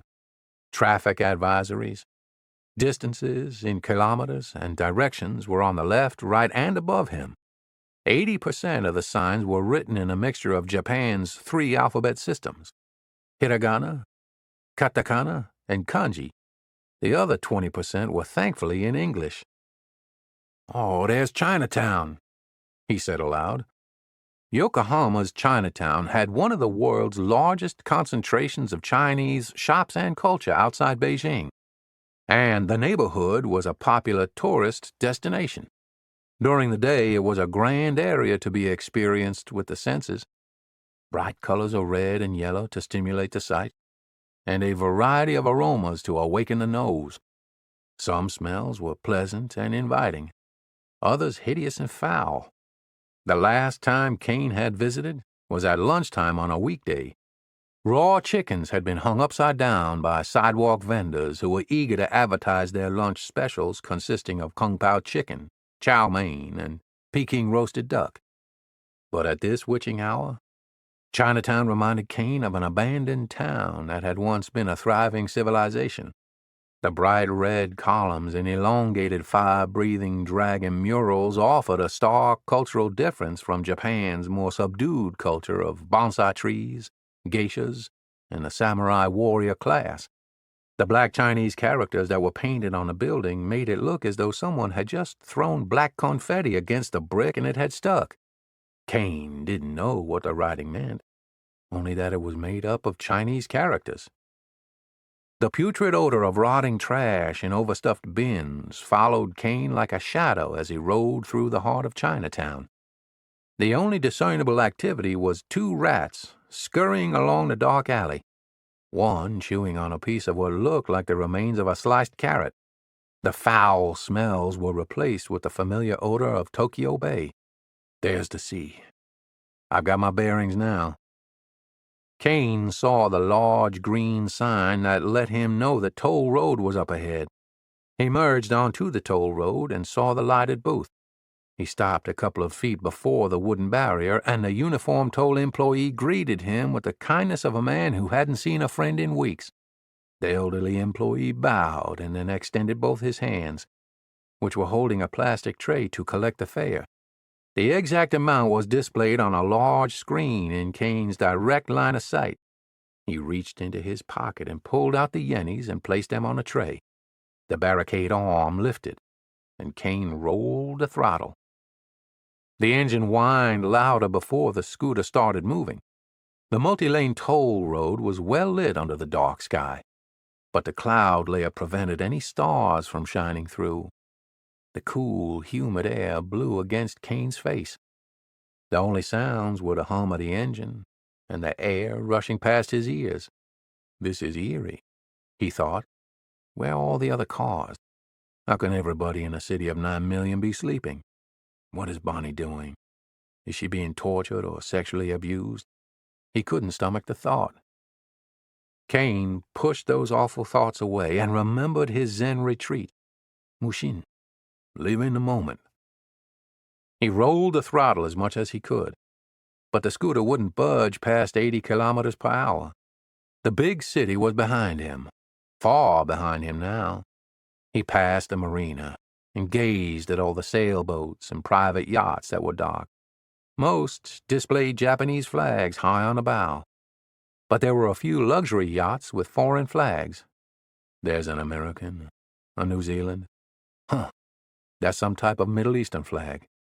Wonder what they're doing all the way out here. Kane rode the last stretch of the road that led to Sato's company. He pulled up to the closed gate and the security guard cautiously approached. The guard's left hand gripped the mag-light flashlight that rested on his left shoulder, just as Kane had taught him. Before Kane had arrived, none of the security guards had been shown how to use their 4-cell D-battery mag-light as a baton against a burglar if necessary.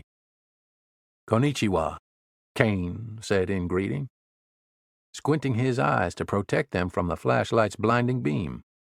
"Kane-san," the guard replied with a big grin, and exhaled a sigh of relief.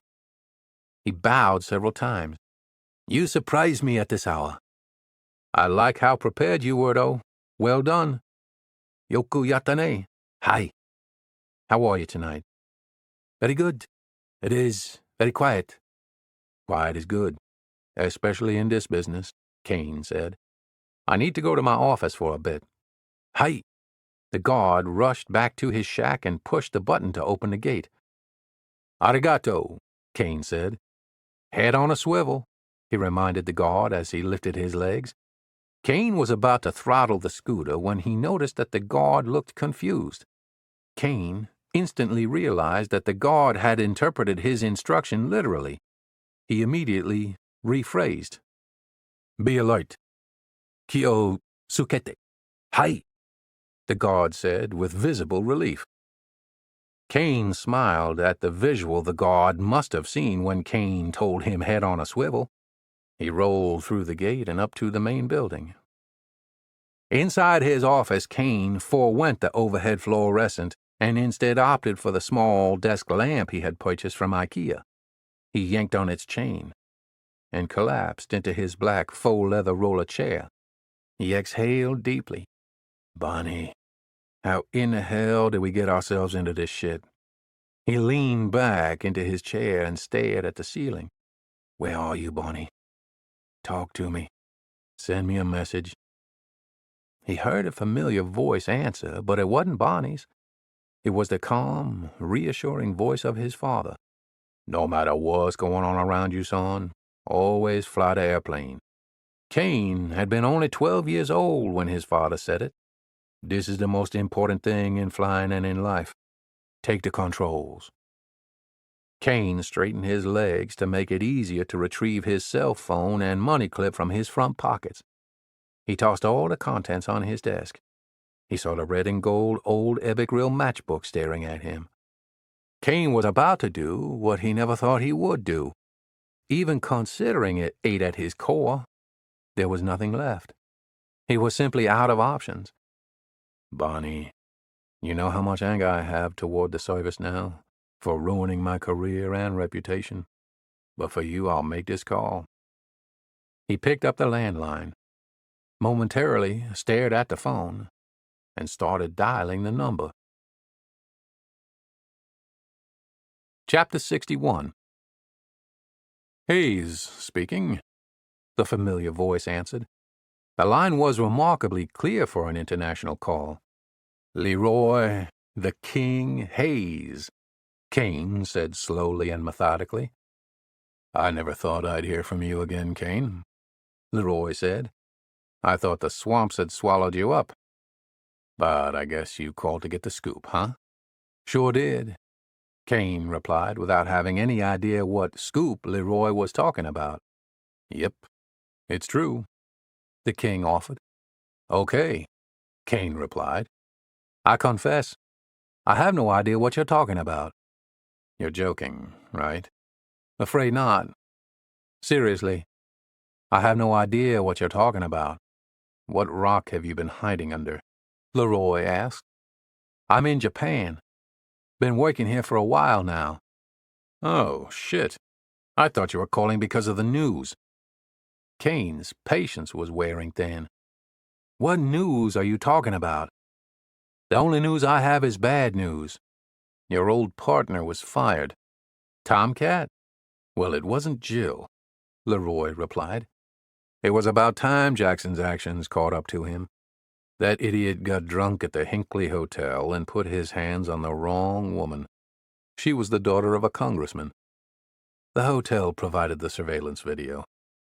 Needless to say, it was no secret that his services were no longer needed, and I perp-walked him off the premises myself. Kane smiled, but only for a second. He didn't have time to revel in that satisfying news. Leroy continued.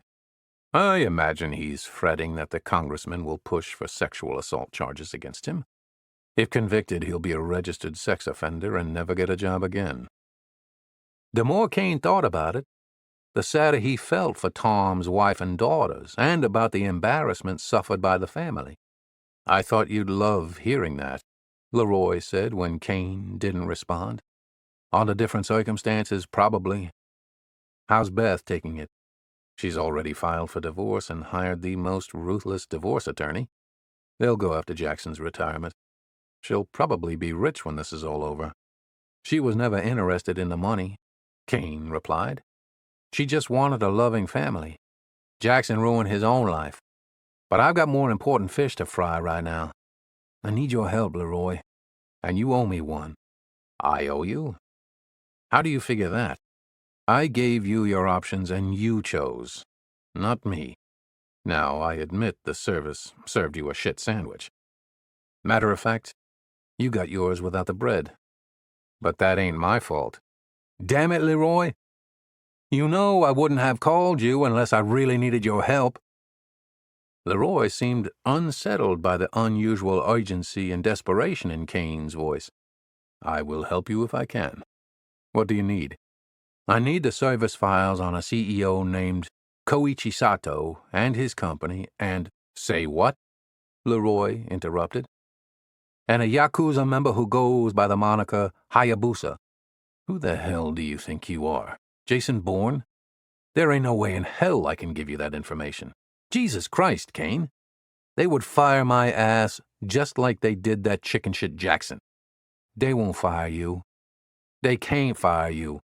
You have a discrimination lawsuit against them. It would look like retaliation. Boy, you better lay off the sake because you ain't thinking clear. This kind of shit is exactly what they're looking for. This could be the nail in my coffin they've been looking for. I'm sorry, Kane.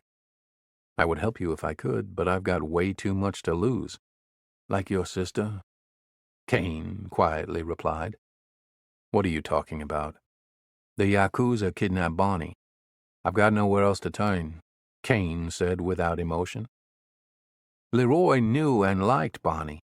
He had met her at the Secret Service's annual Christmas party at the White House and had told Kane he thought she was feisty. Bonnie is good people, and it sickens me to think she is in danger.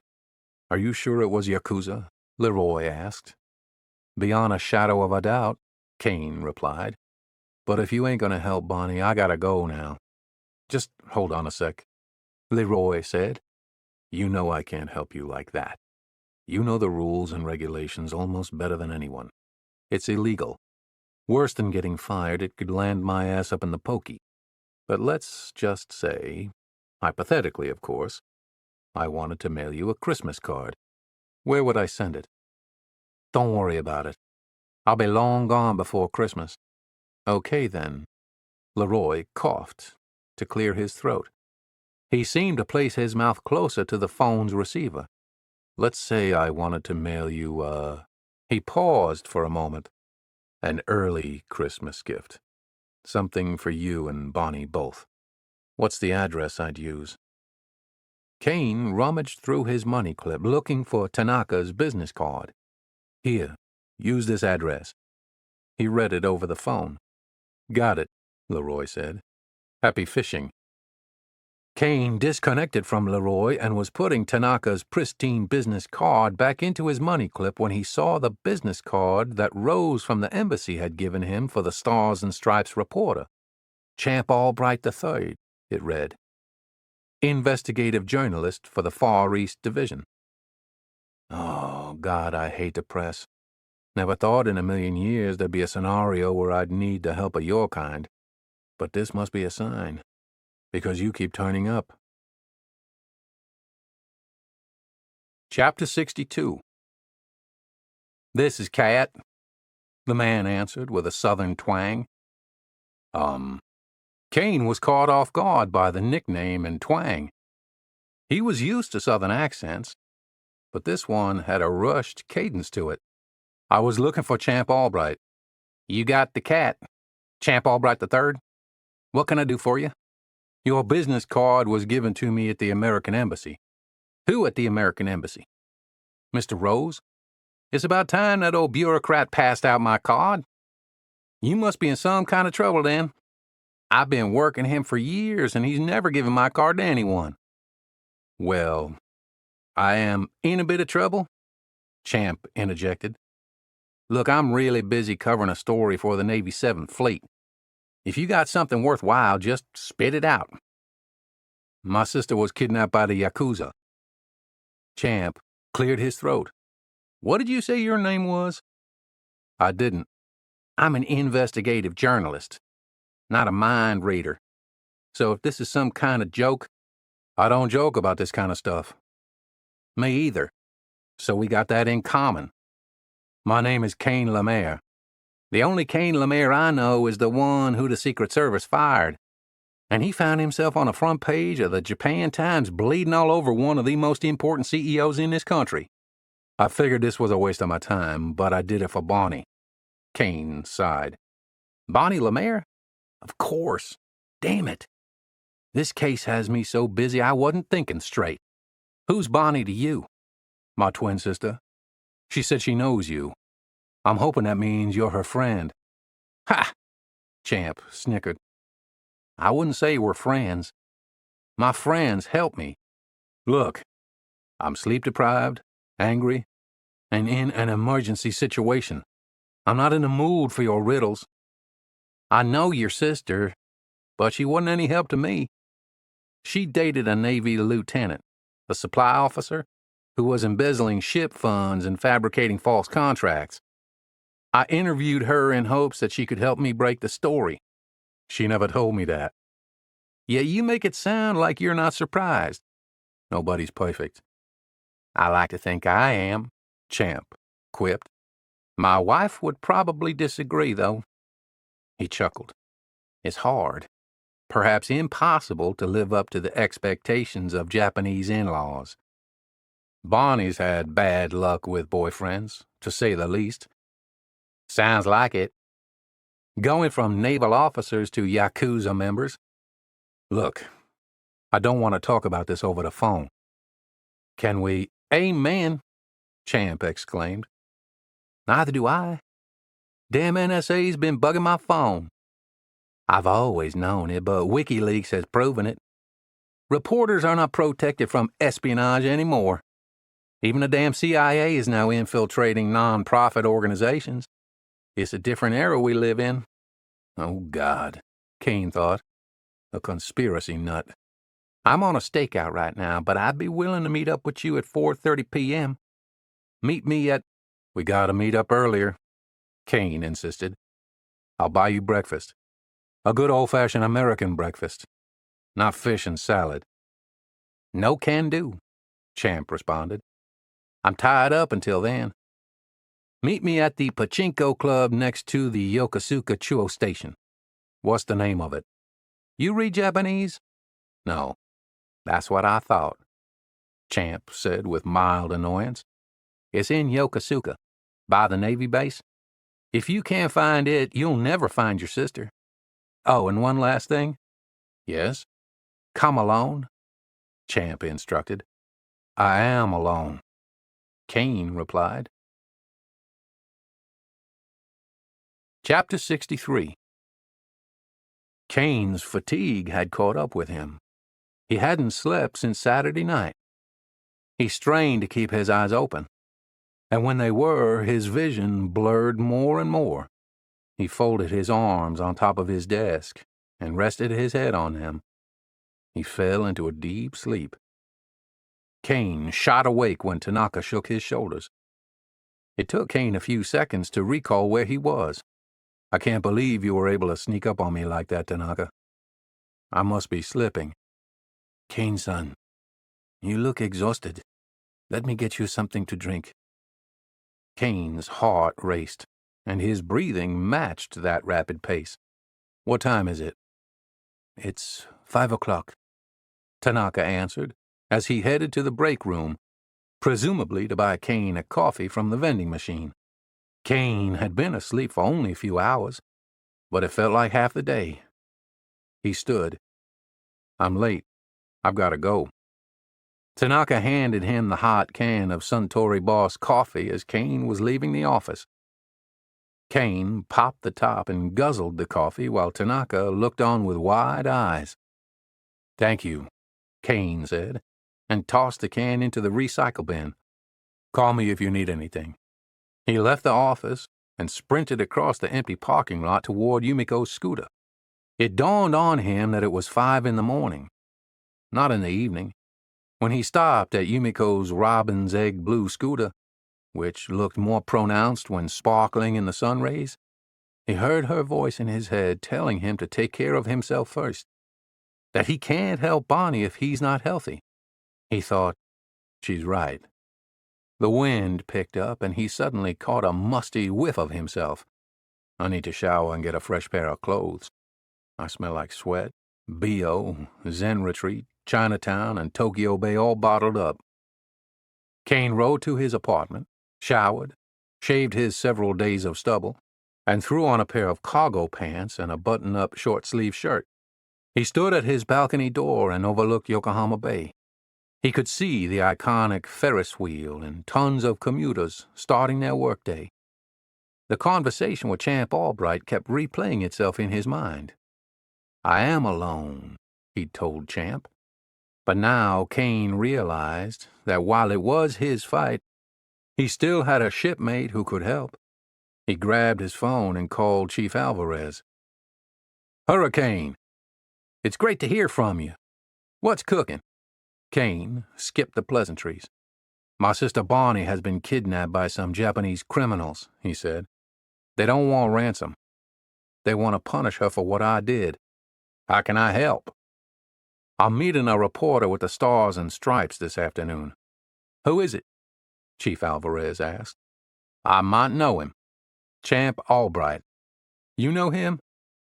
Yeah, I know him. He's a weasel, but he's well connected. He's got a Japanese wife and he speaks the language. He's a strange cat, though. That's ironic, Kane said. He goes by the nickname Cat. Look, I don't know how else to say this. Just shoot it straight and level, Hurricane, like you always have. I don't want to involve you. That's the last thing I want to do. You still have your career ahead of you, and you're drawing closer to either getting promoted to senior chief or retirement.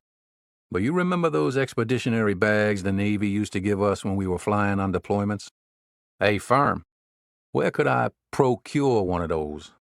I think I'm smelling what you're stepping in. Meet me at the bar on the southwest corner of Shiakushime Park in Yokosuka. I'll have one for you.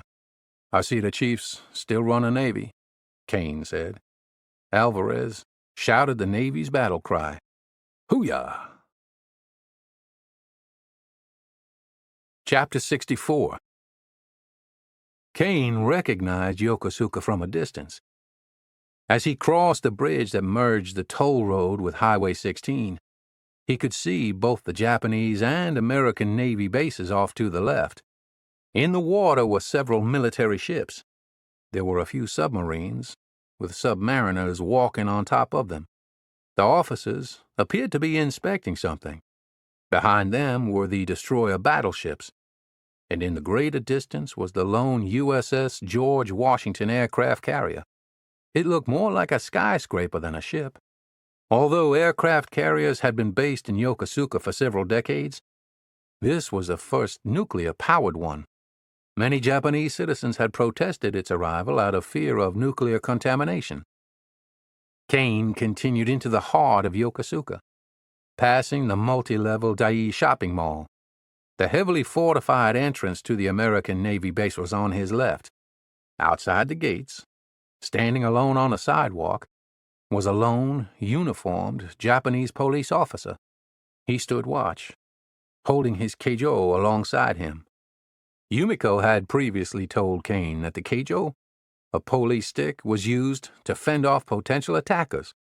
She said that the police often trained in kendo. Kane parked Yumiko's scooter at the foot of a 3-story building on the opposite side of the military base.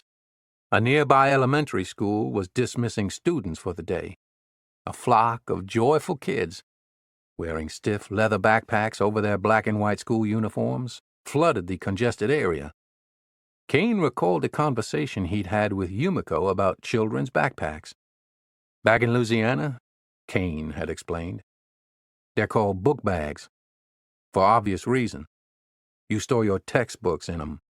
Here they are called rentosuru, Yumiko had replied. They are very expensive. They can cost as much as 60,000 yen. Kane did the math in his head. That's a little more than $700. Hi. That's why many times grandparents will buy them. But the child will keep the same one from 1st to 6th grade. It used to be that boys would get black and girls would get red. But Japan is changing a little bit. You'll see some girls get pink now, and some boys will choose brown or blue. Thinking of Yumiko warmed Kane's heart. I need to call her soon, he reminded himself. Kane didn't know the name of the street. Only that Chief Alvarez had said all the Americans referred to it as Blue Street, since all the signs were in blue. When Kane crossed the side street where the Norlands restaurant was, fond memories of his date with Yumiko flashed in his memory. He felt lucky that she had come into his life when she did. He approached the bar that Chief Alvarez had suggested. The front entrance and wall were completely made of glass, and a dim red light from within illuminated the small place. Through the glass, Kane could see a large wooden bar that formed an L shape, and a familiar face sitting in the corner of the empty room. Kane opened the door and joined Chief Alvarez at a back table. Alvarez handed him a heavy backpack. Kane unzipped it and carefully explored its contents without taking any of the items out. The bartender, who wore a black vest over a white long-sleeved dress shirt, took their order. 2 old fashions, Chief Alvarez said before turning to Kane. You gotta try these. You'll love 'em. That's fine, Kane replied. After the bartender brought them the drinks, Kane leaned in and asked, What do you know about the Yakuza? We had one sailor, naive kid from Kansas or Kentucky, maybe even Iowa. I can't remember exactly where, but we called him Big Country. He got into a fight with one of them Yakuza jokers at a bar in Tokyo. It was one of those places that was not friendly to the round eye, if you know what I mean. But Big Country thought nobody was going to tell him where he could and could not buy a drink. Well, Kane asked, eager to hear the rest of the story. The Yakuza slashed him up real bad. It was horrible. NCIS got involved and tried to work with the Tokyo police, but they could never make any headway without the assistance of the Japanese police. That seems to be a recurring theme, Kane said.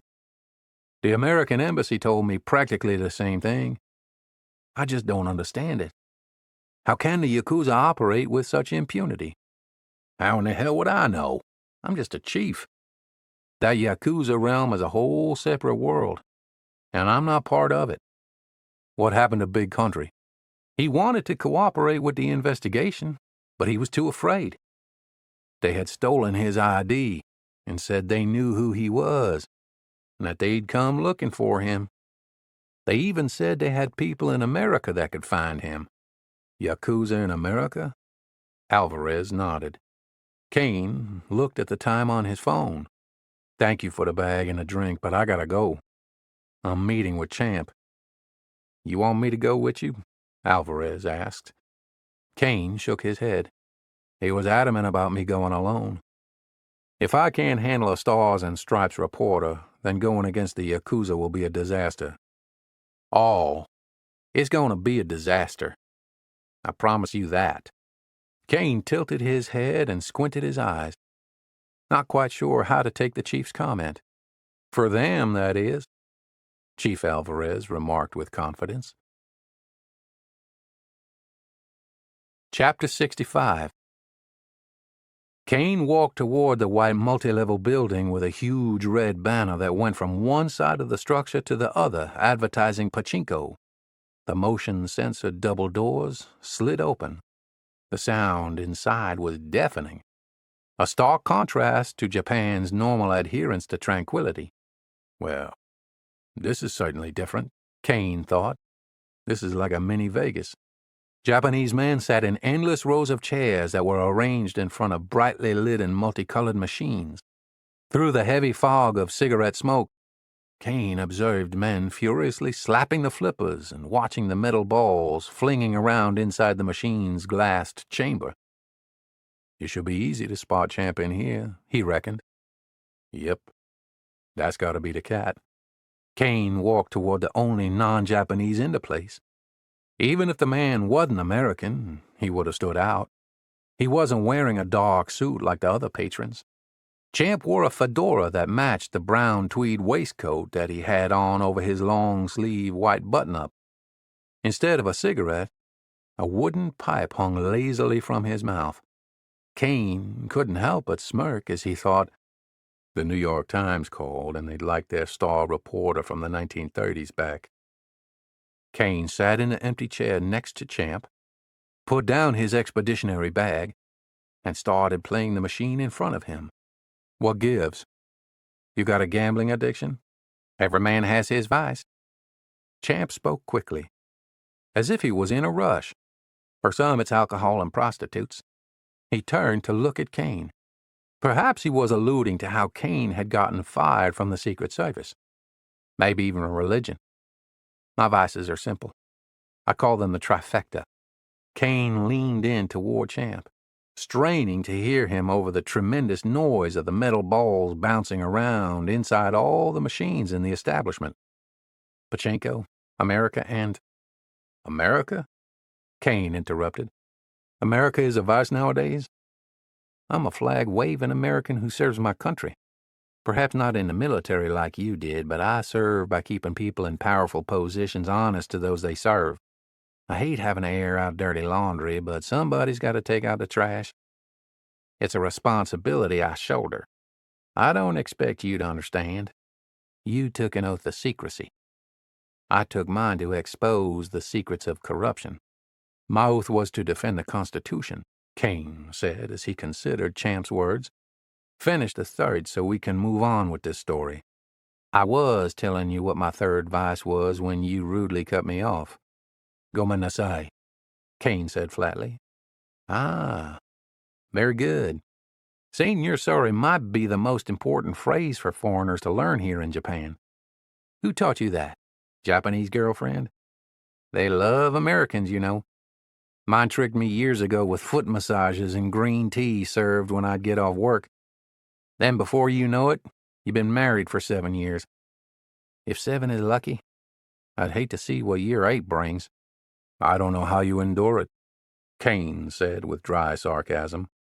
Ha! Champ chuckled. Don't let the stereotype fool you. You want to know the difference between an American wife and a Japanese wife? Look, I don't have time for all your damn games, Kane said. Completely unfazed and without skipping a beat, Champ answered his own question. An American wife will call you an asshole in public. A Japanese wife will wait till you're home. Champ let out a belly laugh. There are more serious issues at hand. Let's go somewhere quieter. The noise is safety. Keeps the NSA from hearing my conversations. Oh, God. Not this conspiracy nonsense again. Kane's head fell backward, and he looked at the billow of cigarette smoke that clouded the ceiling. My grandfather was a great reporter, Champ began. I'm actually named after him. He earned a Pulitzer for his coverage of the Kennedy assassination in Dallas. Per your inquiry, that's my third vice. The relentless pursuit of getting a Pulitzer. You ain't gonna earn one in this broke-ass casino. The battlefield is a better place. Been there, done that. Champ grabbed his pipe from his mouth. He looked around the parlor and leaned in toward Kane. What I'm about to expose out here is going to make international headlines. Heads will roll. All the way to Pac Fleet in Hawaii, and maybe even into the halls of the Pentagon. Champ leaned back toward his machine and slapped the lever. Mr. Rose believed you'd be able to help me find Barney, said Kane. He obviously over-exaggerated your abilities. That struck a nerve with the high-energy reporter. You government functionaries are pretty dense at times. Kane felt the blood rush to his head as he clenched his hand and hammer-fisted Champ's pachinko machine, cracking the glass and scaring Champ in the process. The noisy casino went silent for a moment while all the patrons stared at Kane.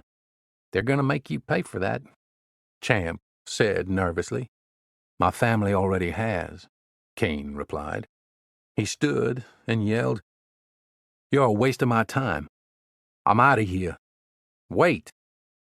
Champ grabbed Kane's arm and tried to pull him to sit back down, but Kane was too strong to be budged by Champ.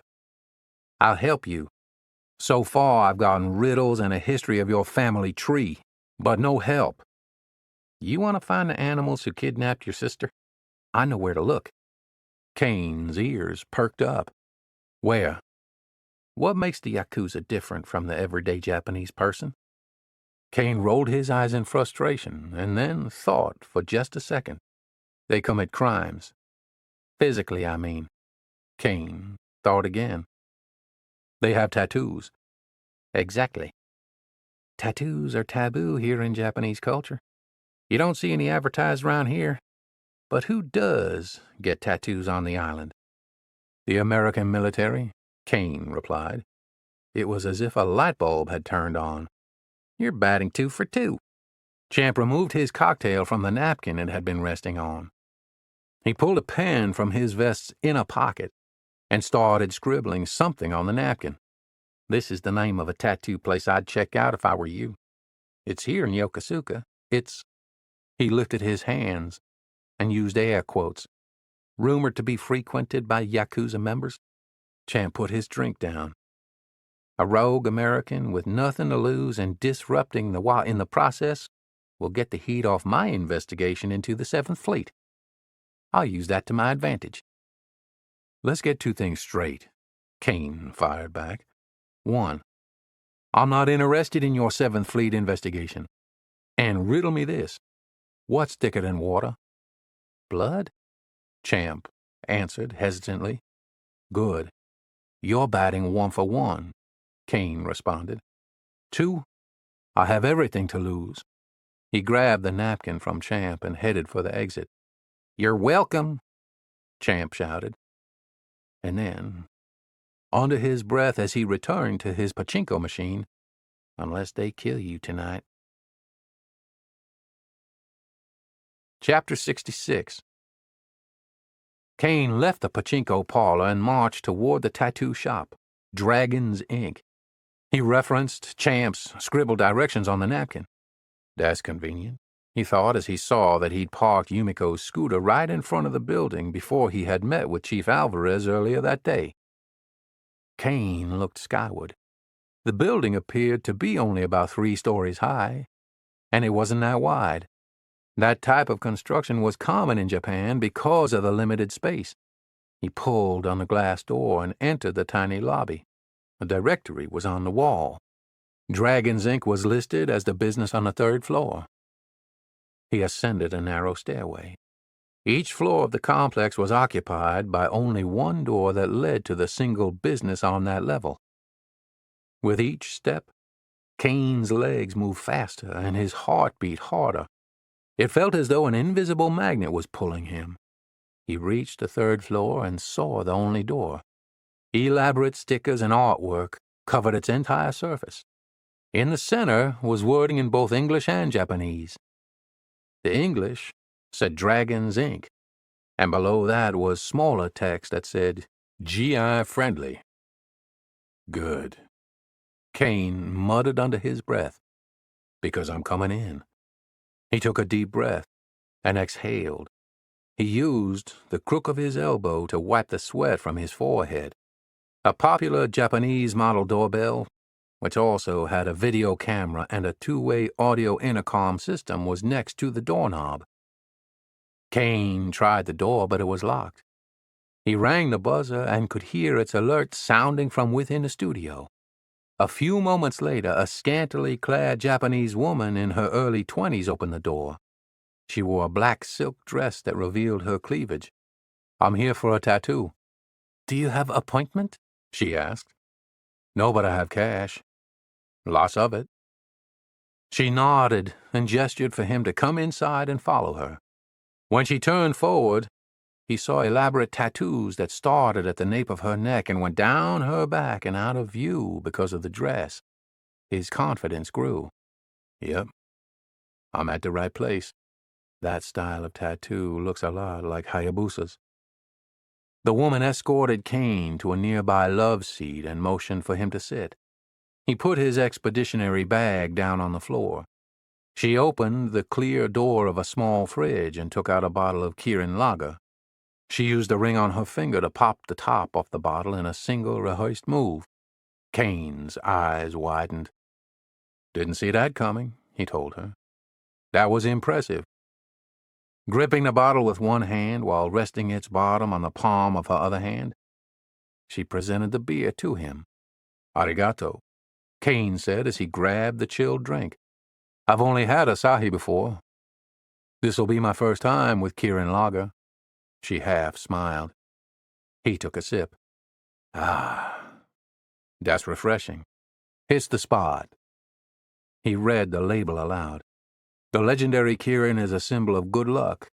He took another swig. Good, because I can use all the luck I can get. The woman walked toward a rice paper wall that divided the waiting room from the tattoo room. When she slid open the door for a few moments to leave, Kane saw a muscular customer sitting in the hydraulic chair. The black man had his shirt off, and the artist was inking a tribal pattern on his shoulder. Kane could see the man's other tattoos and knew he had to be a sailor. He recognized the star tattoo on the man's chest. The North Star was a popular tattoo in the Navy.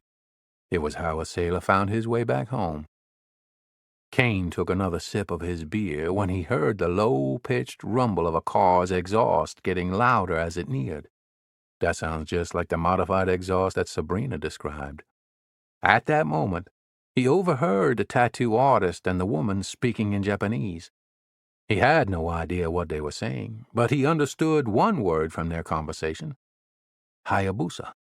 He knew that the word falcon would not be spoken in casual conversation, and their conversation seemed hurried, almost panicky.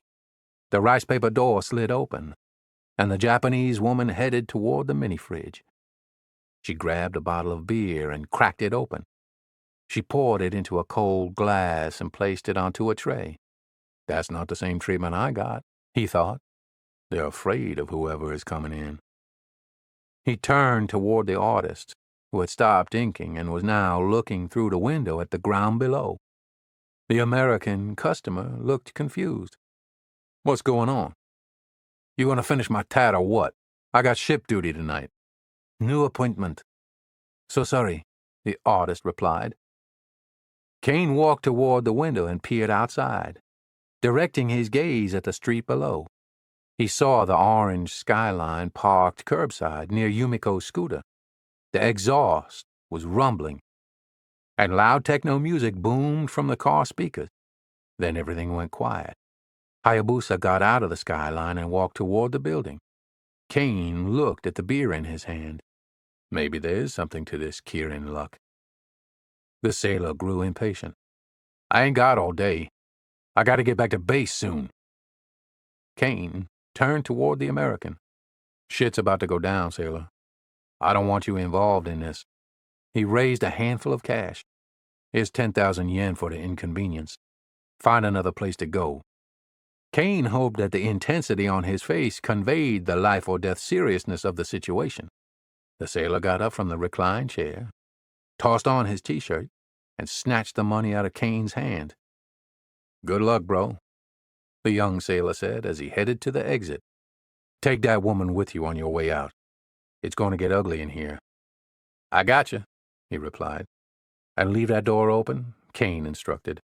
I'm going to welcome him Cajun style. Chapter 67. The sound of rushed footsteps in the stairwell echoed louder as Hayabusa approached the third floor. The steps slowed and approached more cautiously, though, as they drew closer to the studio's open door. Kane noticed that the tattooist stayed still behind the paper screen where he couldn't be seen.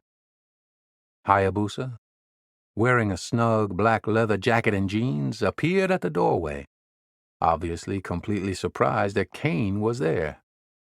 Watanabe Hayabusa, Kane said slowly and deliberately as they locked eyes. Hayabusa was wearing a new pair of rose-colored sunglasses. I see you have a new pair of sunglasses, Kane said with a smirk. What do I owe you? Your sister, he replied. Kane felt the adrenaline flooding his body and his sight becoming sharper. He instinctively looked at his opponent's hands. The hands are what kill, he could hear his Secret Service instructors saying at the academy. That must have hurt. Kane nodded toward Hayabusa's hand, where the pinky was supposed to be, but it's going to pale in comparison to the hurt I'm about to deliver. I would have killed you last time had your friend not intervened, Hayabusa said. This time's going to be a lot different than the last. I'm not drunk, and there aren't 3 of you.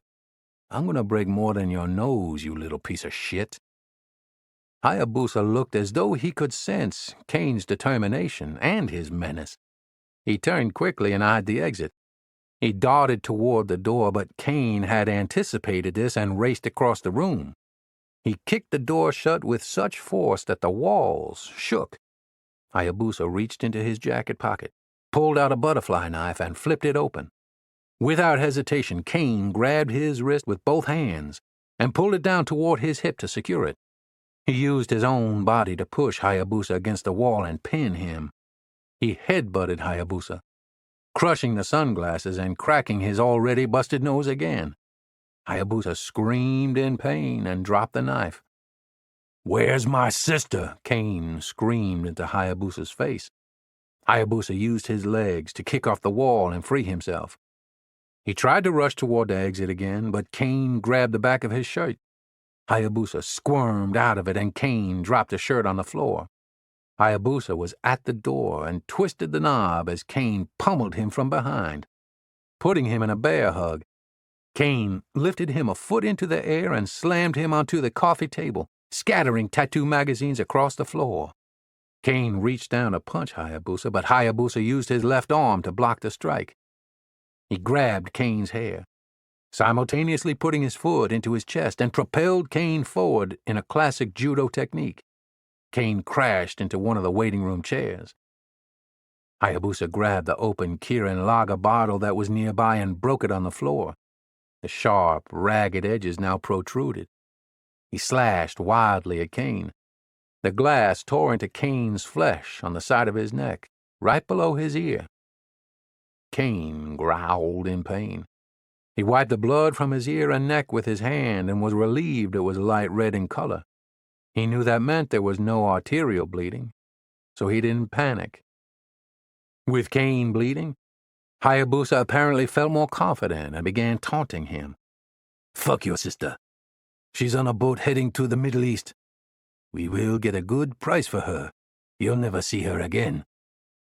Kane scanned the room, searching for an object to use against the bladed bottle. In the movies, he'd seen Jason Bourne use a magazine and a Korean master use a T-shirt. But this was real life. He spotted a banquet chair against the wall. Kane opened both hands, palms facing skyward, and motioned to Hayabusa. "Come get me, you coward." With the bottle held tightly in his hand, Hayabusa lunged toward Kane. At the same time, Kane sidestepped and quickly grabbed the chair and swung it like a baseball bat. It impacted Hayabusa's midsection and thrust his body through the rice paper wall and onto the floor. The difference was noticeable right away. The waiting room had been dimly lit, but the tattoo artist's workspace was brightly lit under a fluorescent bulb to provide him with the best illumination possible for his artwork. The suddenly exposed tattoo artist was frantic, trying to maneuver away from the violence. Kane jumped on top of Hayabusa, who then wrapped his legs around Kane's torso and locked his ankles. He began jabbing his thumb into Kane's neck wound. Blood splattered across Kane's face and neck. It mixed with sweat and started to impair his vision. He was breathing hard every second. He was in the greatest fight of his life, and there was still the threat of the tattoo artist and any others who might come to the Yakuza member's aid. Kane mustered all the strength he could and pushed himself up from the ground. Hayabusa's legs were still wrapped around Kane's body. Although Hayabusa weighed only about 130 pounds, it felt like 200 pounds of dead weight. Kane's legs burned as he grunted to his feet and pushed forward all the way across the room until Hayabusa's head hit the wall, momentarily stunning him. Kane slammed him onto the hard floor and grabbed the tattoo pen from the table. He then sat on top of Hayabusa and screamed into his face, "Where's Bonnie? Where's my sister?" Kane flipped the switch on the pen and the tattoo machine started buzzing. He pressed the pen against Hayabusa's face and started scribbling like a child with a coloring book. Hayabusa screamed in agony as the needle seared through his skin. He thrashed his body violently as he tried to escape the unbearable pain, but Kane's full weight was on top of him. Kane caught movement out of the corner of his eye. "There's another threat." His mind shouted with alarm. He shifted his weight and quickly turned his attention to the tattoo artist, who immediately put his arms in the air in a gesture of submission. "No, English," he stuttered nervously. "No problem here." In that brief moment of distraction, Hayabusa squirmed free and jumped to his feet. He sprinted toward the closed window and jumped right into the glass. The window broke, and shards of glass shattered everywhere. Hayabusa screamed as his momentum propelled him into the night sky. Kane reached out to grab him, but it all happened way too fast. Hayabusa's shouts ended only with a thud when he smashed into Yumiko's scooter below. Kane watched from the window as a crowd began to assemble around Hayabusa. The crowd looked up at Kane and started pointing at him. He stepped back from the window and sat in the tattoo client's chair. He looked in the large mirror that was bolted to the wall. His face was pale and bloody. He looked like a wild animal. He grabbed a towel off the table. He brushed the broken glass out of his hair and off his shoulders. He cleaned the blood from his face and neck and tied the towel around his neck to serve as a makeshift tourniquet. Kane snatched the black address book off the counter and flipped through it. It was full of dates, addresses, names, and telephone numbers. He stuffed it in his expeditionary bag and raced down the stairs to Hayabusa. The glass had cut his head in multiple locations, and a broken rib protruded from his jacket. Hayabusa was suffocating in his own blood. Kane leaned in and stopped about 4 inches from his face. He could feel Hayabusa's hard, laboring breath. "Where's Bonnie?" Hayabusa tried to say something, but Kane couldn't understand it. All he could hear was blood gurgling. Hayabusa's eyes rolled back, and he stopped breathing. Kane yanked him off Yumiko's scooter and tossed him aside. The headlight and turn signals were busted, and the handlebar was bent. The scooter was too badly damaged to ride.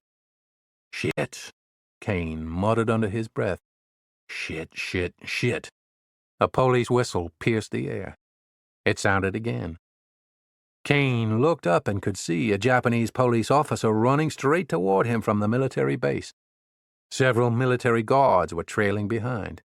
They would be on top of Kane in less than 20 seconds. Chapter 68. Kane reached into Hayabusa's jean pocket and found a set of keys. He ran toward the orange skyline and opened the door. He fumbled with the keys until he found the right one. The car's exhaust rumbled to life, along with the techno music blaring through the speakers. The Japanese police officer appeared at the driver's side window. He was yelling something in Japanese when the American military police arrived. They tried to open the door, but Kane had locked it. One of the guards drew his expandable baton and raised it in the air. He was about to break the driver's side window. Kane pressed the clutch and shifted the stick into drive. His boot heel pushed the pedal to the floorboard. The tires squealed as they struggled to gain traction. The skyline fishtailed as it fled the crime scene. Kane's eyes darted wildly in every direction as he escaped capture. His heart thumped against his chest like a drum, and his thoughts rambled. But his eye caught someone familiar. "I can't believe what I just saw. It can't be." Down one of the alleys, Kane saw a man in the shadows wearing a fedora and smoking a pipe. He was leaning against a building and snapping photos. "That son of a bitch. Champ's reporting my murder." His rageful thoughts toward Champ were broken by the cawing of a bird in the back seat. The car swerved on the roadway as Kane twisted the steering wheel at the same time he turned his aching body to see behind him. What the? A brown and gray hawk with yellow claws and matching eyes stared back at him.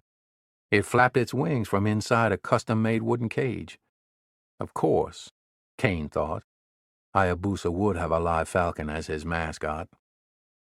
Kane ditched the skyline about a half-mile from Yumiko's apartment. "I can't leave this bird in here. The owner might be a piece of shit, but this is a helpless animal." He grabbed the cage, along with his backpack, and walked the 10 minutes to the high-rise apartment. "Shh, be quiet," he instructed the bird. "You're drawing too much attention." "And I'm not. An American with blood on his shirt, walking with a Japanese sparrowhawk and using a towel for a bandage." Kane took the stairs. Hoping to avoid any residents who would have likely used the elevator, he reached the 7th floor and tapped on the door with his middle knuckle. "Nande yanen!" Yumiko shrieked as she opened the door. "What happened to you?" Kane quickly invited himself in and shut the door behind him. "Why are you bloody?" She continued her rapid-fire questions. "Why do you have a falcon? What happened?" He placed the birdcage on the floor and looked her straight in the eyes. "I'm in a lot of trouble, Yumi. I found Hayabusa, the man who took Bonnie." "C'est kudasai," she replied. "Sit. I will get a towel." Kane moaned from pain as he sat on the floor and propped his back against the sofa. Yumiko returned from the kitchen with a towel and a bowl of warm water. She soaked a towel in the water and wrung it out. She gently applied it to Kane's neck and face. She cared for him with tenderness as she cleaned away all the blood that had caked to his neck, face, and ear. "You need to go to a doctor," she insisted as she looked into his eyes. "Grab the expeditionary bag. There'll be emergency aid equipment inside." She grabbed the bag and pulled out various types of medical equipment. "Your shirt is full of—" Yumiko paused, clearly distressed by what she saw. "Blood," Kane answered for her. "This shirt is ruined beyond repair." He looked at his hands, which were still bloody. "What happened?" "Doesn't matter. Hayabusa's dead now." Yumiko gasped and covered her mouth with her free hand. It was suicide, but it might as well have been murder. "We have to go to the police," she said with conviction. No police. "They will know what to do." Her sense of morality and ability to see the best in people were two of the traits Kane found attractive about her. But he recognized the stakes. The danger of never seeing Bonnie again was increasing every second, and Japanese bureaucracy would tie him up for weeks, possibly even leading to his arrest for manslaughter. "I'm so sorry, Yumiko." Kane teared up. "You are now in danger." "Why am I in danger?" Her eyes widened. "Because you're here?" "I had to leave your scooter at the scene. Eventually the police, maybe even the Yakuza, if they have the police on their payroll, will be able to trace the license plate back to you. They'll come here. They'll do to you what they've done to Bonnie." "I didn't do anything wrong, though."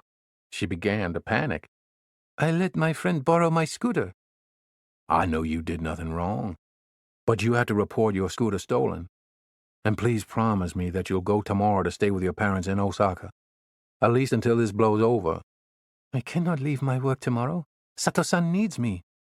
"Don't worry about Sato-san. You are in danger. The Yakuza can be here any minute. We must find a safe place and go there now."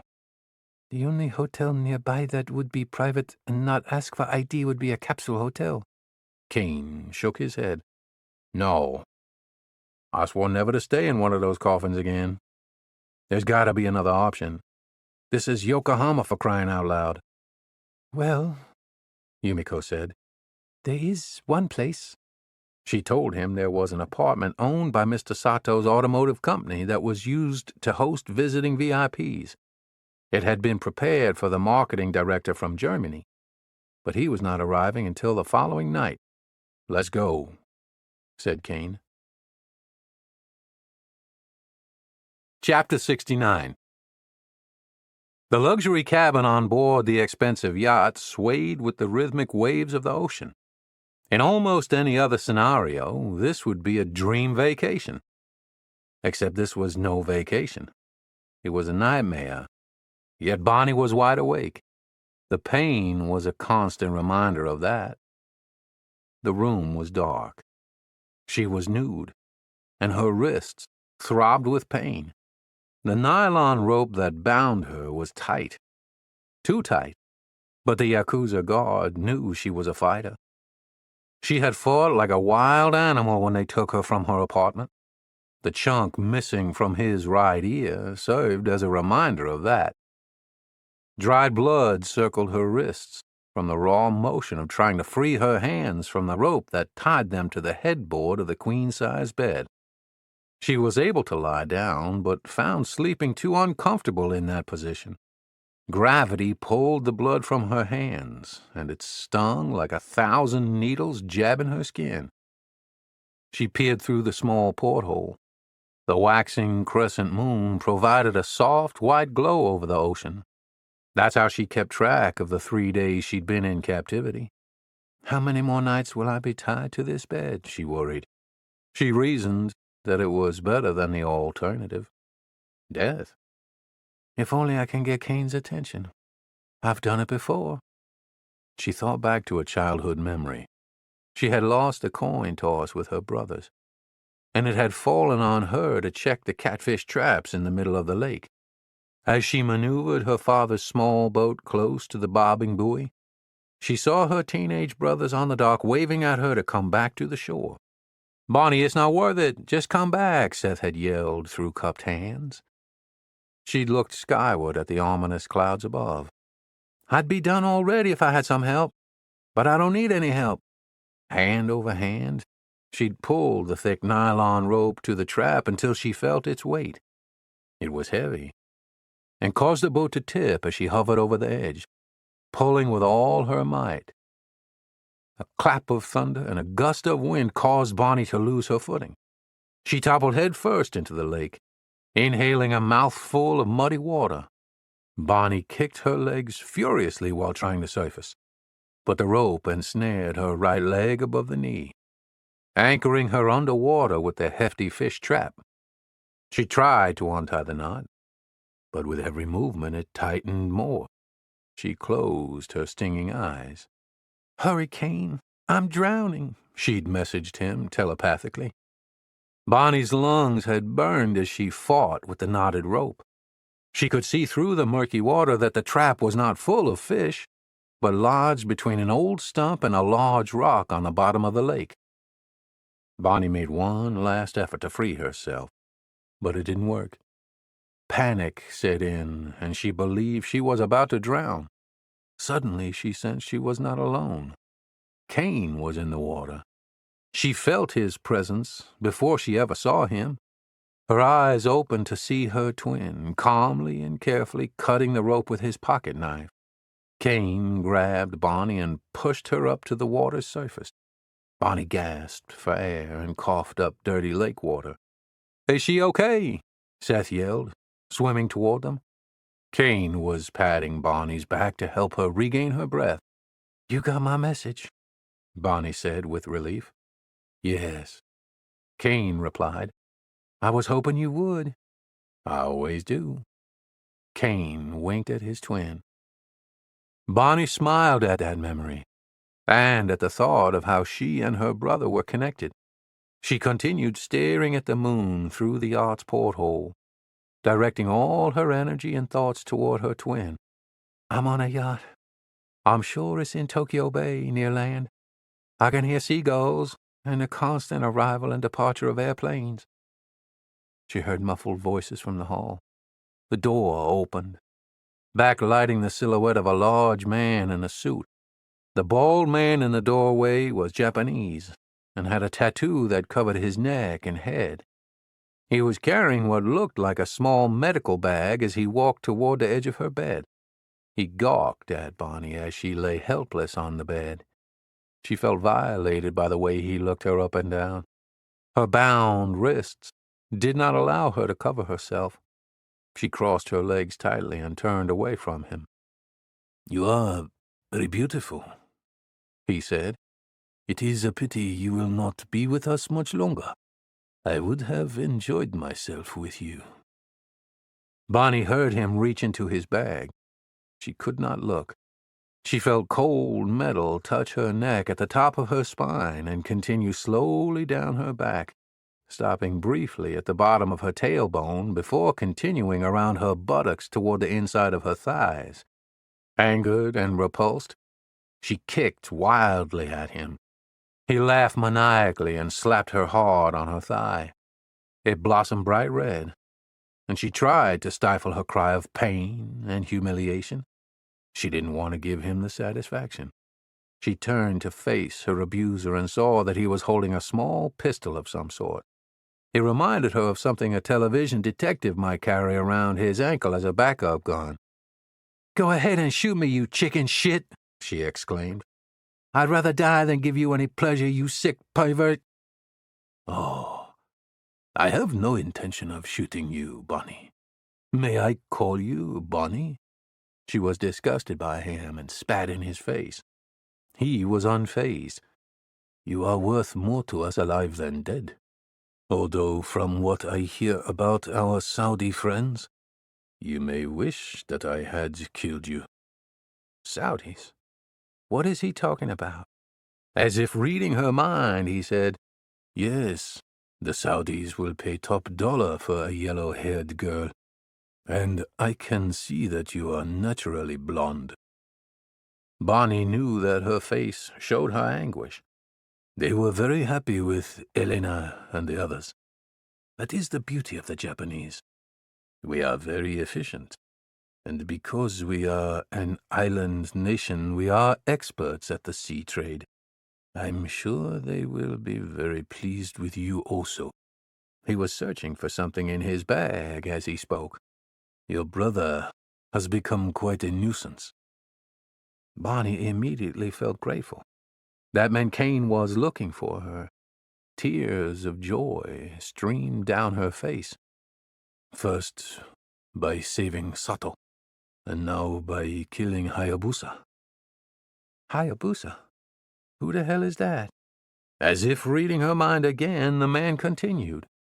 Your brother caused Hayabusa, the only grandson of Yamamoto, to lose face in front of many people at the Angel Cloud. And in his quest to find you, he threw Hayabusa out of a third-story window. He has angered many people who should not have been angered. My brother can be a real pain in the ass. Bonnie smirked. He's going to cause a lot more problems until he finds me. Yes, I believe you. He has proven to be quite the adversary, which is why we have chosen to expedite our shipment. Bonnie gasped when she saw the man put his revolver into the medical bag and remove a large syringe. She thrashed wildly, and the bald man shouted for another guard to come into the room and hold her still. A guard rushed in, and a hand covered her mouth and nose, depriving her of air. She felt a sharp needle puncture her skin, and then the warm liquid flow through her veins. It gave her the strange sensation of being underwater. Her last thought before slipping into unconsciousness was, "Hurry, Kane. I'm drowning." Chapter 70. Kane lay awake, Yumiko's head resting on his chest. His body ached from the fight at the tattoo shop, and he was restless, worried about Bonnie. He carefully got up from the futon on the floor in the living room and walked toward the balcony. He quietly slid the door open and walked outside onto the balcony of the apartment. It was still dark outside, and a slight, cool breeze blew from Tokyo Bay. Red and green navigation lights bobbed up and down from all the ships in the bay. The waxing crescent moon provided a beam of light over the water. Kane reached out to touch it. No matter how big the world was, the moon gave him a connection to Bonnie. He knew they were staring at it together. He continued staring at the moon until it disappeared with the sun rising over the horizon. He grabbed the birdcage and unhooked its door. The powerful, flapping wings, as the falcon took flight, woke Yumiko. She joined Kane outside and put her arm around him. "I'm going to free Bonnie like I freed that bird," he promised himself as the falcon soared into the distance. Yumiko kissed Kane's neck. "Did you get any sleep?" He shook his head no. "Would you like for me to make you some tea?" she asked. "They have my favorite inside, TWG." "Yes, please," he replied. "If we had more time, I would have enjoyed making beignets for you." "Next time," she said. "I promise." He smiled. They walked inside, and Kane flipped on the television while Yumiko prepared vanilla bourbon tea in the small kitchen. "Enough already," Yumiko said in frustration. "The Japanese media is obsessed with this emission story. Sato-san is not going to resign. He uses his position for good. Every year he donates so much of his personal money toward orphanages. It is uncommon for a Japanese CEO to be so generous and donate so much of his money to help orphan children." "Sato-san might not be investing in a greener environment," Kane said, "but at least he's doing his part to invest in the future, I guess." Yumiko caught Kane's sarcasm. "Be nice. Sato-san has given you and me good jobs. Work is hard to find in Japan. There are more people than jobs." She returned to watching the television. "They're saying that the JR line is delayed. Someone committed suicide by jumping in front of the train." That's terrible, Kane said. Unfortunately, it happens often. It's most likely a man who has lost his job.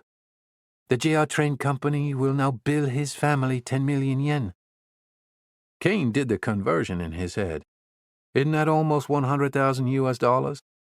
Something like that, maybe a little less. They call it obstruction of business. The newscast switched to an interview, and Kane felt rage build up inside him as he saw who it was with. That son of a bitch! Yumiko was startled. You know this man? He's a Stars and Stripes reporter I met last night. What's he saying? She listened intently and translated as quickly as she could. He speaks really great Japanese, she commented. He's saying that the Yakuza have kidnapped an American woman, and her family is now demanding her return. The tattoo shop behind him was the scene of a violent killing last night of a prominent Yakuza member. This place is believed to be a money laundering front for the Yakuza, and many American sailors use it to get their tattoos. The 7th Fleet Commander is now issuing a ban for all American military personnel. Tattoo shops in Japan are now off limits. Kane's eyes were glued to the screen. The video transitioned to another scene. A dozen members of Tokyo's crime scene unit were huddled around the orange skyline that Kane had abandoned. They were dusting for fingerprints and putting hair samples into plastic evidence bags. "That's it," Kane shouted. "I've got to dig this weasel out of his hole before he puts Bonnie in a 6-foot deep one, and me in jail." He then turned to Yumiko and took her hand. "Go to Osaka now. Promise me you'll stay with your parents." I will, she replied. She handed him a bento box. I took this from the fridge for you. It'll give you strength.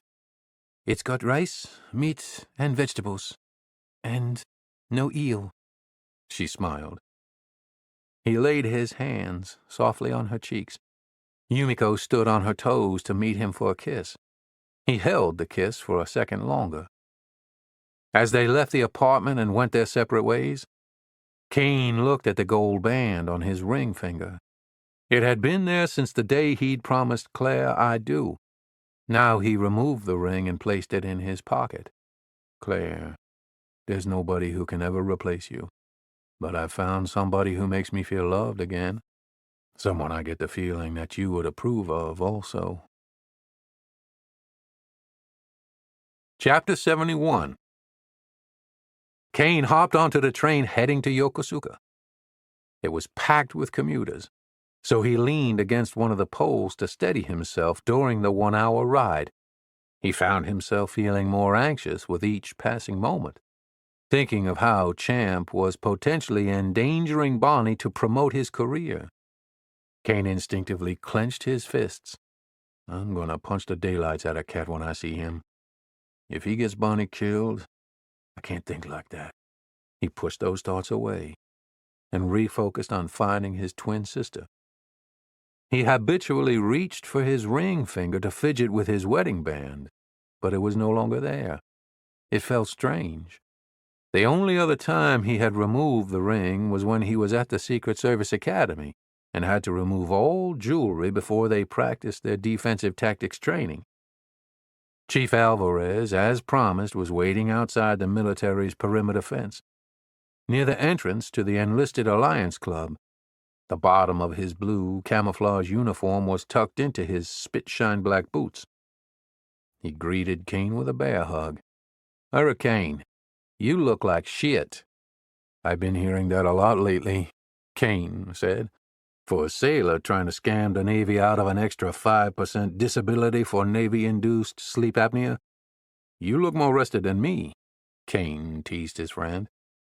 "Hey, it's a real thing," Alvarez replied defensively. "You see how wired I am?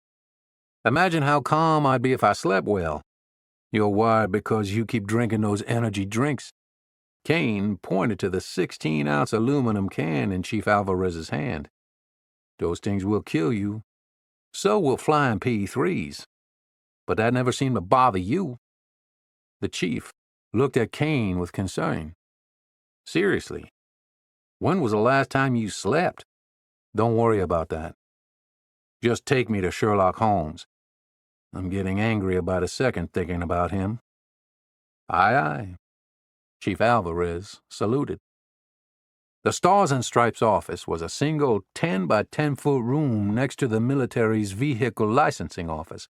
Kane and the chief had to walk through an industrial hallway full of newly arrived military members who were trying to take their driving tests, register their cars, and purchase Japanese insurance. Champ's office door had a small nameplate above an after-hours letter drop. Kane turned the knob and opened the door to a space with nondescript furnishing. He saw Champ, sitting at his desk in the corner, blabbing on the telephone. A look of fear came over him when he saw Kane. Something's come up rather unexpectedly. I'll call you later." He dropped the phone's receiver on its cradle and stood. Kane advanced toward the reporter and grabbed him by the collar. Kane slammed him against the wall, which was full of tacked newspaper articles with Champ's byline. When the back of his head hit the wall, something fell out of Champ's mouth. "What was that?" Chief Alvarez asked, looking at the carpet by the reporter's feet. "You lose a tooth?" Champ coughed for air. "It was my throat lozenge." Kane turned to Chief Alvarez, who locked the door and guarded it with his back so nobody could enter. "He's all yours," the chief said. "Show him why you were called Hurricane in the world's finest navy." What do you mean by that?" Champ nervously stammered. "You can't treat me like this." His face was turning red from fear and embarrassment. "It's an assault on a member of the press. I saw you on television today, dramatizing the situation to get your ugly mug all over the news. You're not going to get your Pulitzer on my case," Kane shouted. "Bonnie's not your pawn." "It's not what it appears." Champ's voice cracked. "I was helping you. I swear to God." Kane loosened his grip slightly. "How in the hell is your reporting this all over the news helping me? I saw you taking pictures of me last night. What were you going to do? Sell them to the Japan Times?" "Well, yes, but—" Kane retightened his grip on Champ's collar. "But only after you find Bonnie. I swear. I can prove it to you. Let go and I'll show you." Kane let go, and Champ took a deep breath. He stepped toward his desk and opened one of the drawers. He pulled out a license plate. "You see, I was protecting you. This is the plate off your scooter. I took it before the police could trace it back to you." "Wait, how did you know it was my scooter?" "Let's just say it was my journalistic instinct. Though, quite frankly, I was surprised to see you on a scooter at all. But anyway, I took it to give you more time to find Bonnie. Nobody else is searching for her. They're all searching for you." Kane's heart sank. He felt the weight of guilt. His old, familiar friend once again. Oh, God. It's not Champ. It's me who has put Bonnie in more danger. Champ's next words gave Kane a little encouragement. "The Japanese are afraid of the Yakuza. They'll never stand up against them, but you did. The more I publicize this in the news, the more of a hero you become." Kane squeezed his temples to ease the pressure. "I'm not a hero. I'm just trying to find my sister. But surely with all this publicity, they'll kill her. Or worse, ship her off to be a sex slave for the rest of her life." Chief Alvarez left the door and put his arm around Kane's shoulders. "You can't think like that. You're her only chance right now. And you're not alone. You have me to help you. Even if you never find your sister." Chief Alvarez's glare shot darts at Champ for his insensitive comment. But the reporter continued. "The very least you can do is punish those who kidnapped her in the first place. Not only for Bonnie, but for all the others we suspect that they've kidnapped." "I don't know where they're hiding," Kane replied. "Or I would." Champ cleared his throat with a cough. "I know where you can find some more." Kane looked up, hopeful that he still had a chance. "The man you killed last night?" "I didn't kill him. He jumped out the window." Kane interjected. Regardless, he was no ordinary Yakuza member. Hayabusa was the grandson of the Yakuza leader. Kane's eyes widened. His wake is tonight. Champ seemed to get more excited every second he talked. And I know where it's at. Stars and Stripes' leadership has tasked me with covering the story. After all, the Yakuza in Yokosuka impacts the 7th Fleet. The Navy doesn't want their sailors getting tangled up in this dark web of organized crime. We're talking sex trafficking, blackmail, illegal gambling. Where's that at? Kane interrupted. The Wake. It's in Kamakura. But security will be massive. They're checking badges for everyone who attends. Let's just say you stick out. Like a nail? Kane said, remembering the popular Japanese phrase. Oh, no, Champ replied. This is on a whole different level. The nail that sticks out, he pointed to Kane, gets sliced up in 1,000 pieces and fed to the fish in Tokyo Bay. That's why you've just volunteered to be my eyes on the inside, Dan. You make it sound like I don't have a choice. You don't. But if it makes you feel better, what would your grandfather choose to do? Champ thought about it for a second and nodded in agreement. He'd earn a Pulitzer. Chapter 72. The Great Buddha, as the Americans called it, towered over everything else in the historic village of Kamakura. This bronze statue was over 43 feet high and weighed more than 267,000 pounds. The sacred temple was a popular tourist destination, but police had blocked off the roads and diverted tour buses for Hayabusa's wake. Several hundred visitors had gathered to pay their respects to the fallen Yakuza member. The men wore black suits and ties over white shirts, and the women wore traditional black kimonos or subdued dresses, a few with beautiful pearls around their necks. They carried envelopes wrapped in black and silver string, which contained yen to present to the family of the deceased. Champ adhered to the ritual of wearing a black suit to a funeral, but his was a 3-piece with a pocket watch attached to a gold chain. As Champ walked toward the gate of the Kotoku-in temple, he saw a female competitor from the Japan Times. Kat, I am surprised to see you here, the Osaka native said. You shouldn't be.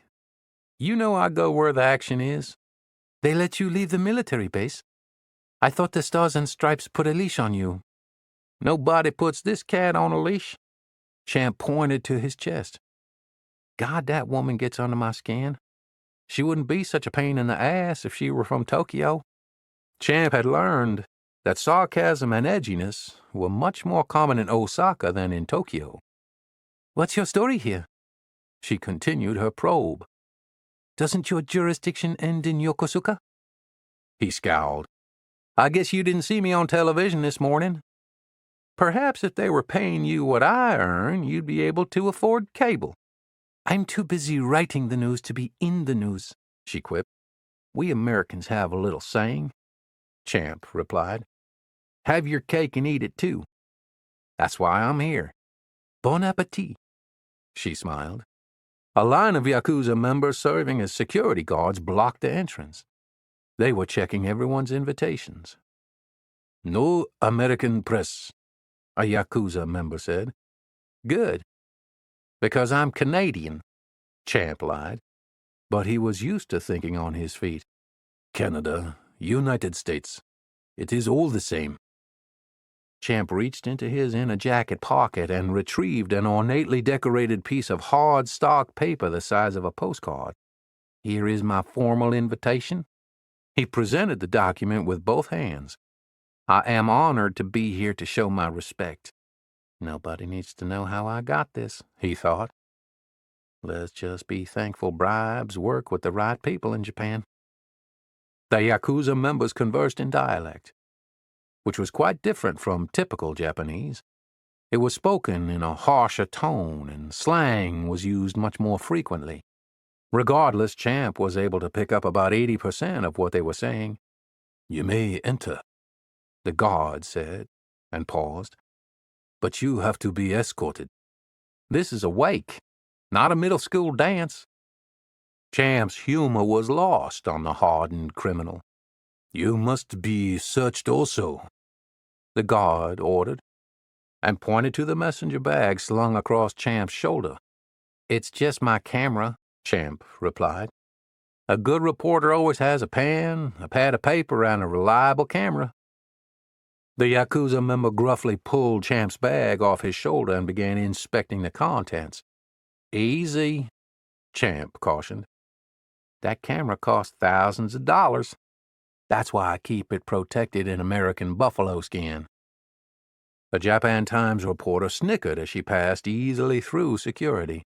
"Maybe I'll see you on the other side. If not, I'll send you a copy of my story." Champ mumbled under his breath before he was allowed access. Flanked by one of the stout Yakuza members, he approached the several hundred-year-old temple. He was in awe of the religious grounds. Perfectly manicured bonsai trees surrounded the compound, and a forest on a hill provided the backdrop. Where there were no tiles to walk on, loose gravel coated the ground. There were also several wells for water to pour over one's hands to cleanse oneself. The wake was attended predominantly by Japanese society, but a handful of prominent Western business owners were there. Champ, escorted by his chaperone, walked around trying to eavesdrop on the various conversations taking place among the guests. He overheard some of the Yakuza members mention that the gang was going to an izakaya called Matchbox afterward to drink sake and celebrate Hayabusa's life. Armed with that vital information, Champ walked toward the bathroom. He looked rearward at his chaperone, who was still following close behind. "Are you going to wipe my ass, too?" The gangster's face turned red. He stopped at the bathroom doorway and ran his fingers through his slick hair. "Hurry up." Champ entered the stall and latched the door. He fumbled for his phone. When he found it, he sat on the toilet and texted Kane. "Oyabun is here." "Who?" Kane texted back. "The head boss of the Yamamoto Gumi. They are going to Matchbox Bar after. Walking distance from train station. Stake it out now before everyone starts arriving." Chapter 73. Kane walked the back streets for about 10 minutes to avoid detection by any Yakuza members not at the wake. When it seemed safe, he hopped a city bus going to the Kamakura train station. After a few stops, he arrived at the heart of Kamakura. Trains were arriving and departing. Buses were zipping in and out, and taxis lined the parking lot for travelers who were in a hurry and didn't want to take public transportation. Kane saw the izakaya and walked toward it. As he got closer, he saw a sign in the window that was in both Japanese and English. "Closed for private event. Members only." The curtains were drawn, and he couldn't see through the window. Kane walked around the back of the building. Along the narrow alley, he noticed a window cracked open. He peered through the opening and saw a lone sink and stall. He looked around to make sure nobody saw him, and he raised the window. He threw the backpack in, put both hands on the windowsill, and pulled himself up and through the frame. He closed the window behind him and then approached the closed bathroom door. He got down on one knee and peered through the latch hole. "This'll be a good place to keep an eye on 'em," he thought. "But what's my plan when I see them? I have no idea." "Kane," he told himself, "you better figure this out now, because you ain't getting a second chance. You've broken your own cardinal rule. You've given yourself only one way out, through a tight window." His concentration was broken by the vibration of his phone in his pocket. He saw that it was Tanaka. He sent the call to voicemail. "Not now, Tanaka." The phone vibrated again. This time it was a text message from Tanaka. "Suspicious package arrived overnight for you." Suspicious, Kane thought. Oh, God. Is it a ransom note? One of Bonnie's fingers as proof of life? Then his Secret Service training for how to recognize mail bombs took over. "Is it ticking?" Kane texted back. "What?" Tanaka asked. "Put your ear to it. The one you don't mind getting blown off. Hear anything? It's quiet. Does it have more postage stamps than necessary?" Kane's fingers were tiring from the texting. He preferred talking on the phone, but he couldn't risk being heard talking in the bathroom, right in the den of the Yakuza's clubhouse. "I don't know. No postage stamps. Only shipping label. Was shipped overnight. Internationally. What's the return address?" "That is suspicious part. His Royal Highness." Kane exhaled with a huge sense of relief and grinned wide. The king risked his career. He had a change of heart and did the right thing after all. Double question mark. Tanaka waited for a response. "It's okay. I know him. Need package ASAP." "Want me to give to Yumiko-san?" Tanaka asked. "She's out of town." "No, she's at work." "What?" Kane wasn't sure whether to feel worried or angry that Yumiko hadn't listened to him about leaving town. "Closed-door meeting with Sato-san for 1 hour." "Why would she be at work?" "In a private meeting with Sato. She knows the danger she's in. She promised me she'd go straight away to her parents in Osaka." "Open the package." "Okay." About 30 seconds later, Tanaka texted Kane back. "Lots of English documents. It's important information. Looking for clues to help find Bonnie. Names of boats, export companies, or shipping containers. Okay, I will do my best. I believe Bonnie will be shipped to Middle East as sex slave." Chapter 74. Champ Albright left the immaculate bathroom and walked to the temple. He sat on the tatami mat when the ceremony officially began. The Buddhist monk who was presiding over the wake kneeled in front of the coffin to chant a sutra. The coffin was open, and Hayabusa lay in eternal rest. The deceased Yakuza member was dressed in a white kimono. His coffin was filled with flowers, and on top of his chest rested a shiny tanto to protect him from evil spirits in the afterlife. Damn, Champ thought. They should have chosen a closed casket. This dude had the shit beat out of him. The immediate family, which was about 20 individuals, including several high-ranking Yakuza members, approached the coffin one by one to honor their fallen brother. The head boss of the Yamamoto Gumi was a physically fit businessman in his 60s who controlled some of Tokyo's most expensive real estate. He'd also invested heavily in Japan's automotive industry as a way to expand his influence in other countries. From his research, Champ knew that Yamamoto, Hayabusa's grandfather, had been orphaned as a child when his parents and sister died in the blast from Little Boy, dropped from the Enola Gay on August 6, 1945. Their bodies were never found. Growing up in a poor orphanage in Hiroshima, young Yamamoto was recruited into the Yakuza and became known as one of the most vengeful. For instance, when he learned that a real estate agent had cheated him out of 1% on a business deal, Yamamoto had killed him with a katana. Yamamoto served 6 years in prison, and when he was released, he climbed his way to the top and eventually took over the Yakuza clan in Tokyo and Yokohama. Champ watched Yamamoto open the incense bowl and grab a piece of incense. He put it in the burning bowl, placed his hands together at chest level, and bowed at a 45-degree angle. Each of the family members repeated this process until they had all performed this sacred ritual. Before the other guests were afforded the opportunity to pay their respects to Hayabusa, Yamamoto turned toward the crowd and addressed them in Japanese. "Hayabusa was my own flesh and blood. I raised my grandson as my own son. He learned the Yakuza way, and he brought us great honor. He was destined to take over and carry on my legacy. His death will be avenged." Yamamoto looked toward a group of 4 teenage Yakuza members, each holding a birdcage. "Hey!" Yamamoto yelled with a quick head bow. The Yakuza opened the cages, and 4 falcons flapped their wings and took flight into the evening sky. "We pay homage to Hayabusa's spirit. He will be our eyes in the sky." Although 4 was an unlucky number in Japanese culture, Champ thought this made sense in a strange way.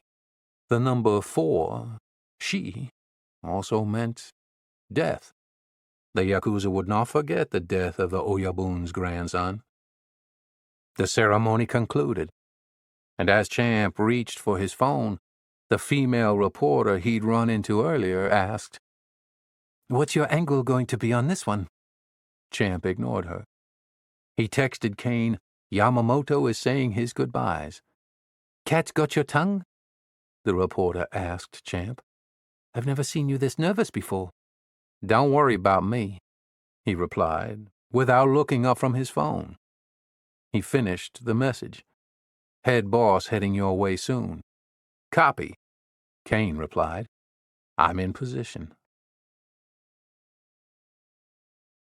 Chapter 75. Kane squinted through the keyhole. He saw the solemn Yakuza members filing into the restaurant.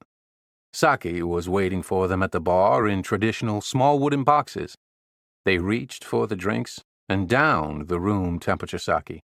They unbuttoned their shirts and let them fall off their backs, showcasing their full-body tattoos. Some gathered around a table and began playing a card game. Kane didn't recognize the game, only that the deck of cards looked smaller than American playing cards. Kane felt a jolt of excitement as he saw one of the members limping across the room. It was the same punk he'd fought at the Angel Cloud. He had thrust his boot against the man's kneecap, permanently injuring the Yakuza member. Kane continued scanning the room from the limited viewing angle provided by the keyhole. Where is Yamamoto? He'll know where Bonnie is. Kane's phone vibrated. He looked down and saw the low battery indicator flashing. Murphy's Law. He didn't have a charger on him. The phone vibrated again. "Stop vibrating," he muttered to his phone. But this time it was a text from Champ. "Yamamoto is getting into his Mercedes." "Follow him," Kane instructed. "Why, he's going to the izakaya," Champ replied. "Battery is dying. No time for back and forth. Follow him." Suddenly the bathroom doorknob turned. Kane had been so preoccupied with his phone that he hadn't been looking through the peephole. A surge of adrenaline shot through his body. He stood quickly and made himself as slim as possible against the wall as the door slowly opened. What is taking so long? Then it was clear. The man entering the bathroom had an injured knee and was walking with great difficulty. Kane smiled. "Perfect," he thought. "We meet again, shithead." When the Yakuza cleared the threshold of the bathroom, Kane closed the door and locked it. The sound of the bolt sliding into place caught the Yakuza member's attention, and he turned rearward.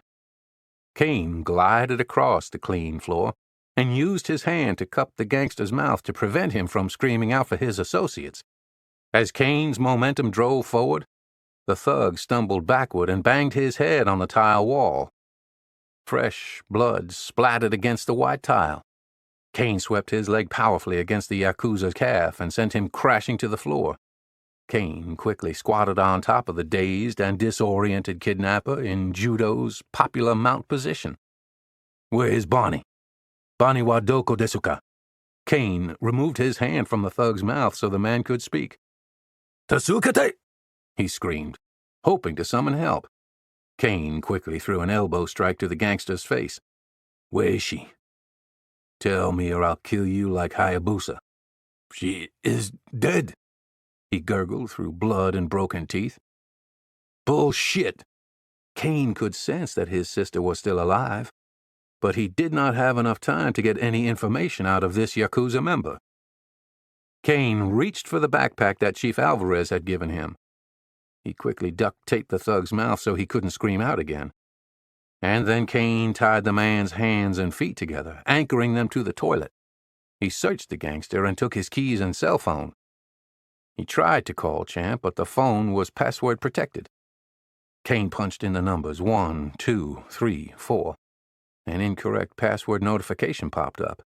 He tried 0, 1, 2, 3, but that was also wrong. Lucky number 7, he thought. He input 7, 7, 7, 7.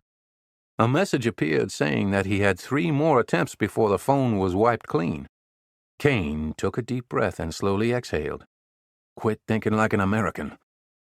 Kane's phone buzzed with a call from Champ. He had to answer it. Something strange is going on. Champ was speaking rapidly. I'm tailing Yamamoto's Mercedes and we're not going to your location. We're heading toward the Yokohama seaport. Keep following him. Let me know where you land and I'll meet up. He's the key to finding Bonnie. Okay. Talk to you soon. Wait. Before you hang up, I got one of their cell phones. I'm trying to unlock it. But I'm thinking like an American. And I need to be thinking like a Yakuza. What would the combination be? How would I know that? It could be his anniversary, his birthday. It could be anything. Kane looked at the battered thug. This dirtbag ain't married. And these guys don't look like the birthday-celebrating kind of people. Damn! Champ thought out loud. Okay, try 4649. It's a popular phone code in Japanese because the numbers Yoroshiku mean hello. Hello? Are you shitting me? Kane asked. How have you done so far? Champ replied defiantly. Hold on a second. Kane tried those numbers. Nope, that ain't it. What else you got? I've only got 2 tries left before the phone freezes up. Pressure is my middle name. I operate best against the clock, Champ said arrogantly. Let's see. What would a Yakuza member use? 6666. Nah, that's too American. Oh, I got it. Of course. It was there all along. Try 8930. Why that number? Kane asked. Yakuza is Japanese for 893. It's based on a card game called Oichikabu. The worst hand to be dealt is 893 because it's good for nothing. Good for nothing, huh? That sums up the Yakuza perfectly. Kane punched in the digits. It worked. I'm in now. You're the man, Champ. There were 2 loud knocks at the bathroom door, followed by some shouting. Kane couldn't understand the Japanese, but he knew there was another man trying to use the bathroom, and that man was in a hurry. Where are you? Kane asked Champ. Getting closer to the Yokohama Marina. I can smell the sea. I'll head that way right now, Kane said as he slid the gangster's phone into his front pocket. He managed to give one last command before his battery died. Don't lose that son of a bitch. You're our only hope right now. His phone's screen shut off. Kane grabbed the tactical backpack and squeezed himself through the window as the Yakuza shoved the bathroom door open. Kane saw several Yakuza members rushing outside, filling the alleys as they searched for him. The sight of the bare-chested, tattooed Yakuza shocked the town's commuters, who froze in fear. Kane hurried toward the taxi stand in front of the Kamakura train station. One of the Yakuza noticed the tall American in the crowd, pointed, and alerted the others. Kane sprinted to the closest taxi. The cab driver casually pushed a button to open the rear passenger door, but Kane threw open the front door and jumped in. The startled driver began speaking in Japanese and motioning for Kane to get into the back seat. Through the windshield, Kane noticed one of the Yakuza pointing frantically toward the cab. Several Yakuza began rushing toward him. Go, go, go, Kane commanded the driver. Oblivious to the immediate danger, the stubborn driver continued ordering Kane to move to the back seat. His demand was interrupted by the shattering of the driver's side window. Glass flew into the car as a pair of tattooed arms reached into the broken window and seized the slender driver by his dress shirt. The terrified driver screamed and desperately grabbed the door to prevent himself from being dragged out. The broken glass cut through his white gloves and skin, and the bleeding caused him to lose his grip. As the cab driver and his attacker fell away, Kane slid into the driver's seat. Shifting the car into drive, he grabbed the steering wheel and stomped on the gas pedal. The taxi accelerated toward the angry mob of Yakuza, colliding with two and hurtling them onto the hood and over the top of the fleeing vehicle. The car fishtailed as Kane skidded left onto the main road, which was divided by a pedestrian median. In the distance, he recognized the red wooden torii, Kamakura's shrine gate, and sped in that direction. Once clear of the danger, he plugged his phone into the cigarette lighter and called Chief Alvarez. "I need a big favor," Kane said. "Name it," Alvarez replied, shouting over loud music playing in the background. "Get a boat and a set of scuba gear and meet me at the Yokohama Marina," Kane instructed. "Apply full military power." "Roger that, Hurricane. See you in 30. Upon arriving at the seaport, Kane saw Champ looking toward the ocean through the lens of his camera and adjusting the detachable telescope.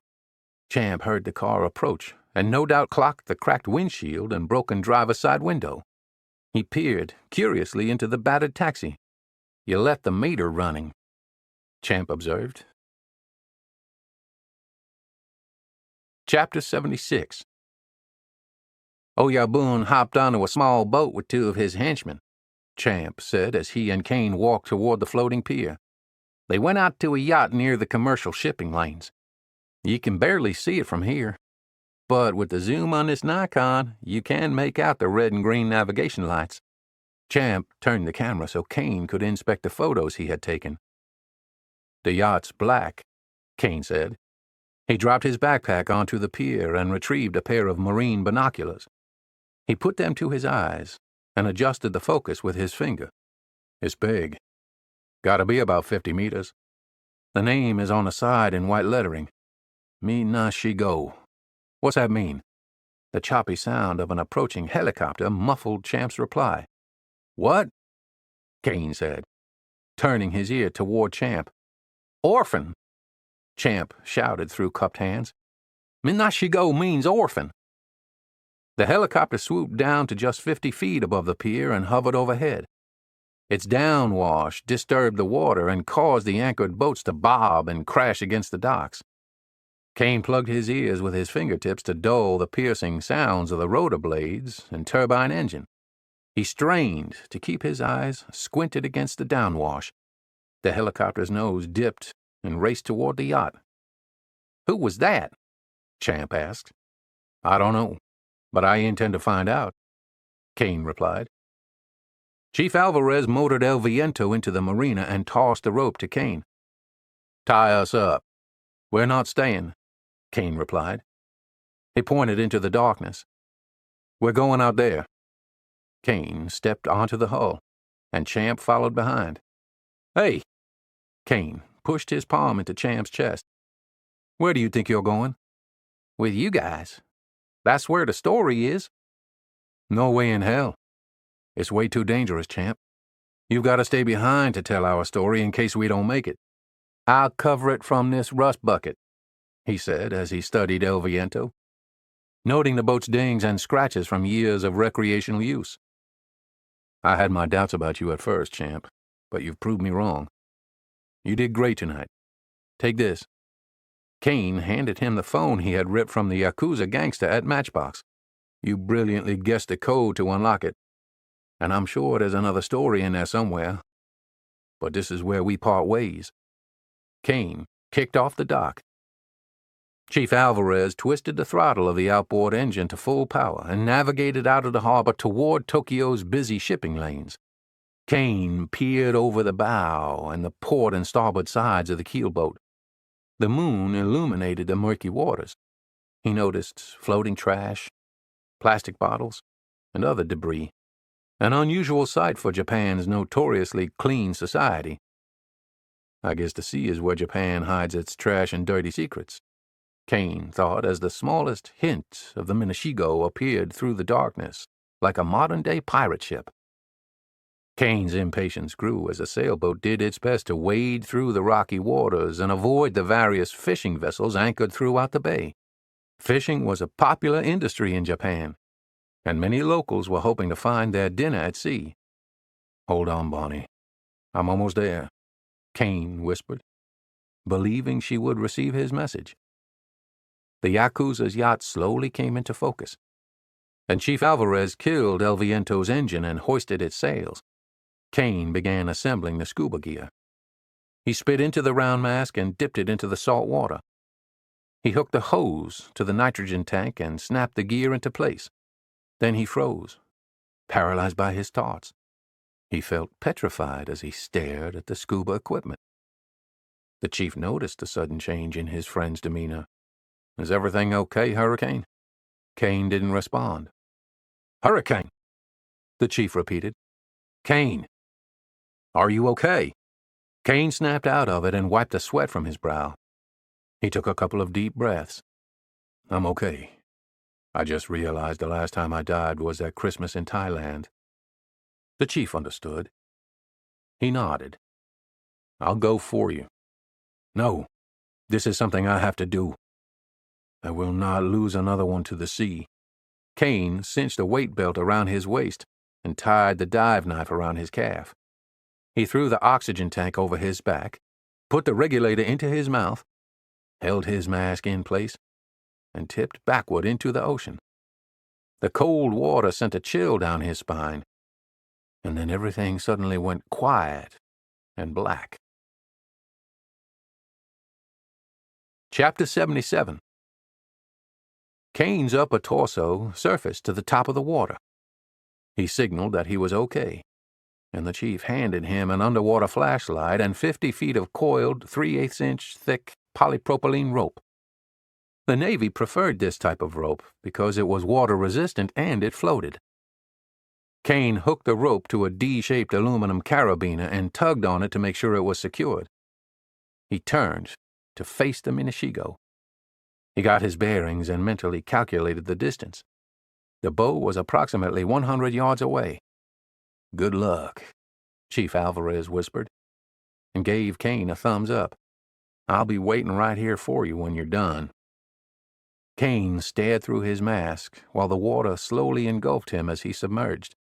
He caught himself sucking in too much oxygen as he tried to perfectly buoy himself.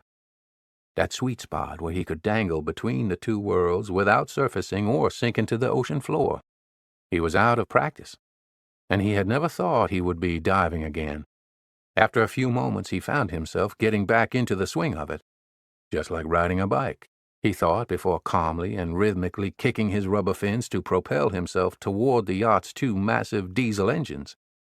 It took only about 10 minutes, but it felt more like an hour. He knew from his training that the time warp was caused by the adrenaline flowing through his veins. Tonight he was either going to rescue Bonnie or die in the process. His father's words to Kane's adolescent self came to mind. Kane had been in the 7th grade when he told his dad about wanting to fight a bully at school who was picking on Bonnie. "Nobody messes with the Lemaire family," his dad had declared.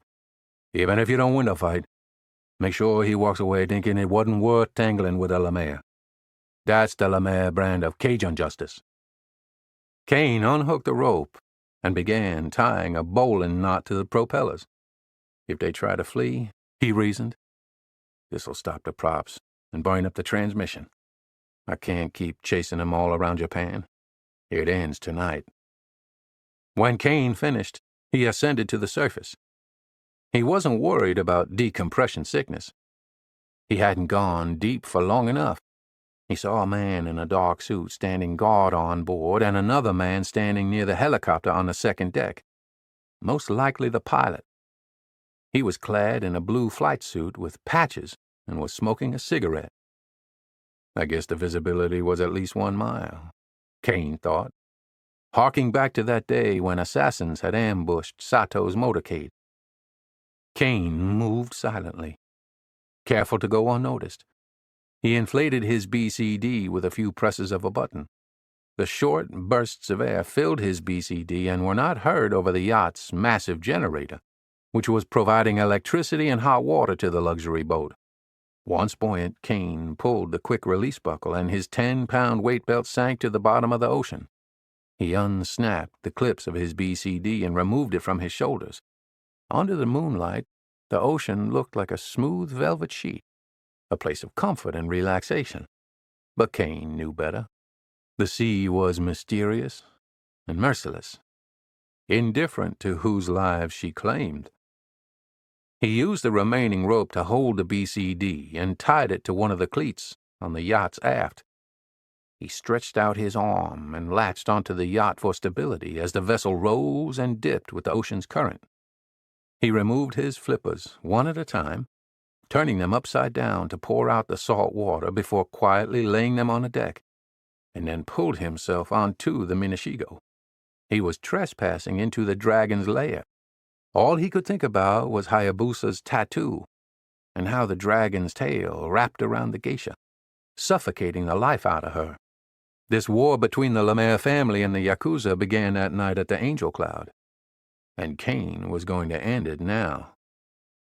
He saw an orange box bolted to a bulkhead. He walked toward it and opened the metal container. It contained a flare gun and 2 extra cartridges. Kane grabbed the gun and pocketed the 2 extra flares. He began exploring the deck, peeking into each window, searching for clues to Bonnie's whereabouts. The 4th window he came upon was different. It was a large rectangle, and he soon realized why. It belonged to the yacht's luxurious grand room. It was at least 3 times larger than the average Japanese home's living room. Glass cabinets stretched to the ceiling, displaying treasures of antique Japanese pottery and expensive bottles of alcohol from around the world. His heart pounded against his chest like a drum when he recognized the 2 men he saw talking to each other. One of them was Yamamoto. Kane felt a gut-wrenching knot form in the pit of his stomach. Betrayal was the worst type of pain. I would have given my life for him, and he crossed me like this. He betrayed me and Bonnie. Koichi Sato was behind her kidnapping the whole time. Chapter 78. Kane methodically scanned the grand room, searching for any other Yakuza members he would have to fight. I can't just go blasting in there, he thought. That'll be certain suicide. Can't rescue Bonnie if I'm dead. Self-preservation was one of the tenets the Secret Service taught at its academy in Maryland. Rookie agents thought they were issued bulletproof vests for their protection. But in reality, the point was merely to keep the agents alive long enough to protect the VIP until backup arrived. Kane noticed a gruff-looking Japanese man in the corner of the room. A tattoo sprawled across his neck and covered his bald head. Kane leaned his face against the window to gain a better view and to size him up. He could tell from the man's visible scars and how his suit looked, custom-tailored in order to accommodate his bulging biceps, that he was going to be a tough opponent. And then there was something odd about his ear, as if a piece of it was missing. Movement in the corner of the room caught Kane's eye. He pressed his face against the window even harder. Bonnie. His heart flooded with joy, but just as quickly sank when he realized she was tied to a chair in the far corner, her hands and feet bound by rope. Her nude body was bruised. There was no hiding that she had been punished for Kane's actions.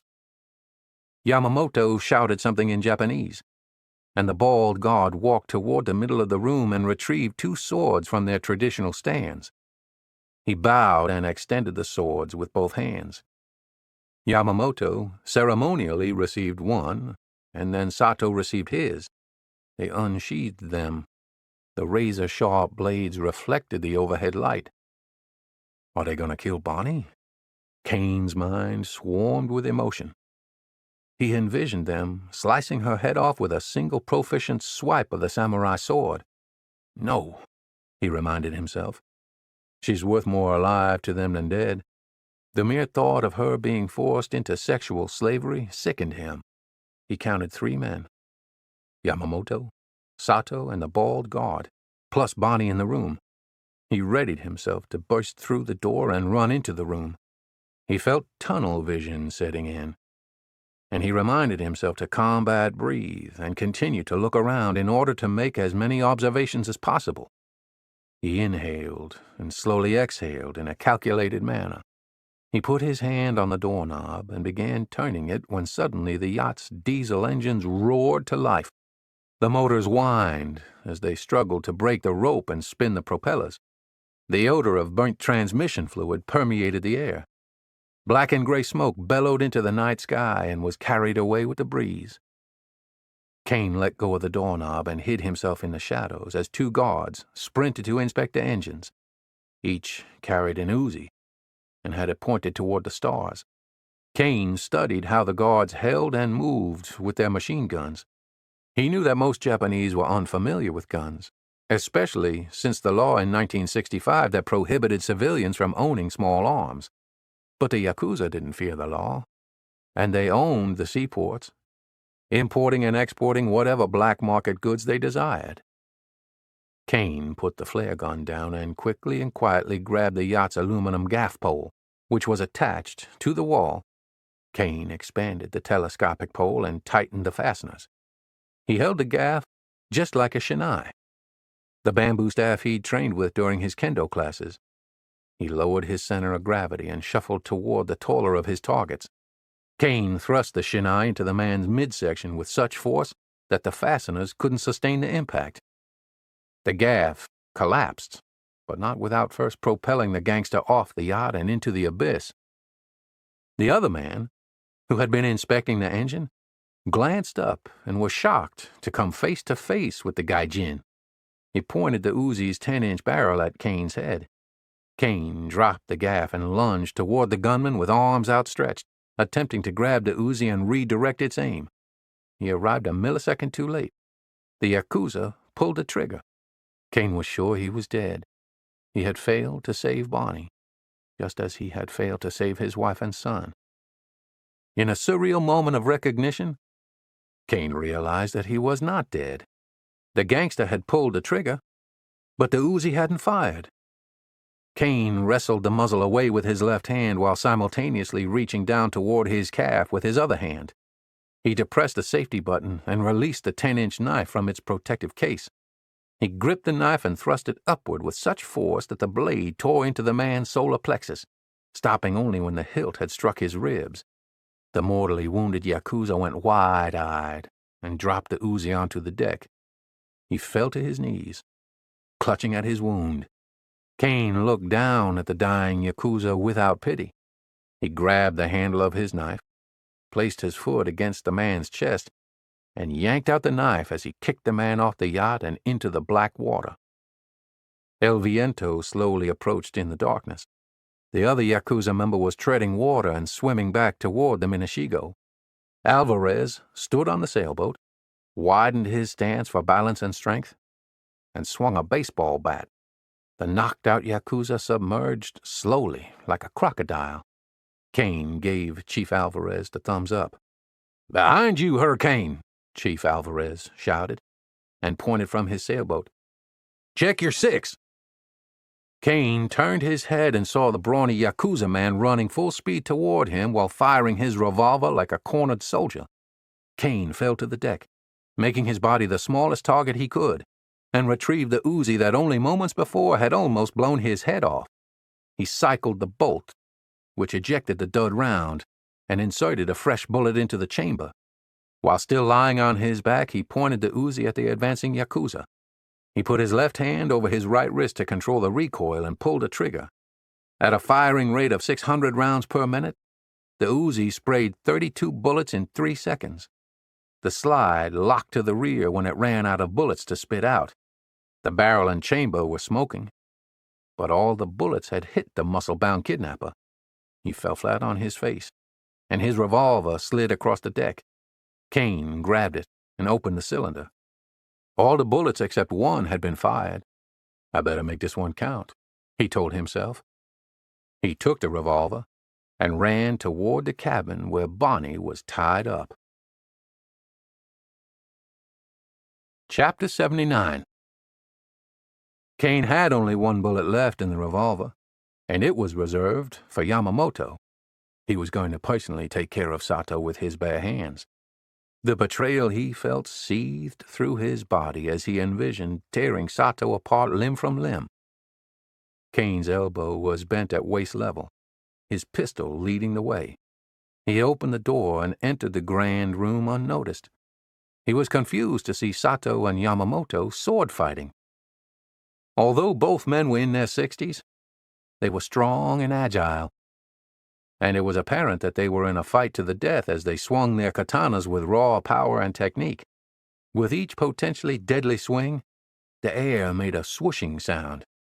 With each contact, the swords, forged steel, clanged loudly, a constant reminder of imminent death. Yamamoto gripped his sword tightly, brought it to his waist, and lunged towards Sato with a straight-in strike.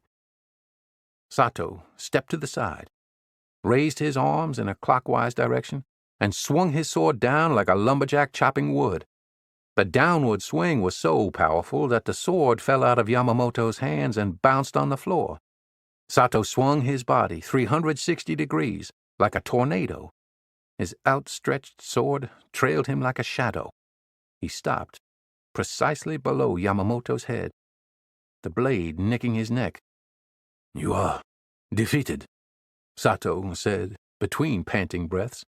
"You tried to take my life, yet I have spared yours. Leave me and my company alone." Yamamoto touched his neck and looked at his hand. Fresh blood was on the tips of his fingers.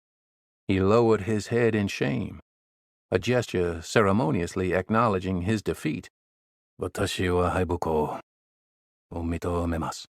Yamamoto had admitted defeat.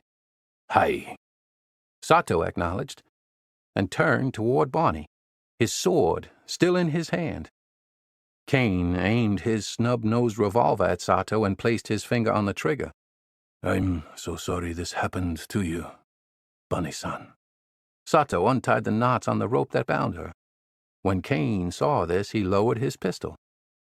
Sato took off his shirt, and Bonnie emitted a slight gasp at the sight of the tattoos on his chest. "That was from a past life," he said as he covered her nude body with his shirt. Yamamoto quickly picked up his sword from the floor and rushed toward the unarmed and now kneeling Sato. "Watch out!" Bonnie yelled. Sato looked at Yamamoto, but there was nothing he could do from his position. He turned and placed himself in front of Bonnie. At that very instant, Kane straightened his arms and pointed the revolver at Yamamoto. He squeezed the trigger and fired the remaining bullet. The single .38 full metal jacket bullet tore into Yamamoto's shoulder, causing him to drop the sword and fall to the floor a mere foot from Sato and Bonnie. Kane ran toward Yamamoto, who was reaching for the sword, refusing to give up. Kane stepped on his hand, clutching the katana, and felt the man's bones break against the weight. He grabbed the sword out of Yamamoto's mangled fingers and stared into the emotionless eyes of the Yakuza's head boss. Kane gripped the sword with both hands, just as he had learned to do at his kendo classes. He positioned his right foot in front of him and raised the samurai sword into the air. "Kane!" Bonnie shouted. "Don't kill him!" He turned to Bonnie, still holding the sword at the ready. "I'm safe now. Don't kill him. He's not worth it." Kane was looking at his sister when he heard the swooshing sound of disturbed air. He quickly turned to Yamamoto and realized he was dead. With one powerful swing of the blade, Sato had decapitated Yamamoto, sending his head rolling across the carpet. "You're right, Bunny-san," Sato said. "He's not worth it." Kane dropped the sword and rushed to Bonnie. "I always knew you'd find me," she said. Tears of joy streamed down her face. "I never doubted." "Well, that makes one of us, because I certainly had my doubts." After a moment of embracing his sister, Kane turned to Sato. "How do I know that this wasn't just some internal rivalry, and now you're taking over the Yakuza as the new Oyabun?" "Kane! He risked his life to save me," Bonnie exclaimed. "And he just killed the head of the Yamamoto Gumi." "You must believe me, Kane-san," said Sato.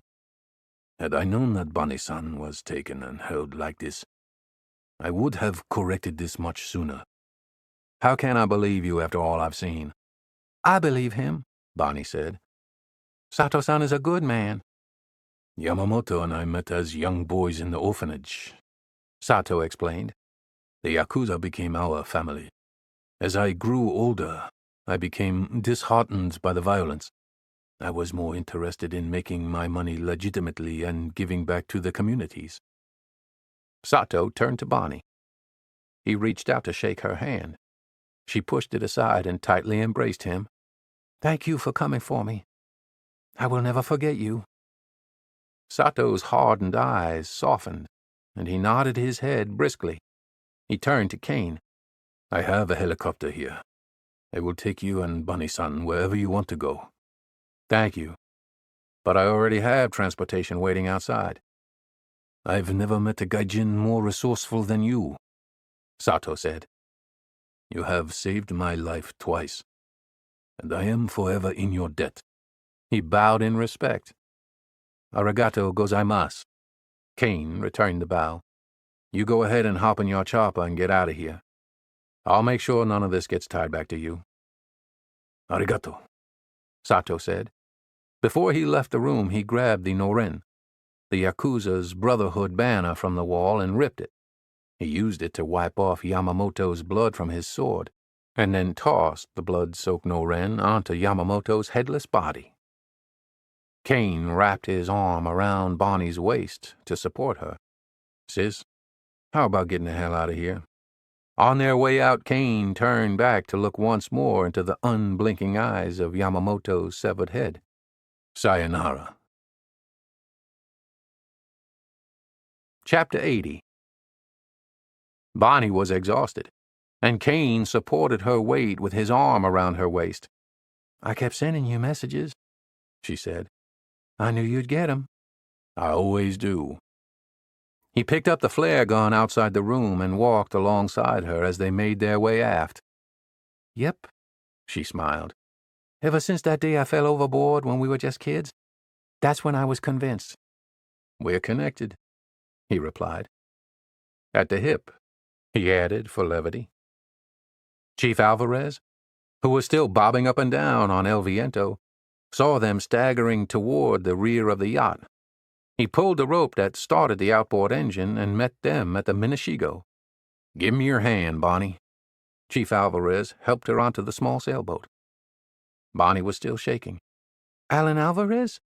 Are my eyes deceiving me? Bonnie said. How many years has it been? Hurricane and Claire's wedding. He embraced her. You're safe now.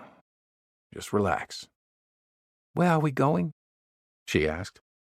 I'm taking us to the American Navy base. She nodded. I've got one last thing to do, said Kane, who was still on the Minashigo. He grabbed the fuel lines on the outboard motors and ripped them off with his hand. Diesel fuel started pouring onto the deck of the yacht and spreading. He then stepped on board El Viento and kicked the sailboat away from the yacht. Chief Alvarez twisted the throttle and reversed the sailboat away from the yacht. When they were about 10 yards away, Kane instructed the chief to stop. Kane balanced himself on the rocking sailboat and retrieved the flare gun. He cocked the hammer and pointed the gun toward the yacht's outboard engines. He squeezed the trigger, and an orange fireball rocketed across the ocean, lighting the darkness, until it hit the engines and they caught fire. The blaze grew, consuming more and more of the yacht until the entire Minashigo was on fire. Dark smoke billowed into the sky. They could still feel the heat and smell burning plastic and diesel from the sailboat. Kane turned to Chief Alvarez. RTB. Roger, Alvarez acknowledged. What's RTB? Bonnie asked. Return to base, Kane said. He sat on the deck next to her, his arm around her shoulder, and watched the Minashigo start to disintegrate. Bonnie looked at him. I gotta go to my apartment. I've got nothing with me. No clothes, no jewelry. She paused. My life is there. We can't go back to your apartment. We can probably never even return to Japan.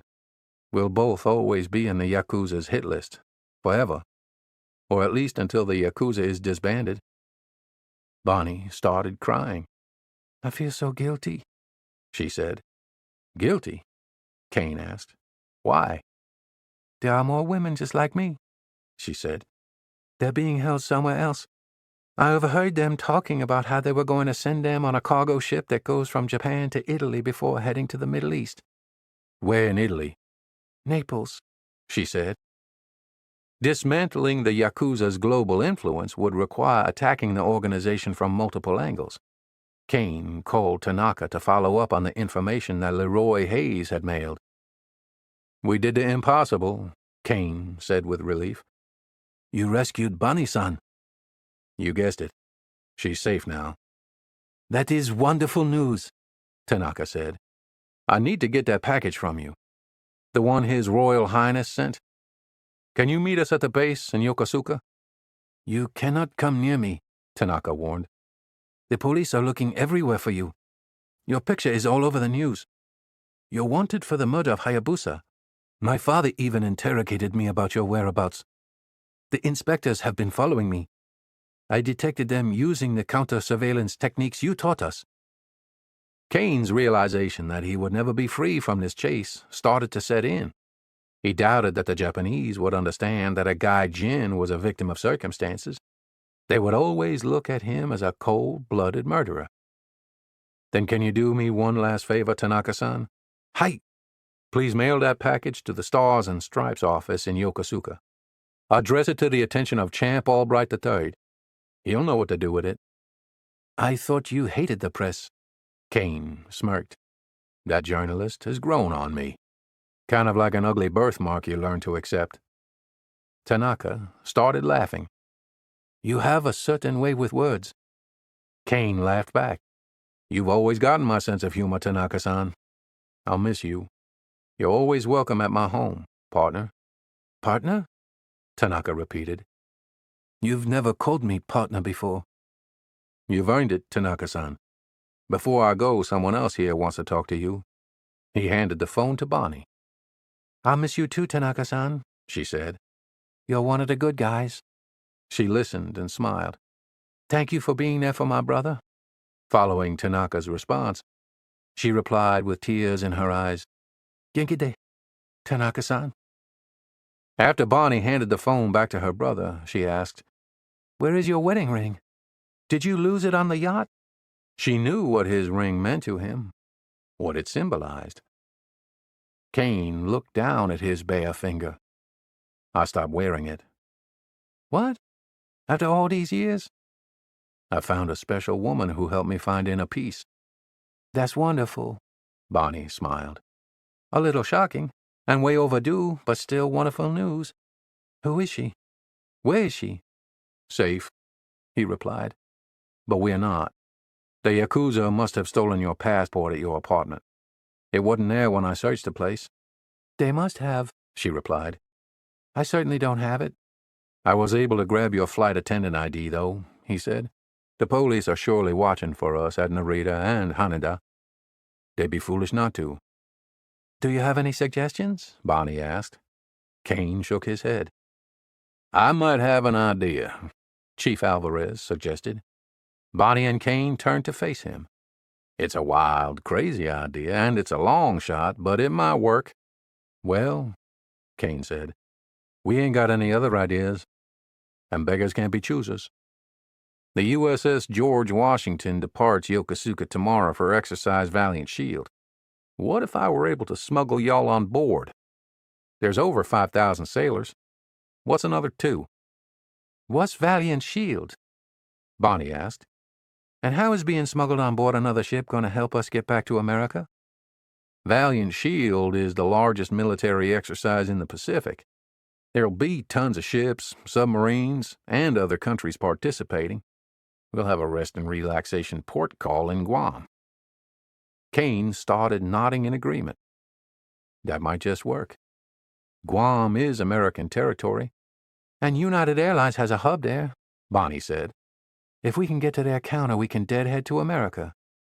Well then, Chief Alvarez began. I just need to make a call and get 2 flight suits ready for you guys. Kane felt a sense of relief as El Viento rounded Monkey Island and headed toward the dock at the Yokosuka American Navy base. At that moment, nothing symbolized the United States more than the McDonald's right next to the boat launch. Its golden arches illuminated the night sky and served as a lighthouse calling the Lemaire's home, or at least one step closer to being back in Louisiana. But then it hit him. There was one big problem with Chief Alvarez's plan, Kane realized. It meant he'd be leaving behind what he had come to love most about Japan. Yumiko. He stood up and walked toward the front of the sailboat for privacy. He pulled out his phone.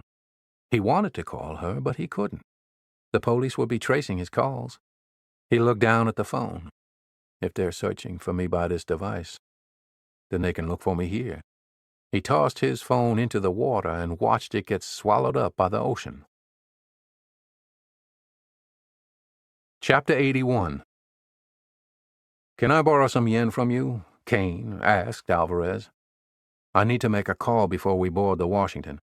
Just use my phone, the chief offered, and patted his pockets in search of it.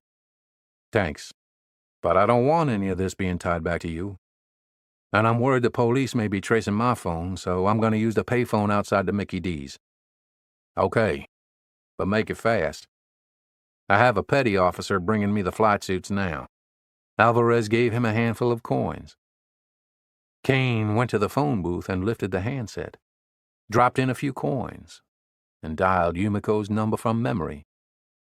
The phone rang a few times before her voicemail answered. Yumi, this is Kane. I was hoping to talk to you one last time before I left. I'm not even really sure what to say, though. He paused for a moment. I just wished things could have turned out differently for us. Chief Alvarez and Bonnie were tying El Viento to the dock when 3 Japanese police cars lined up at the nearby gate. Their signature red emergency lights were on and rotating as the police officers talked to the military guards about gaining access. Kane knew that he and Bonnie had to get on the USS Washington quickly. Even though this was an American base, the Japanese had concurrent jurisdiction. They'd be allowed on the base to look for him and arrest him. Besides the embassy, the ship was the only true American sovereignty in Japan. Kane saw one of the police cars rolling through the gate. He made eye contact with Alvarez and nodded to his friend, acknowledging the urgency. He turned back to the phone and lowered his voice as he spoke into the handset. I've got to run, Yumi. Thank you for everything. I'm sorry it ended like this, but I don't think I'll ever be able to come back to Japan. Before he hung up, he said one last thing to her. It was what she had told him at their Zen retreat. Owa wakare no hajimari. I guess all good things come to an end, and you are a good thing, Yumi. Chapter 82. The military police officer standing watch on the deck next to a wooden podium looked intimidating. The athletically built policeman had a Beretta 9mm handgun strapped to his hip and an M4 assault rifle slung across the body armor that hugged his torso. He inspected every sailor who requested to come aboard the USS George Washington. That military cop looks really serious, Bonnie said nervously. We're going to get caught and arrested. Relax, Lieutenant, Chief Alvarez said, trying to calm her. You've already come this far. Plus, that watchstander is looking for terrorists, not 2 Cajuns in flight suits. Kane and Bonnie headed to the gangway. Jesus, this boat is way bigger than I would have ever imagined, Bonnie said. Alvarez put his arm around Bonnie. This is not a boat. It's a ship. And not just any ship. It's a nuclear-powered super aircraft carrier. It's the might of the American military and what keeps us free. Kane smiled with pride. He felt as though he was reliving his Navy days. He and Bonnie were just 2 military pilots out of hundreds of aviators on board. And as pilots, they were commissioned officers, with a set of parallel silver bars displayed on each shoulder of their flight suits. The chief really delivered. Bravo Zulu, Kane thought, as they approached the gruff military police officer. Permission to come aboard? Chief Alvarez asked, while simultaneously saluting. The military policeman returned the salute. Welcome aboard, Chief. "Permission to come aboard," Bonnie requested. The guard saluted Bonnie. "Welcome aboard, Lieutenant." Kane stepped onto the deck of the USS George Washington and was overcome with emotion. The ship's motto was engraved on a large wooden plaque attached to the wall. "The spirit of freedom," he said aloud, feeling euphoric as goosebumps formed on his forearms. In the corner, near the wooden podium, was the bust of President George Washington, America's first president. Behind the bust was the American flag with a gold-plated eagle on top. Despite all our flaws, we're still the greatest country in the world, Kane thought. Tears formed in his eyes as he requested permission to come aboard. The guard snapped a crisp salute. "Permission granted. Welcome aboard, sir." Kane returned the salute with the same vigor and precision. He turned toward Alvarez, who noticed that Kane's eyes had welled up with tears. "Are you okay?" Chief Alvarez asked. "Never better," Kane replied. They ducked their heads and entered the ship's hatch. The chief escorted them through the large hangar bay, which was crowded with various F-18 fighter jets and H-60 Seahawk helicopters. "Where's the plane y'all used to fly?" Bonnie asked. "The mighty War Pig wouldn't be on this ship," Kane said. "It was a land-based submarine hunter." "How many missions you figure we flew together?" Chief Alvarez asked, obviously feeling nostalgic. "At least the ones we can talk about." "Counting tonight?" Kane smiled wearily. Chief Alvarez returned the smile. "I reckon tonight's mission will stay top secret. Unless that Champ Albright has anything to do with it." "Champ Albright?"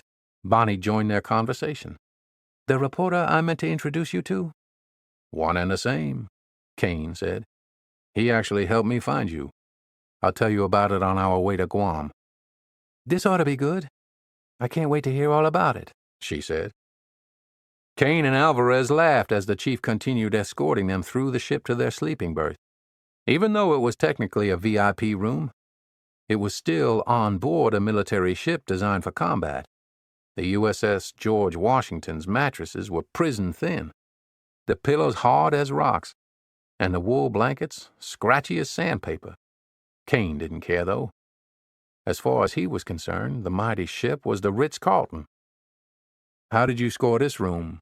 he asked Alvarez. "It may seem like a new Navy with the new generation joining nowadays, but chiefs still take care of each other. Let's just say I owe the supply officer a drink when we reach Guam." "A room like this?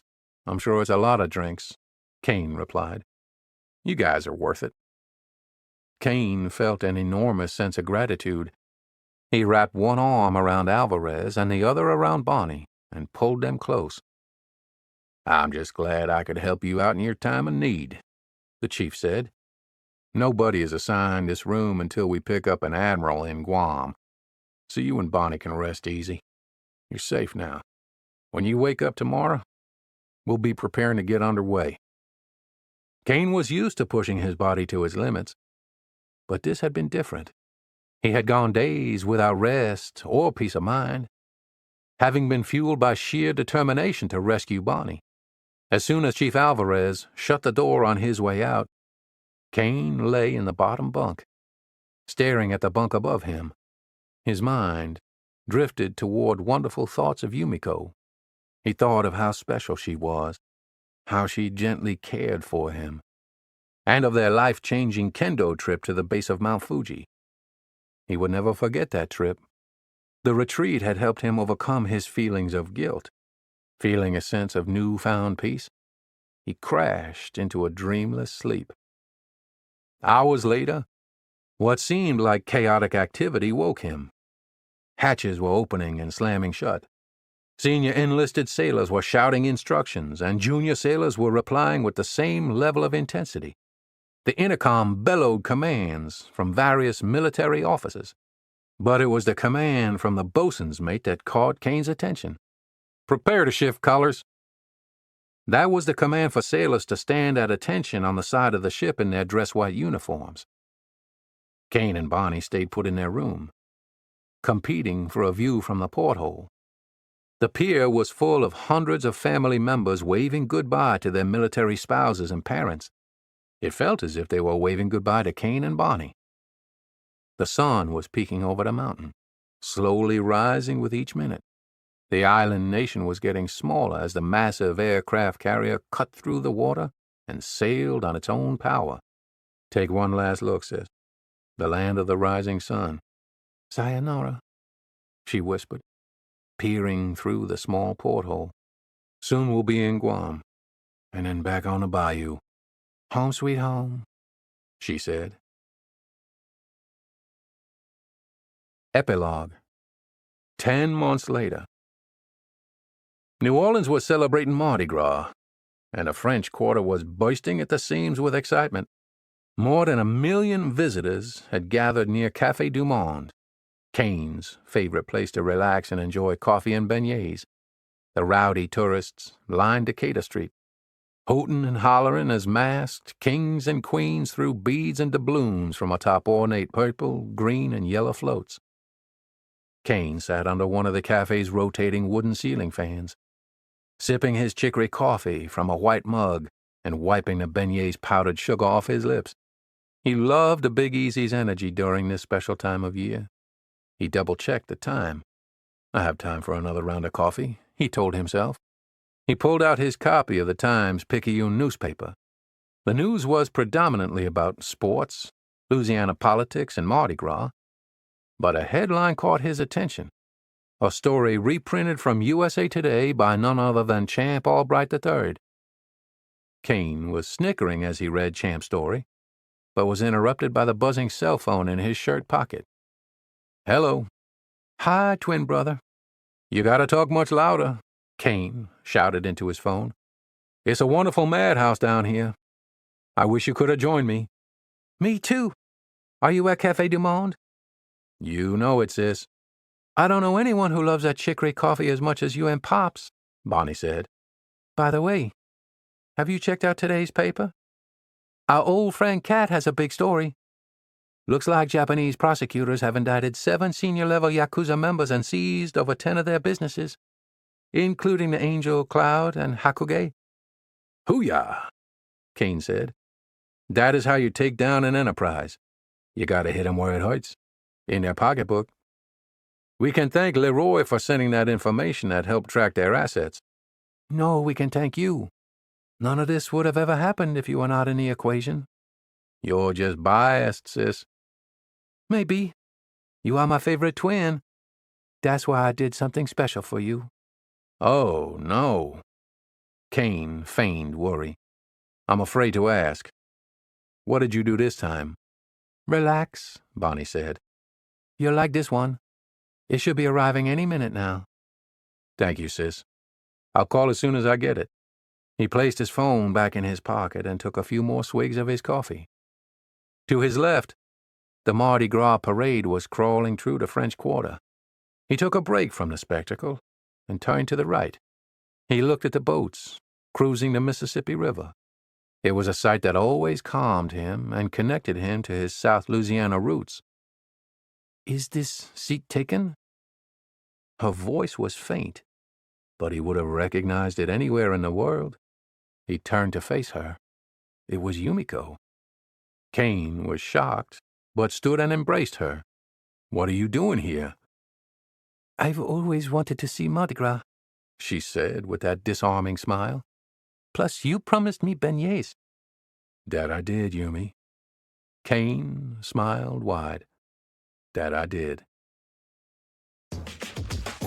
This has been a Hachette audio production of Cajun Justice. Written by James Patterson and Tucker Axum. Read by Kevin Stillwell. Produced by Greg Cooler and Lisa Kahn. Recorded by Mala Corbett Wyndham at Listen Up Audiobooks. Directed by Angel Masters. Post-production by A1 Sound Productions. Cajun Justice is also available in print and digital formats from Grand Central Publishing, a division of Hachette Book Group. For more Hachette audio productions, visit us at hachetteaudio.com. Thank you for listening. Text copyright 2002 by James Patterson. Audio production copyright 2020, Hachette Audio. All rights reserved. Hachette Book Group supports the right to free expression and the value of copyright. The purpose of copyright is to encourage writers and artists to produce the creative works that enrich our culture. The duplicating, uploading, and distribution of this audiobook without permission is a theft of the author's intellectual property. If you would like permission to use material from the audiobook, other than for review purposes, please contact permissions@hbgusa.com. Thank you for your support of the author's rights. This audiobook is a work of fiction. Names, characters, places, and incidents are either the product of the author's imagination or are used fictitiously, and any resemblance to actual persons, living or dead, events, or locales is entirely coincidental.